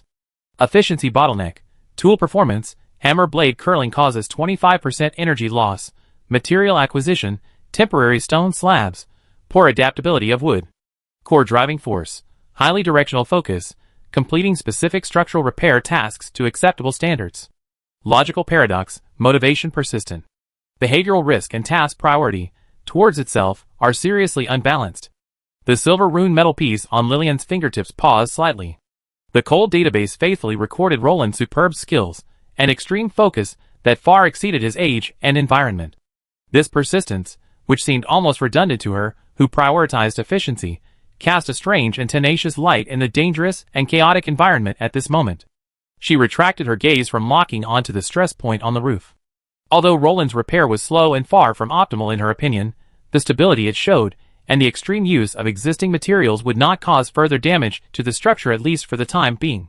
More importantly, his full concentration meant low interference.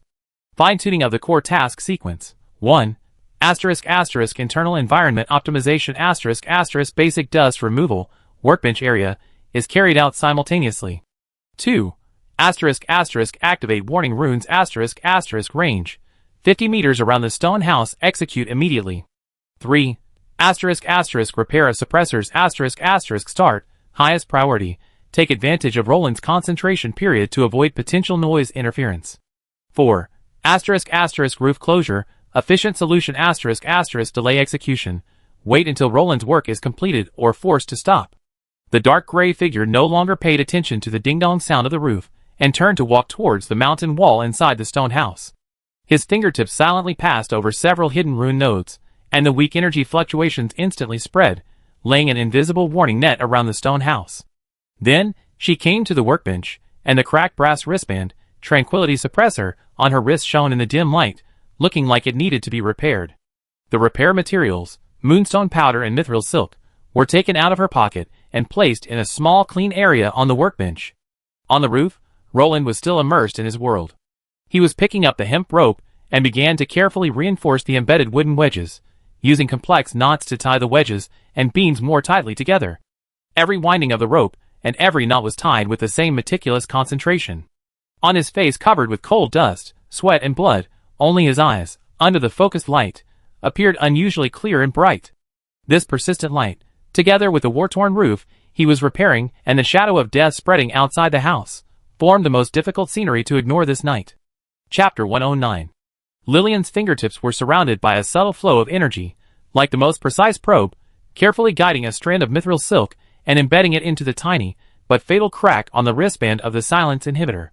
The moonstone powder was precisely controlled by mental power, turning into fine light dust that shimmered with starlight, filling the microscopic gap between the energy circuit constructed by the mithril silk and the original rune structure.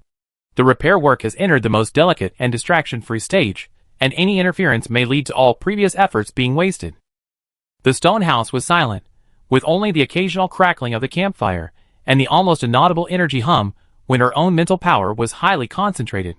On the roof, Roland's ding-dong-dong knocking sound stopped at some point. A brief silence enveloped. However, this silence did not bring real peace. Lillian's superdimensional perception was like an invisible spider web, which had already enveloped the entire stone house. Even though her main consciousness was highly focused on the precise repair of the wristband, the secondary perception module continued to receive and analyze the environmental information flow. In this brief pause in the knocking sound, a completely different, extremely obscure, but extremely strong pheromone fluctuation, like a stone thrown into a deep pool, clearly entered her perception range. Source, roof. Target, Roland. Her main consciousness was still locked on the rune node of the wristband, but the database instantly retrieved the key details captured by the secondary perception module. Tightly pursed mouth corners. Roland stopped knocking. He half knelt beside the hole that had been repaired for the most part, His body kept the posture of the previous operation and leaned forward slightly. On the face intertwined with cold dust and sweat, the lips that were originally pursed into a firm straight line due to concentration, now the lines are tighter, and the corners of the mouth even slightly turned down a very subtle arc. This arc is not anger or disgust, but a deeper, more restrained depression. The lower lip seemed to be bitten unconsciously by the teeth, leaving a shallow white indentation, vaguely visible against the coal ash background. Breathing rhythm. In the previous labor, his breathing was deep and rhythmic, accompanying the force and relaxation of each hammering. At this moment, his breathing became extremely light, and he even held his breath for a few seconds, as if he was forcibly suppressing something. Then, there were several short and deep inhalations, and the amplitude of the chest rise and fall increased, but the frequency was still deliberately suppressed, which seemed a little disordered. Loss of focus in the eyes. The clear eyes that seemed to be burning with the flame of concentration before, now lost their focus. His sight did not fall on the knot that had just been completed, nor did he look at the next place that needed to be repaired, but was blankly cast at the dark night sky outside the hole in the roof, which was slightly illuminated by the residual light of the campfire and filled with the smell of sulfur pollution. Deep in the pupils, the light of concentration dimmed, replaced by a heavy, empty hole that seemed to absorb all light. Slight stiffness of the body. The left hand, old injured arm, resting on the knee, the knuckles turned white due to excessive force, and deeply sunk into the rough leather pants fabric. The muscle lines of the entire shoulder and back, under the old leather armor, are abnormally tight, showing a non-working state, like a fully drawn bowstring, accumulating strength that is nowhere to be released. The slightly lowered head and neck reveal a deep fatigue, which is not only physical, but also comes from the depths of the spirit. Pheromone secretion. The secondary perception module captures subtle changes in the secretion components of the target individual's sweat glands, and the level of cortisol, stress hormone, has increased significantly, accompanied by trace endorphins, related to pain/sadness suppression, fluctuations.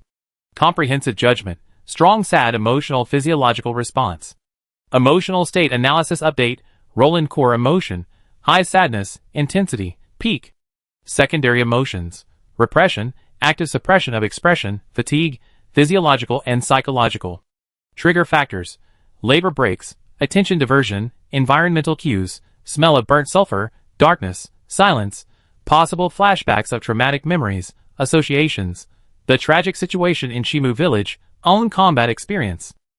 Behavior pattern. Silence, no language/voice expression, limbs tense, suppressing instinctive reactions, unfocused eyes, avoiding reality/immersing oneself in the heart. Threat assessment. Individual extremely low, no aggressive turn, mainly emotional internal consumption. But physiological stress level, high, potential health risk.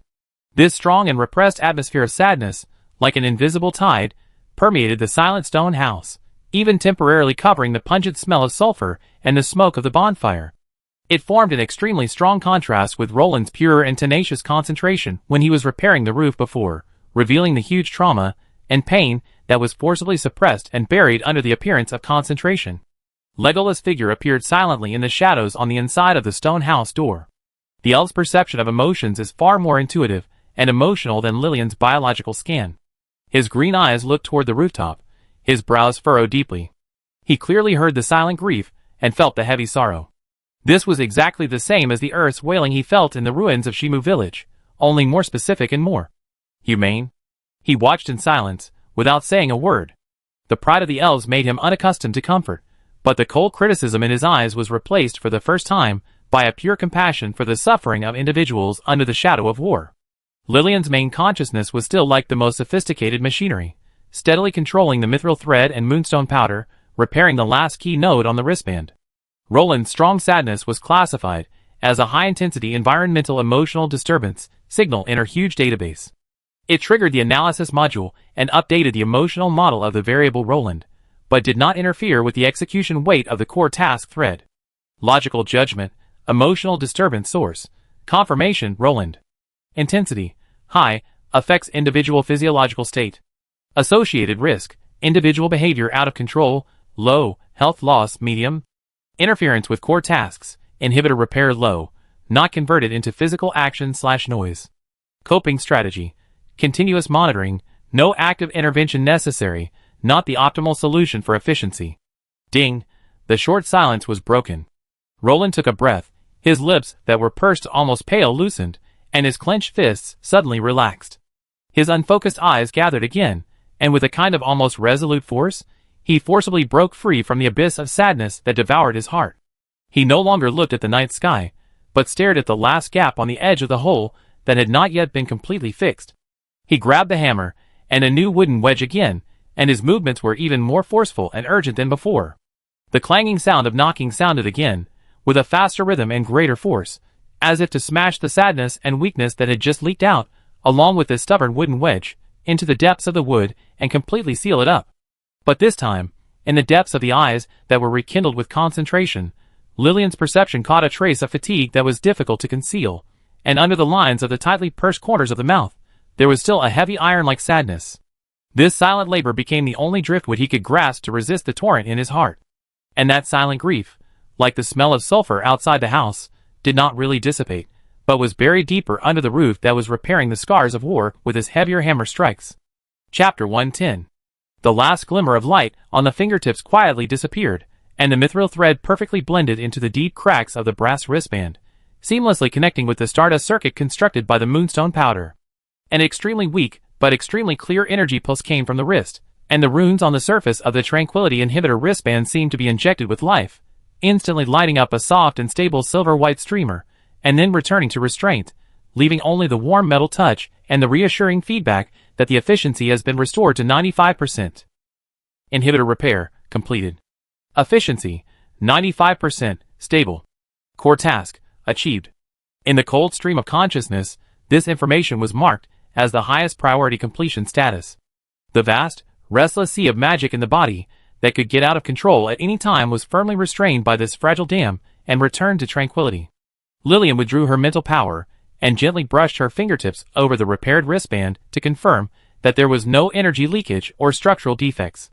The fatal hidden danger was removed, and she regained the most basic sense of security in this chaotic world. The control of power. Almost at the same moment, the more rapid and heavy ding-dong sound on the roof that was forcibly suppressed and then erupted suddenly stopped. A brief silence fell again, and only the crackling of the campfire filled the gap. Lillian's perception, like the most sophisticated radar, swept across the roof in an instant. Target individual, role in physiological state, muscle fatigue after high-intensity work, peak, increased sweat secretion, and rapid breathing, short-term. Emotional state, high-intensity concentration during work, sad background, depressed state, intensity, medium and low. Behavior, repair action stops. Inference, the repair task at the current stage is completed, or physical limit. Threat assessment, maintained extremely low. Her eyes calmly swept over the hole in the roof that was barely sealed by rough stone slabs, wooden wedges and hemp ropes. Roland's plan was inefficient, and the materials were simple, but with his superb skills and almost paranoid focus, he at least achieved the basic function of physical closure. The hole was blocked, and the influx of dust and cold wind was greatly reduced.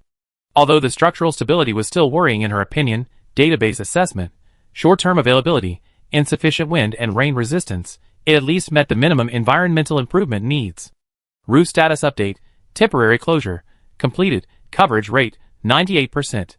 Structural stability, low, relying on multi-point wooden wedge support, weak resistance to lateral force. Assessment, meet current basic needs, dust avoidance, partial insulation.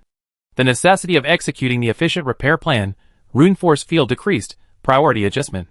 Then, her eyes turned to the interior of the stone house. Scattered herbs, overturned shelves, dusty workbenches, flipped storage boxes. After she completed the core task, these chaos were immediately classified as secondary environmental disturbance factors, triggering the cleanup sequence. However, her eyes finally passed over these, and fell on the open door of the stone house. Outside the door, the morning light was struggling to pierce the haze of sulfur smoke and magic pollution that enveloped the valley. The dim light barely outlined the outline of the herb garden, and the charred pollution area on the edge that looked like an ugly scar.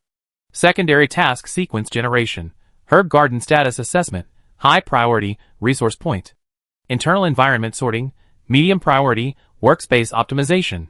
Rooftop optimization, low priority, current solution available. Irrelevant variable, Roland, disposal, pending, low threat, low interaction requirement. Irrelevant variable. This cold and clear conclusion passed silently in her mind again, like the most accurate final characterization of Roland's existence, his sadness, his persistence, and even the roof repair he just completed. His emotional fluctuations, sadness, behavior patterns, repairs, and even his own existence, within Lillian's core logic framework, do not constitute a key factor affecting her current highest priority: survival, power control, resource maintenance. His sadness is ineffective energy consumption, his repairs are inefficient alternatives, and his existence is a potential but controllable source of environmental disturbance. Database analysis is complete, and tags have been marked. No need to expel, appease, or communicate. Tolerating its existence until it leaves on its own or poses a clear threat is the most efficient option. Based on this conclusion, the secondary task sequence is automatically adjusted: execution, medicine garden status assessment, immediate, internal environment sorting, delayed, others, ignore. The dark gray figure moved silently. She did not walk towards the overturned herb rack, did not clean the dust off the workbench, and did not even look up at the young craftsman on the roof, who might be breathing and still immersed in the afterglow of sadness. She walked straight to the door, with steady steps. The slightly cold air of the early morning, mixed with sulfur and ashes of plants and trees, hit her face. She stopped at the door, her eyes accurately falling on the charred edge of the herb garden and the several golden thorn grasses next to it, whose leaves were wilted and curled due to the high temperature, but not completely dead. Scan of the herb garden, damaged area, 1.8 square meters. Soil, deeply polluted, remaining magic crystals. Vegetation, completely destroyed. Edge area, 7 golden thorn grasses, wilted leaves, moderate dehydration and heating damage. Vitality, strong, core root system intact. Recoverability, high. Undamaged area, good condition. Moonlight moss spore bed, not affected normal growth. Action decision, damaged area purification. Special neutralizer required, insufficient materials, priority, low. Edge area rescue, high efficiency solution. Water supplementation plus weak life energy stimulation, promote self-repair. Core resource, moonlight moss light required. Current morning light intensity is insufficient. Execution, rescue maintenance of golden thorn grass in the edge area and light acquisition of moonlight moss in the core area. Lillian did not go back to the house to get water. She stretched out her left hand, and her fingertips made an extremely subtle stroke in the void. The thin water vapor in the air quickly condensed above her fingertips, as if summoned by an invisible force, forming several crystal clear water droplets. She controlled the water droplets and dripped them precisely into the soil at the roots of each wilting golden thorn grass. The amount of water was controlled just right, replenishing the water while preventing water accumulation and root rot. At the same time, her right hand gently brushed over the tops of the golden thorn grasses. An extremely weak, cool natural life energy, simulating the characteristics of herbal farmers, not mobilizing core magic, was like a gentle breeze, gently brushing over the wilting leaves. The leaves visibly stretched a little, and the curled edges seemed to have a tendency to spread slightly. After doing this, she turned and walked towards the wet area in the herb garden that was not affected and cultivated the moonlight moss. There, several flat stones covered with moss were carefully placed in the shade. She leaned down, gently picked up the stones one by one, and walked to a small platform next to the stone house, which was on a higher ground and was gradually illuminated by the morning light. Her movements were steady and focused, as if she was performing a normal morning ritual. She carefully placed the stone carrying the moonlight moss at the best angle for the sun to shine. In the morning light, the silver veins inside the gray-green moss seemed to have a faint vitality. Drying herbs. In the early morning of the valley filled with the smell of sulfur and death, under the gaze of the young craftsman, who had just finished repairing the roof with great sadness, if he had time to watch, under the vigilant eyes of the elves, Lillian Zero, the immortal from the starry sky, chose to perform one of the highest priority tasks in her database at the moment. Make sure her moonlight moss gets enough light. It has nothing to do with war sadness, the holes in the roof, and the mess in the house. Only the herbs need sunlight. That's all. Chapter 111. The morning light struggled to penetrate the sulfur smoke and dust that enveloped the valley, casting a thin and pale light on the small platform in front of the stone house. Lillian half-crouched, as if performing some kind of sacred ritual, and carefully placed the last flat stone carrying the gray-green moonlight moss in the brightest position of the light spot. The silver veins inside the moss seemed to flow slightly at the moment of touching the light, greedily absorbing this precious energy. The magic pollution in the air was temporarily repelled from a small area by this weak but pure vitality. Just as Lillian's fingertips left the mossy stone surface and confirmed the placement angle, A low, hoarse, and obviously tired voice came from above her head without warning. It was Roland. He had climbed down from the roof at some point, and was leaning against the rough wall of the stone house, sitting on a fallen log with a charred surface not far from the door. The position was just in the blind spot of Lillian's side and rear, but within the clear range of sound transmission. He did not look at Lillian, and did not even realize that he made a sound. His head was slightly lowered, and his face was covered with coal dust, sweat, and blood. The eyes that were previously occupied by concentration and sadness were now only a kind of overdrawn confusion and deep fatigue. One of his legs was straight, and the other leg was bent. His arm was on his knee.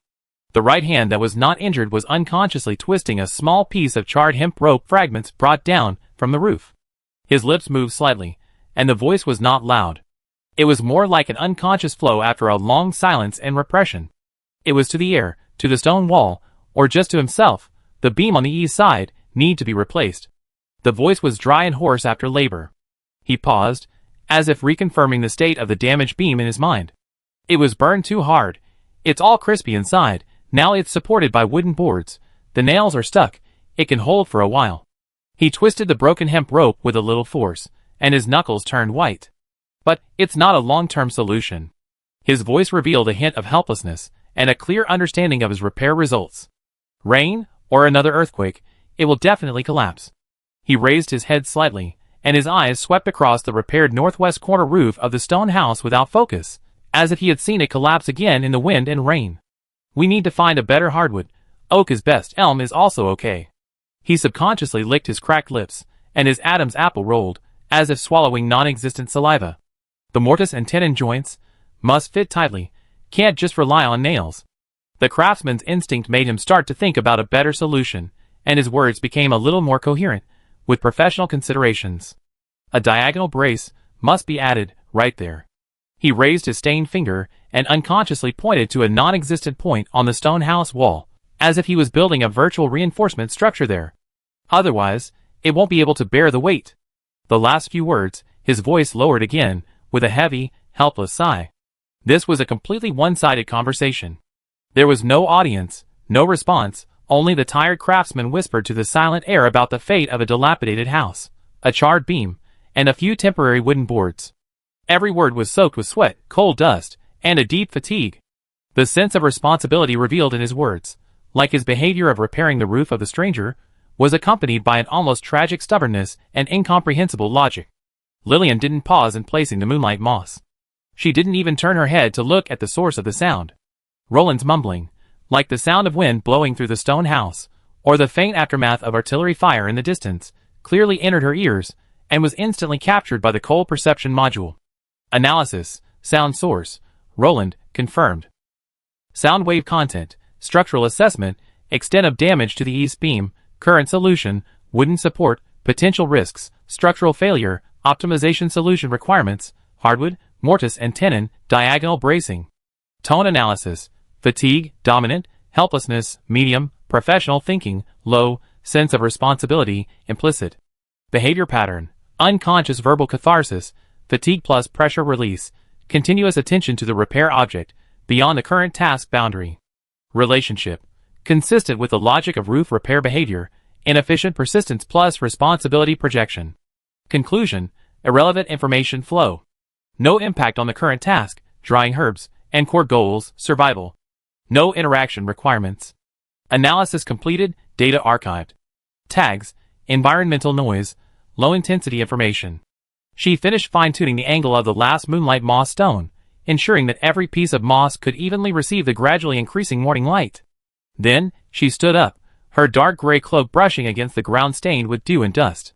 She did not look at Roland, who was sitting on the log and mumbling to himself, nor did she look at the suppressor wristband that she had repaired. Her eyes calmly turned to the overturned herb rack and the scattered herbs. Secondary task sequence, internal environment cleaning start. Execution, recycling and sorting herbs. She took a step and prepared to return to the stone house to start dealing with the next moderate priority task. Just as her figure was about to pass the charred log where Roland was sitting, the low, tired, and self-talking voice sounded again very close behind her, with a kind of unpredictable, deeper confusion and pain. If old Huck was still here, he is the best at mortise and tenon joints. The voice stopped abruptly, as if something suddenly strangled her throat. Lillian's footsteps paused slightly. Less than 0.1 second. Under the shadow of the dark gray hood, no one could see her expression. Then, as if she hadn't heard anything, she stepped steadily into the threshold of the stone house, leaving behind the morning light filled with sulfur, the stone platform carrying moonlight moss, and the young craftsman sitting on the charred wood, who was even more silent and sad. Inside the house, scattered herbs were waiting to be recycled in the dim light. For Lillian, this was the pending matter that had existential meaning at the moment. As for the sad whisper about Mortis and Tenon and Old Hake outside the door, irrelevant variable. Ignore. Chapter 112. The stone house was filled with a slightly bitter smell of dried herbs and a faint smell of dust. Lillian's dark gray figure turned her back to the door, handling the overturned herb rack and the scattered herbs on the ground with an almost mechanical precision.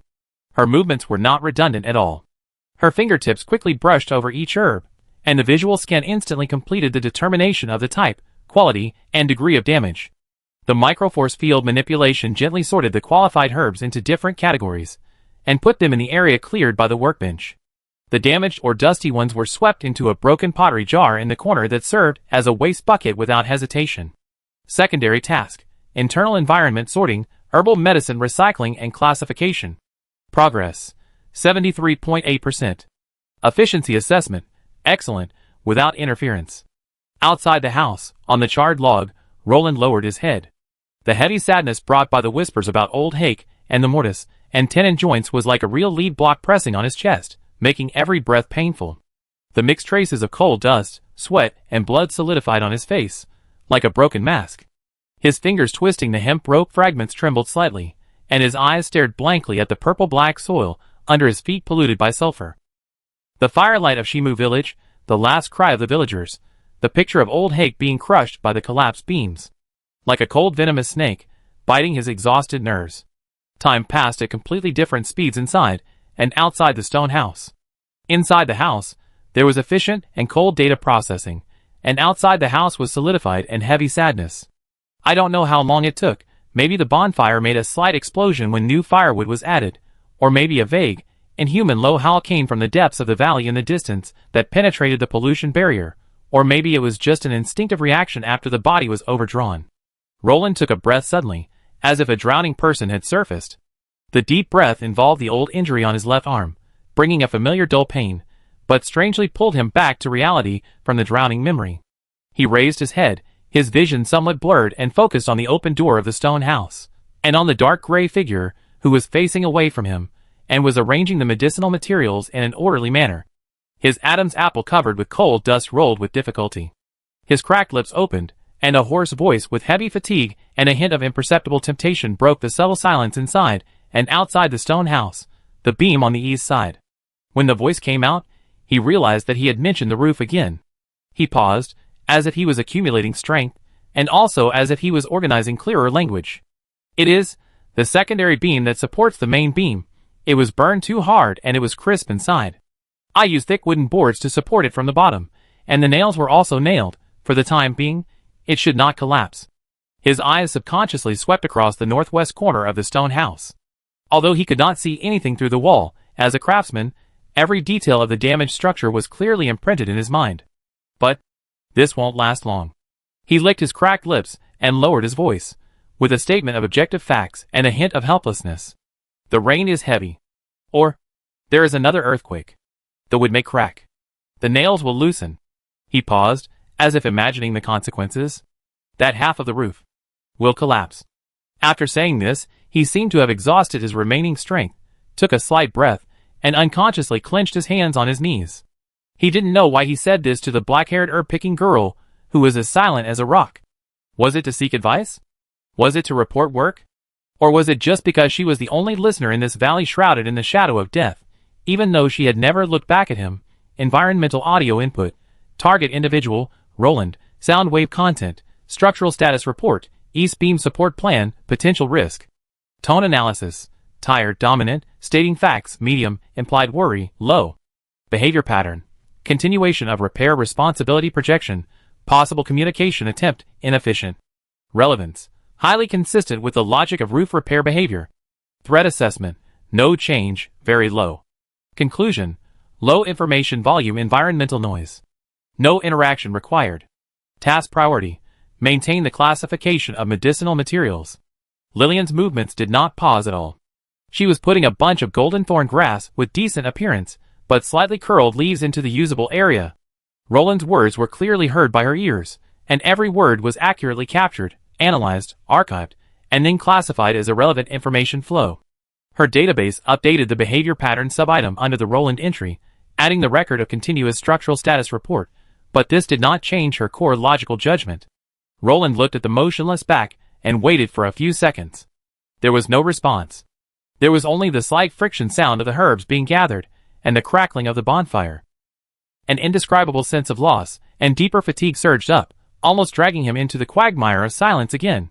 He lowered his head, ready to continue to accompany his sadness and powerlessness. At this moment, the figure with his back to him moved very slightly, not turning around.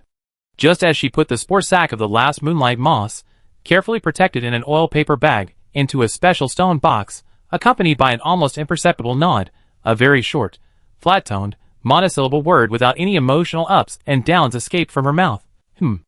The sound was very light, like a feather falling on the dusty ground. But it clearly penetrated the silence in the stone house, and fell into Roland's ears. Roland raised his head suddenly, and on his face covered with coal dust, a glimmer of disbelief flashed in his eyes that were dimmed by fatigue and sadness. He suspected that he had heard it wrong. Was it the crack of the bonfire? Or the sound of the wind? He subconsciously held his breath, leaned forward slightly, and locked his eyes on the dark gray back at the door. His heart beat uncontrollably in his chest, pulling at the old wound, bringing a tingling pain, but strangely dispelling a trace of numbness. Inside the house, Lillian's movements were still smooth. She closed the stone box, and her fingertips brushed over a tiny rune on the lid to ensure its airtightness. For her, the hymn was not an approval or denial of the content of Roland's words, nor was it the beginning of communication. It was just a feedback based on the minimum social protocol, if it exists, indicating that the sound signal has been received. Similar to the beep sound response of the system to the user's input. It is the simplest and most efficient way to end meaningless topics and prevent the other party from continuing to send invalid information streams. Her universal response and topic-ending weapon. Behavior record. Give basic auditory feedback, monosyllable response, to the sound wave input of the target individual, Roland. Purpose. Reduce the probability of subsequent invalid information input. Expected efficiency improvement, 15%. Effect evaluation, to be observed. Roland waited and waited. A few seconds passed, and there was no other response in the room except the sound of the herbs being sorted. That hymn was like a stone thrown into a deep pool, and it sank completely without even a ripple. But it did exist. It was not the sound of the wind, nor was it an auditory hallucination. A complex emotion surged in Roland's chest. There was a small, almost humble joy of being responded to. She heard it, and an instinctive loss of the cold response, just a hymn, but more of it, a strange relief? Or, a sense of relief after the other party knew a certain task to a minimum. At least, he conveyed the risk of the roof. As for whether she cared, that was not something he could control. His clenched fist slowly loosened, and his body leaned back against the charred wooden stakes, letting out an almost inaudible sigh mixed with fatigue and a hint of indescribable emotion. His eyes dropped again, falling on his hands covered in dirt. The tide of sadness did not recede, but it seemed to be temporarily blocked by the thin word hymn on a small dry reef outside of consciousness. Inside the house, Lillian finished sorting the last herb. On the workbench, the medicinal materials were neatly arranged. The waste bin in the corner was full of residues. Secondary tasks: internal environment sorting, medicinal materials recycling and classification. Status: completed. Efficiency: meets expectations. Next sequence: environmental cleaning, dust removal. Priority assessment: low. External lighting conditions have improved, suitable for herb garden maintenance. Her eyes turned to the door, and the morning light had been replaced by a warmer, richer orange-red hue. The sun set. The dark gray figure finally turned around and walked calmly to the door, ready to continue her highest priority task: drying herbs. When she passed Roland, who was still sitting on the log, her footsteps did not pause at all, and her eyes did not even focus on him for a second, as if he and the charred wood under him were just an ordinary background display at the door of the stone house. The golden light of the sunset sprinkled on her, adding a warm edge to the dark gray cloak, but it could not melt the cold core underneath. She walked straight to the herb garden platform to check the moonlight moss that needed light. Roland sat there, watching her back as she walked away, and then looked down at his hands covered with stains and scars. The stains of coal dust and sweat on his face were particularly clear in the sunset, but only his eyes, after the initial fluctuation, reprecipitated a mixture of heavy fatigue and something harder, belonging to the concentration of a craftsman. He sat silently, like a young stone statue that had just experienced the erosion of wind and rain, but still did not collapse. The first interaction began with a cold hum and ended with a silent back. The sulfur smell in the air seemed to be dyed with a layer of warm color by the sunset, but it still could not cover up the war haze that penetrated deep into the bone marrow and the huge, insurmountable gap between the two souls. Chapter 113. The orange-red sunset splashed in the narrow valley like molten gold, temporarily dispelling the grayness of sulfur smoke and dust, and coating the stone house, the herb garden, the charred land, and even the dust floating in the air with a warm but illusory halo. Lillian was leaning over the herb garden platform, her fingertips brushing the surface of the gray-green moonlight moss, and her dim vision carefully scanned the efficiency curve of light energy conversion in the silver veins. The light and heat of the sunset were just a favorable parameter in the database to improve the activity of moss for her. Herb garden status update. Moonlight moss. Light energy absorption rate increased to the peak, 87.3%, metabolic activity increased. Goldenthorn grass, edge area water supplementation plus weak life energy stimulation took effect, wilting relief, 42%. Damaged area, scorched earth magical energy pollution concentration is stable, no diffusion, purification needs, postponed. At this moment, a very slight rustling sound, different from the sound of wind or insects, mixed with the subtle crisp sound of dead branches being stepped on, came from the direction of the path leading to the valley entrance. The sound was very slow, with a cautious hesitation and deep fatigue. Lillian's skin instantly turned from the moss to the sound source. Perception extended like an invisible probe. Visual scan, long-range low-light heating imaging number of targets, 1. Heat source signal, weak, elderly human, body type, thin and hunched. Movement method, crutches, staggering gait, extremely low speed. Energy field, no arcane/magic fluctuations, weak ambient field, vitality decline. Related information, clothing characteristics, coarse linen, severely worn, carrying objects, a small cloth bag, heat source characteristics, organic food, metal objects, a small amount of copper coins. Behavior pattern, no threat, non-combat posture. Path, clearly pointing to the stone house. Roland also heard the noise. He suddenly raised his head from the charred wood pile. His face was covered with dirt and fatigue, but his eyes instantly lost their previous emptiness and confusion, replaced by a complex emotion of vigilance, doubt, and a heavy premonition. He subconsciously straightened his back, supported his tired body to stand up, and cast a sharp gaze towards the bend of the path. A hunched figure finally appeared at the end of the path, in the setting sun. It was an old man. The years and sufferings had left deep marks on him. His back was bent like an old tree crushed by wind and frost, and his skinny body was wrapped in a coarse linen shirt that was washed white and patched in many places. He leaned on a crooked, charred stick that was obviously picked up from the ruins as a crutch. Every step he took was accompanied by a slight tremor and suppressed breathing. The sparse white hair looked like dead grass in the sunset, and the face was full of ravines, deeply embedded with wind and frost, smoke and dust, and tears that had not dried. In the turbid eyes, there was the fear of surviving a disaster, the bottomless sadness, and something heavy that he was trying to express at this moment. Target individual analysis, identity speculation, survivor of Shimu village, high probability, village elder/elder, based on behavior pattern. Physiological state, severe aging, organ function decline, malnutrition, long-term, muscle atrophy, difficulty in movement, recent emotional fluctuations, tear marks, eyes.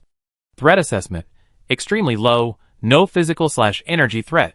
The old village chief, Lillian's database has given him a temporary label, stopped a dozen steps away from the stone house. He seemed to have exhausted his strength, leaning on a cane, his chest heaving violently, and his turbid eyes passed Roland standing at the door, and fell on the black-haired figure on the platform in front of the stone house, who was looking down at the herb garden. His lips trembled, and he seemed to want to say something, but he could only make hoarse breaths. Roland recognized the old man. It was Uncle Hake from Shimu village. The old carpenter who always held a pipe in his mouth and watched the young people work with a smile, and was good at mortise and tenon joints. No, it was the village chief. A sour taste suddenly rushed into Roland's nose, and his eyes instantly became hot. Shimu Village. Old Hake. Those faces that will never come back. He forced himself to suppress his surging emotions, took a deep breath of the air with the smell of sulfur, and took 2 steps forward. His voice was barely noticeable hoarseness and respect. Hake. Village Chief? Why are you here? Are you okay? He subconsciously wanted to reach out to help, but seeing the old man trying his best to maintain the last bit of dignity, he retracted his hand.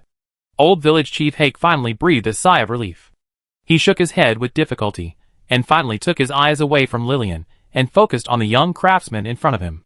There was gratitude and grief in that look, and there was also a heavy responsibility belonging to the elders, trying to support the remaining villagers after a huge disaster. Luolan. The old village chief's voice was dry and hoarse, like an old bellows. The village is gone. Just a few words exhausted his accumulated strength, and turbid tears once again silently slid across his wrinkled cheeks. He paused for a long time, and every breath seemed extremely difficult. Only a few of us old bones are left, and a few kids. He raised his skinny hand tremblingly, and pointed to a sheltered corner deep in the valley, which might be their temporary hiding place. Hiding in the cellar, only. He choked and couldn't speak any more. The tragic scene that night, the crying of his relatives, the roar of the monsters, once again tore his old heart apart. He closed his eyes, his body swayed, and he almost fell down, relying on the charred wooden stick to support him. Roland's fists clenched quietly at his side, his nails digging deep into his palms. His throat tightened, and he couldn't say a word. He could only watch the old man silently endure this huge grief. The old village chief Hake opened his eyes again, and the grief in his eyes was replaced by an almost stubborn gratitude.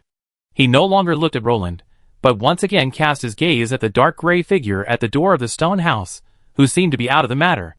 Then, he used all his strength, extremely slowly, extremely difficultly, and deeply bent his back as hunched as a shrimp in the direction of the stone house. This bow was so large that his skinny body was shaking violently, as if it would break in the next second. This was the last tribute from a village, with all the survivors' humble gratitude and desperate hope. Thank you, sir. The hoarse voice of the old village chief echoed in the silent valley, full of piety and a desperate sustenance. Thank you, for sheltering, Roland, this kid, helping us, repairing the shelter. He obviously attributed Roland's survival in repairing the stone house to the shelter of this mysterious herb-collecting girl. Roland was shocked. He looked at the old village chief's humble and heavy bow, which was almost like crawling on the ground. A huge bitterness and unbearable guilt instantly overwhelmed him. What did he do? He just repaired a stranger's roof. And Shimu Village, so many people, he couldn't save them. Old Hake, he couldn't save them. This heavy gratitude burned his heart like a red-hot iron. Village chief. Don't. Get up. Roland's voice was trembling uncontrollably. He could no longer care about anything. He rushed forward and used both hands to support the old village chief's hunched body, which was about to fall.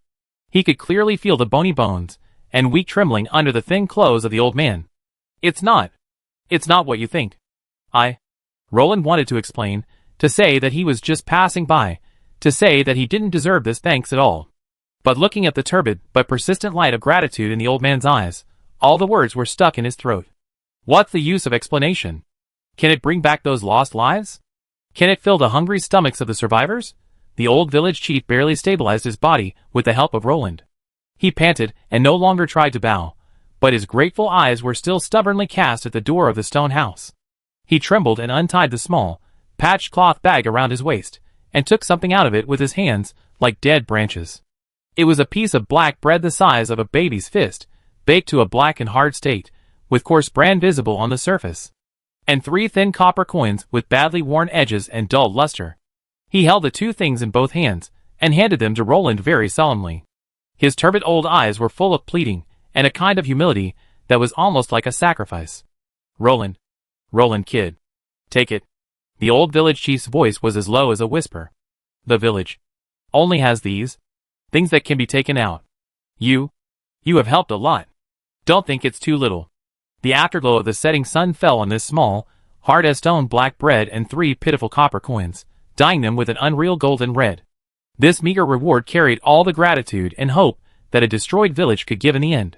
Roland looked at the hard bread and cold copper coins in his palms, and then looked up at the old village chief's face, which was full of suffering, but at this moment he tried to squeeze out a comforting smile. An indescribable sense of tragedy and responsibility was like boiling magma, instantly washing away all the bitterness and self-pity in his heart.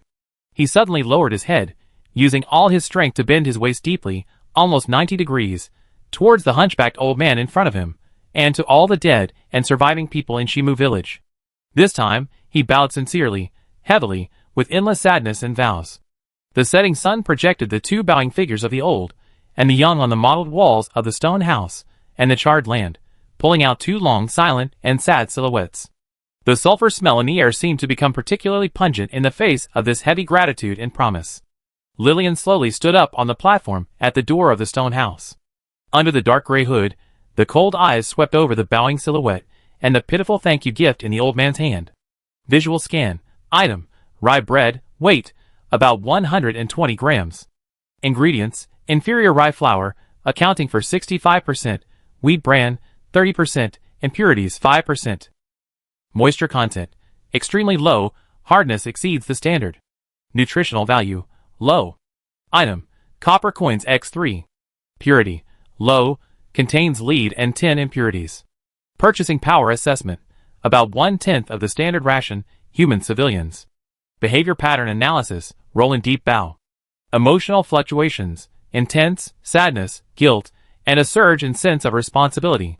Physiological reaction: heart rate significantly increased, muscles tensed. Related event: survivors thank you behavior after the destruction of Shimu village. Logic: inefficient resource transfer, reward is far lower than the value of repair labor. Her eyes did not linger at all, as if she was just recording a set of insignificant environmental data.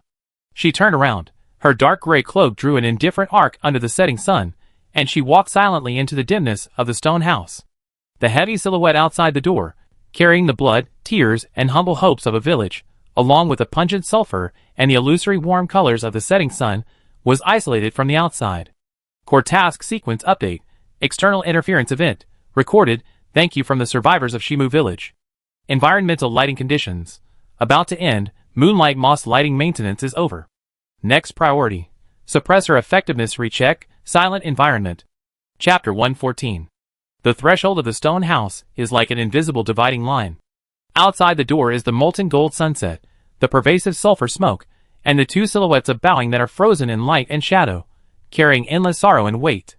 Inside the door is the rapidly sinking darkness, filled with the slightly bitter fragrance of herbs, and the outline of Lillian's dark gray cloak blending into the shadow. She walked to the workbench, her fingertips brushed the repaired quiet suppressor wristband, the energy flow monitoring started silently, and the cold blue data flow slid across the horizon, confirming the stability of each rune circuit and the smooth curve of the efficiency output. The heavy gratitude from the outside world, the humble sacrifice, and the violent heartbeat of the young craftsman were all isolated by this threshold and classified as external interference events that have been completed and recorded. Outside the door, the warm color of the sunset seemed to carry a scorching temperature, imprinted on Roland's deeply bent back. The old village chief Hake's withered hands, like offering the most sacred sacrifice, steadily held the burnt and hard black bread and 3 copper coins with worn edges and dulled luster. They lay in the old man's palms covered with calluses and dirt, reflecting a faint, almost ironic light in the afterglow. Roland's eyes were fixed on the small piece of bread. It was not food, but the last breath of Shimu village that had not been swallowed, the silent gaze of all the dead, and the heavy hope squeezed out by all the survivors by tightening their belts. The 3 copper coins were so light that they were almost weightless, but they pressed him so hard that he could hardly breathe. He wanted to push them away, and wanted to shout, "This is not enough. This is far from enough. I didn't do anything." But his throat was blocked by a huge sourness, and he couldn't utter a word. The stubborn gratitude and humble pleading in the old village chief's turbid eyes were like invisible chains, binding all his impulses to refuse. He suddenly closed his eyes, and when he opened them again, the surging pain and guilt in his eyes were replaced by a burning, heavy determination. He no longer hesitated, and stretched out his hands, which were also covered with scars, oil stains and coal dust, and very solemnly and carefully took the hard stone-like black bread and 3 cold copper coins. The touch came. The rough and hard surface of the bread rubbed against his palm, and the cold edge of the copper coin embedded in the skin between his fingers. This pitiful reward was like a red-hot iron at this moment, burning his soul. He clenched it tightly, and his knuckles turned white due to excessive force, as if he wanted to crush this heaviness, this responsibility, this unbearable gratitude, along with his flesh and blood, and imprint it into his bones. Village Chief. Roland's voice was hoarse, and every word was as heavy as rust. Don't worry. As long as I, Roland, am still alive. He didn't finish, but the bowing posture that was deeply engraved in his bones, the hands that were tightly holding the reward, the white knuckles, and the burning, almost tragic fire in his eyes, have already explained everything. He will use his life to protect the remaining fire, even if the reward is not enough to buy his life for a day. The old village chief Hake watched Roland take over the meager all, watched the resolute light bursting out of his eyes, and the turbid old tears fell silently again. But there seemed to be a trace of turbid comfort in these tears. He nodded very lightly with difficulty, and a hoarse, meaningless sound came out of his throat. He no longer tried to bow, but used the charred wooden stick to support his shaky body, and took one last deep look in the direction of the stone house door. There was only a dim shadow there. Then, using up his last bit of strength, he turned around tremblingly, leaning on his crutches, moving step by step along the path he had come from, slowly and lonely, reintegrating into the mountains that were dyed bloody by the setting sun and filled with the breath of death. Roland stood there, like a bronze statue nailed to the ground. He held the hard bread and copper coins tightly, and followed the hunched and staggering back of the old village chief until the figure completely disappeared in the shadow of the jagged rocks. The last rays of the setting sun passed over his profile, illuminating the solidified coal dust, sweat and tears on his face, and also illuminating the bottomless sadness and rock-like perseverance in his eyes. The valley was dead silent, with only the vague sound of the wind or the low howl of the monster echoing in the distance. The black bread in his hand exuded a faint, burnt smell of inferior wheat bran, mixed with the metallic smell of copper coins, rushing straight into his nose. This smell, more deeply than any sulfur smoke, reminded him what he was holding in his hand. The last embers of a destroyed village, a blood debt that needed to be repaid with life. He slowly and carefully stuffed the 3 copper coins into a small patched pocket on the lining of the worn leather armor, close to his warm skin. Then, he lowered his head, and looked at the hard black bread. Without any hesitation, he opened his cracked lips, and bit off a small piece with his teeth, almost venting his anger. Crunch! The hard bread crumbs exploded in his mouth in an instant, as rough as sand and gravel, scraping his mouth and esophagus. The sour and burnt taste of the inferior rye mixed with the indescribable bitterness instantly filled his taste buds, and almost made him nauseous. But he didn't spit it out. He closed his mouth tightly, and chewed and swallowed with all his strength. Every difficult chewing and swallowing was like swallowing the ashes of Shimu village, swallowing his own incompetence, and swallowing this heavy reward. Inside the stone house, in front of the workbench. Recheck of inhibitor effectiveness, completed. Status, stable, 95%. Lillian's eyes accidentally swept across the door. The visual scan under the dark gray hood clearly captured the actions of the young craftsman outside the door, biting, chewing, and swallowing the hard black bread. The scan instantly completed the component analysis. Target individual, Roland, behavior, ingestion of low-quality rye bread, about 15 grams. Component analysis, nutritional deficiency, excessive hardness, potential risk of oral/digestive tract damage. Energy replenishment efficiency, extremely low, energy consumption during digestion may be greater than energy intake. Behavioral motivation speculation, ritual behavior, strengthening responsibility connection/energy replenishment needs, physiological priority. Database tendency, the former, based on emotional fluctuation data. Association, subsequent behavior after receiving the reward. Logic, inefficient resource utilization. Analysis completed, data archived. Label, specific behavior pattern of target individual, strengthening cognitive connection. Lillian retracted her gaze, and her fingertips gently slid across the cold brass surface of the wristband. The ceremony outside the door had nothing to do with her. She just needed to make sure that the reins of power were still firmly in her grasp. Roland swallowed the last crumbs with difficulty, and the rough texture scratched his throat. There was a lingering bitterness and gravel in his mouth.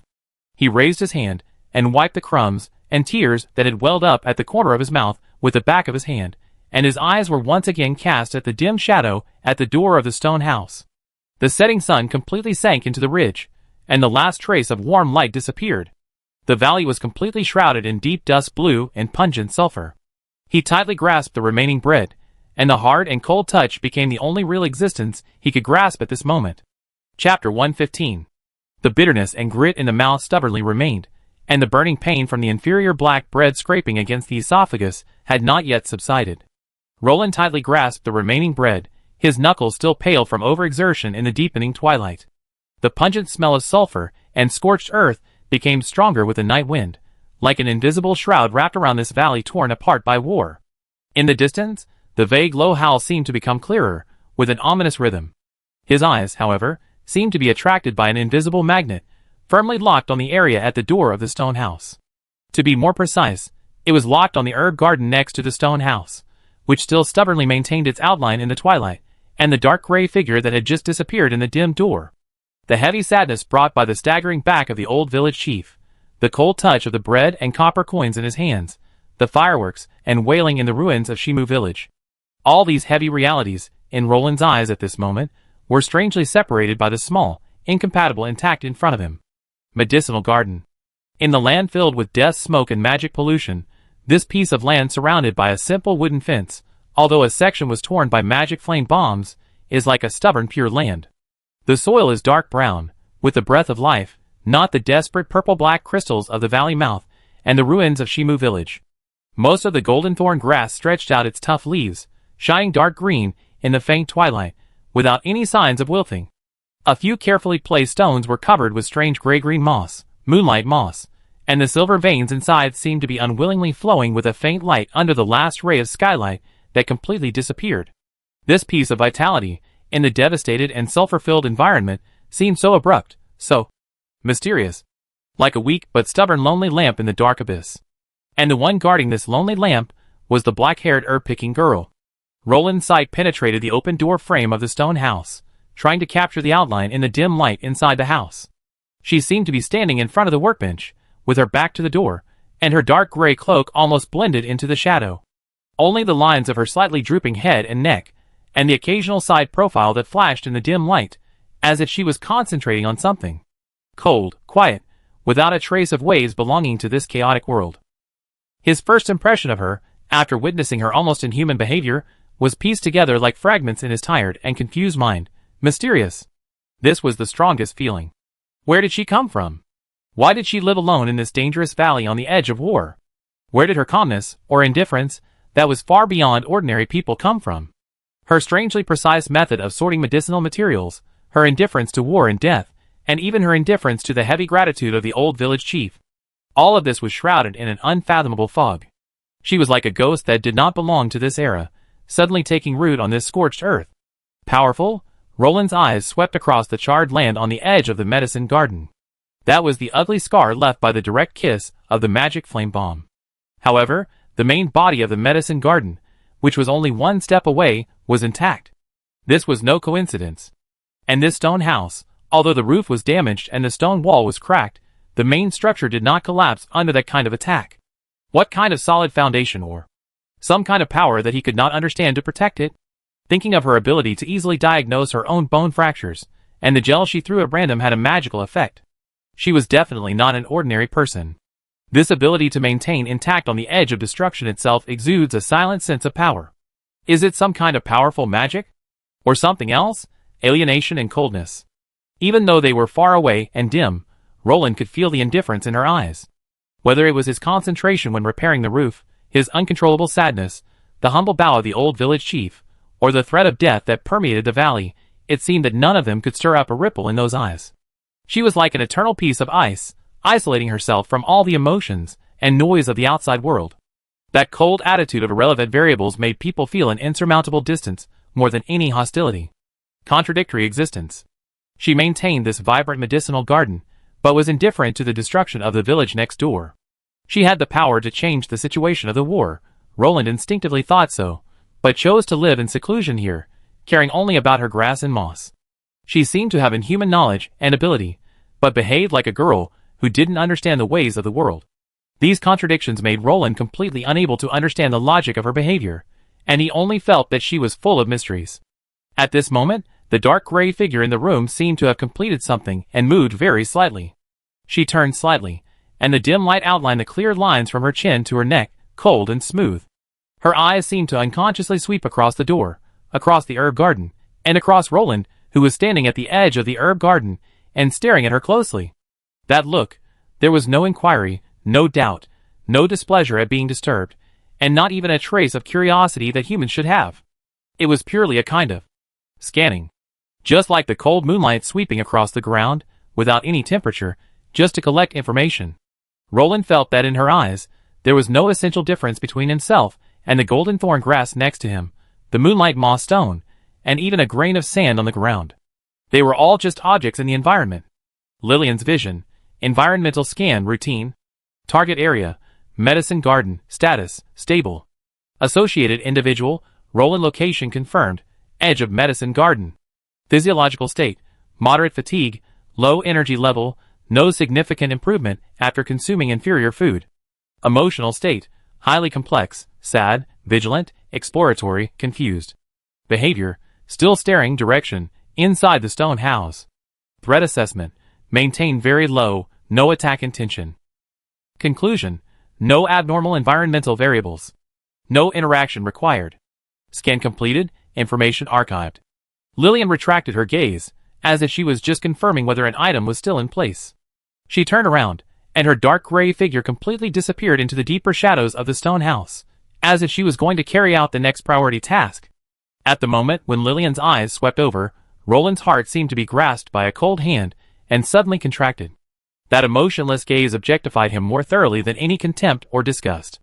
An indescribable chill, mixed with the absurd feeling of being completely ignored, instantly diluted the brief trance caused by the intact herb garden. He lowered his head and looked at his dirty hands holding the black bread, and then looked up at the herb garden that became more mysterious and isolated in the twilight, and the dimness in the stone house that swallowed up all the light. Mysterious, powerful, cold, alienated, contradictory. And the complete inhumanity. This was Roland Anvil, if he still had a surname, a young craftsman from a destroyed village, who had the first impression of this mysterious black-haired herb picker. Lillian 0. At dusk shrouded in the shadow of war. The wind in the valley blew across his coal-ash-stained cheeks, with the smell of sulfur death. He tightened his hand holding the bread, and the hard touch brought real pain again. He took a last deep look at the closed wooden door of the stone house, although it was not really closed, as if to engrave this mystery into his heart, then turned around silently, dragged his exhausted body, and walked towards the shadow of the corner behind the stone house, where he had previously piled up tools and remaining wood. He needed to find a place to digest this hard piece of bread, digest this painful day, and also digest the lingering coldness and mystery brought by this mysterious herbalist. The night completely engulfed the valley. Chapter 116. The dark night was like thick ink, completely engulfing the narrow valley. The illusory warmth of the sunset that remained during the day was replaced by cold darkness and biting cold. The smell of sulfur and gunpowder in the air did not dissipate, but became more sticky and corrosive in the windless silence, like the breath of a venomous snake, drilling into the nasal cavity and seeping into the lungs. In the shadow corner behind the stone house, where tools and remaining wood were piled, Roland curled up with his back against the cold stone wall. He mechanically broke off the hard black bread in his hand piece by piece, softened it with saliva, and swallowed it bit by bit. Every bite was accompanied by a scratchy pain in the mouth and a heavy burden on the stomach, but he forced himself to eat it. This was the reward, the fuel, and the only thing that supported him to continue standing. In the darkness, he could only hear the slow and heavy chewing sound, and the sound of his heart beating in his chest, as heavy as iron. The stone house was silent. In front of the workbench, Lillian's dark gray figure was like a solidified sculpture.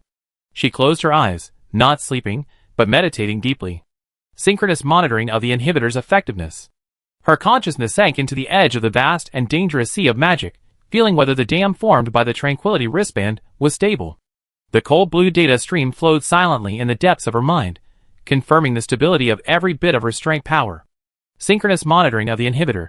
Core circuit, stable, volatility less than 0.3%. Energy restraint efficiency, 94.7%, slightly dissipated, ambient pollution interference. External magic environment, pollution concentration high, dominated by abyssal magic, activity low, inert fluctuation. Suddenly, like a stone thrown into a stagnant pool, an extremely weak but clearly directed energy fluctuation suddenly pierced the absolute calmness of Lillian's meditation. Warning. Passive environmental monitoring triggered. Abnormal energy field fluctuation. Detection. Source direction. West entrance of the valley, 15 degrees north. Distance. About 800 meters, rapidly approaching. Fluctuation characteristics. Abyssal magic, Dark attribute, highly condensed, multiple sources, speculated, small cluster, offensive intention, clear. Intensity, medium-low, individual, medium, cluster superposition. Activity, drastically increased, mobile state. Threat level assessment, medium-high, confirmed that hostile units are approaching. The cold alarm information flow instantly covered the meditation data. Lillian suddenly opened her eyes. The black eyes under the dark gray hood were as sharp as cold stars in the darkness, without the slightest confusion of just leaving meditation. Her perception was like the most sophisticated radar, instantly locking onto the source of the abnormal fluctuations, penetrating the heavy walls of the stone house and the dark night, visual scanning, ultra-distance low-light heating imaging plus energy horizon superposition mode. Number of targets, 5. Heat source signal, non-human size, 2 medium 2 small 1 large. Energy characteristics, targets 1 and 2, small high agility, low heat source, energy characteristics, shadow attachment, shadow wolf, movement mode, stealth flanking, targets 3 and 4, medium high heat source, core area, energy characteristics, lava core, impermanence, strong physical strength, movement mode, frontal charge, path destruction of vegetation. Target 5, large energy characteristics, filthy, sticky, strong corrosiveness, swamp caster, obvious mental fluctuations, command node. Movement mode, center, slow advance. Path, clearly pointing to the core of the valley, stonehouse area. Speed, medium speed, shadow wolf is the fastest, inferior demon is the second, and caster is the slowest. Estimated contact time, 3 to 5 minutes. Environmental association, ambient field pollution concentration. Due to the approach of the target, the west entrance direction has soared sharply. Natural energy, inert force to disperse and suppress.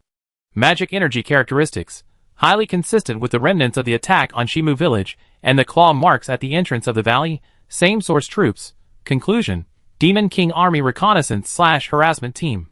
Target, confirm the existence of the valley and clear it, high probability. Almost at the same moment, when Lillian captured the abnormal fluctuation, Roland, who was curled up in the corner, also raised his head suddenly, not relying on energy perception. It was the most primitive and instinctive sense of crisis that was honed from countless struggles on the brink of life and death. A bone-chilling chill suddenly rose from the spine without warning and swept through the whole body in an instant. The heart seemed to be tightly grasped by an invisible devil's claw, suddenly stopped beating, and then beat wildly again. He heard it. It was not the sound of wind, nor the sound of insects. It was an extremely slight, yet dense and rapid, rustling sound of claws scraping against rocks. It came from the direction of the valley entrance on the west side, and a low and suppressed roar, like a beast squeezed out from the depths of its throat, full of greed and killing desire.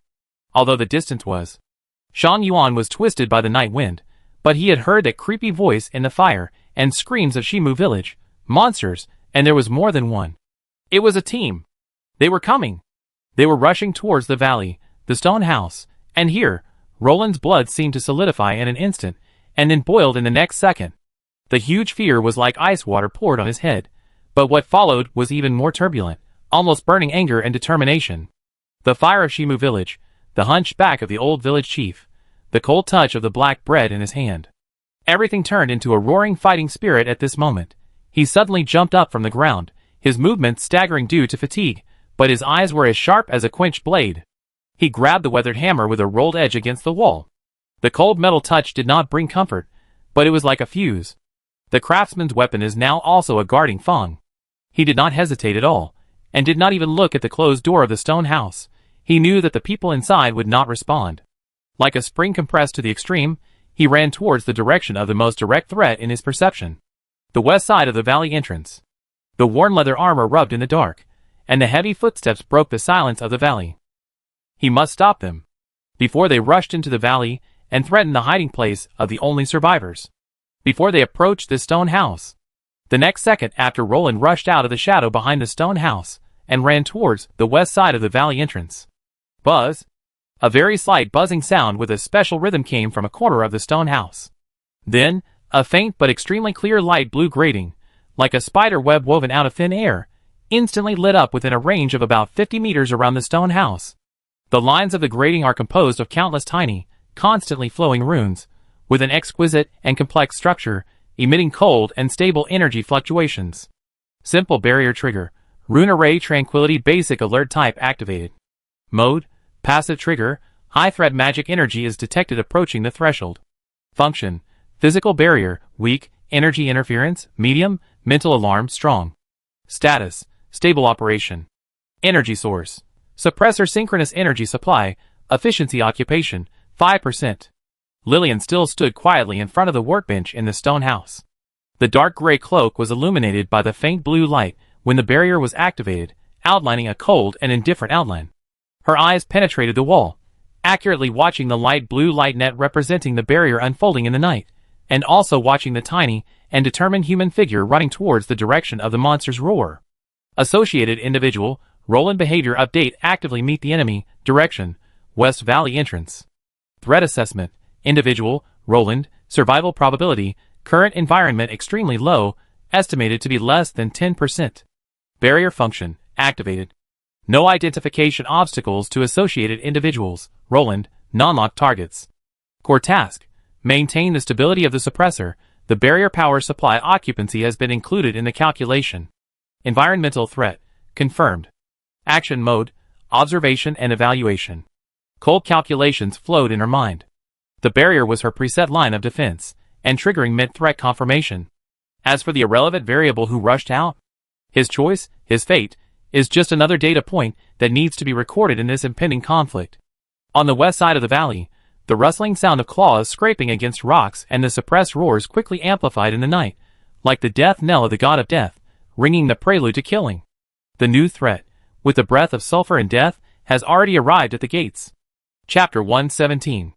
Buzz, the special buzzing sound that marked the activation of the barrier had not yet faded, and then Z. Whoosh, two completely different sharp sounds, like a sharp blade tearing cloth and a high-speed whistle, instantly pierced the dead silence of the valley. The sound did not come from inside the stone house, but echoed precisely over the outer boundary line of the barrier, which was 50 meters around the stone house. Alarm system activated. Mode, optical warning, high-frequency flashing, plus sound wave dispersal, directional infrasound/high-frequency mixing. Purpose, deterrence, interference, and accurate positioning of the intrusion source.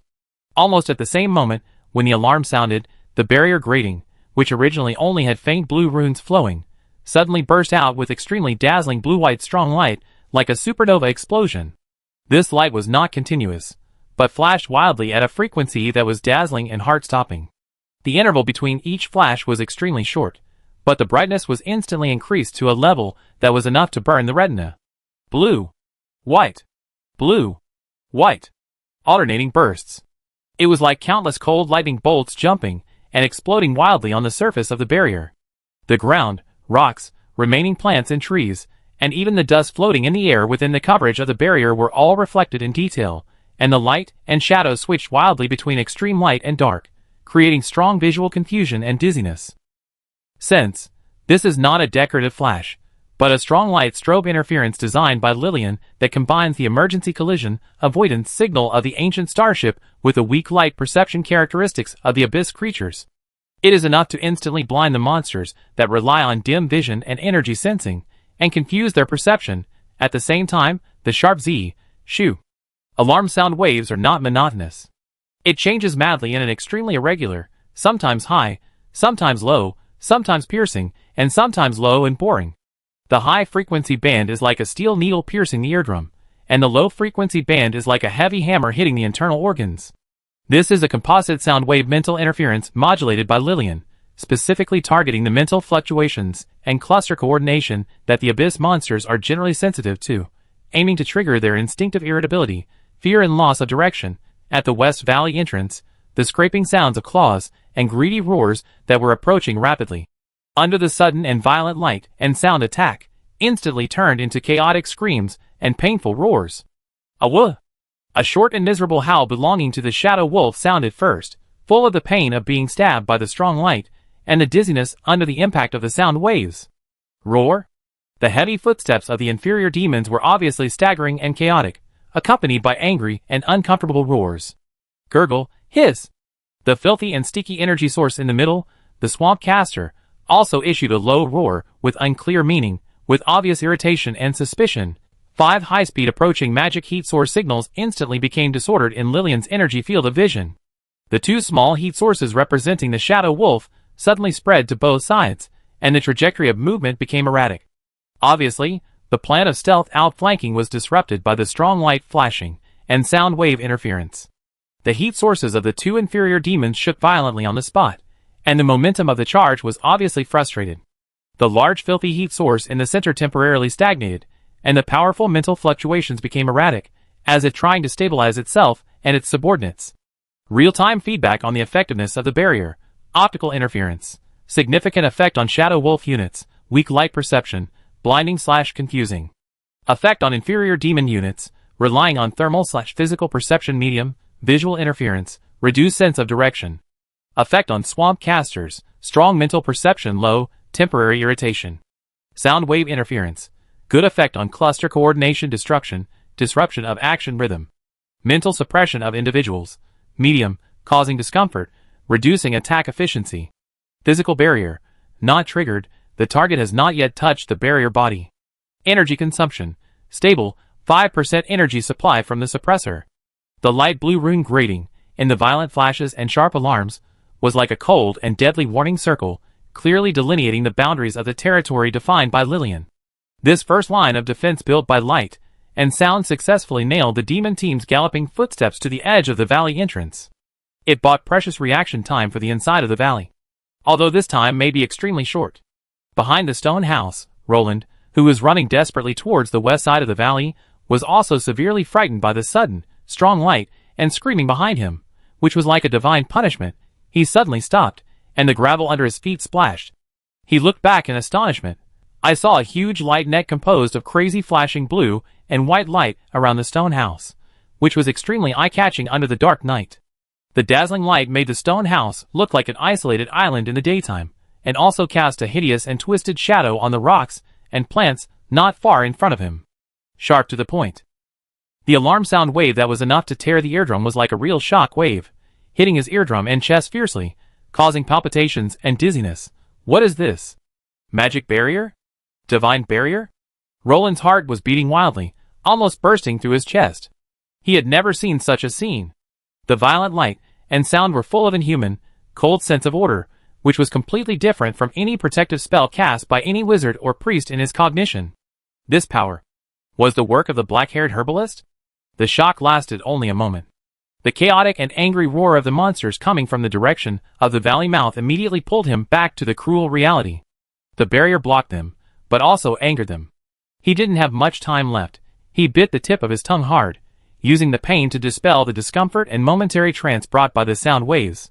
No longer looking at the frightening light of the barrier, he clenched the cold hammer in his hand, his eyes regathered with determination to fight to the death, and once again rushed towards the direction of the roar. The deeper darkness and danger beyond the edge of the barrier light. And rushed forward. In the stone house, Lily stood quietly as before. The edge of the dark gray cloak was reflected by the blue-white light of the barrier, and the cold outline was reflected. Her perception was like the most sophisticated instrument, calmly monitoring the barrier efficiency data flow and the monster reaction model.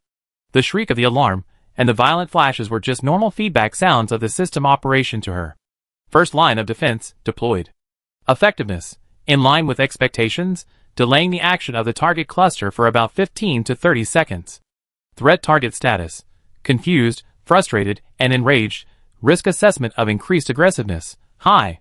Associated individual, Roland behavior update continued to move towards the threat source. Survival probability model update, continued to decline.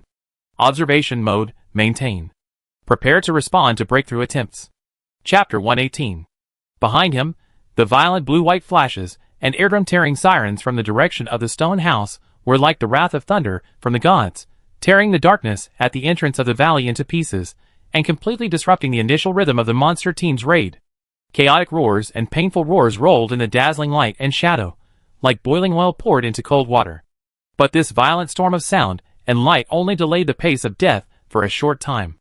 Roland's heart was beating wildly in his chest, almost breaking his ribs. The light of the barrier reflected his face covered with cold dust, sweat and tears, and also reflected the burning, almost desperate determination in his eyes. He knew the power of this barrier, and also knew what it had angered.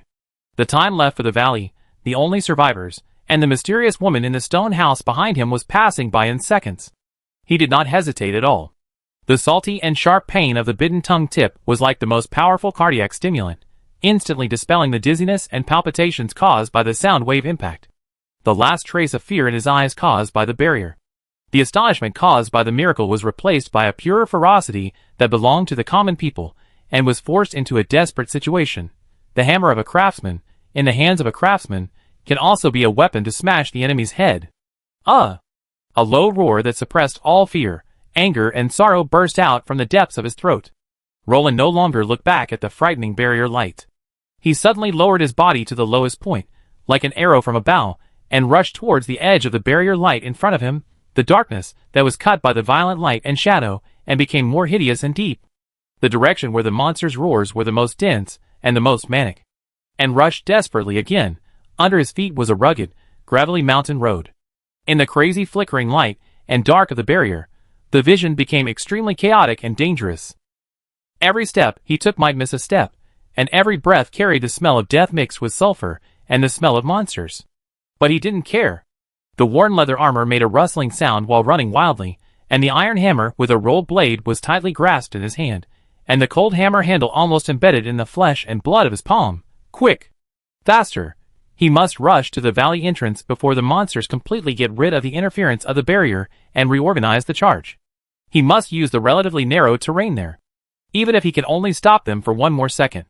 Even if he can only use his own flesh and blood to buy a little more breathing space for the valley behind him.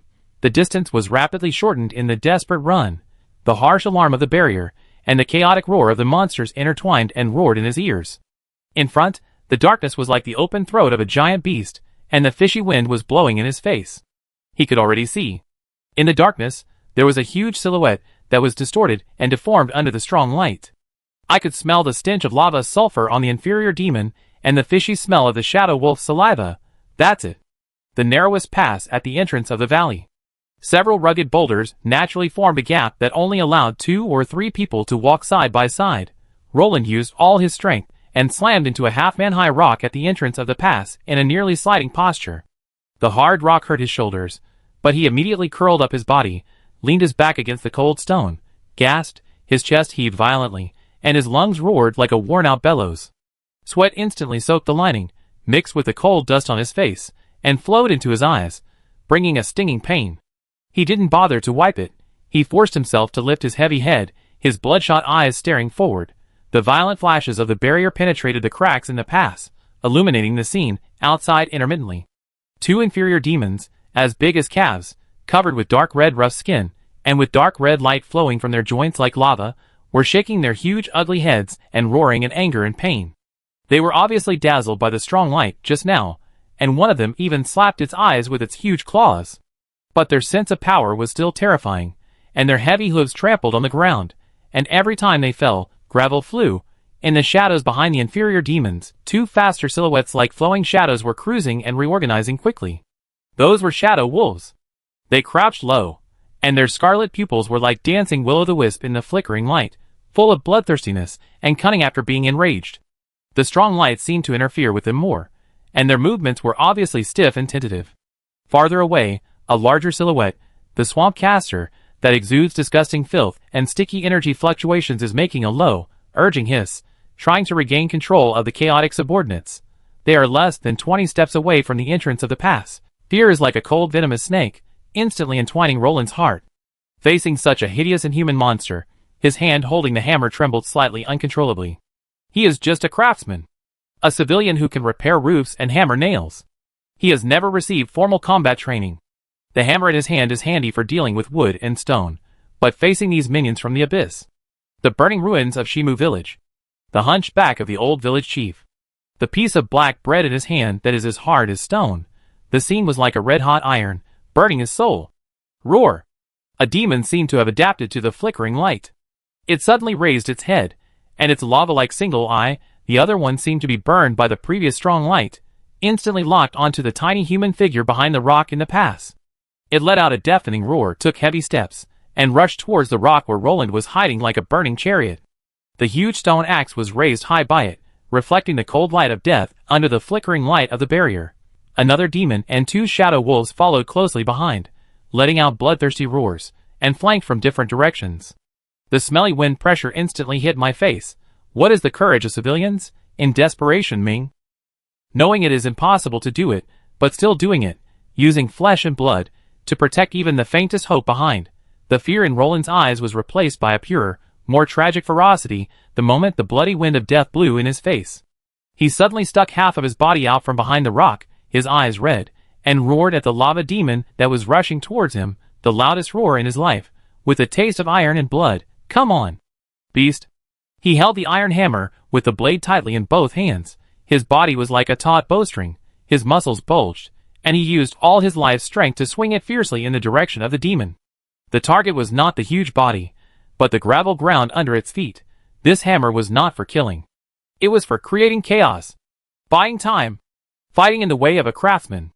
Chapter 119. Roland's desperate roar, and the hammer he swung with all his might were like sparks thrown into boiling oil, instantly igniting the killing intent that had been suppressed to the extreme at the mouth of the valley. Roar! In response to him, the inferior demon who was charging in the front, with its lava eye locking onto its prey, let out a deafening roar. The sound was as dull as a rolling boulder, carrying the stench of sulfur and the hot breath of lava, and it slammed hard into the rocks of the pass, shaking the broken stones to fall. Its heavy hooves trampled on the gravel-covered ground, and every step made the earth tremble slightly. Its huge body was like an out-of-control battering ram, rushing forward with destructive force. The huge stone axe in its hand, polished from rough black stone, drew a line under the intermittent and crazy flashing of the barrier. A deadly arc of light slashed directly at the rock where Roland was hiding. If this axe hits the rock and the people behind it will be crushed into dust. Almost at the same time as the inferior demon roared. Swish. Swish. 2 faster, sharper, ghostly sounds of breaking through the air came from the shadows on both sides. They are shadow wolves. They got rid of the temporary stiffness caused by the interference of strong light, and took advantage of the chaos created by their companion's frontal attack. Like 2 black arrows flying close to the ground, they suddenly rushed out from the shadows of the rugged stone walls on both sides of the pass. The speed was so fast that only 2 blurred afterimages were left under the flickering light. Their body size is much smaller than that of inferior demons, about the size of large hounds, but their streamlined bodies are covered with smooth satin-like black fur, as if they can absorb all light. The scarlet pupils were like flickering will-o'-the-wisp fire in the darkness, filled with pure, creepy bloodthirsty desire. In the gaping mouth, the white and interlaced sharp teeth dripped with sticky saliva, and they made greedy gasps. Their goal was clear. Bypassing the rocks and inferior demons in front, cutting in from Roland's weak flank, and rushing straight to his throat and waist. The claws scraped against the rocks, making a teeth-grinding crackling sound, and behind these 3 melee monsters, the huge silhouette emitting filthy and sticky energy fluctuations. The swamp caster also made a low, slippery hissing sound like countless mud bubbles bursting. Gulyulu, hiss. This sound was not an attack, but it carried a kind of weird power that made people feel disgusted and distracted, like an invisible tentacle entwined around. At the same time, the vesicles flowing with dark green mucus on the surface of its bloated body swelled slightly, emitting a stronger abyss magic energy with a strong toxic and rotten smell. It was accumulating strength and using mental hissing to interfere with the will of its prey, creating opportunities for its minions on the front line. Lillian's vision, rooftop observation point threatened target status update, breaking barrier interference target 1, lesser A physical charge, path, front rock. Weapon, heavy stone axe, kinetic energy rating, high. Energy characteristics, active lava core, attack with weak burning. Status, angry, lock target Roland. Target 2, lesser B following closely behind lesser A. Status, recovering from slight light disturbance, preparing for coordinated charge/throw attack.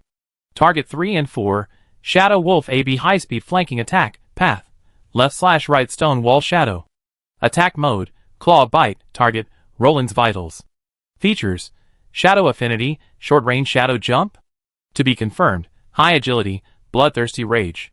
Status, highly excited. Target 5, rotting swamp caster commanding from the center. Behavior, mental interference hissing, range, accumulation of filthy magic energy, speculation, range corrosion/summoning.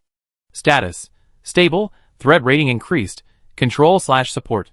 The cold scanning data stream was updated instantly, clearly outlining the ever-changing deadly killing situation in front of the pass. In front was the lava hammer that destroyed the city, on both sides were the shadow blades that took lives and souls, and in the back was the filthy whisper that corroded the mind. Roland's hammer, which was swinging towards the ground, seemed so small and powerless in front of this surging demon tide. Bang! Roland's hammer hit the gravel-covered ground in front of the charged path of the inferior demon A. The expected earthquake did not occur. The power gap was too big. The edge of the hammer head collided with the hard rock, only a burst of dazzling sparks, and a few flying pieces of gravel. The huge recoil force came along the hammer handle, shaking Roland's arms numb, cracking the knuckles, and blood instantly dyed the hammer handle red. This obstacle was like a mantis trying to stop a chariot for the running lava demon. Roar! Demon A didn't even slow down. The huge stone hoof stepped hard on the ground where Roland hammered, and the splashed gravel hit its rough skin like an itch. Its lava-like single eye flashed with cruel pleasure, and the stone axe raised high with a terrifying scream that tore through the air was less than 3 feet away from the top of the rock where Roland was hiding.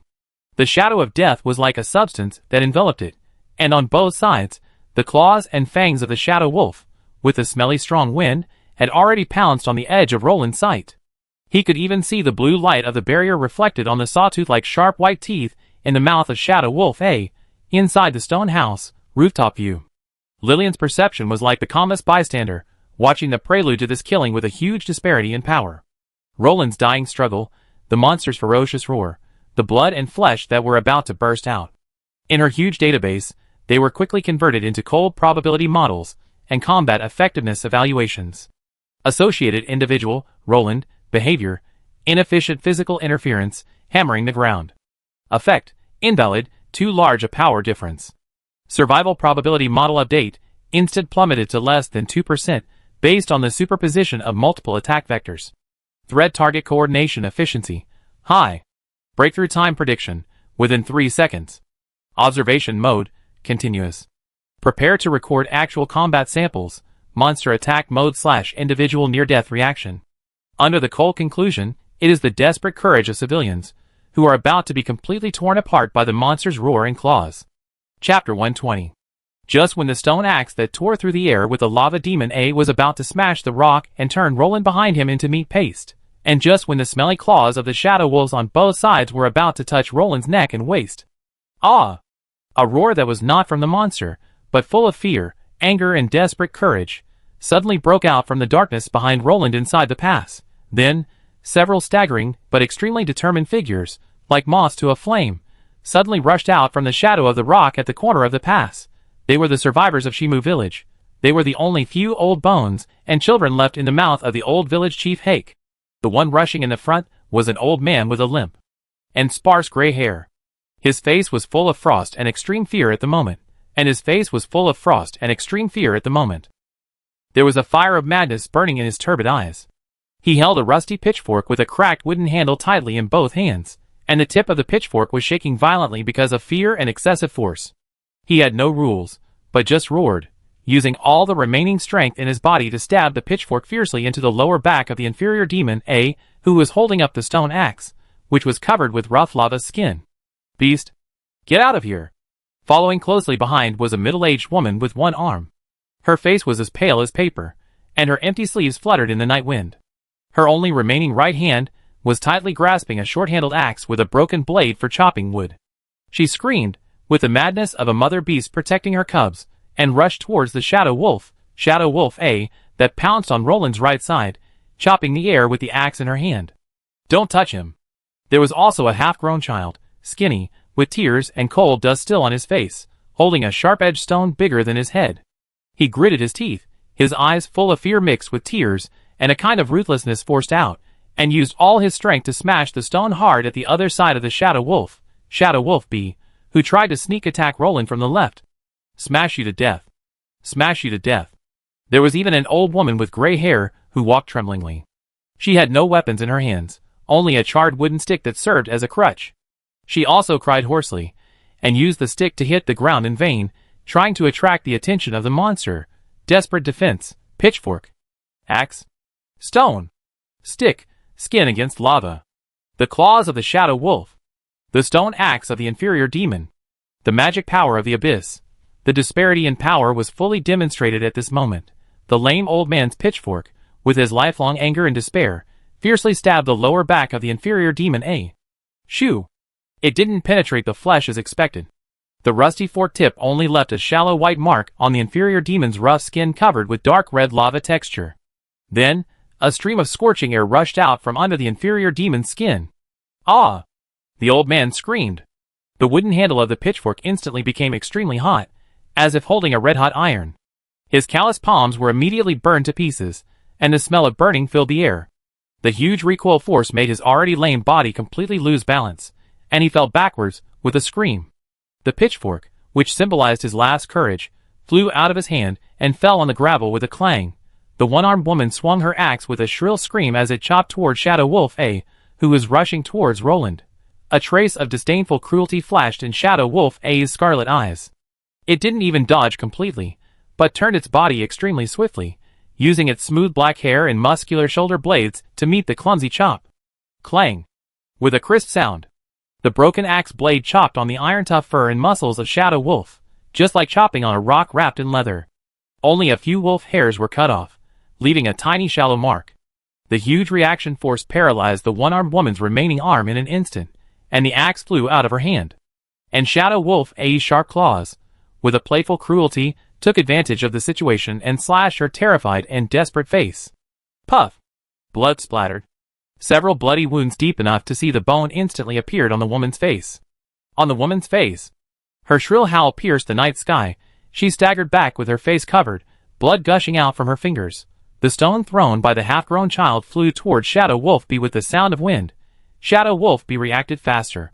It didn't even look at the flying stone, but just jumped to the side and back very lightly like a ghost. The stone flew past its smooth fur, hit the rock behind it heavily, and broke into several pieces. Shadow Wolf B's scarlet eyes cruelly locked on the frightened child, and it let out a greedy low roar of ho-ho from its mouth. Its limbs slightly bent, and it was about to turn into a black shadow to pounce on it. No! Roland, who had just been repelled, was bloodshot. He wanted to rush over to save the child, but the stone axe of the inferior demon A in front of him had already chopped down fiercely with a scream of death. Bang! The huge stone axe fell like a meteorite, and slammed hard on the half-man-high rock where Roland was hiding. Amidst the deafening roar, the hard granite was split like tofu. The broken stones flew like shells. The huge shock wave threw Roland, who was curled up behind, out. Puff! Roland felt an irresistible force hitting his chest. His throat felt sweet, and blood mixed with internal organs spurted out.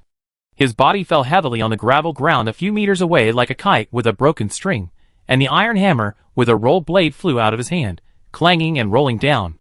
The intense pain instantly overwhelmed him, and a flash of pain appeared in front of his eyes. The waves went dark, and every breath was accompanied by a tearing pain. I don't know how many ribs were broken. The inferior demon A roared triumphantly and cruelly. The lava eye locked onto Roland, who was like a rag doll on the ground, and took heavy steps, ready to give the final blow, and the two shadow wolves also got rid of the villagers' joking obstacles. Their scarlet eyes were full of bloodthirsty excitement, and locked onto their respective targets again. The seriously injured woman and the frightened child. The desperate cry of the old woman and the terrified screams of the survivor seemed so weak and powerless in front of the monster's bloodthirsty roar. The pitchfork broke, the axe flew, the stone fell into the air, and the stick was useless. The lava skin was intact, the shadow wolf's claws were stained with blood, and the stone axe split the mountain and cracked the stone. This is the despair of mortals. In front of the claws of the abyss, it is like a mantis trying to stop a chariot, and it is vulnerable. The pass instantly turned into a bloody slaughterhouse. Inside the stone house, the rooftop view. Lillian's perception was coldly covering the tragic and desperate scene in front of the pass. The villagers' charge, the broken pitchforks, the women's screams, Roland's blood-spurting flight. Everything was converted into a precise data stream. Observation update, external variable intervention, surviving villagers of Shimu village, number, 4, status, old, weak and disabled. Behavior, non-coordinated suicide attack, weapons, pitchfork, wood axe, stone, stick. Effectiveness evaluation, physical damage to monster targets, lesser AB, shadow wolf AB negligible, less than 0.1%. Self-casualties, high, 1 seriously injured, the rest exposed to fatal threats. Related individual, Roland affected by strong impact, aftermath of the stone axe of lesser A, vital signs, sharply decreased, multiple fractures, internal bleeding. Survival probability model, real-time plummeted to 0.7%. Threatened target, action is not substantially hindered. Aggressiveness increased, see blood frenzy. Pass breakthrough, completed time, now. Conclusion, external variable intervention is ineffective. Target area, core of the valley about to be exposed to direct attack. Cold analysis completed. Lillian's sight, like a high-powered observation mirror, calmly swept over Roland, who was struggling and vomiting blood on the ground, the woman who was screaming with her hands covering her face, the terrified child, the old woman who was crying desperately, and finally, it was fixed on the lava demon who was grinning and raising his stone hoof to trample Roland's head. Action sequence assessment, mode, continue observation, record monster behavior pattern / near-death sample, / initiate non-lethal intervention, efficiency / risk calculation. Chapter 121. The cold stone roof blocked the darkness below, and the slightly bitter smell of herbs. Lillian's dark gray figure stood quietly at the top of the roof, like an indifferent observer from another planet. The deep night and the shadow of the stone house wrapped her perfectly. The bloody and desperate Shura field at the pass below was clearly visible under her ultra-long-range micro-light heating imaging plus energy horizon superposition scanning, as if watching a cruel experiment taking place in a petri dish. The data stream rushed silently in her consciousness core, converting every frame, every scream, and every drop of splashing blood into cold parameters. Scene status, passage breakthrough, completed, lesser demon A stone axe split the obstacle.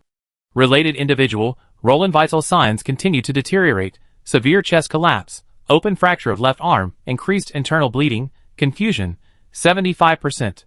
Survival probability, immediate 0.5%, and continue to decline. Surviving villager A, lame old man fell to the ground. Both hands severely burned, the skin of the inferior demon lava recoiled, unable to move. Surviving villager B, one-armed woman deep facial lacerations. Claws of shadow wolf A, risk of hemorrhagic shock. High, no threat. Surviving villager C, half-grown child frightened and stiff, exposed to the direct threat of shadow wolf B, defenseless. Surviving villager D, old woman no weapon, mental breakdown, crying, no threat. Threatened target, Imperium A, locked on the target, Roland, stone hoof raised, ready to trample, lethal attack. Imperium B, approaching target, remaining survivors mopping up.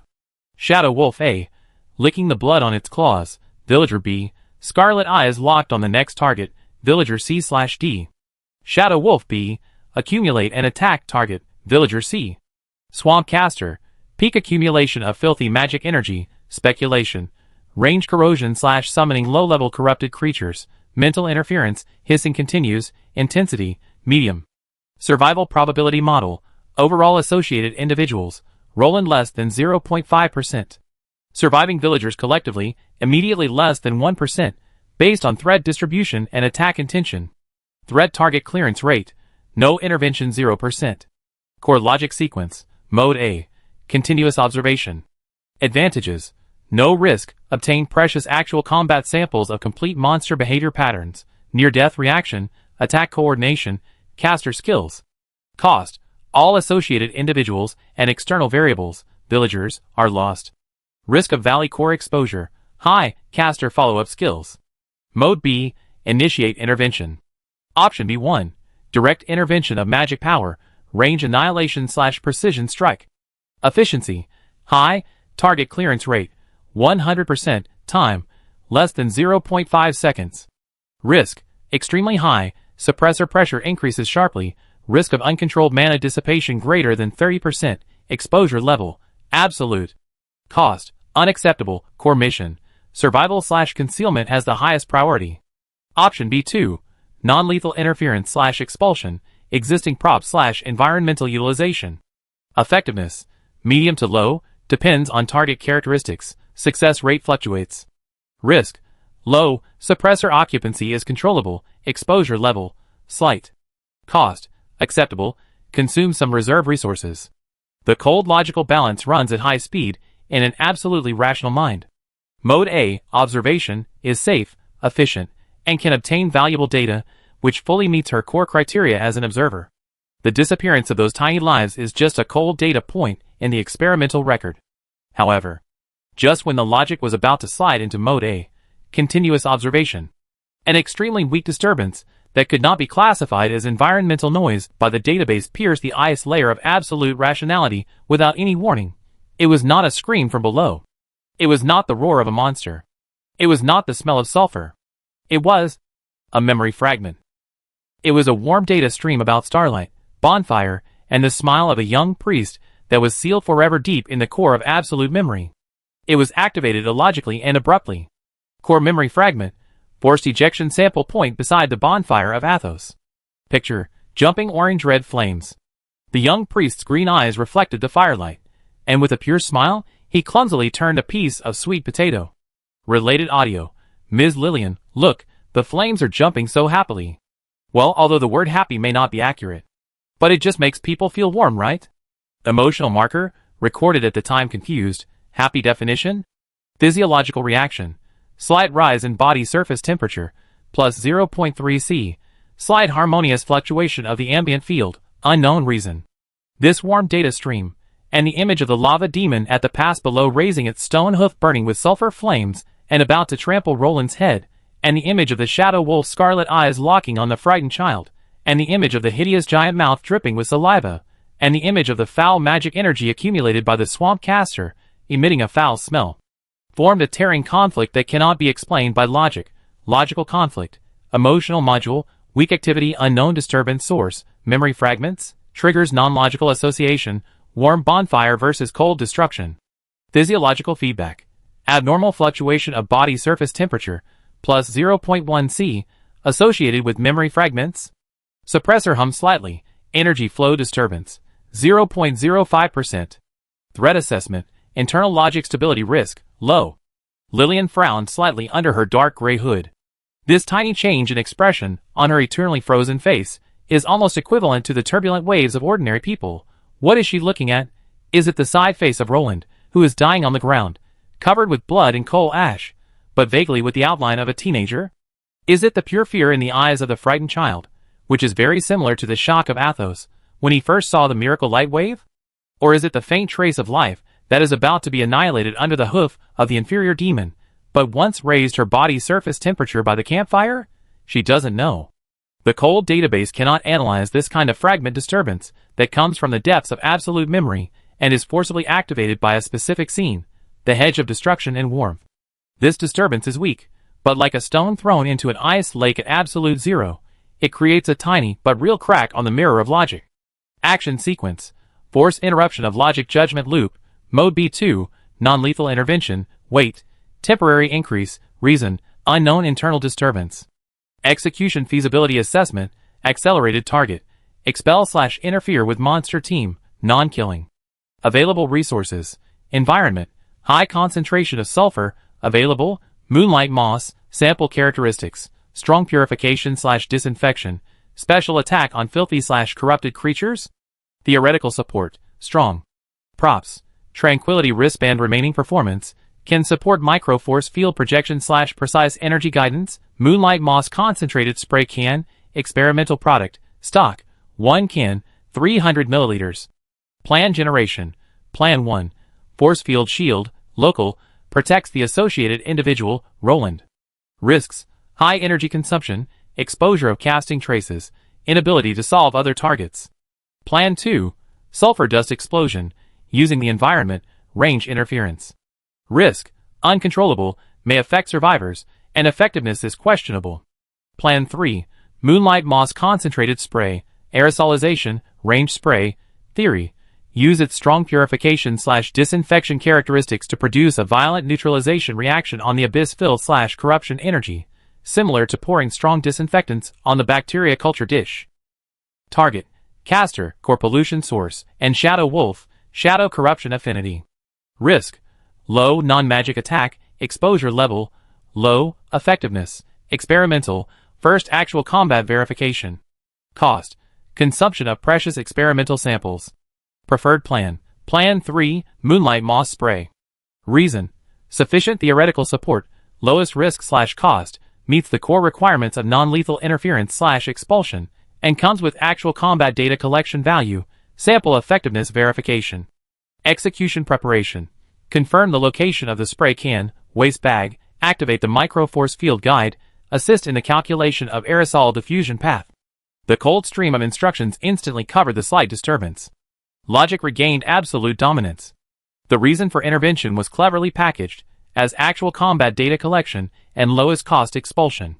However, at the last moment when the order was about to be issued and executed, Lillian's sight once again unconsciously swept below. The burning stone hoof of the lava demon was less than a foot away from Roland's bloody head. The claws of Shadow Wolf were only half an arm away from the throat of the frightened child. The filthy magic energy accumulated by the rot swamp caster was like a venomous swamp about to burst.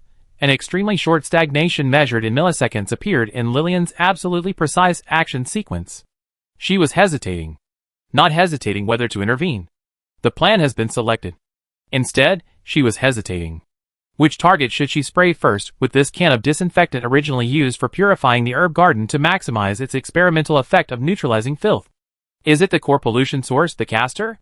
Or the Shadow Wolf or inferior demon that poses the most imminent threat? This hesitation in milliseconds, based on experimental efficiency rather than human life, seemed so cold and inhuman against the desperate situation of the living beings below. The cold metal shell of the moonlight moss spray can was silently clenched in her fingertips under her cloak. Chapter 122. A critical moment. The lava demon's stone hoof burning with sulfur flames was only an inch away from Roland's bloody head. Shadow Wolf B's smelly saliva almost dripped onto the neck of the frightened child. The filthy magic power accumulated to the peak by the swamp caster was like a burst of poisonous slurry, about to turn into a torrent of destruction and pour down on the roof of the stone house.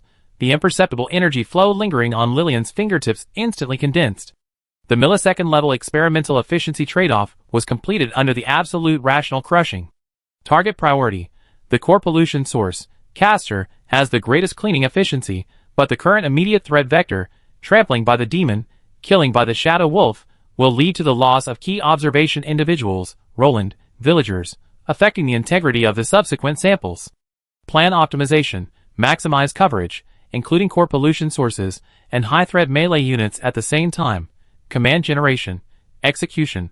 Plan 3, Moonlight Moss Concentrated Spray, Path. Wide Area Aerosol Spray, Coverage Target. Swamp Caster plus Shadow Wolf AB plus Lesser Demon A, End of the Path. Assistance. Micro Force Field Guide activated, Path Calibration, Diffusion Acceleration. Under the dark gray cloak, a white hand reached into the tool bag on the waist very quickly and accurately grabbed a palm-sized cylindrical tank made of matte metal, with fine diversion runes engraved on the surface. Moonlight Moss Concentrated Spray Tank, Improved Experimental Type. There was no spell chanting, no violent explosion of magic brilliance. Only the extremely subtle energy fluctuations from Lillian's fingertips were injected into the micro-activation runes at the bottom of the tank. Sizzle. A slight, but extremely sharp pressurized spray sound rang out. The precision nozzle on the top of the tank instantly sprayed out a stream of extremely thin silver-white mist that was almost invisible to the naked eye. This mist was not water vapor, but an aerosol composed of countless extremely tiny particles of moonlight moss essence containing highly active purification factors. Almost at the same time as the mist was sprayed out, the fingertips of Lillian's other hand quickly drew several tiny and precise trajectories in the void. The Micro Force Field Guide was activated. An invisible, directional force field, like a precise ballistic guide, instantly wrapped the silver-white mist, compressing, shaping, and accelerating it. Swoosh! The silver-white aerosol flow wrapped and guided by the force field, like a silent silver snake given life, instantly tore the space between the roof and the pass. Its speed is so fast that it exceeds the limit of retina capture. It was still in Lillian's hand the previous moment, and the next moment it appeared accurately at a height of less than 5 meters above the bloody battlefield at the pass. The diffusion program set by the force field guide started. Buzz, silent energy ripples spread. The condensed silver snake suddenly exploded. It turned into an extremely thin, but extremely uniform silver-white mist, like a veil with a cool breath falling from the sky, accurately covering it. The coverage area includes the bloated body of the swamp caster, the area where the 2 shadow wolves are located, and the upper body of the inferior demon A who raised his stone hoof. Execution report. Moonlight Moss Concentrated Spray, Aerosol state successfully released. Dose, 50 milliliters. Force field guidance.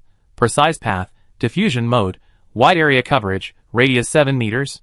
Target coverage, 100%, swamp caster, Shadow Wolf AB, inferior demon A upper body. Bioactive factor, activation, contact with the target surface/energy field. The battlefield instantly fell into an extremely strange stagnation. The first to react was the shadow wolf bee that was pouncing on the frightened child. Its sharp claws were only a millimeter away from the child's throat. The bloodthirsty light in the scarlet eyes had reached its peak. However, when the thin silver-white mist with a strange and cool smell of plants and trees, extremely stimulating for monsters, touched its smooth black fur. A-woo! A-woo! A shrill and out-of-tune howl, full of incredible pain and extreme discomfort, suddenly broke out from the throat of Shadow Wolf B. Its attack was like being hit hard by an invisible heavy hammer, and it was instantly twisted and deformed. It was like a cat splashed with boiling oil, and it suddenly spasmed and fell to the ground from midair. It rolled and scratched madly on the ground. The scarlet eyes were full of physiological tears of pain, and huge sneezes came out one after another. Achoo! Achoo! It scratched its mouth, nose and eyes desperately with its claws, as if there were the most terrible and allergic thing in the world. Attack? It had been completely interrupted by this sudden, bone-deep purification stimulation. Then came the Shadow Wolf A on the other side, who had just licked the blood on his claws, and was about to pounce on the old woman. Wow! The same shrill howl. The same crazy rolling and scratching. The same tears and uncontrollable sneezing. Its proud shadow affinity seemed to have become an excellent channel for transmitting this purification stimulation at this moment, making it suffer more pain than its companions. It even tried to hide in the shadow of the rock next to it, but the silver mist seemed to be omnipresent. Ugh! Gurgle? Hiss! Gaw! The swamp caster in the middle reacted most violently and horribly. When the silver mist with strong purifying activity came into contact with the dark green mucus and swollen dirty vesicles flowing on its body. Sizzle! It was like a hot iron pressed on a rotten piece of meat. A piercing sound that made one's scalp numb, mixed with severe corrosion and energy annihilation, suddenly erupted. Thick, foul-smelling white smoke instantly rose from the bloated body of the swamp caster. Those swollen vesicles burst one after another like balloons punctured by a needle, splashing a large amount of dark mucus that was quickly disinfected and neutralized by the silver mist, and lost its activity. Green pus. The filthy magic power accumulated to the peak was like acid with a strong neutralizer, and it instantly went out of control and backfired. The violent energy turbulence rushed wildly in its body. Hiss! The rot swamp caster let out an unprecedented scream mixed with extreme pain, fear and energy collapse. Its huge body twitched and twisted violently, like a huge wax figure that was melting. It could no longer maintain any mental interference or cast spells. Command? There was no way to talk about it. Finally, it was the lava demon A whose stone hoof was about to crush Roland's head. The silver-white mist fell on its rough skin that was flowing with the light of lava. Roar? The movement of the demon A was obviously paused. A trace of confusion and discomfort flashed in its lava eye. The place where the skin touched the silver mist did not produce a severe allergic reaction like the Shadow Wolf, nor was it severely corroded like the caster. But an extremely strong sense of cleanliness and repulsion from the energy level came instantly. It was like the purest cold water poured on a hot iron. Although it could not cause any real damage, it made it feel extremely irritated, disgusted, and weak. Its accumulated strength seemed to be partially neutralized by this clean breath, and the destructive trampling action was actually delayed for half a beat. The stone hoof hovered above Roland's head, trembling slightly, as if it was fighting against some invisible force that made it instinctively resist the battlefield, because of this silver mist that fell from the sky, with a cool smell of grass and trees, fell into unprecedented chaos and... Funny? The two shadow wolves rolled and sneezed on the ground like mad dogs with severe rhinitis. The swamp caster screamed in pain as if it was splashed with concentrated sulfuric acid, smoking and melting. The strongest inferior demon A raised his hoof and fell into inexplicable irritation and power stagnation. The roof of the stone house. Lillian's dark gray figure stood still as before, with the faint energy afterglow of activating runes and force field guides remaining on her fingertips. Her perception was like the highest speed camera, coldly recording the reaction details of every target below. Real-time performance feedback. Target, Shadow Wolf AB. Reaction, severe allergic reaction, sneezing, scratching, rolling. Performance rating, beyond expectations, strong purification factor special attack on shadow corruption affinity units. Threat elimination rate, 100%, temporary loss of combat effectiveness. Target, Swamp Caster.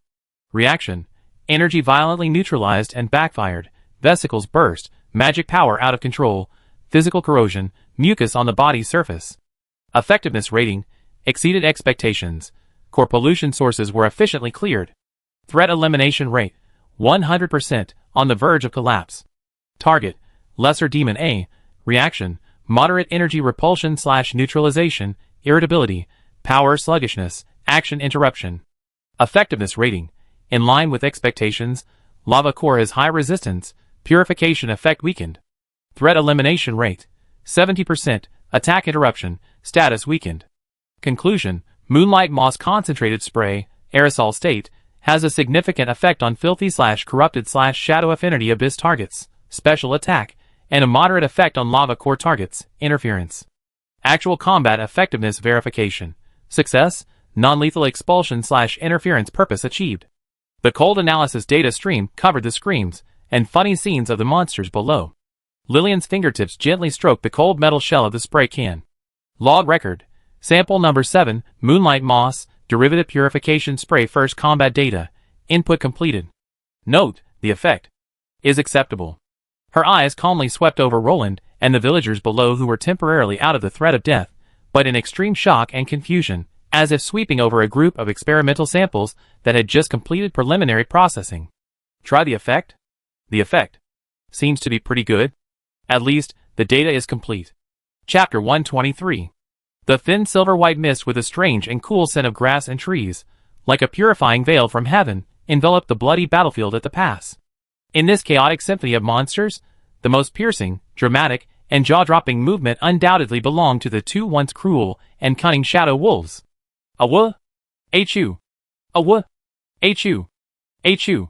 The howl of Shadow Wolf B was like a rooster with its neck strangled, full of incredible pain and a deep, physiological discomfort. It suddenly spasmed and fell from the air when it pounced on the child. When its hard fur touched the gravel-covered ground, it was like being thrown into hot pins and needles. Its proud, smooth, satin-like black fur, at this moment, seemed to have become a conductor of pain. The thin silver mist, which is simply a powerful concentrated disinfectant or allergen for them, penetrated into it without a hole.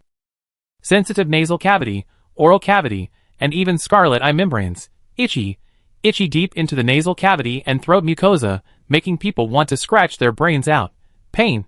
It's like the burning pain of countless tiny ice needles piercing the eyeballs and the inner wall of the respiratory tract. Rejection. A strong rejection and disgust for the purification power that comes from the source of life energy. Ah! Ah! Shadow Wolf B went completely crazy.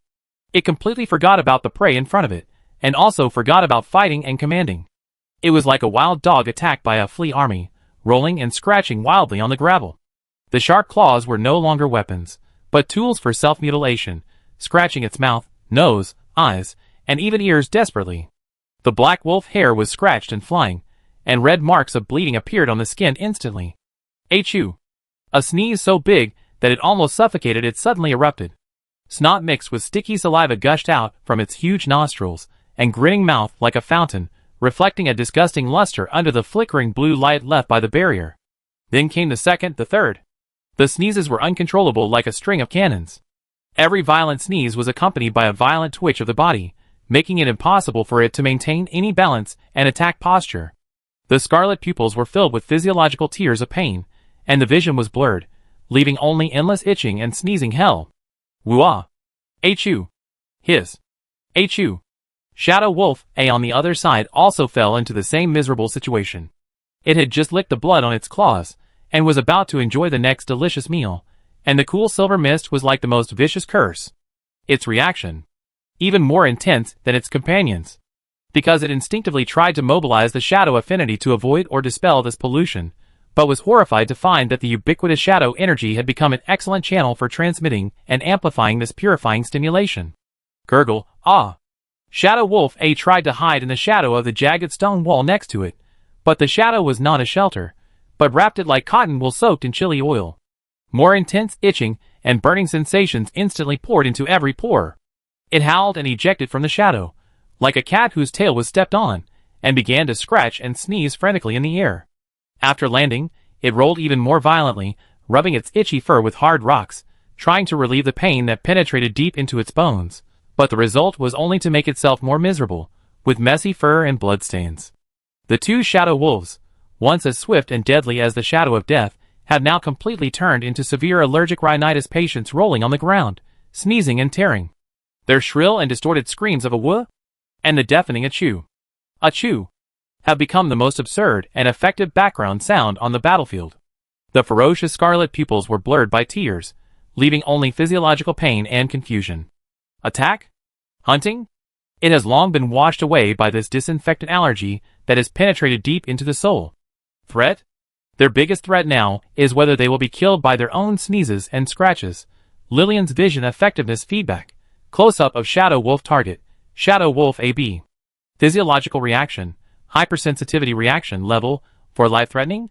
No, but extremely painful/disabled. Symptoms. Severe itching, systemic, burning pain, mucous membrane, uncontrollable continuous sneezing, tearing, scratching and self-mutilation, mild. Energy level. Shadow affinity field is violently neutralized/disrupted by powerful purification factors, resulting in energy backlash and aggravated physiological pain. Threat level. Plummeted to 0%. Completely lost combat/action ability. Conclusion. The effect of Moonlight Moss purification factor on Shadow corruption affinity units. Shadow Wolves special attack level. Effectiveness far exceeds expectations. Mechanism of action. Powerful energy neutralization plus inducing hypersensitive physiological reactions. Practical value. Extremely high, non-lethal control. On the roof of the stone house, Lillian quietly watched the miserable state of the two Shadow Wolves below. The cold database quickly recorded every detail. The frequency of sneezing, the strength of scratching, the chaotic waveform of the energy field. This unexpected allergy effect added a very valuable dimension to her experimental data. Log update. Sample number 7, Moonlight Moss, derivative purification spray. Additional characteristics. Can induce hypersensitivity incapacity reaction to specific abyssal creatures. Affinity for shadow corruption. Mechanism model is being established. In the narrow passage, the survivors, who had just been forcibly pulled back from the gates of hell, looking at this absurd scene in front of them, all fell into a petrified stagnation. Roland, who fell to the ground with serious injuries, coughed up a mouthful of blood foam. In his blurred vision, there was the burning stone hoof of the lava demon hovering above his head, and the Shadow Wolf bee who was sneezing crazily not far away and rolled himself into a mud ball. This huge contrast made his already aching brain completely shut down. The one-armed woman covered her face and screamed, staring blankly through the blood stains on her fingers at the Shadow Wolf that had been chasing her for a long time. At this moment, it was banging its head against the rock like a mad dog, just to relieve the strange itch in its nose. The frightened child forgot to cry, opened his mouth wide, and looked at the big black dog that wanted to eat him just now achoo. Achoo. Madly at the air, and the snot that sprayed out flashed a strange silver light in the moonlight, the residual light of the barrier. Even the inferior demon who was about to step on the stone hoof, had a very humane flash in his lava eye. Confused? It looked at its two little brothers rolling on the ground with tears, and then looked down at the dying human under the hoof. It seemed that its huge head was not enough. This war. Is it still going to be fought? Moonlight Moss showed its power, in the most unexpected and non-violent way. The severe allergy caused by the powerful disinfectant instantly disabled the two most deadly shadow blades on the battlefield. The balance of the battlefield tilted dramatically because of this absurd sneeze. Chapter 124. The pass was filled with a strong smell of sulfur, blood, and a strange silver mist with a cool scent of grass and trees. Above this mixed smell, the most piercing and dominant was the heart-wrenching awoo. Howls of the two shadow wolves, and the continuous achoo. Achoo. Achoo. Like firecrackers. This absurd sound wave, like an invisible heavy hammer, hit the relatively simple, or barren, brain of lava demon hard. Its lava eye burning with sulfur flame stared at the dying human, Roland, under its hoof, coughing up blood foam. The command of destruction flowed in its simple thinking circuit like lava. Step on it. Crush him. Just like crushing the fragile wooden houses in Shimu village, however. Its stone hoof, as if stuck by an invisible spider web, hovered in the air, trembling slightly, and could not fall down for a long time. A strong sense of rejection and irritability from the energy level, like a maggot on the tarsal bone, came from the skin that touched the silver mist, interfering with its power. This pure discomfort hindered its instinctive killing impulse unprecedentedly. But this was not the most confused thing for it. Its one eye moved away from the human under its hoof, with difficulty, and turned to the side. The source of the noise, that was rolling like boiling oil. On the left, Shadow Wolf B was like a loach thrown into boiling oil, rolling and scratching wildly on the gravel ground. Its smooth black fur was covered with mud and blood marks from its own scratches. The wolf face, which was originally cunning and ferocious, was now full of tears and snot, and huge sneezes came one after another. The snot mixed with sticky saliva drew a shiny parabola under the flashing blue light of the barrier. It sneezed and kicked its nose with its hind legs, making a woo-woo-woo whine, as if a poisonous scorpion had drilled into it. On the right, Shadow Wolf A was even worse. It seemed to try to use the jagged rocks to rub off the itch that went deep into its bones, but ended up rubbing its tough fur into a mess, and even rubbing off a few pieces of skin. It banged its head against the rocks, sneezing loudly every time it hit them. Its scarlet eyes rolled back, filled with pure physiological pain and confusion. Ah! Woo! Achoo! Woo! Ah! Achoo! The symphony of howling and sneezing from the two shadow wolves, like a magic sound filling the brain, severely impacted the poor cognition of Lesser Demon A. Confusion. The huge confusion, like a churning lava lake, instantly drowned its simple mind. Its huge head, covered with rough lava textures, tilted in an extremely humane way, and its lava eye was filled with pure confusion and bewilderment. Companions, powerful, swift, bloodthirsty, and cruel shadow wolves? What are they doing? Why are they rolling on the ground like goblins whose brains have been gnawed by fleas? Why are they making such embarrassing sounds? Are they playing at this time? Or have they been hit by some strange human witchcraft? Roar! Lesser Demon A made a low and puzzled grunt, and its huge stone hooves still hovered above Roland's head, as if it had forgotten its existence. It looked at the rolling and scratching Shadow Wolf B on the left, and then at the Shadow Wolf A on the right, which was hitting the stone. Its huge head turned back and forth awkwardly, trying to understand this strange scene that was beyond its cognition. It even subconsciously used the claw that was not burned to scratch its lava-flowing forehead. This action caused the lava light on its body to fluctuate, making a light chee-chee sound, as if this could scratch away the question marks in its head. This funny and weird picture. The hideous lava troll scratched its head in confusion, with a dying human under its hoof, and a shadow wolf sneezing and hurting itself next to it. Under the intermittent and crazy flashing of the barrier, it formed an absurd battlefield ukiyo-e. Lillian's vision efficiency feedback. Close-up of the inferior demon target, inferior demon A. Physiological reaction, moderate energy repulsion, irritability, continuous power stagnation. Behavior pattern, attack interruption, main cause, energy repulsion interference plus cognitive confusion. Status, highly confused, unable to understand the abnormal behavior of the shadow wolf. Threat level, medium, the intention to attack has not disappeared, but the execution is blocked. Conclusion, the physical effect of the moonlight moss purification factor on the lava core unit, the inferior demon weak. But by creating chaos on the battlefield, the shadow wolf is out of control, and causing cognitive confusion, it indirectly achieves efficient interference, performance improvement. This funny scene did not last too long. Roar! Trash! Kill them! A roar full of rage and urgency came from behind Imperium A. It was Imperium B, who was a step slower. Although it was also stained with some silver mist, and felt uncomfortable and irritated, the miserable state of the shadow wolf, and the dullness of its companions made it even more angry. It did not have the thinking troubles of Imperium A, and its killing instinct took over absolutely. It ignored the rolling shadow wolf, and the caster on the verge of collapse, and its lava-like eyes locked onto the lost people inside the pass. The ability to move, the surviving villagers exposed. The lame old man, the woman covering her face, the frightened child, the crying old woman. It took heavy steps, bypassed its confused companion, the inferior demon A, and trampled the ground with a dulled roar, like the drumbeat of death, rushing towards the frightened half-grown child closest to it. The stone axe in its hand was raised again. The deadly threat has never really gone away. Under the funny appearance, the claws of the abyss are still thirsty for blood. Chapter 125. The furious roar of the demon B was like a thunder that woke up the battlefield that was temporarily frozen by the absurd scene.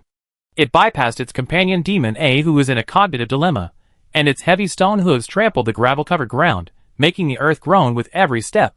There was only pure killing desire in the lava-like single eye, and the rough stone axe raised high locked the frightened, half-grown child inside the pass. The smelly sulfur wind pressure rushed in the face, and the shadow of death instantly enveloped it. No!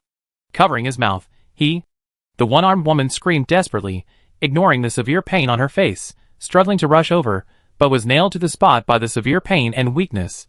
The old woman's cry turned into a heart-wrenching scream. The lame old man struggled to get up, but fell again. The frightened child, with the pupils reflecting the terrifying giant shadow burning with lava light that was getting closer and closer, couldn't even scream. On the roof of the stone house, Lillian's perception instantly locked onto the new threat vector, Ledo B, Villager C. The data stream was updated, but the intervention command had not yet been generated. She was observing whether the dying associated individual, Roland, still had variable value. At this critical moment, cough. On the ground, Roland, who was blown away by the shock wave of the stone axe of the inferior demon A, and collapsed in the rubble like a rag doll, suddenly coughed out a large mouthful of dirty blood mixed with internal organs. The severe pain swept through his body like a tsunami, and every breath brought the pain of tearing the lung lobe. The left arm fractured and felt a piercing pain. The vision was constantly eroded by blood and darkness. However, the murderous roar of the inferior demon B, the desperate cries of his companions, and the enlarged shadow of death in the child's pupils were like the most powerful hard tonic, piercing the depths of his consciousness that was on the verge of extinction. The fire in Shimu village. The hunchback of the old village chief. The hard black bread in his hand. Protect. A thought split the pain and darkness like lightning. His scattered eyes instantly focused, staring at the inferior demon B that was rushing past him from the side. The target was not its huge body, not the stone axe it raised. It was its huge left foot that was like a stone pier, stepping hard on the ground, ready to attack. To be more precise, it was the big toe wrapped in rough lava skin, supporting its whole body weight. As a craftsman, Roland had an almost instinctive sensitivity to structure, bearing points, and vulnerable parts. He instantly captured the extremely short moment of center of gravity shift when the inferior demon B charged. When its huge left foot was completely on the ground, the toes bore the greatest impact force, and it was ready to push the ground and rush forward. That was the most vulnerable and unloaded moment of the support point. Opportunity. Only once. Severe pain, fractures, internal bleeding. Everything was put aside. The instinct of survival and the will to protect squeezed out the last bit of potential from this seriously injured body. Roland's right hand, the hand that was not dislocated and whose knuckles were cracked and stained with blood, stretched out like a venomous snake out of a hole and firmly grasped the iron hammer with a rolled blade that fell in the gravel beside him. No time to think. No time to aim. The craftsman's intuition and countless hammering experience turned into the body's instinct at this moment. Just as the left front hoof of the inferior demon B stepped hard on the ground, the huge and rough toe joints were stretched to the limit due to the weight of the whole body and the inertia of the charge, and it was about to exert force. Roland used up all the remaining strength in his body and bounced his body from the ground like a spring with a tiny arc. His right hand, stained with blood and mud, tightly grasped the weathered iron hammer, and with a tragic and precise ruthlessness, he swung it from bottom to top at an extremely tricky angle that was almost parallel to the ground. Target. The joint covered with a relatively thin lava-hardened layer on the outside of the big toe of the left foot of the inferior demon B. Dang! A sharp and piercing sound, like the sound of a red-hot iron block being thrown into ice water, suddenly exploded. The edge of the hammer head hit the outside of the big toe of the left foot of the inferior demon B with great precision, at the weakest junction of the rough skin and the hardened lava stratum corneum, where the stress is most concentrated. Time seemed to freeze at this moment. In the lava-like single eye of the inferior demon B, the furious murderous intent was instantly replaced by an incredible, bone-deep pain. It felt like someone had used a red-hot steel needle to stab it hard into the gap between its toenails that supported its entire body weight. It was like it had stepped hard on an upright, extremely hard fine steel all. Ow! A roar that was far more shrill, painful, and terrifying than any previous roar. A wailing sound that was about to go off-key, like the wailing of a wounded dragon, suddenly erupted from the bloody mouth of the inferior demon B. This sound was filled with pure physiological pain and unexpected horror. Its huge charging momentum was instantly completely disintegrated by this precise blow. Its left foot suddenly bounced up, as if it was electrocuted, and curled up. The huge body instantly lost balance. The center of gravity completely collapsed. Boom! Like a landslide, the huge body of the inferior demon B, with its inertia that could not be restrained, was like an out-of-control lava hill, fiercely and embarrassingly moving forward. That is, the open space in front of the frightened child. And suddenly fell down. The huge head and shoulders hit the gravel-covered ground heavily, making a dull loud noise, splashing smoke and dust all over the sky. Its raised stone axe also flew out of its hand, spinning and flying far away, and hitting the rock wall with a clang. The severe pain made it roll wildly on the ground, twitching, holding the left foot that was hit accurately, and wailing in pain. Although the big toe that was hit by the hammer was not broken, the bones of the inferior demon are extremely hard, the joints were obviously swollen and deformed, and the lava stratum covering it had spiderweb-like cracks, and the dark red lava light seeped out from the cracks, like bleeding. More importantly, the piercing pain made it temporarily completely lose the ability to move. At the entrance of the pass, there was a dead silence. Only the inferior demon rolled and wailed in pain. The two shadow wolves were still sneezing and scratching wildly, and the swamp caster was on the verge of collapse. Roland maintained the posture of swinging the hammer, and his body fell back to the ground again due to exhaustion and severe pain, and blood gushed out from the corner of his mouth. His right hand loosened powerlessly, and the iron hammer, with a curled blade, rolled down again. His vision was quickly swallowed by darkness, but before his consciousness completely fell into darkness, the corners of his mouth twitched with difficulty, as if trying to squeeze out a tragic smile belonging to a craftsman.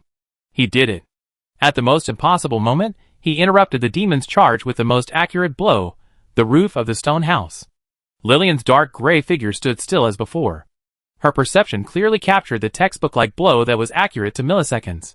Related individual, Roland, behavior update, action, precise physical strike, weapon, hammer.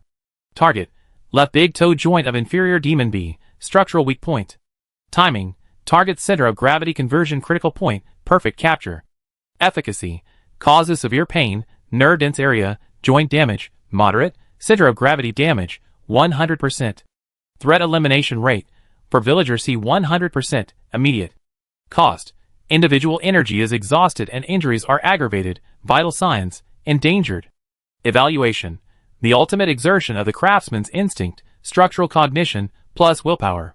Practical value, extremely high, a model of the weak defeating the strong. Survival probability model, immediate maintained at a very low level, 0.5%. The cold analysis data stream covered the wailing of the inferior demons below and Roland's near death. Lillian's fingertips moved slightly under the cloak. Intervention sequence. The purpose of non-lethal expulsion was initially achieved. Shadow Wolf was disabled. The caster collapsed. The inferior demon A was confused, and the inferior demon B was severely injured. Associated individual, Roland, endangered status, need to be recorded, /recoverable. Next step, maintain observation, /additional intervention to ensure the expulsion effect. Chapter 126. The smoke, blood and silver mist filled the narrow pass, but the battlefield fell into an extremely strange stalemate full of painful noises. The two shadow wolves were still rolling wildly on the gravel, scratching, sneezing, and tears. The shrill "wah, achoo" sound was endless, and they completely became the biggest noise pollution source in the battlefield background sound.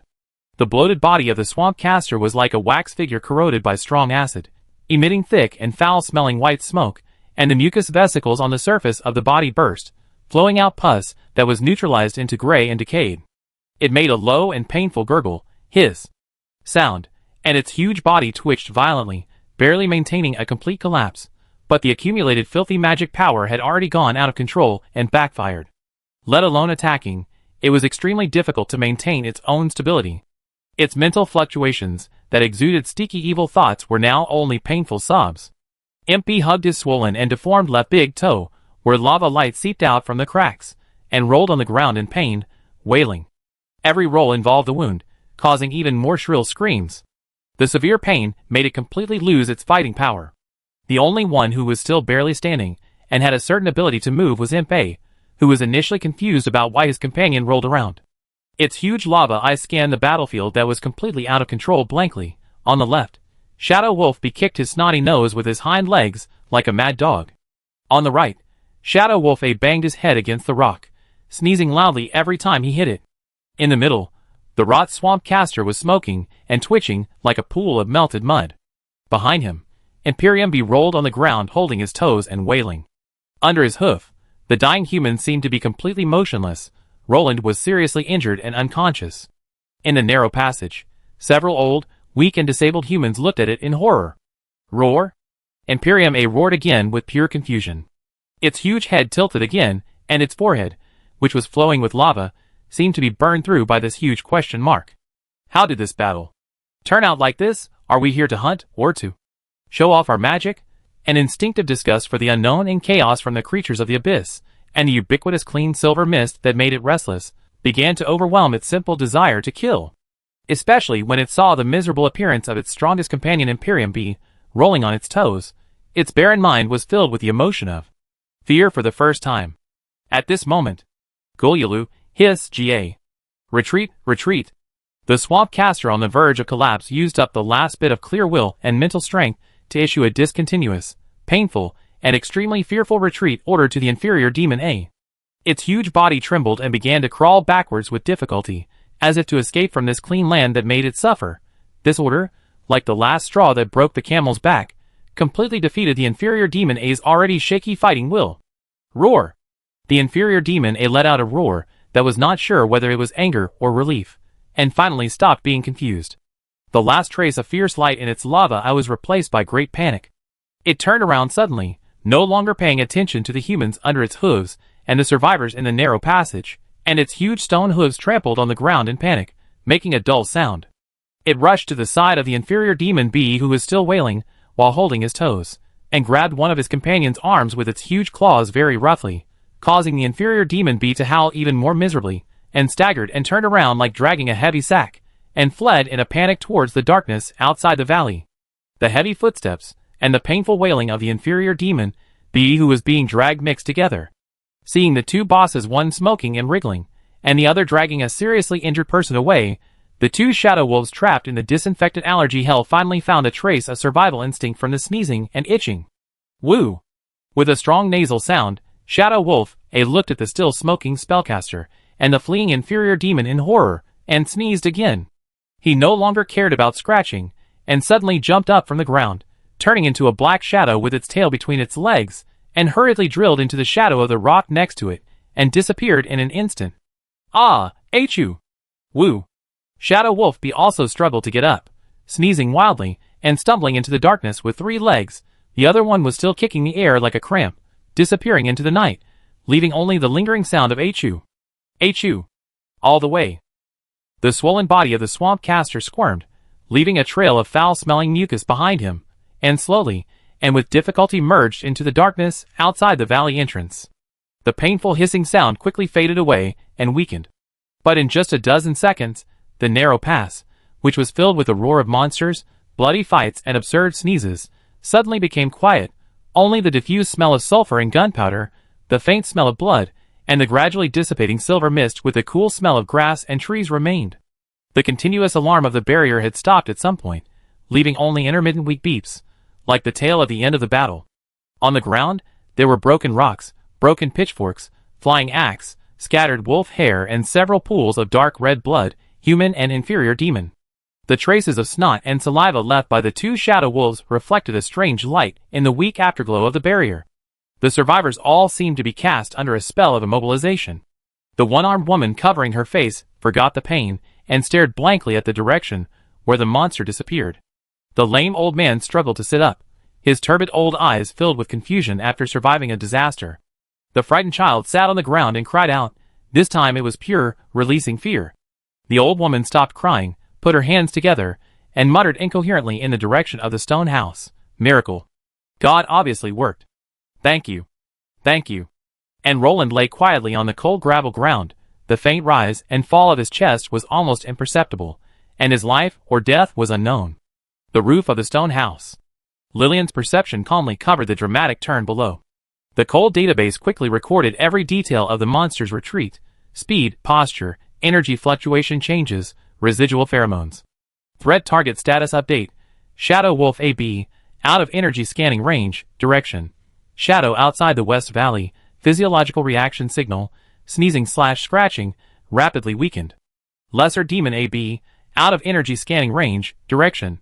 Outside the West Valley, movement mode, hasty dragging, Lesser Demon B's vital signs, moderate damage.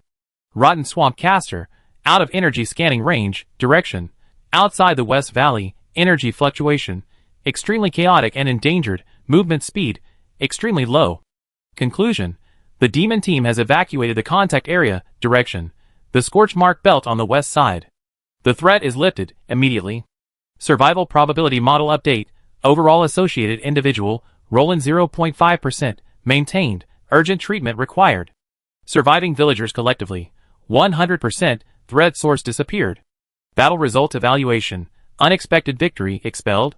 Key factors, Moonlight Moss Purification Spray, core interference, plus associated individual, Roland, precision strike, secondary interference, plus monster will collapse, main cause. Cold analysis completed. Lillian's eyes swept across the villagers, who survived the disaster and were at a loss below, swept across Roland, whose life or death was unknown on the ground, and finally fell on the Moonlight Moss spray can on her waist. The purpose of non-lethal intervention was achieved. Actual combat data collection completed, efficiency exceeded expectations.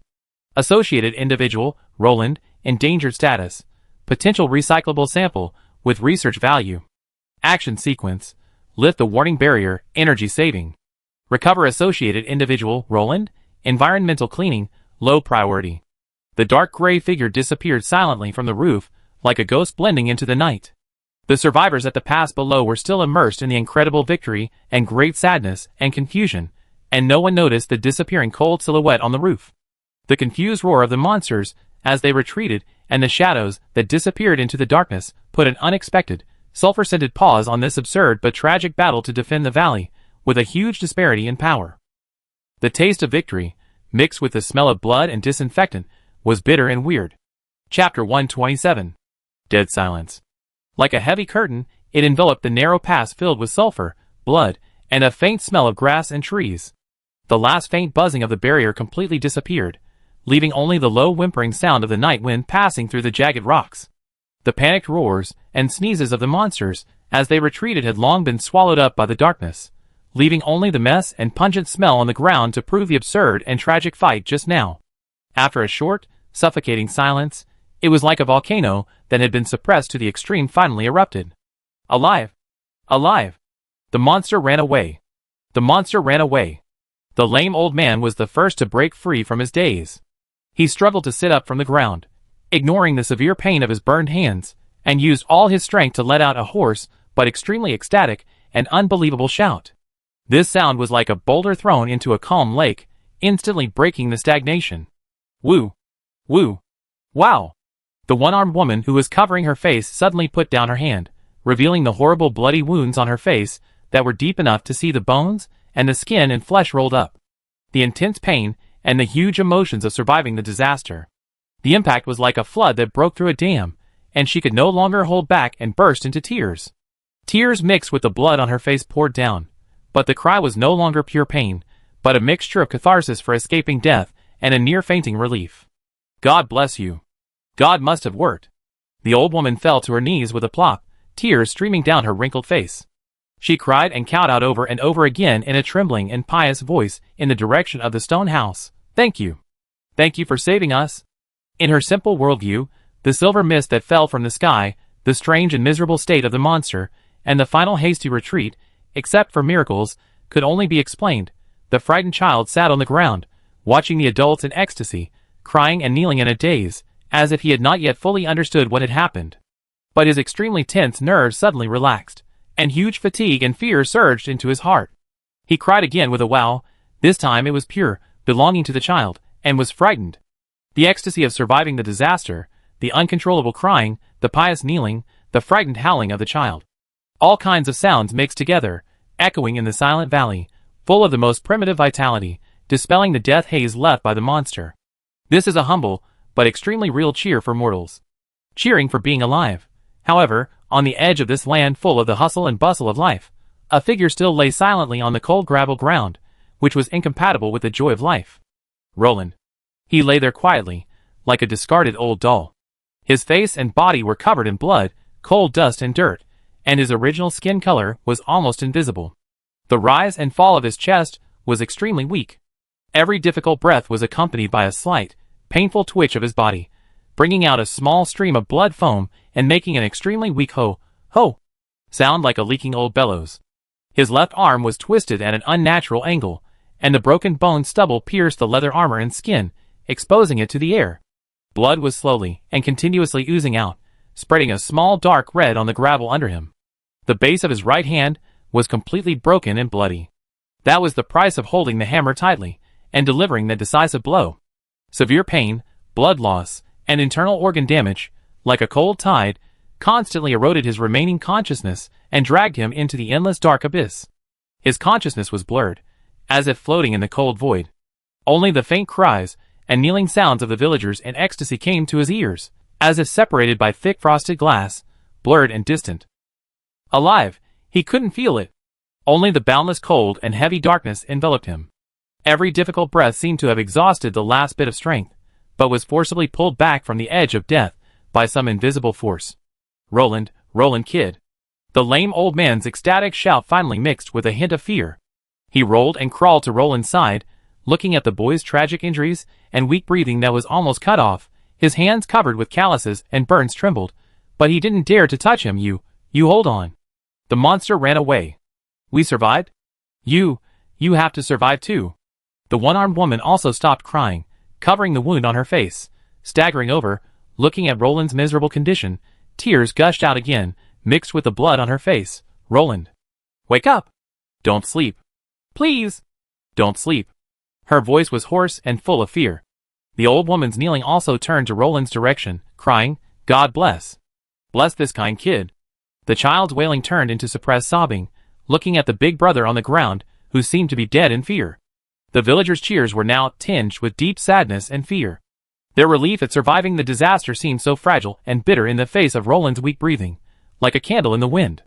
They survived, but this young craftsman who had repaired their roof, protected them from monsters, and created a miracle with his life, might remain forever on this cold gravel ground.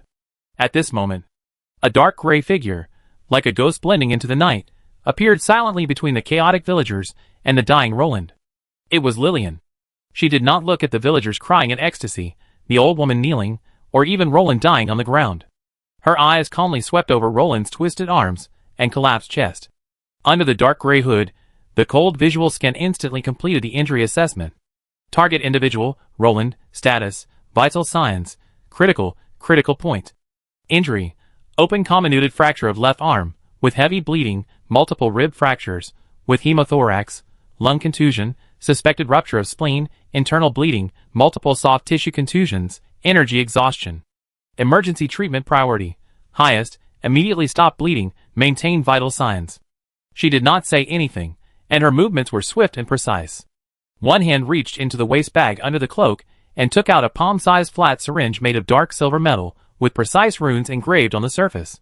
It was the self-healing gel that Roland had given before, but with a larger capacity and a more complex rune structure, high-efficiency concentrated type.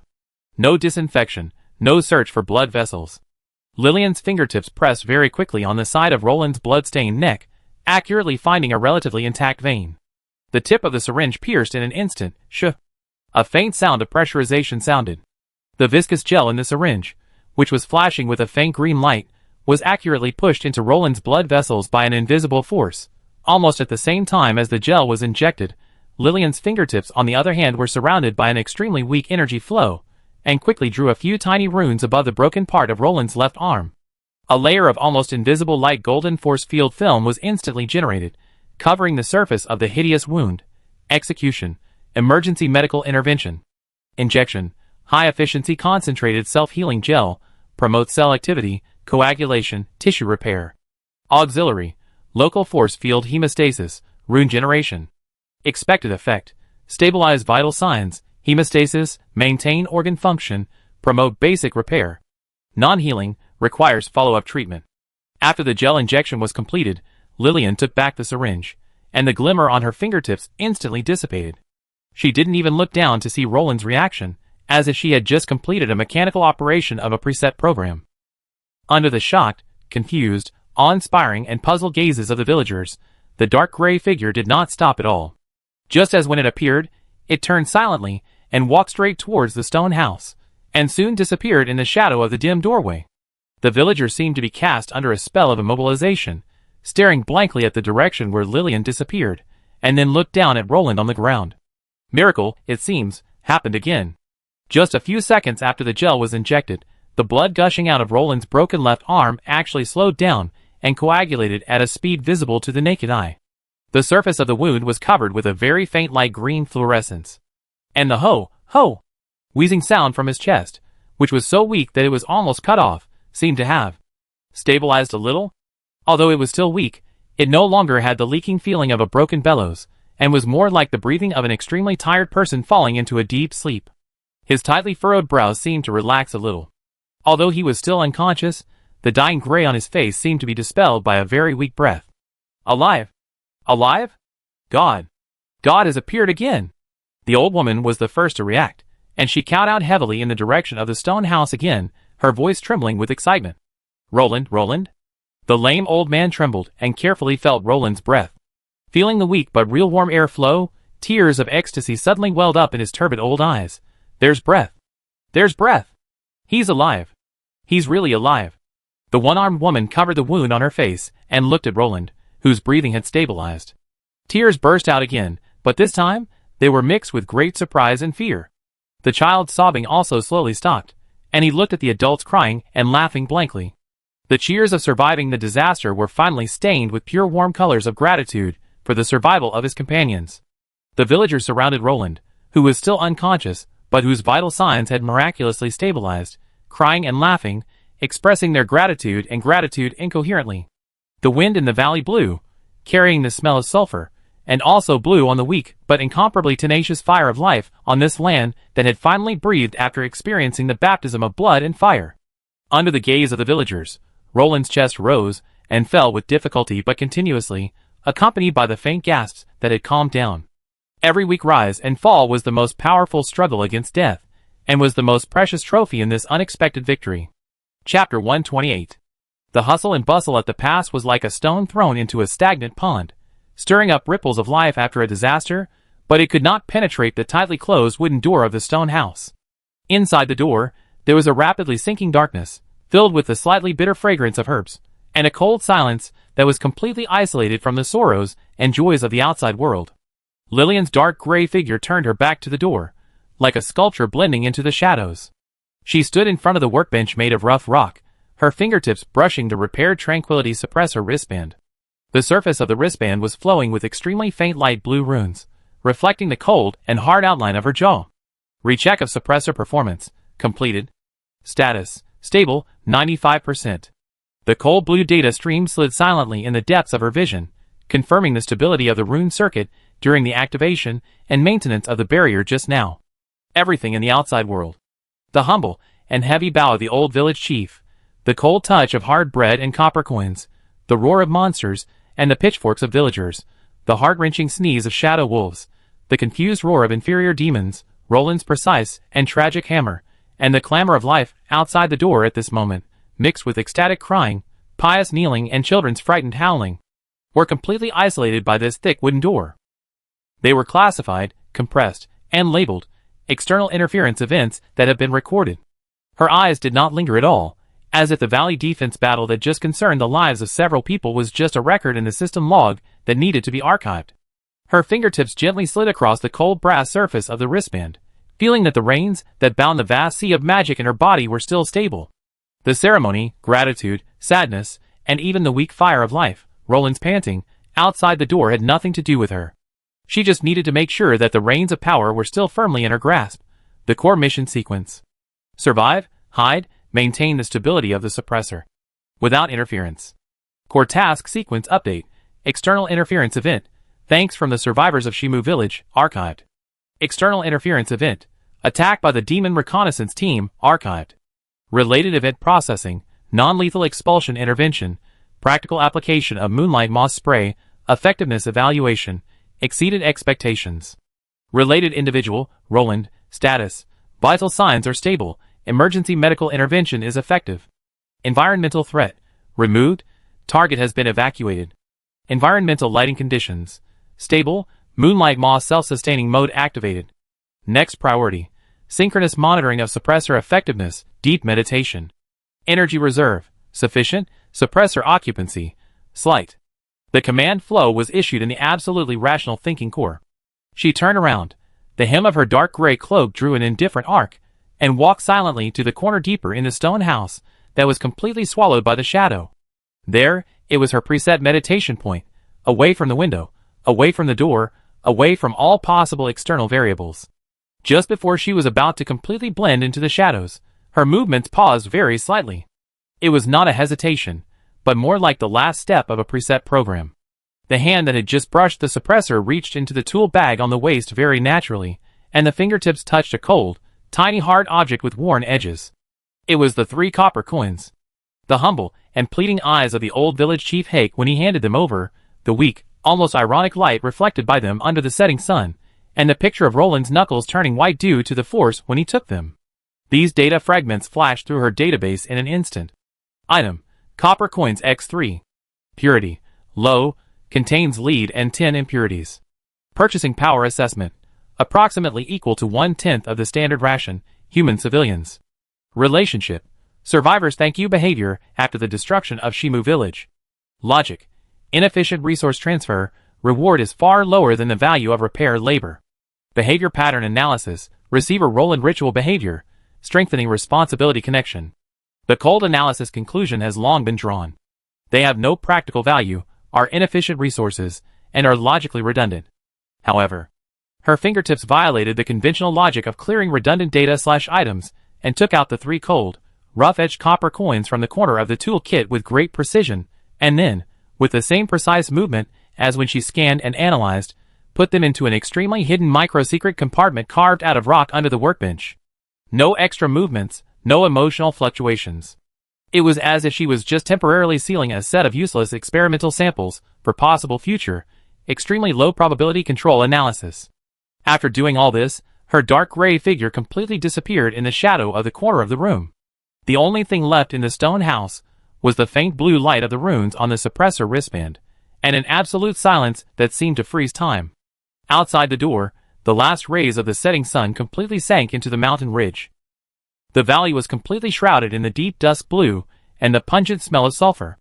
The cheers, cries, and prayers of the villagers echoed in the silent valley, full of ecstasy and sadness after surviving the disaster. They surrounded Roland, whose breathing gradually stabilized, as if guarding the only light source in the darkness. No one noticed the tightly closed wooden door of the stone house, and no one noticed the figure inside the door, who was hiding his merits and fame, as if he had never existed. Lillian Zero, the mysterious black-haired herb collector, had already left like a breeze blowing across the water, leaving behind only the drama outside the door, which was interwoven with blood, courage, absurd sneezes, and meager gratitude, as well as the cold, orderly, and constantly updated data log deep in her mind. The stone house completely merged into the darkness, leaving only the extremely faint but constant hum coming from the core of the suppressor, like an eternal, cold anchor, firmly fixing itself on the isolated island of reason and power. Chapter 129.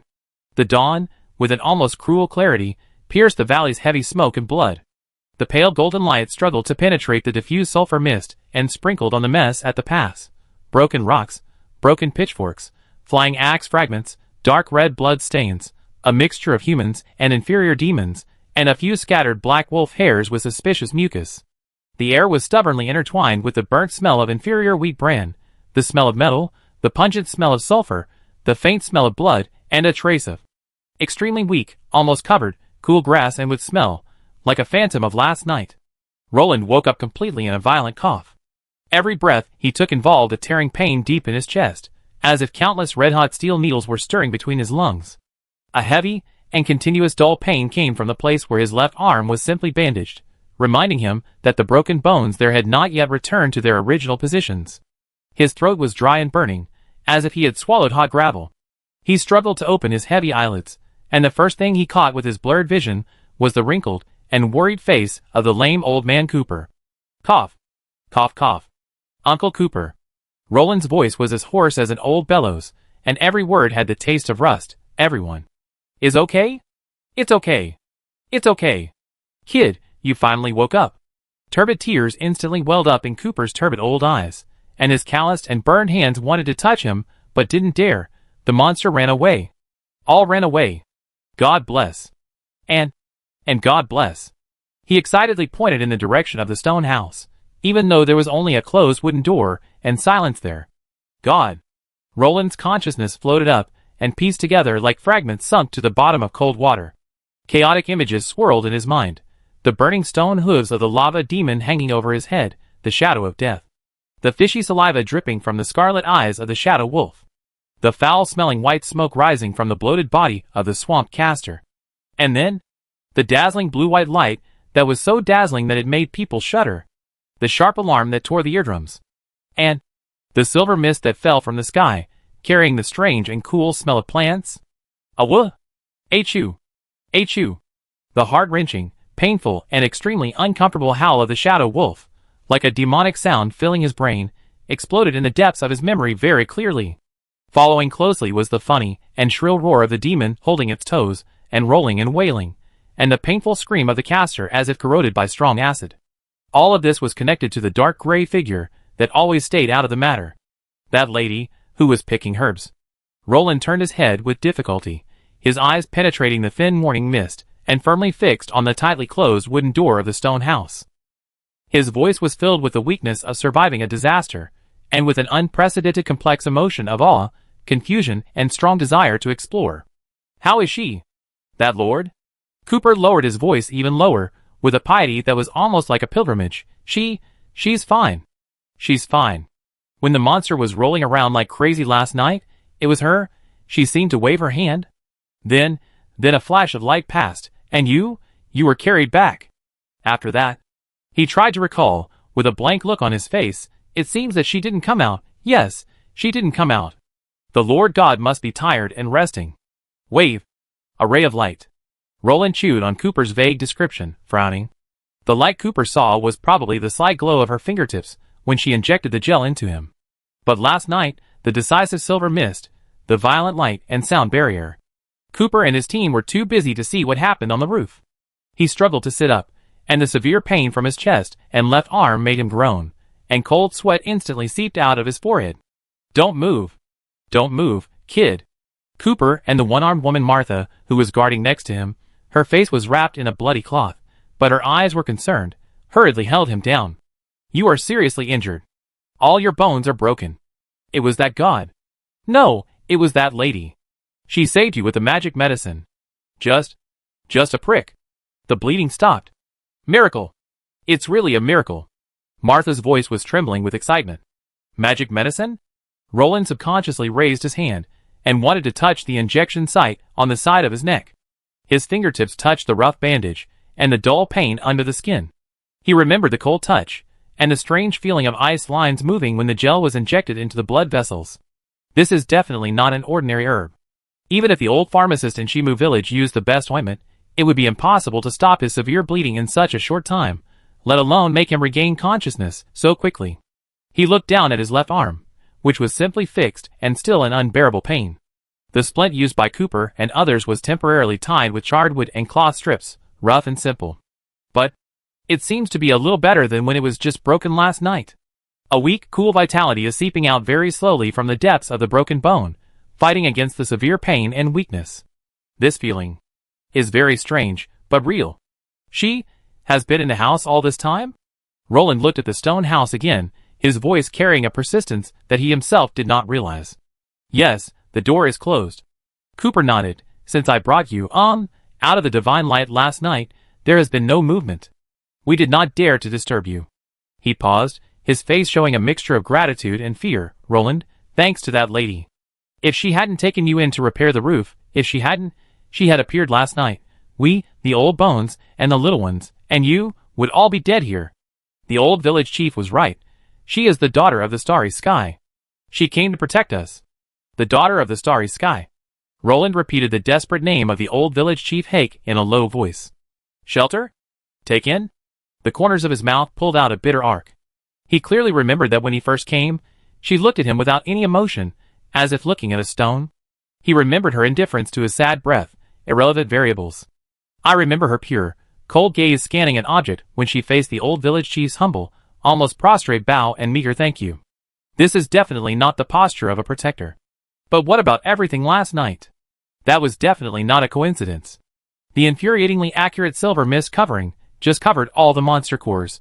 The violent but effective barrier light and sound perfectly delayed the first wave of monsters' charge, and the last life-saving magic medicine. These powers far exceeded his understanding of herb-picking women, and even surpassed any wizard or priest he had heard of. Mysterious, powerful, cold. These fragments of impressions he had initially pieced together were now tempered by the blood and fire of last night, making them clearer, but also more contradictory. A thought like a cold snake quietly crawled up his spine. If she had such power, Why was she indifferent to the destruction of Shimu village? Why did she choose to live in seclusion on the edge of the war? Why? Only cared about her grass and moss? Uncle Cooper, Aunt Martha, Roland's voice was weak with an unquestionable persistence. Help me. Help me up for a while. No, kid. You are injured. Just for a while. I want to see the herb garden. Roland's eyes passed over them, and cast to the piece of land next to the stone house, which gradually revealed its outline in the dim morning light. It was the only place in this valley of death that stubbornly maintained vitality. Cooper and Martha looked at each other, and saw the persistence in Roland's eyes. After all, they couldn't beat him, so they carefully supported him, and let him sit on a relatively flat rock. This simple action had exhausted the little strength he had just gathered, and cold sweat soaked his forehead, but he endured the dizziness and severe pain, and cast his eyes greedily at the herb garden. The morning light fell gently. Most of the golden thorn grass stretched out their tough dark green leaves, and even a few drops of crystal dew hung on the tips of the leaves, flashing with vitality in the dim light. They were not affected at all by the fighting last night and the diffuse magic pollution. Several carefully placed stones were covered with that strange gray-green moss, moonlight moss. The silver veins inside flowed with a faint, breathing like halo in the morning light, quiet and mysterious.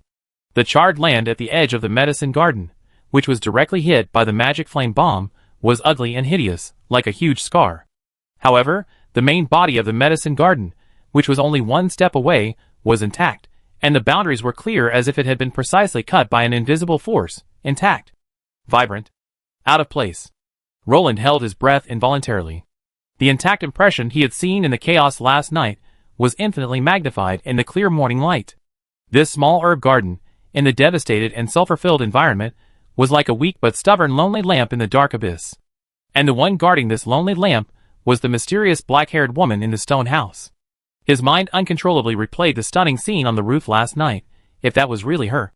The dark gray figure stood quietly at the highest point of the roof, like an indifferent observer from an alien planet. Below was a Shura field with blood and flesh flying everywhere, and she just watched. Observe? Evaluate? This thought made Roland feel cold in his heart. Could it be that the battle last night was just an experiment that required data recording for her? At this moment, a very slight, but very clear click sound came from the closed door of the stone house.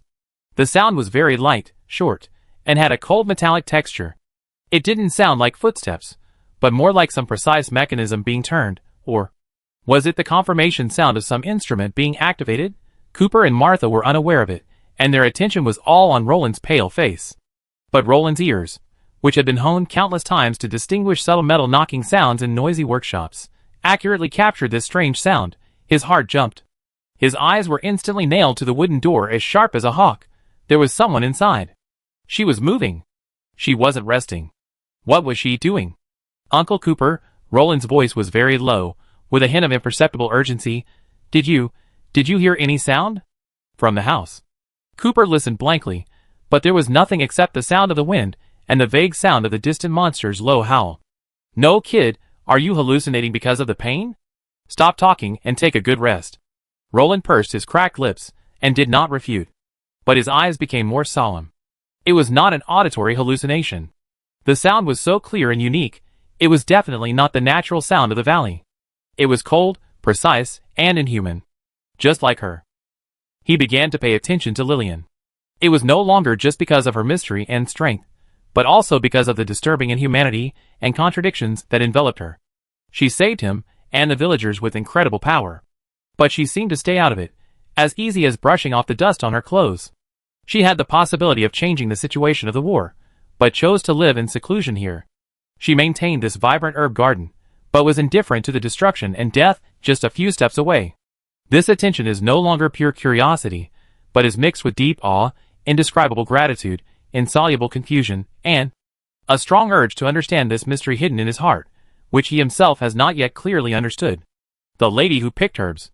Roland's eyes slowly moved between the closed wooden door and the vibrant herb garden, and finally stopped on his left arm, which was still in great pain. The miracle gel that Cooper and others talked about was silently working in his body, fighting against death and bringing warmth of life. This power is real. This protection is real, although the motive is unclear. This contradiction is also real. He needs to know more. About her power, about why she is here. The stone house is still silent, like an unchanging stone. But the fleeting click sound, like a stone thrown into Roland's heart lake, aroused ripples of exploration. He began to consciously collect all the information about her. Cooper and Martha's awe-inspiring, fragmented descriptions, the unreasonable intactness of the herb garden, every detail related to her power in the battle last night, strong light, screaming silver mist gel. And at this moment, the slight strange sound hidden deep in the stone house, representing the unknown and cold. The morning light gradually dispelled the mist, illuminating the tragic situation in the valley more clearly. Under the whispered command of Cooper and Martha, the villagers began to silently clean up the mess, take care of the wounded, and look for supplies that can still be used. The air was filled with sadness and fatigue, but also a hint of tenacity after surviving the disaster. Roland leaned against the cold rock, closed his eyes tiredly, and tried to gather some strength. But in his mind, the dark gray figure, like a precision instrument, became clearer and clearer. She was like an unsolvable puzzle, an alien walking on the edge of the mundane world and existence. He must start to pay attention to. Lillian. He silently recited this name in his heart. This was the name that the old village chief Hake had called out in desperate gratitude. This name, along with the stone house, the herb garden, the mysterious silver mist, the life-saving gel, and the cold click sound, were all imprinted in the depths of his consciousness after surviving the disaster. The search has begun. Not to disturb, but to understand. To understand the only light source in the darkness. To understand whether there is also an unknown temperature hidden under this cold power. Or, just to confirm, is this power a shelter, or another form of observation? Chapter 130. The morning light completely dispelled the mist in the valley, exposing the cruel marks left by last night's fierce battle to the pale sunlight without reservation. On the gravel ground at the entrance of the pass, the dark red blood stains had turned black, like ugly scars. The broken pitchforks, the flying axe fragments, the scattered wolf hair, and a few stones solidified with dark green mucus silently told the story of the fight, with a huge disparity in strength. The sulfur smell in the air seemed to be stronger, stubbornly drilling into the nose, mixed with a faint smell of blood and burn, making people sick. The few survivors left in Shimu village. The lame old man Cooper, the one-armed woman Martha with a bloody cloth on her face, the silent old woman Greta, and the half-grown child Tom, were quietly cleaning up the mess. Cooper used his rag-wrapped, burned hands to clumsily gather the scattered tools. Martha endured the severe pain on her face, and used her only remaining right hand to collect the burnt wood blocks that could still burn. Greta whispered to coax little Tom, who was still a little frightened. The atmosphere was heavy and depressing. The ecstasy of surviving the disaster had long been replaced by the cold reality and huge losses. Roland leaned against the cold rock. Every slight rise and fall of his chest brought a tearing pain. His left arm was as heavy as lead, and the broken bones fixed by the simple wooden splint felt a dull pain. Cooper handed him a piece of black bread that was burnt and hard, only the size of a baby's fist. It was part of the reward he carefully collected last night, and it was also their only food now. "Kid, eat something and save some strength." Cooper's voice was dry. "When you get better, we have to find a way to leave this damn place. The monster may come back." Roland took the bread that was as hard as a stone, and felt its rough and cold surface with his fingertips. He did not eat it immediately. His eyes passed over Cooper's hunched shoulders, and once again looked at the herb garden that looked out of place in the morning light, full of vitality, and the silent stone house next to the herb garden. The roof of the stone house, on the side close to the valley entrance, still had the hideous scars left by the kiss of the magic flame bomb. Several burnt black wooden beams were broken and supported crookedly, covered with temporary wooden boards that were also blackened by smoke. That was the repair he completed yesterday in sadness and numbness, using the concentration and strength of a craftsman. "It is not yet finished. Promise." These two words burned his heart like a red-hot iron. He promised the old village chief Hake, and took on the job of repairing the roof. The reward was the hard bread in his hand, and 3 cold copper coins. This meager reward carries the last gratitude and hope of a destroyed village, as well as the heavy guilt of his failure to protect Shimu village and save Uncle Hake. Last night's fight, the roar of monsters, the pitchforks of villagers, his own hammer. All of this happened. He survived thanks to the power of the mysterious woman in the stone house. But this did not offset the debt he owed. The debt to Shimu village, the debt to old Hake, and the debt to this job. "Uncle Cooper," Roland's voice was hoarse, but unusually calm, with an unquestionable firmness, "help me up." "What?" Cooper was stunned for a moment, thinking he had heard it wrong. "Kid, your injury. Your bones are broken." Why are you getting up? Lie down quickly. Help me up. Roland repeated, his eyes never leaving the broken roof. The roof is not finished yet. Cooper and Martha next to him were stunned. Martha covered her face, her voice coming out from under the cloth, with disbelief. Roland. Are you going to die? That roof will be fixed later. When you recover. I can't wait. Roland interrupted her. His voice was not loud, but it was nailed to the ground like a nail. I promised the village chief Hake. The work must be done. He paused, his eyes swept over the miserable situation at the pass, and his voice was even lower. And it's not safe here. Repairing the roof, at least, can make her safer inside. He said the word her very softly, with a complex awe. Cooper and Martha looked at each other, and saw the shock and helplessness in each other's eyes. They understood the stubbornness of this young craftsman, just like they understood the old oak trees in Creekwood village that were burned by the magic flames, but still stood with half of the charred wood piles. Alas! You kid! Cooper sighed heavily, his wrinkled face full of worry and reluctance. But he and Martha carefully helped Roland up from the ground. The mere act of standing up almost exhausted all of Roland's accumulated strength. A severe dizziness came like a tide, and his eyes went black. The severe pain in his chest made him bend his waist instantly, and cold sweat rolled down from his forehead and temples, soaking the collar stained with cold dust and blood. The dull pain in his left arm turned into a sharp stinging pain, as if the broken bone was rubbing against his flesh. He bit his lower lip tightly, and swallowed back a painful groan, and his teeth left a deep white mark on his cracked lips. Slow down, kid. Cooper's voice was trembling. He could feel that Roland's entire body weight was almost on him and Martha. The young body was shaking slightly uncontrollably because of the severe pain. I'm fine. Roland squeezed out a few words from his teeth and forced himself to stand up straighter. He took a deep breath.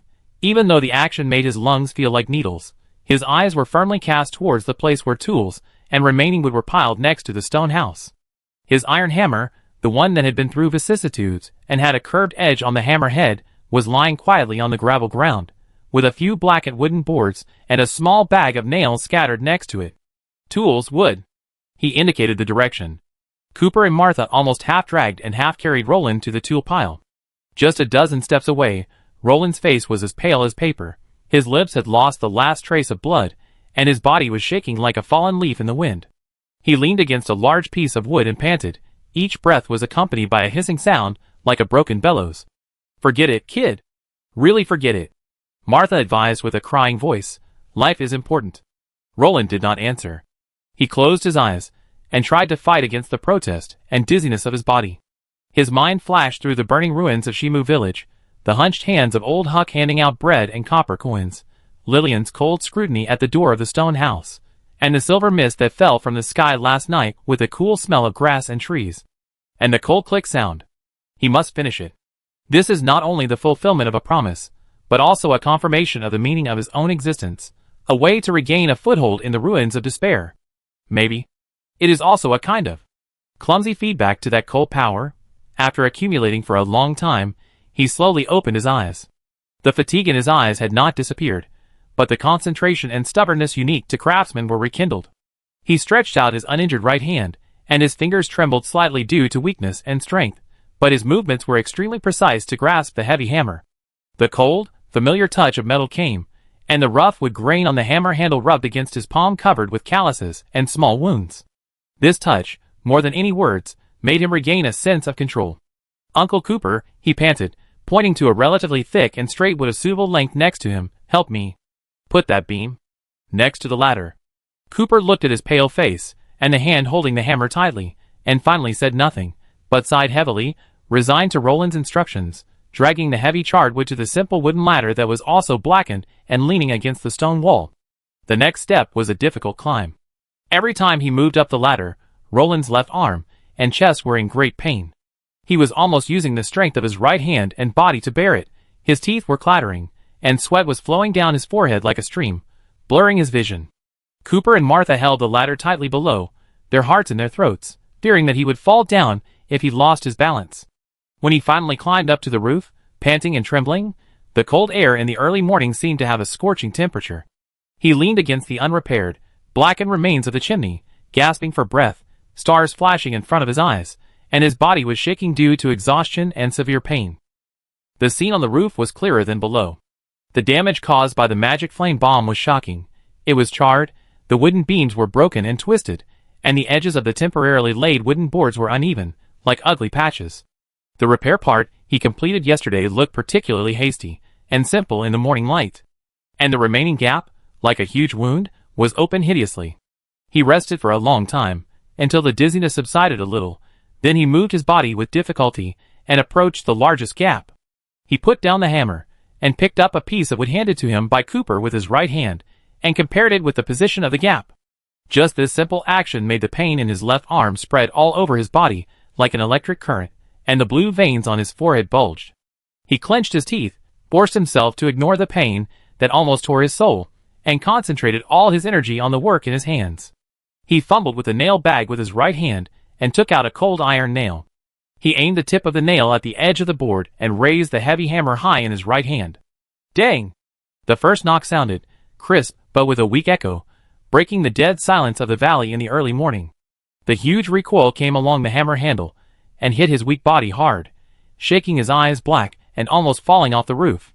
He suddenly used his back to support the remains of the chimney to stabilize his body, and a fishy sweetness surged in his throat, which he swallowed forcefully. "Kid!" Cooper shouted anxiously from below. "It's all right!" Roland's voice was hoarse and panting. He shook his right hand, which was numb from the shock, and focused his eyes on the nail again. This time, he adjusted his breathing, even though every breath was accompanied by severe pain, reduced his strength, and controlled the landing point more accurately. Ding! Ding! Ding! The knocking sound rang again, no longer so violent, but more firm and more rhythmic. One after another. Each knock was accompanied by the uncontrollable slight tremor of his body, accompanied by the beads of sweat rolling down his forehead hitting the charred wooden board, leaving a small dark mark. His face was as pale as paper, and his lips were bloodless because of being tightly pursed.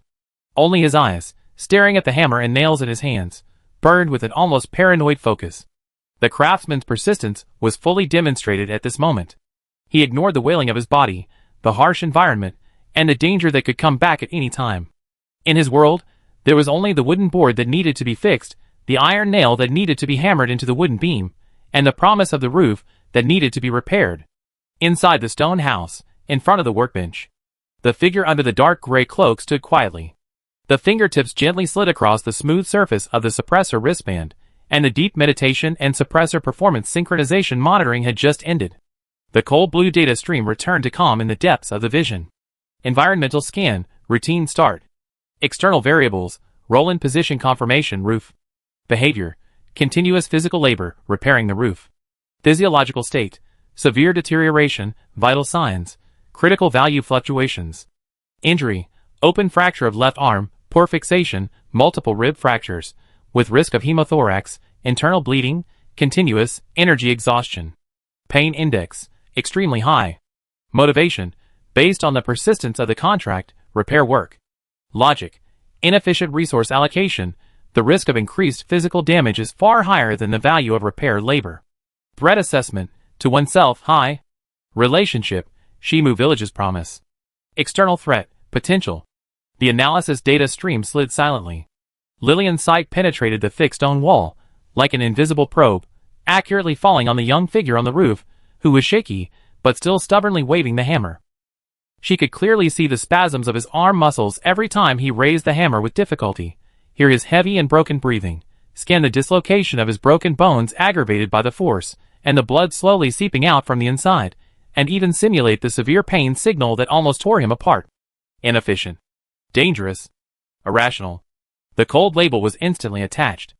According to the optimal logic, the most reasonable thing to do at this moment is to immediately stop this behavior that aggravates one's own injuries, receive treatment, and preserve limited life resources to deal with potential subsequent threats, such as the monster attacking again. However, the core of her perception, the depth of the absolutely rational data flow, fluctuated very weakly. It was not from the memory fragments of Athos, but from the pure observation of the behavior of the tiny human below. Behavior pattern analysis. The individual, Roland, maintains the concentration and execution of a specific goal, repairing the roof, under extreme physiological pressure, extremely high. Willpower assessment, abnormally tenacious. Relational logic, driven by the spirit of contract, characteristics of human civilization. Efficacy, Maintain the stability of the individual's psychological structure. Avoid collapse. Cost. Accelerated collapse of the physiological structure. This set of analysis conclusions vaguely echoes the previous analysis of Shimu Village's thank you behavior, ritual behavior, strengthening responsibility connection. On the roof, Roland's movements became slower and slower, and the interval between each hammering became longer and longer. Sweat had soaked through the lining of his worn leather armor, mixed with the cold dust and blood on his face, outlining his embarrassed and resolute outline in the morning light.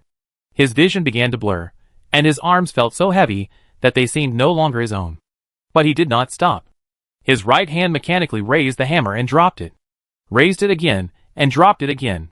He used the few remaining iron nails to nail one charred wooden board after another to the broken wooden beam, filling the hideous gap. Dang, dang. The monotonous and heavy knocking sound echoed alone in the silent valley.